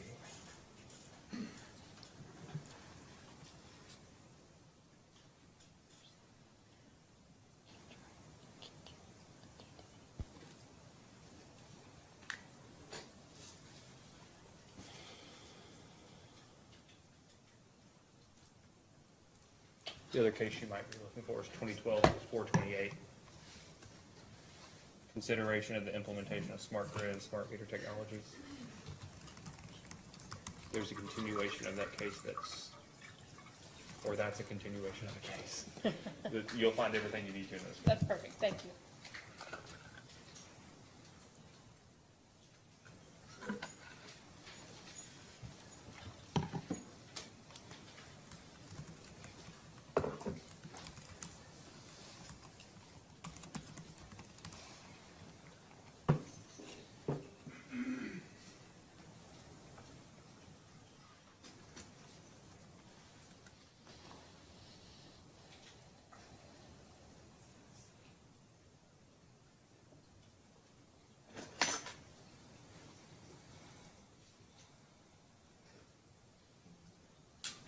Computer back. So let's take a short recess. We'll just take a recess until we get it fixed.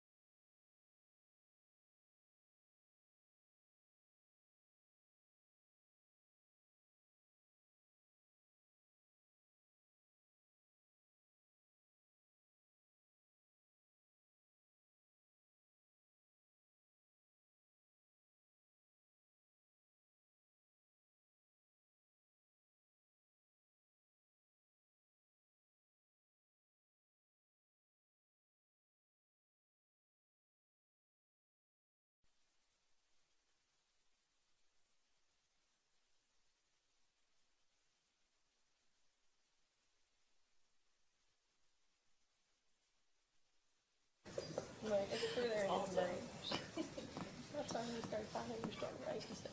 I want to make sure I listen to the sign.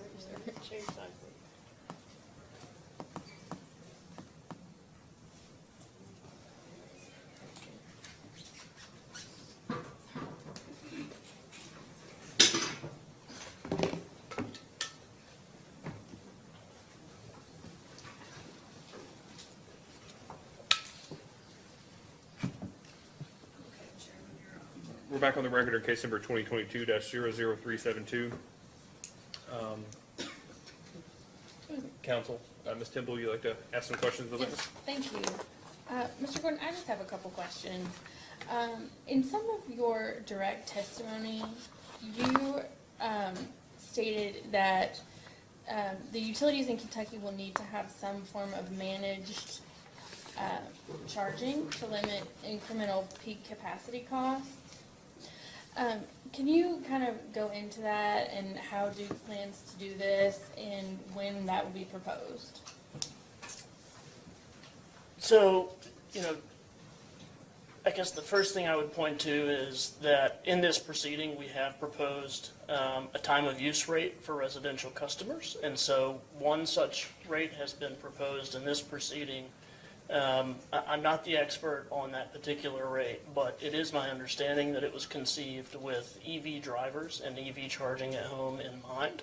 So we have proposed one such rate. And, generally the idea of those programs is that we would ask customers or otherwise motivate customers not to charge their electric vehicles during system peak times. And instead to do that during off-peak times, typically overnight hours when the grid is fairly unconstrained.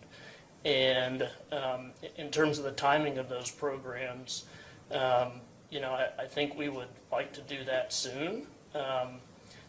The last rate case, which has been mentioned a few times, it was noted that only 320 EVs were in the company service territory. That number's jumped to a little over 1,400 as of the end of 2022. And so we probably need a few more EVs on the road or charging at homes before we can implement programs. But what I would say is that we do have structures that we've piloted in other jurisdictions of the company. They've been very successful in terms of moving load. And they've been very popular with customers as well. And so we feel confident that some of those programs could be pretty easily transitioned to Duke Energy Kentucky. Okay. I don't have any other questions. Thank you. Question? Commissioner? No. I don't want to sound like a broken record, but rate-regulated utilities outside of states that implement performance-based regulation have an economic incentive to maximize capital investments, right? I'm sorry, could you repeat for me? Yeah. I always try to be very descriptive, but I'll just be very direct. Utilities make more money. Utilities make profit based on a return on capital. That's an accurate statement. Okay. And you were talking in question to Sierra Club, Council for Sierra Club earlier, you were talking about how beneficial electric vehicles can be in the event that they increase the kilowatt hours sold by the company and therefore spread the costs out over a greater number of cells. Do you remember that? I do. But that only works to the responses you had to staff's questions if those loads, those electric vehicles don't drive more costs than they pay for. Would you agree? I would. Okay. And is that the basis for your comments on the need to consider managed charging? So the reason, I'm going to answer your question in prose, and hopefully this confirms. The reason that there is the need for managed charging is to be able to deliver those downward rate pressure benefits to customers. And so to manage against where possible, those additional system costs. So absent incredibly informed, I've heard them referred to as prosumers or consumers, electric vehicle drivers that really understand cost of service and have an appreciation for electric grids, instead of depending on them to have an appreciation for the cost they may drive by charging at certain times, instead, what I hear you say is that there's a need to implement rates so that those EV customers don't actually drive more cost than they save the remaining system. I think as there are sufficient EV drivers in a given territory, yes, there is a need to consider programs like that. Okay. But the time of use program that you're talking about is actually a single meter. It's just taking the entire home that's on a meter, turning it into a time of use, and then allowing them, the homeowner, to also have an EV that they can move some of their demand to those off-peak times. Is that right? Again, noting that I'm not the expert on that particular rate, that is my understanding. Well, I get that you're not the expert, but that's what you were referring to earlier in your response to a question about it. Yes. Yeah. Now, the flip side of that, to the first question that I asked you is, in the event that they drive costs, additional EVs drive costs, that they're not managed, do you expect those costs to be, just based on your experience and understanding how EVs charge and what demands they put on the system, incremental investments, things like that, do you expect those to be expenses or capital costs that those additional EVs can drive but for managed charging?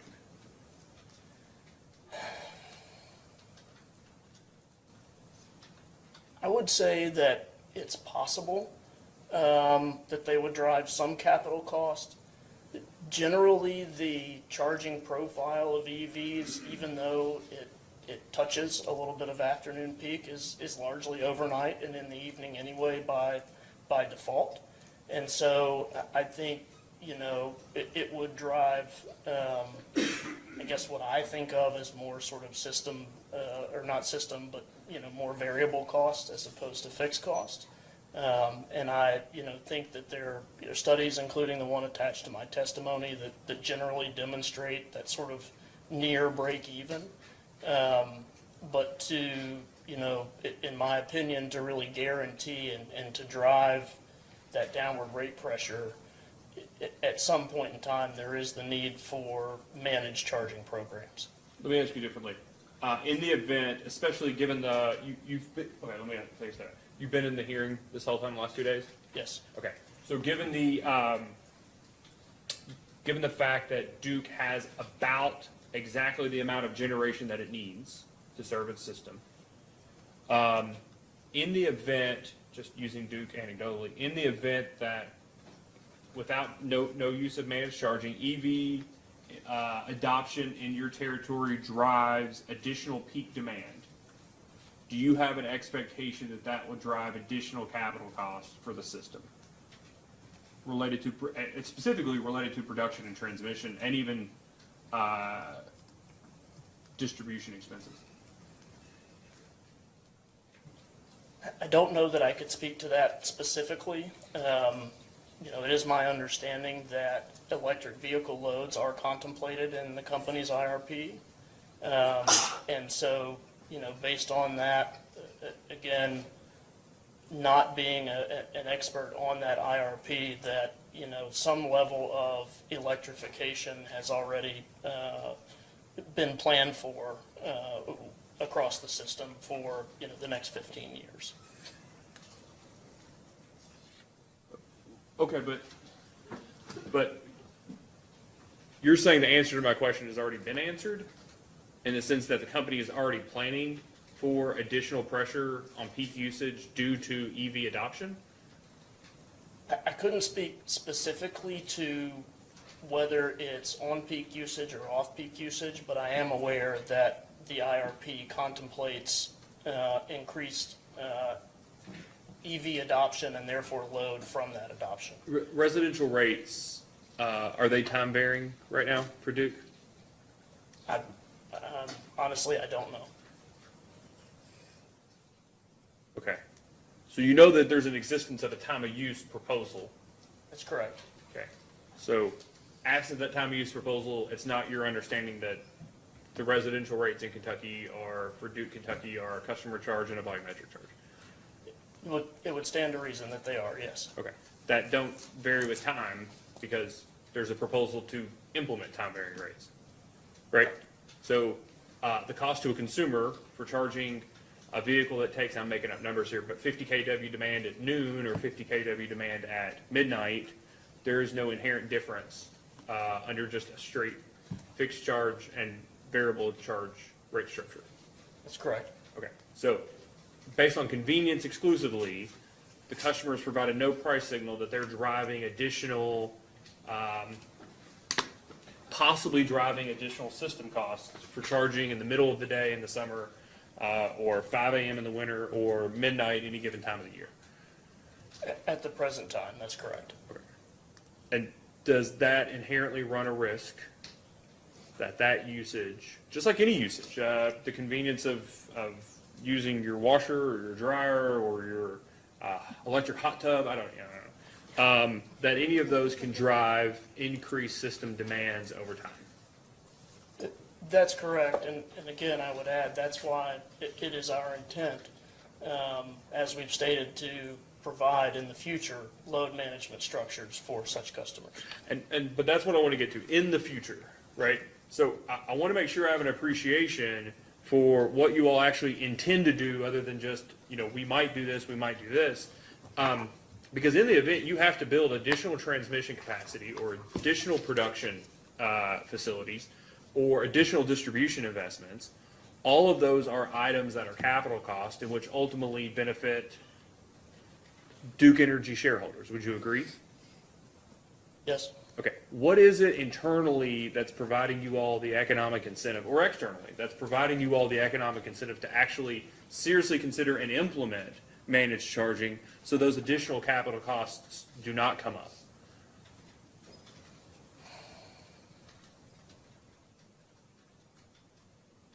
To the extent that my department, my group have talked about this, managed charging is a core part of our strategy. We believe, that it is necessary for the grid to, in some cases, quite frankly, to be ready for electric vehicles. And so with no intent to avoid the question, I believe that I understand it, but the economic return has not been the primary motivator for thinking about programs like managed charging, or different styles of managed charging programs, I should say. Okay, where's the benefit for EV adoption to Duke?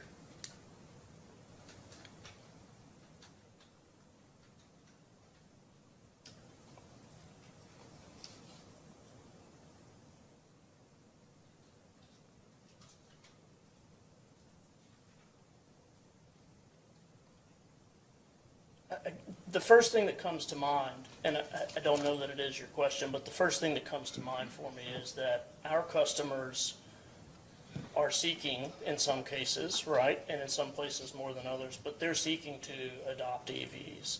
And so in some cases, we can provide for them products and services on which we are able to make some level of return as a company. And so if there's an economic incentive inherent in those, to speak to, then certainly we're motivated there. But I would say that in large part, we're truly trying to support our customers as they decide to, enter into their electrification journey. Yeah, I don't think you're wrong that there's, in a matter of 3 years, it's increased, 400%? Is that what your testimony was earlier, approximately, just in your DEK territory? That's right. Yeah. So lastly, fleet electrification. Do you work on fleet electrification? We have a group in my department that supports customer fleet electrification. Okay. So same question, different scenario. Less maybe a little about managed charging, but a bit more about or less about production, managed charging as it relates to production, but more about incremental infrastructure investment for the distribution and transmission system to meet demands for fleet electrification at very specific sites. Have you worked on this anywhere else across the Duke Energy territory where, and I'm making up a scenario here, but a UPS or an Amazon, Amazon's a great one. So Amazon has gone out and has an exclusive deal with Rivian where Rivian's going to build them 100,000 Amazon, they have an exclusive deal, 100,000 delivery vans. You generally aware of the agreement there? I am. Okay, so Rivian's going to build 100,000 of these. They have to plug in somewhere. Would you agree? I do. So DEK is in a unique position with Amazon. Would you agree? I think that's fair to say. With the CVG situation, same with DHL. There's a unique relationship in the use of the Northern Kentucky Airport. I'm not quite as familiar with that. That's fine. So Amazon has this hub in Northern Kentucky. DEK is the electric provider in Northern Kentucky. Amazon all of a sudden says, hey, by the way, in 6 months, we're going to have 200-300 of these electric vans that we're going to need to be plugging in, and our entire fleet in Northern Kentucky is going to be electric. My question to you, big picture, is what are you all doing, DEK specifically, to talk to your major fleet customers today about what their expectations are about fleet electrification so that you can holistically plan for those distribution and transmission investments rather than merely respond to them, which runs the risk of being more expensive or more capital intensive. Frankly, maybe better for EPS growth, that's great, but ultimately more costly than it would if you were able to proactively plan. Yeah, so in essence, we're heading towards exactly the consideration that you've outlined. And I would add to the cost inefficiency that's possible, time inefficiency, and perhaps redundant work. So where are we in that journey? We're just getting started. We have staffed up.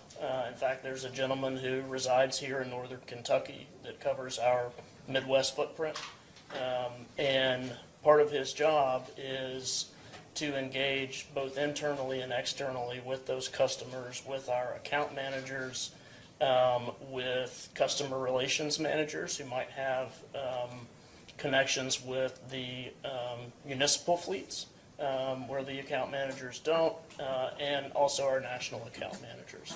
And so we're leveraging those existing customer relationships, and we're also reaching out to entities with which we've not had a historical account management relationship. So there are entities like Hertz that have made public commitments to electrify their rental fleets to some degree. Those have similar impacts. By the way, they're also at airports. And so we are engaging with those customers, and we'll be gathering data, doing analyses, using that data to, I guess, consider scenarios of adoption and I call them dominoes falling, but as particular customers in what we call load clusters decide to adopt over time, our intent is today, right, to go and do the math to figure out what is the, given, what we can predict today, what's the best or most optimal that we could, come up with in terms of serving that load, to avoid delaying customers when they come to us and say, we want to electrify in 6 months, and, we would otherwise tell them that the time frame is longer, right? Maybe we can cut down on some of that, and then to avoid the rework that's sort of inherent if we wait until the dominoes fall. Yeah. So I just want to make sure I appreciate your response. You're saying there is a real risk in terms of cost and time in necessarily being exclusively reactionary to these fleet demands? I believe that there is, yes. All right, thank you, Mr. Gordon. Can you redirect, Mr. Gordon? Just one question, Your Honor. Mr. Gordon, do you recall questions from the chair about how EV charging can impact peak demand and then drive additional costs for generation and transmission? Do you recall that? I do. Can you speak to how the time of use rates proposed in this proceeding will be used to manage EV demand and increased load?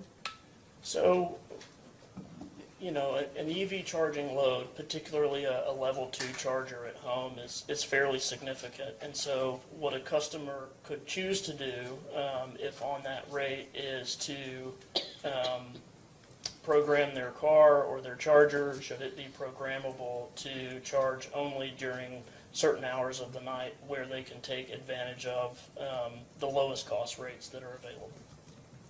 Thank you. Nothing further, Your Honor. Any additional questions, Mr. Gordon? All right, thank you very much, Mr. Gordon. You may be excused. Thank you.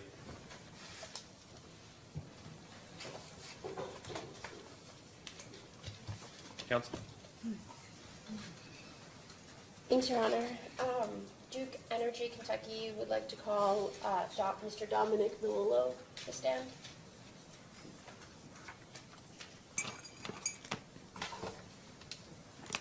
Please raise your right hand. Do you swear or affirm that the testimony you're about to give is true and correct under penalty of perjury? I do. All right, please have a seat and state your name and address for the record. My name is Dominic Melillo, and I'm at 139 East 4th Street, Cincinnati, Ohio. Counsel? Thank you, Your Honor. Mr. Milillo, would you please state your full name, your title with the company, and your business address for the record? Yep. Dominic J. Melillo, Director of Asset Management, and 139 East 4th Street, Cincinnati, Ohio. Thank you. And Mr. Milillo, did you cause direct testimony and certain responses to data requests to be filed in this proceeding? I did. And do you have any corrections to any of those today? I do not. And if you were asked the same questions again today, would your responses be the same? Yes, they would. Thank you. Your Honor, the witness is ready for cross-examination. Ms. Code? No questions. Counsel? No questions. Throw me out. No questions. No, sir, no. Thank you very much, Mr. Melillo.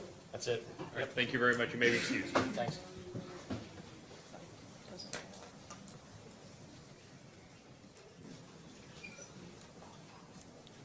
All right. May we proceed? You may. Thank you.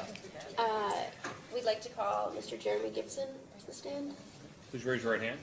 Do you swear or affirm that the testimony you're about to give is true and correct under penalty of perjury? I do. Please have a seat and state your name and address for the record. Sure thing.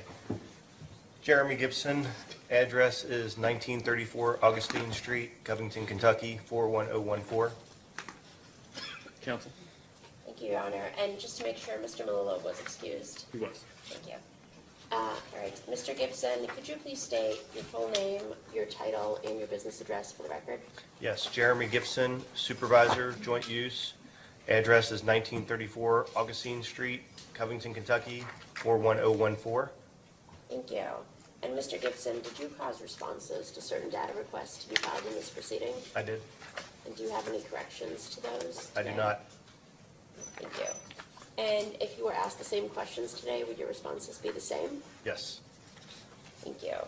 Your Honor, the witness is available for cross-examination. Ms. Code? No questions. Counsel? No questions. No questions. No questions. I don't have any questions for you either, Mr. Gibson. Thank you very much. Thank you, may be Your Honor. excused. Okay. So I think that, before we call anybody else, I think that the day and time of folks not having questions for witnesses is probably past. That probably ends with Mr. Zilkowski, or Ms. Steinkohl, then Mr. Zilkowski, Mr. Sailors, and then my friend Ms. Lawler. I just want to take inventory for a second before we get going. So it is 8:48. We've already excused Mr. Bieber from the remainder of the hearing. Is witness Chris here? He is at the hotel. At the hotel? He's available And tomorrow. date certain for tomorrow? Correct. And we have not just come up with a time certain yet, is that right? No, I mean, I think obviously, to the extent we would get through the company at a reasonable hour, that he could still catch his flight out tomorrow. I mean, we'd be happy to go at the end of the company's case to the extent that looks less likely. you know. I just wanted to make sure you all hadn't already come up with a time or anything like that. No, because he's fairly flexible until about 3 o'clock tomorrow afternoon. Okay. Witness Crafton already here, Mr. Osterloh? Yes. And counsel is witness Shinstone Harris here?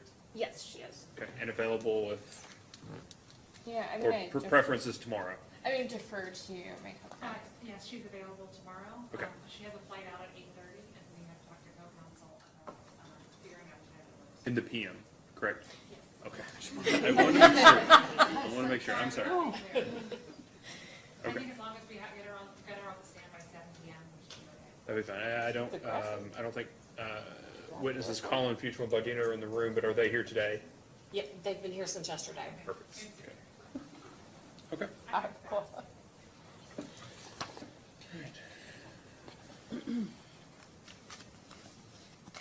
Do you have any ideas as to what, I mean, do we have any guesses as to sort of how long? I mean, we're planning, is it your expectation that we would conclude tomorrow? I have a guess, but I don't know the extent to which other folks have cross-examination. Company may have hundreds of questions for intervener witnesses. I have a guess I'd be happy to hear. that we will go tomorrow until we're done. Oh, that's good, okay. That's my guess. Okay. And I suspect that we'll go tonight until, at least for another hour, probably. About an hour. 9:30, 9:45, something like that. Okay.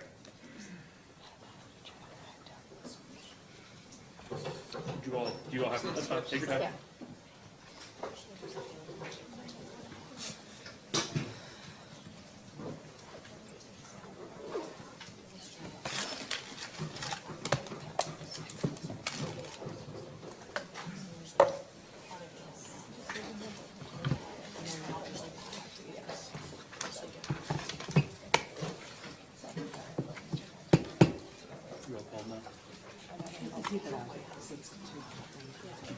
It's either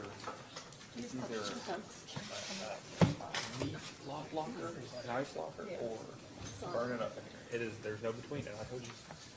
Cold isn't fun.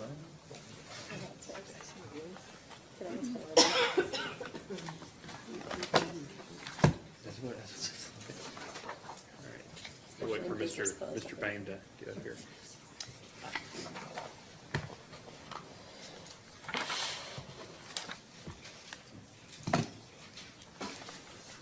Counsel, would you like to call another witness? Yes, Your Honor. The company calls Ms. Lisa Steinkel. Ms. Steinkel, please raise your right hand. Do you swear or affirm that the testimony you're about to give is true, correct, and under penalty of perjury? I do. Please have a seat.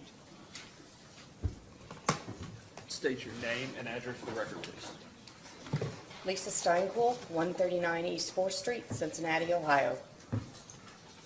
Counsel, you may ask. Good evening, Ms. Steinkel. Could you please state your position with Duke Organization, please? Director of Rates and Regulatory Planning. And did you cause to file direct and rebuttal testimony and responses to discovery in this proceeding? I did. Again, this is similar to Mr.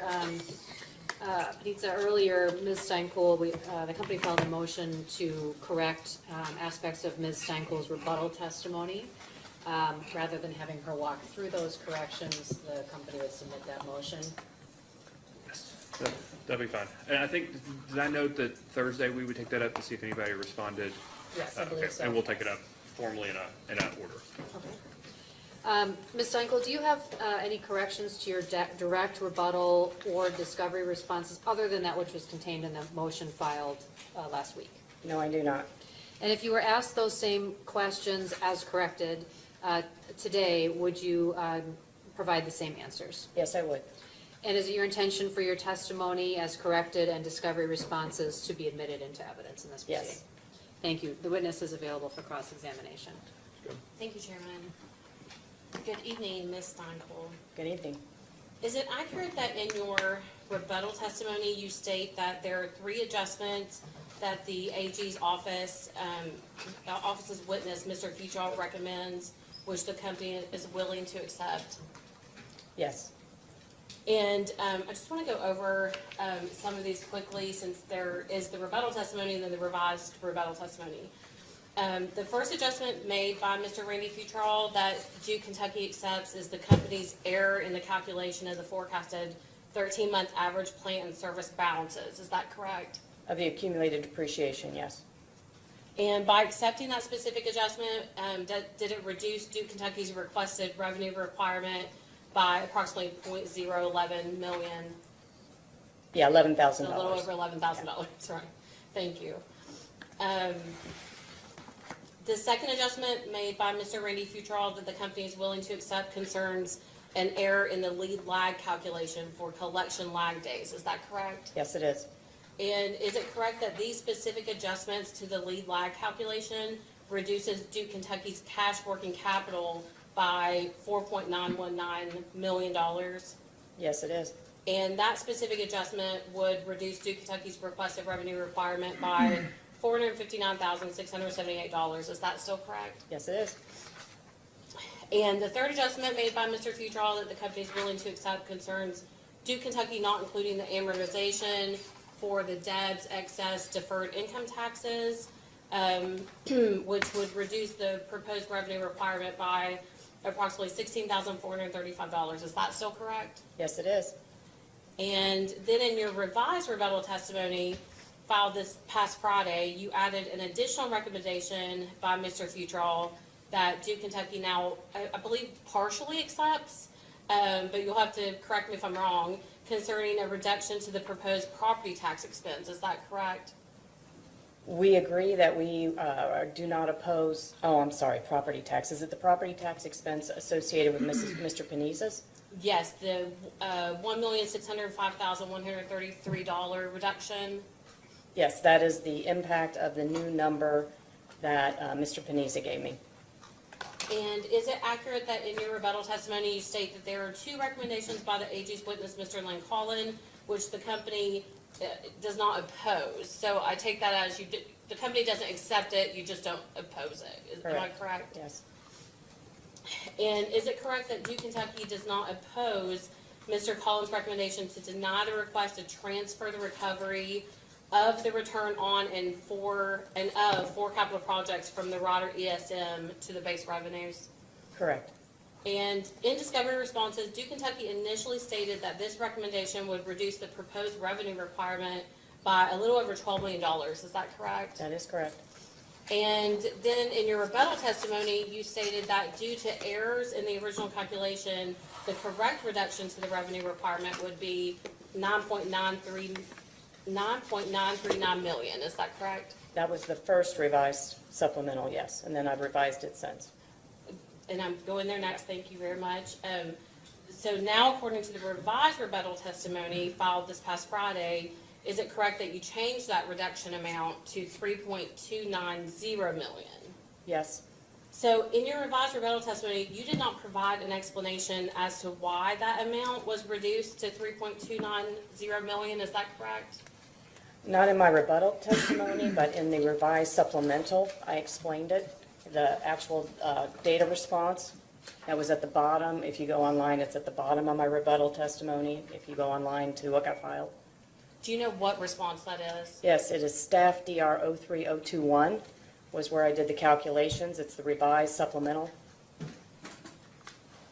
And can you explain why Duke Kentucky went from asserting that this recommendation would reduce the proposed revenue requirement from over $12 million, then changed it to $9.9 million, and now, as of this past Friday, it's down to a little over $3 million? Yes, so the first response, when we calculated the $12 million, we calculated it based off of just the reduction in the net plant, not taking into consideration, once you run it through the model, the income tax impacts of those changes, the gross up for the commission and uncollectible expenses for that also. And there was also, when you run it through the model, there was the depreciation that was associated with that impacts the accumulated depreciation and ADITs. So those impacts were not taken into consideration in the first round of the $12 million. Once we ran it through our revenue requirement model and all that was taken into consideration, that's where the 9.9 came in. And then the new revised one, there was a pro forma adjustment where we were taking out all of the ESM associated cost and revenues associated with what we were going to remain in the ESM rider. So the 3.2 takes it down, we eliminated the remaining revenues that we had rolled into base rates that were related to the return on and of those assets that we were rolling the cost and the revenue requirement into base rates. So that was the third that brought it down to the 3.2 million. So, based upon, the first number being given over 12 million and then close to 10 million and now a little over 3 million, is Duke Kentucky certain that this number in your revised rebuttal testimony is correct? Yes, I am. So after all of the revisions in your revised rebuttal testimony, is Duke Kentucky now willing to remove $3,289,776 from the revenue requirement concerning the rider ESM recommendation? Yes. And is it correct that Duke Kentucky does not oppose Mr. Collins' recommendation to reduce the rate base by the zero-cost vendor financing for the company's purchases of fuel and limestone that's included in inventories and reflected in the related accounts payable balances? That is correct. And is it accurate that that specific adjustment would reduce the company's rate base by $6.459 million? The fuel and lime inventory adjustment would be $603,620. That's the reduction to the proposed revenue requirement, Okay, yes, correct? yes, I was yes. I was referring to the. I'm sorry if I wasn't clear, but I was referring to reduce the company's actual rate base by Okay, yes, $6.459 million. Yeah. That's correct. Is it accurate that in your rebuttal testimony you state that although Duke Kentucky does not agree with the AG's witness, Mr. Richard Baldino's recommendation as it relates to the proposed capital structure, that the company has revised its capital structure through rebuttal testimony, and that would reduce the proposed revenue requirement by $369,966? That is correct. So to summarize, based on the AG's recommendations that we just discussed, is it still accurate that Duke Kentucky agrees to reduce the requested rate increase by approximately $6,355,880? If that's the sum of all those adjustments, subject to check, I will agree to that. I believe I found that in your revised testimony. Let me check really fast. Yes, that is on your rebuttal, page 7, if you would like to refer to it. Are you talking about the table? Yes, the table where the prior table is marked out and then there's a new table there. I just want to make sure that number is still correct. So can you repeat the number? Because I do not see that number. Yes, $6,355,880. Oh, yes, I agree to that. I thought you said 5 million earlier.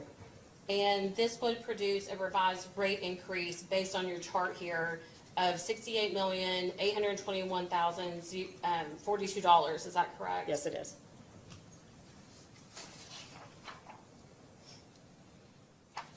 Thank you, Ms. Nykel. I have no further questions.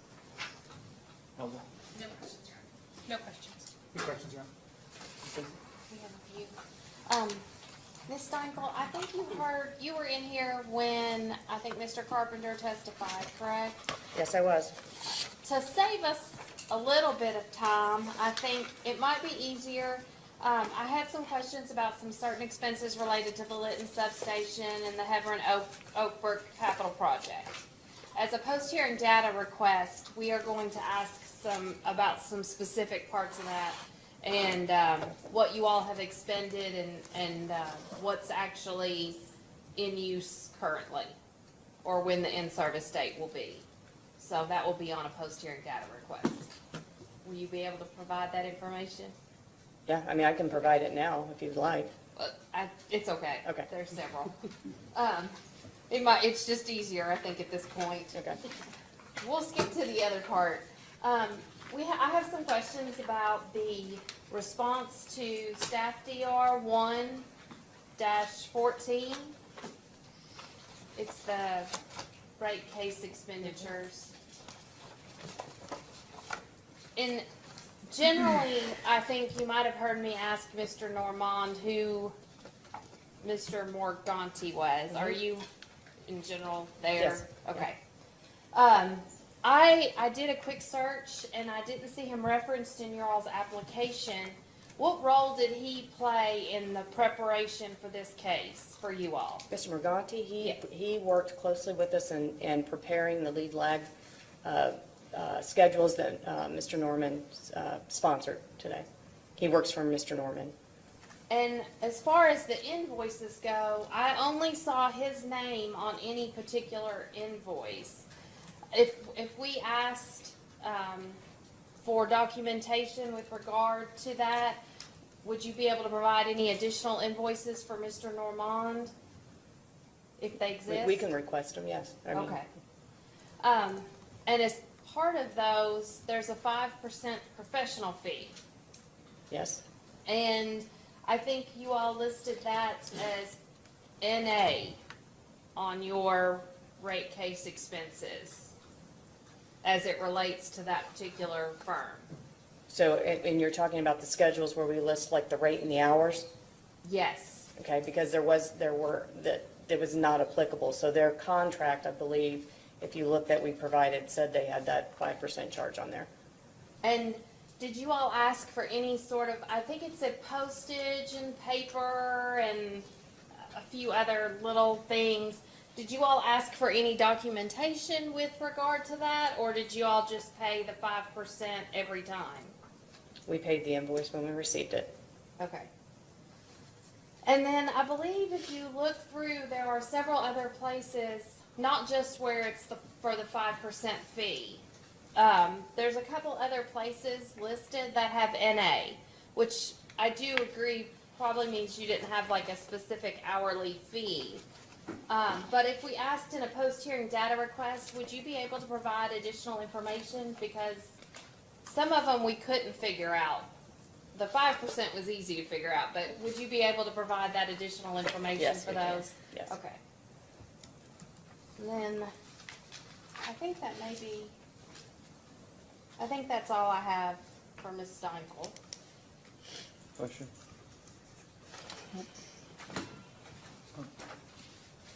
Do you procure the services that end up coming through as rate case expenses? No, I do not. Do you know who does? It depends on the type of contractor it is, or, what consulting work it's being done. Legal procures some of them, the generation service group procures some of them, asset accounting procures some of them, depending on the type of work they're working for us. What about witness Quilici? Do you know who would have been responsible for acquiring Concentrix services as related to her testimony? It would have probably been either generation or, working with legal on that. Do you conduct this role in other states as well? Yes, I do work in Ohio. Okay. And they have a similar process where they allow rate case recovery of rate case expense pursuant Yes. to the provision of invoices? Yes. Is it your experience that a going rate of $735 for a expert witness is fairly ordinary? That is not my area of expertise. I do not procure them, and I do not,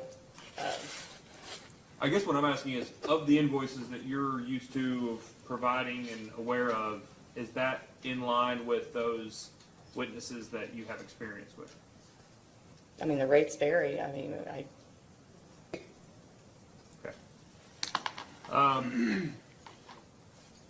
Were you in the hearing, I think today? Yeah, today, when I was asking Mr. Suez questions? Yes, I was. Okay. And I was specifically asking questions about the replacement power for forced outages that are included in rates. Do you remember that? Yes. Okay. Was there a test year amount for replacement power related to forced outages in the test year in the cost of service in the most recent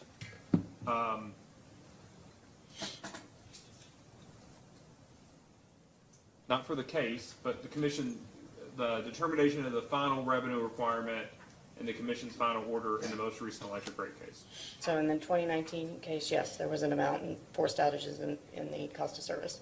Okay, and then there was a deferral accounting related to that, is that right? Yes. Okay, so what was the base amount? Do you remember how that was 1.6 determined? million is in base rates. Sorry, 1.6 million? was in base rates? Yes. And then the commission gave Duke the opportunity to defer, that was an annualized amount, and then defer the amount above and below that in rates, is that right? Yes, that's correct. And that's what Duke did on an annual basis since that final order? Yes. Okay. What did you propose in the test year for the cost of service in this case? The same amount, 1.6 million. Okay. Are you all proposing to keep the same accounting? Yes, we are. Okay. But you're proposing to, I just want to make sure I understand, use the same base amount in the test year, the normalized or annualized or whatever amount.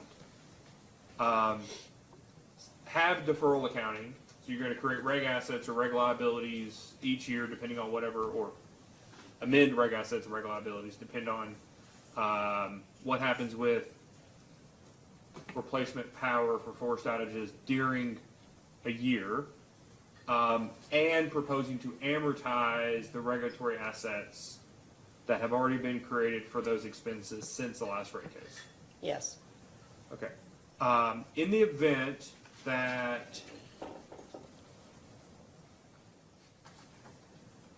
you, in a subsequent year, create a regulatory liability, do you intend to offset the regulatory assets that you have by that regulatory liability and amend the amortization expense that you're recovering, or will those just be deferred till later for subsequent recovery or subsequently passing back to consumers? Be deferred for later recovery or give back. And why the 1.6 million? Just because it was used in the last rate case? Well, we also, through a data response, I responded that we looked at the 3-year average, and it was still, like 1 point, I think it was about 1.6. It was materially the same as it has been in the last year, or the last case we had, so. Okay. So, is that ordinary that you would normalize something and do deferral accounting for it? Like, what's the point? I guess, let me ask this more direct question. What's the benefit in rate making of normalizing an expense and then also giving the utility the ability to track above and below it? Well, we have a reg asset that has accrued that was up and above the expenses that we've incurred, and it could keep growing, and we need to get recovery and amortize that piece.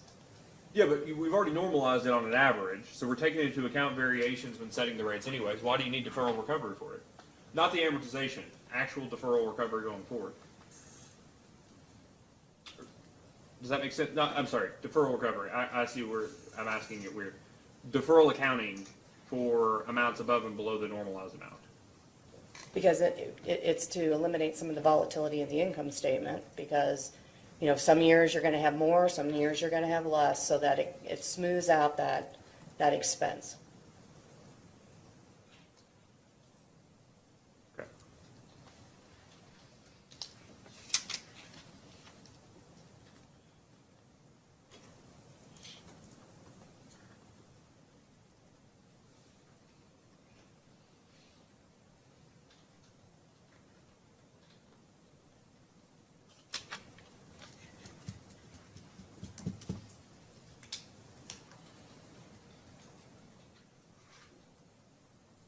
The ESM amount that you were asked questions by that counsel for the AG's office, that's out of one pocket into the other, right? Exactly, yes. It looks better, the $75 million number is less, but it's still gonna be the exact same amount of dollars, same return of and same return on capital, right? That's correct. It's gonna be the same it's gonna be the same total due amount for customers, it's just gonna show up on a different line on the bill, would you agree? I would agree.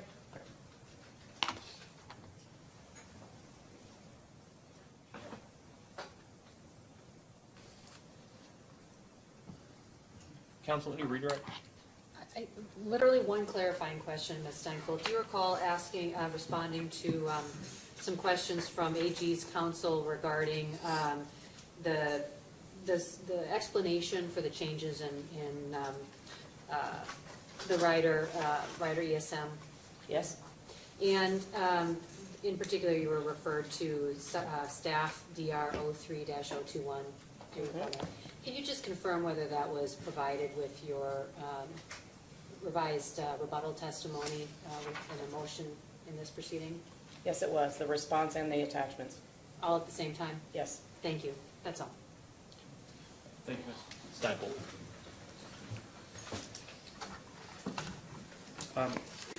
Does Ms. Steinkel, trying to be delicate with this question, do Ms. Steinkel's current travel plans require her to leave prior to the final Duke witness being taken for us again?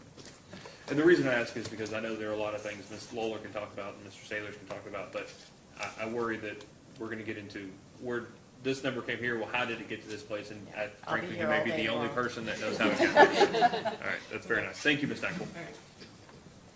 Would you like to call your next witness? Thank you, Your Honor. At this time, Duke Energy Kentucky calls James Zolkowski, please. Please raise your right hand. Do you swear or affirm that the testimony you're about to give is true and correct under penalty of perjury? I do. All right, please have a seat. State your name and address for the record. My name is James E. Zolkowski, 139 East 4th Street, Cincinnati, Ohio, 45202. Counsel? And Mr. Zolkowski, can you please state your position with the company? My position is Director, Rates and Regulatory Planning. And did you cause to be filed direct rebuttal and data requests in this proceeding? I did. And do you have any changes to that testimony or those data requests? I have a change to my direct testimony on page 29. Can you tell us what that change is? Yes, on page 29 of my direct testimony, line 5, change the word decrease to increase. On line 8, change the words not change to the word increase. On line 8, change the word decrease to increase. On line 8, change the words added to subtracted from. And on line 9, change the word DS to DT.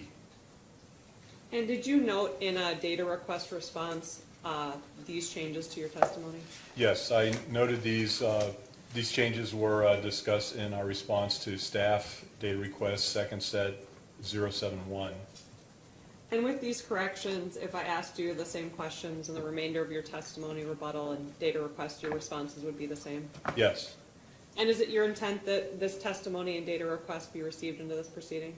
yes. Your Honor, this witness is available for cross-examination. No questions. Very briefly. That's okay. All right, so I'll tell you what we'll do. We'll let Ms. Grundman go. And then I'll get up and give him my seat. I was going to say, because I do think, I'm just going to really guess here that Mr. Bain's going to have a couple of questions. And so if you all I'll could get up exchange and- with Ms. Grundman after she's done, that would be great. I can exchange too. Oh, actually, Yeah. yeah, you staked that, you basically pitched the tent at the corners, making everybody else move. So, Ms. Go is going to, if you all could quietly exchange while Ms. Grundman's asking questions, that'd be great. So, Ms. Grundman? Good evening. Can you pronounce your last name for me so I don't get it wrong? My name is pronounced Zolkowski. Zolkowski. Good evening, Mr. Zolkowski. My name is Carrie Grunman. I'm here on behalf of Walmart. Your testimony and your direct testimony proposes a mechanism to attempt to very smallly move all customer classes closer to their cost of service. Do you agree? Yes, Did you happen to review Walmart witness Steve Chris's testimony?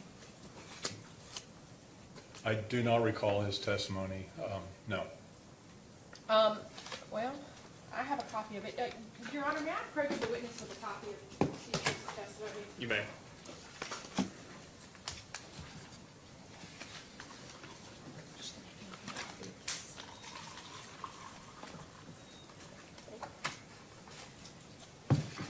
Can I draw your attention to page 18 of Mr. Chris's testimony. I'm there. I believe he has used information provided by you to calculate a relative rate of return for the various rate classes. Are you familiar with that calculation? No. Actually, this does look familiar. I did review this. But regarding your question about the RRI index, it looked like a simple calculation, but it's something that I've never used or have really ever seen outside of this testimony. Okay. So then let me draw your attention then, understanding you're not familiar with the chart, to page 19 of Mr. Chris's testimony, beginning at line 13, and actually starting above that at line 7, you'll see that Mr. Chris essentially takes the position that if the commission were to award the company the requested revenue requirement, that he doesn't oppose the allocation that you've proposed. But then in the question and answer beginning at line 13, he recommends that if some lesser increase is awarded, that the commission should take steps to further move classes closer to their cost of service. Do you recall seeing that recommendation? I see, yes, I recall that. And I presume that the company is agnostic to allocation. Well, the company is not agnostic to allocation, but I believe that our position is in line with the commission and most interveners in that we want to have a fair and equitable allocation of the revenue increase to the classes. So from that standpoint, we would be amenable to a change in the revenue allocation that is ordered by the commission. Okay. Thank you. Those are all my questions. Mr. Payne? Thank you, Your Honor.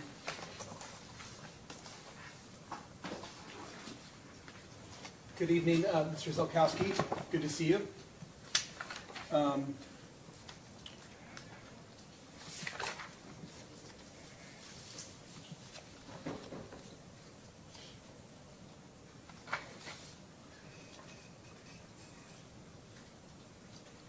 Could you please turn to page 4 of your rebuttal testimony?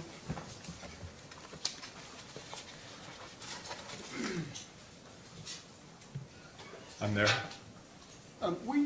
You were in the room when Mr. Bieber testified this afternoon, or this morning, I guess it was this afternoon, weren't you? Yes, I was.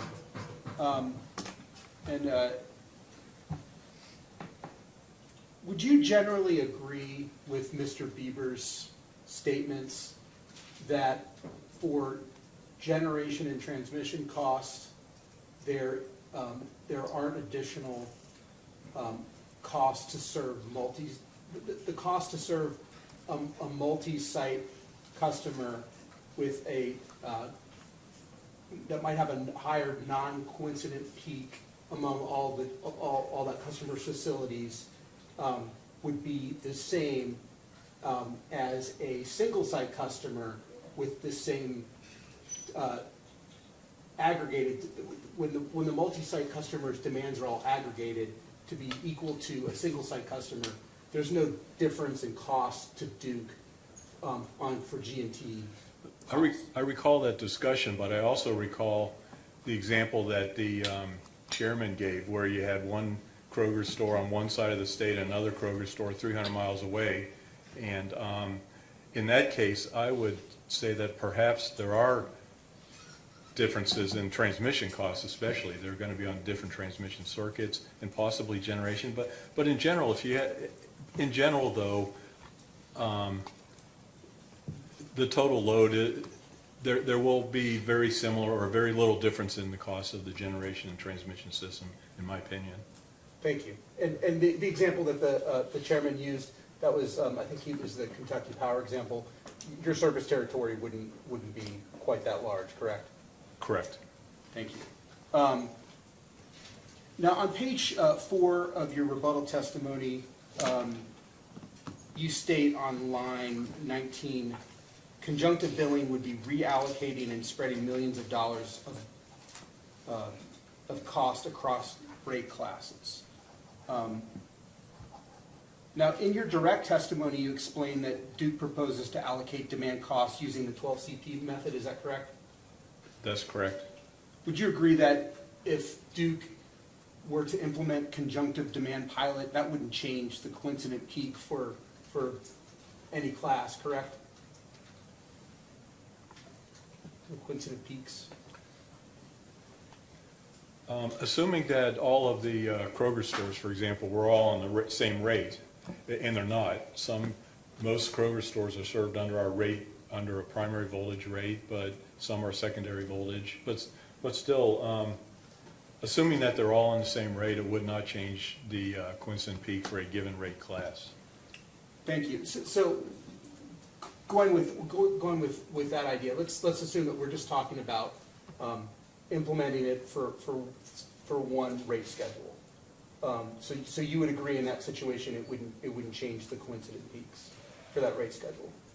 It would not change. I agree with that. So if there's no change to the 12 CP demands, if you implemented conjunctive billing within a rate schedule, there wouldn't be any cost shifting between rate classes, right? Would not be cost shifting between rate classes.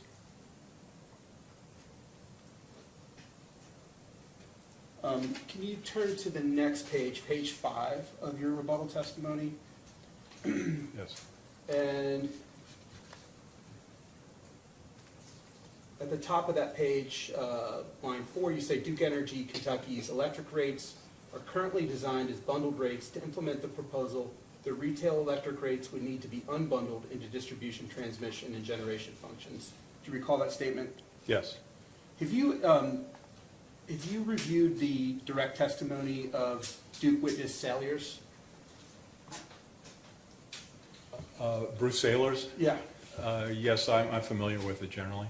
I'm gonna read you, and I apologize. I'm just gonna read you one paragraph from his testimony on page 10, lines 14 through 20. Mr. Salyers says, recognizing the off-peak structure of rate DT and the potential in future years for customers to adopt electric vehicle off-peak charging behavior, the company proposes to create a separate demand charge for recovery of the cost of service studies distribution demand revenue component while reducing the other charges commensurately. The proposed distribution demand charge targets the recovery of distribution demand cost to serve. The distribution demand cost to serve are removed from the other rate components. Do you recall reading this statement or of this I recall concept? that, yes. Would you agree that the new proposed distribution demand charge for rate DT is in fact designed to recover distribution costs? Yes. Would you agree that unbundling the distribution demand charge in this manner would facilitate multi-site aggregation demand billing? Well, I would state that the Mr. Saylor's proposal is partially unbundling the rates, certainly. And when you remove the distribution piece, you're left with generation transmission. So it's a partial unbundling of the rates, which is something new for Duke Energy Kentucky. And then the second part of your question, would you restate that? Whether that would facilitate a conjunctive demand billing, given your statement here about unbundling rates and the difficulty of doing that. Well, I would say that it begins to address the statement that I made in my rebuttal testimony beginning on line 4. Thank you. Those are all the questions I have. Mr. Werner, now's your time to shine. You have questions for this What witness? we've all been waiting for. Mr. Zolkowski, good to see you. Nice to meet you. My name is Paul Warner. I represent the Kentucky Broadband and Cable Association, and I want to focus my questioning really on your direct testimony, not your rebuttal testimony, okay? Now, as I understand it, you performed a cost of service study for purposes of allocating costs across different classes of customers, is that right? That's correct. Okay. Now, as part of that analysis, you classified certain costs, right? We Go ahead. functionalize and classify and allocate costs. Sure. And among the costs that you looked at distribution-related costs, right? Yes. Okay. Yeah, that's part of the function. Okay. And as I understand it, you did two things in looking at the cost. You performed a minimum size cost study, is that right? Correct. Okay. And you also performed something called a zero intercept analysis, is that right? Correct. Okay. And part of the zero intercept analysis included determining the cost of a 0-foot pole, is that right? Correct. All right. Now, to perform both of those analyses, you obtained pole cost and quantity data from Duke's plant accounting records, right? Yes. Okay. Now, does Duke maintain just one set of plant accounting records?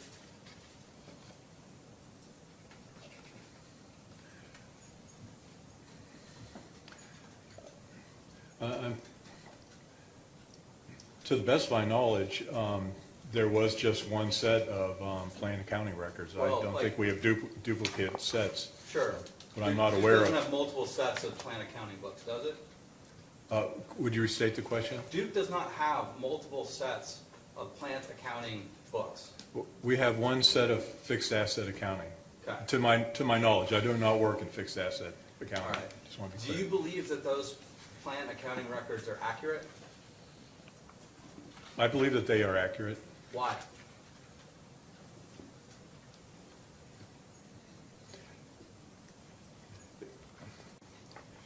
Well, for one thing, I've never heard that they're inaccurate. Second of all, they are maintained by professionals who've been working, who are paid to maintain the systems as part of their job. They're maintained by accountants. Some of them are professional accountants, and I have no reason to believe that they're not accurate. Okay. Now, you use the data from Duke's plant accounting records to determine, among other things, the average cost for each pole size accounting group. Is that right? That's correct. Okay. Now, do you have your testimony in front of you, sir? Yes, I do. Okay. Now, do you have the attachments to that testimony in front of you? Yes. Okay. If you want to take a look at it, I'm just going to direct you to pages 1 and 2 of JEZ 5, which is one of the attachments. And you discussed that really in the pages around 20 through 25 of your testimony, if you recall that. Yes. And specifically, I want to direct you to page 1 of JEZ 5. And if you look at that, you've got a lot of data there on the page, but you have a category for 35-foot poles. You see that? Yes. Okay. And the number of poles that you use there is 11,980, right? That's the number that's on the schedule. Right. Yes. And that's the number that was derived from Duke's plant accounting records, right? Yes. Okay. Now, you have at the top of the column there, it says minimum size.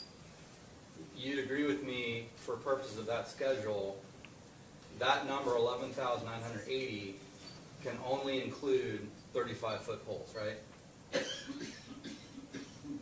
That was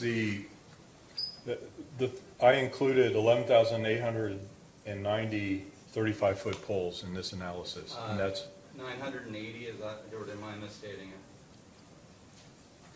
11,890. Oh, 890, sorry. I transposed the numbers.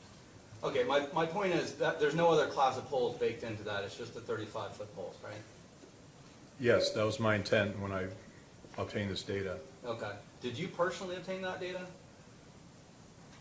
I received a data set from our fixed asset accounting people, and it was a very large data set, and I got it in Excel form, and then I created a pivot table, and a lot of the rows of data listed the pole height, as one of the fields, and then so I was able to pivot down, and that's where I picked off the 35-foot pole number.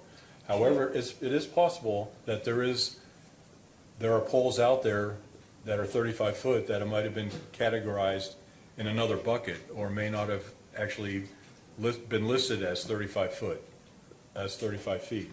And that gets into some of the commentary that I had about the difficulty of obtaining data that makes it easy to do these zero intercept analyses. Do you routinely rely on the folks in the plant accounting department to provide you data like this? I do not routinely do zero intercept analyses, and in my role in the rate department, rarely ask our fixed asset accounting for any data. There are other people in rates that do, but I do not. What about when it comes to minimum size cost studies? Do you rely on these folks to provide you relevant data? Yes. Okay. And do you have any reason to doubt their ability to provide you accurate data? I believe that the data they provide is accurate. Okay. Now, if you look down one more row, you have an entry for 40-foot poles, Yes. and the number there is 29,114, is that right? Yes. Okay, now, help me understand this, because if you look back up at the column, it says, or it seems to indicate that 40-foot is the minimum size of poles in that bucket. Is that correct? Or does that line just include 40-foot poles? Oh, that line, and we're looking at page 1 of attachment JZ5. Yes, sir. The 40-foot is the minimum size, not the zero intercept size, but that's the minimum size for a primary pole. So that number, if I understand it, and correct me if I'm wrong, the number 29,114 includes poles that are a minimum size of 40 up to and including 70-foot poles, is that right?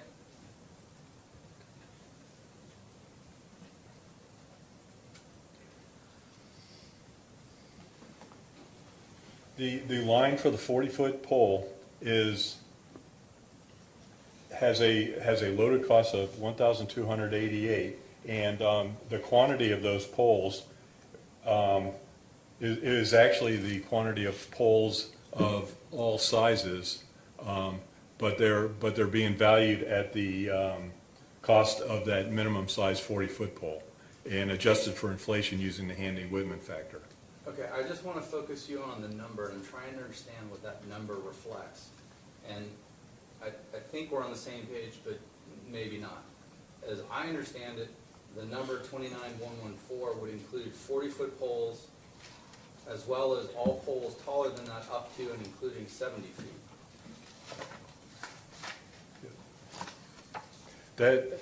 And I just want to check something in my work paper, That's in the minimum fine. size. And let me just tell you where I'm going with this. If you look at page 2, you will see another breakdown of pole counts. And I'm trying to understand how the numbers that you have on page 1 correspond to the numbers that you have on page 2. If at all. Because to be honest with you, I can't make heads or tails of it.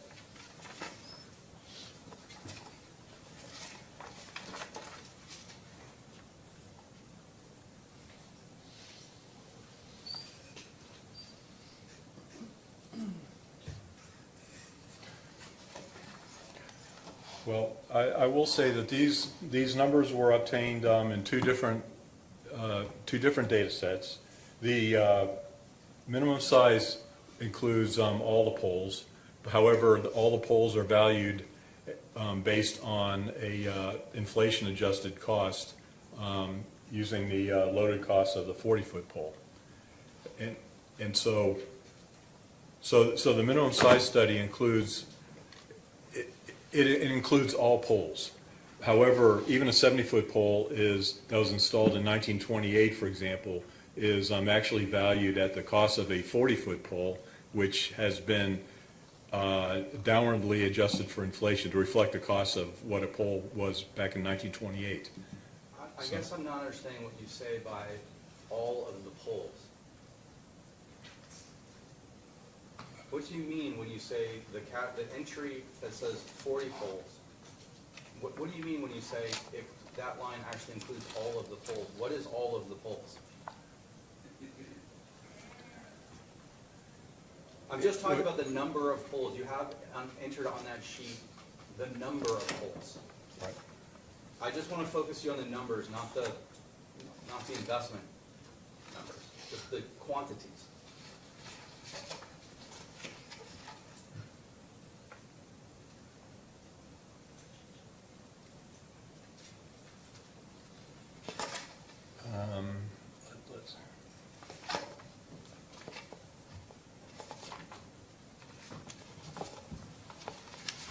If the answer And is I'm no, looking at my that's work fine, paper. just tell me that and I'll move on.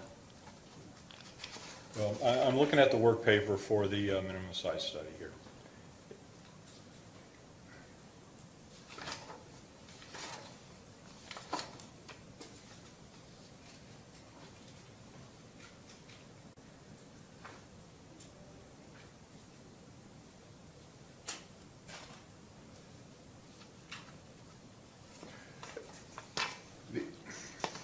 The minimum size study,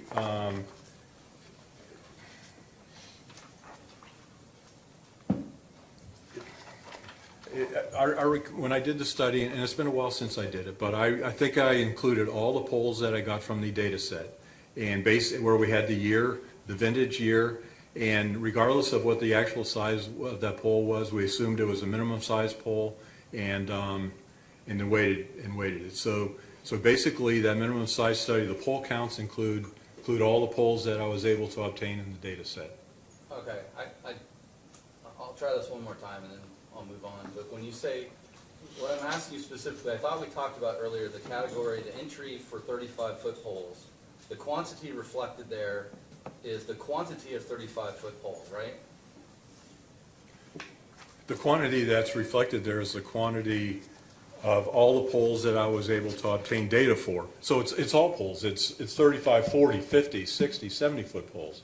However, those polls in the minimum size study are being valued and changed in the study to assume that they're all 40-foot polls because we are trying to figure out what the cost is of a minimum size service, of a minimum system where no poles are greater than 40 feet that are carrying primary line. If you're including all the poles in this minimum size study, then why is there a different number for 35-foot poles and 40-foot poles?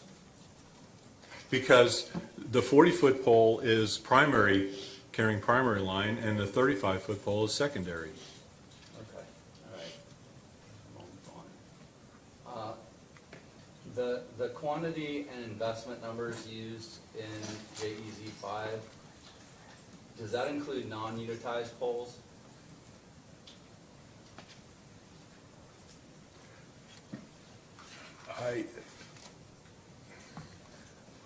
I recall that it would not include non-unitized poles because since they're non-unitized, we would not have the data that we needed.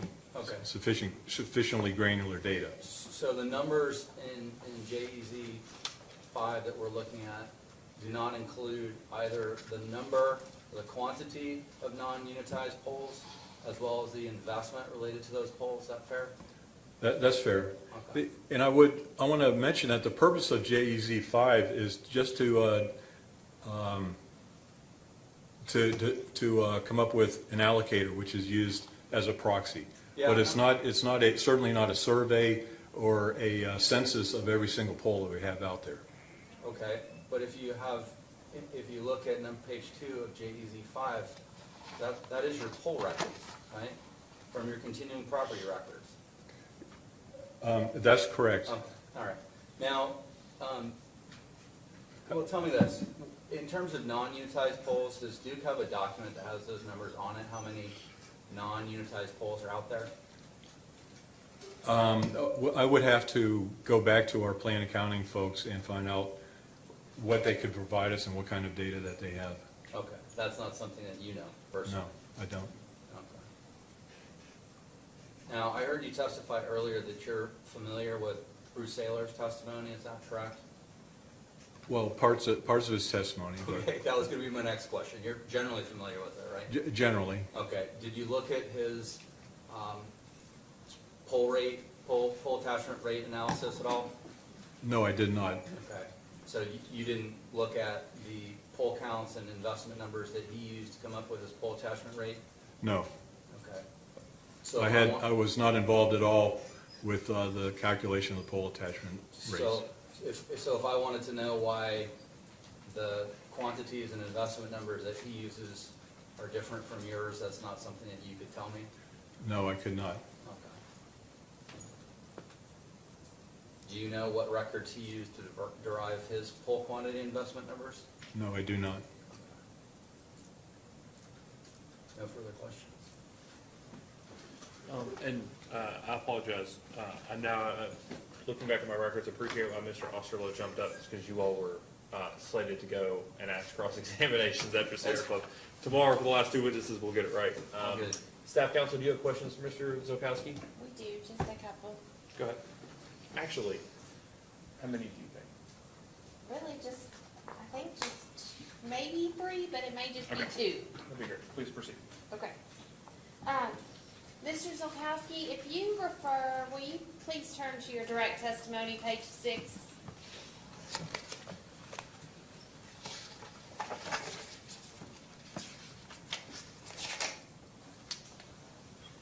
I'm there at page 6. Okay. I think you testified that according to Duke, you all chose the 12 CP methodology.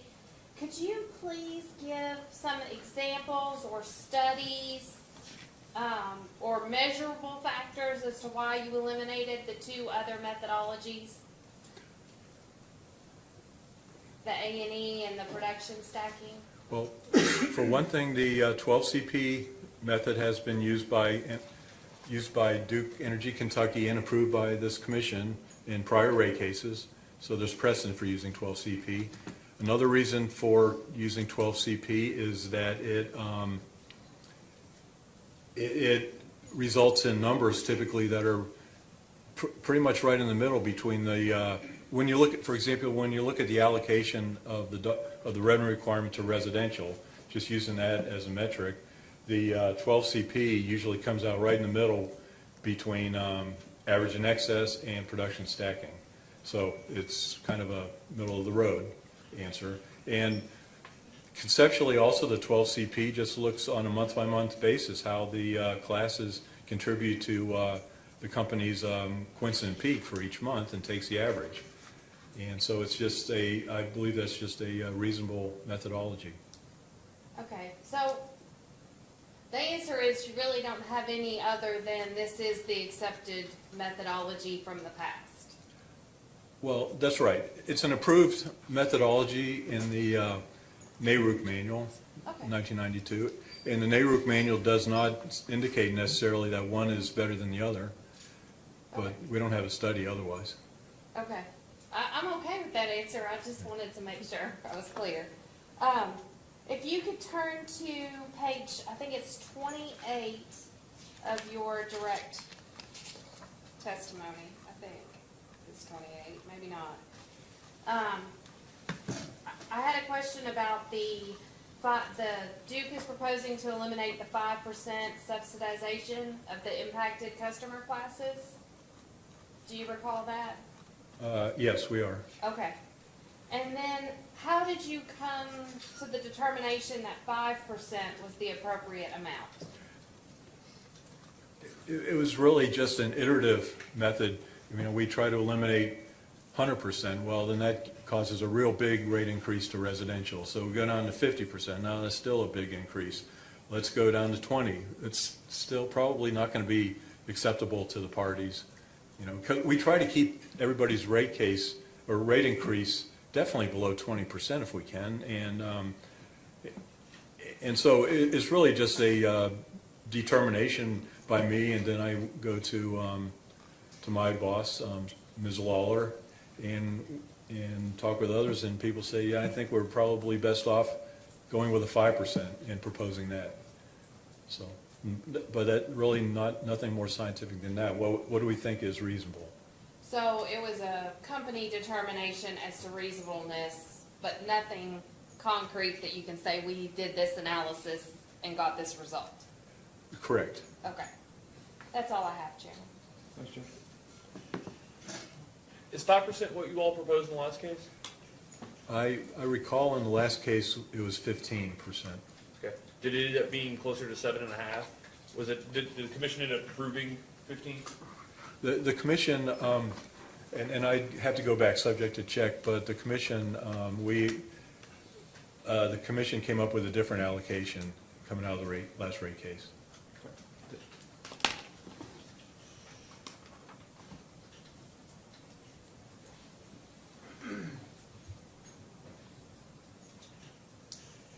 Council, redirect. Yes, Your Honor. Just briefly. Mr. Zolkowski, do you recall questions from Kroger's counsel about the aggregated conjunctive demand billing program that Kroger's proposed? Yes.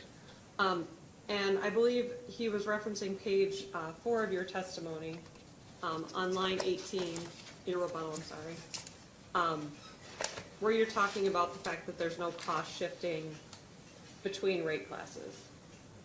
Is the concern that you're raising here about cost shifting between rate classes or within rate classes? My concern and my opposition to conjunctive billing is cost shifting between customers within a given rate class. Thank you. And do you recall questions from the Kentucky Broadband and Cable Association about the minimum system study? Yes. And analysis? And if you can turn to page 20 of your direct testimony.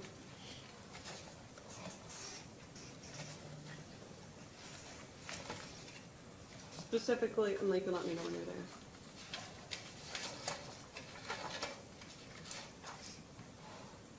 Okay, I'm on 20. And specifically at starting at line 10, you discussed the first step to performing a minimum system study. Can you tell me what that first step is? Well, the first step in a minimum system study is to figure out what the smallest installed equipment is. You know, for example, the smallest transformer, the smallest pole that serves a given function, and assume that we can build an entire grid just using equipment of that size. Correct. So can you now turn back to attachment JEZ5 that you were discussing with council? I'm there. And here, under the column minimum size and pole, it's not just a 40-foot pole. What are the other classifications that are related to that particular minimum size pole? Well, it's a 40-foot Class 4 wood pole. Right, so there's a number of qualifications about what type of 40-foot pole would Correct. be the minimum size. Correct. I mean, that is where we come up with the costing for the minimum size equipment. And I know you testified that you aren't very familiar with the pole calculations that are performed by company witness Mr. Sailors, but is it fair to say that the data set that you use for the minimum size pole would be different than the data that Mr. Sailors used for his pole attachment calculations, to the extent that you know?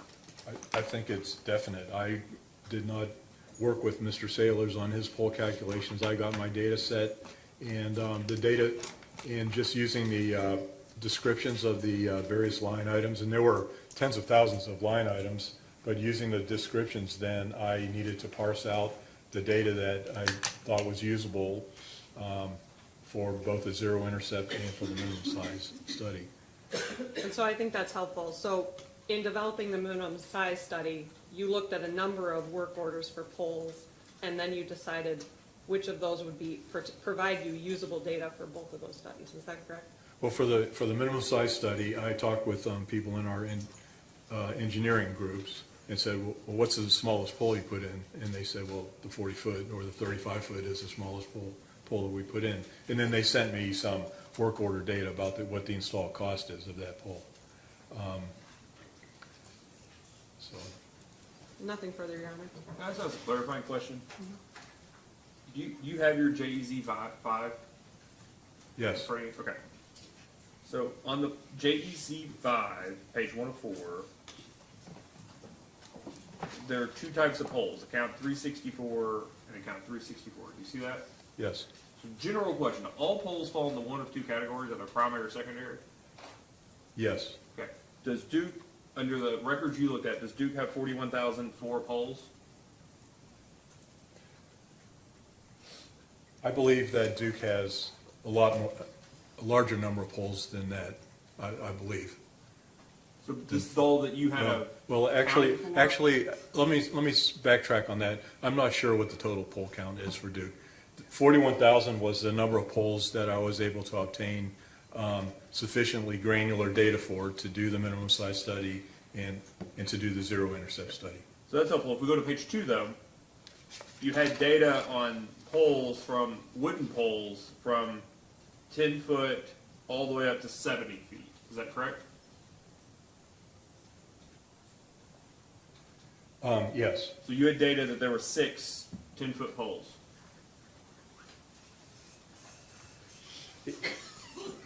I did have, yes, I see that. However, but the difference is, for the minimum size study, I asked our engineering people, under today's operations, today's practices, what's the smallest size pole that we would install? Yeah, but that was just for the determination of the pricing for either 35 for I want to be clear about what I'm asking. I'm just asking about number, not what you did. So you're saying if they added a new one, they told you the minimum for secondary would be 35 feet, 40 for primary.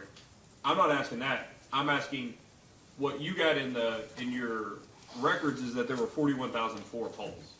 Correct. For the minimum size study, I came up with 41,000, and for the calculation of the zero intercept, I came up with a number that was pretty close to that, 40,786. Well, I guess what I'm trying to understand, and it may be wholly unrelated to what Mr. Warner was asking, but why is there difference between the two numbers? I did these analyses at different periods of time, and I was trying to, especially for the zero intercept, I was trying to parse down the counts of the poles based on the accounting records. Not every row of data said exactly what the pole height was, for example, and so for the minimum size study, few poles that I didn't really know exactly what the height was, and so there would be some differences going on there. I will say, but overall, the totals are pretty close. Any additional questions for the witness? Your Honor, I just had a couple, if you don't mind. Let's see here. Mr. Zolkowski, if I understood your testimony, both written and today correctly, as I understand it, you asked the property record folks, the accounting folks, to provide you with the universe of Duke's poles, right? Yes, basically, yes. Right. They sent me a large data set. And the data set was all of Duke's poles, right? Well, to the best of my knowledge. I mean, I don't work in plain accounting, so I'm going to have to put a caveat on there. Now, I understand. You asked the folks who are in charge of the data, who you have no basis for doubting their abilities to track records and provide you information for the universe of poles. And they provided it to you, right? Correct. And then you went and did some things with it. Okay, I don't want to talk about that anymore, but that's what your studies are all about, right? Correct. Okay. Now, your counsel just asked you some questions about what Mr. Saylor did. And when we had our conversation a few minutes ago, I thought you told me that you don't know what Mr. Saylor did. And I don't know what Mr. Okay. Saylor did. So Saylor's in did. terms of where he got his information, in terms of the quantity of poles and the investment in poles, you don't know, right? Correct, I do not know. You don't know if he was drawing from the same universe of information that you were or not, right? Correct, I do not know that, correct. So you could be working from the same universe of information, or you could be working from a different universe of information. You can't tell me one way or the other, right? That's correct. Okay. Thank you. That's all I have. All right. Any redirect? Nothing further, Your Honor. Thank you, Mr. Zolkowski.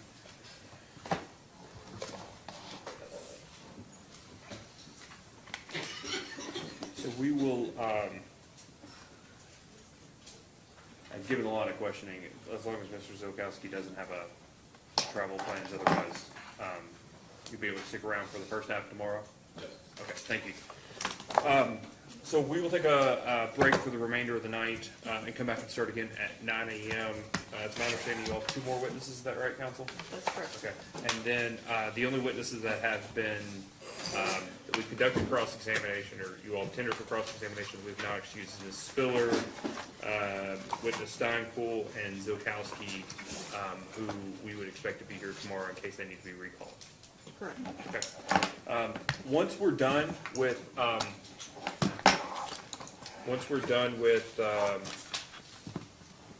the company's witnesses tomorrow, no, I'm just gonna Once we are done with the company's witnesses tomorrow, we will take witness Shinstone Harris, witness Crafton, then we'll take your witnesses, Ms. Goad, and then we'll end up with, hopefully, witness Chris. With the appreciation that witness Chris would like to be out by 3. My goal is that, I would like to be out by 3 o'clock. so that's, I'm happy you said it for me. So, Well, I'd if like we to need to drive take home Mr. Chris out of place, we will, but that would be my anticipation, the way things are going. Anybody have any objection? No, Your Honor. All right, we will be adjourned until, or we'll take a recess until tomorrow morning at 9 a.m. He thought, he said we had. Sorry. No, he asked whether, he asked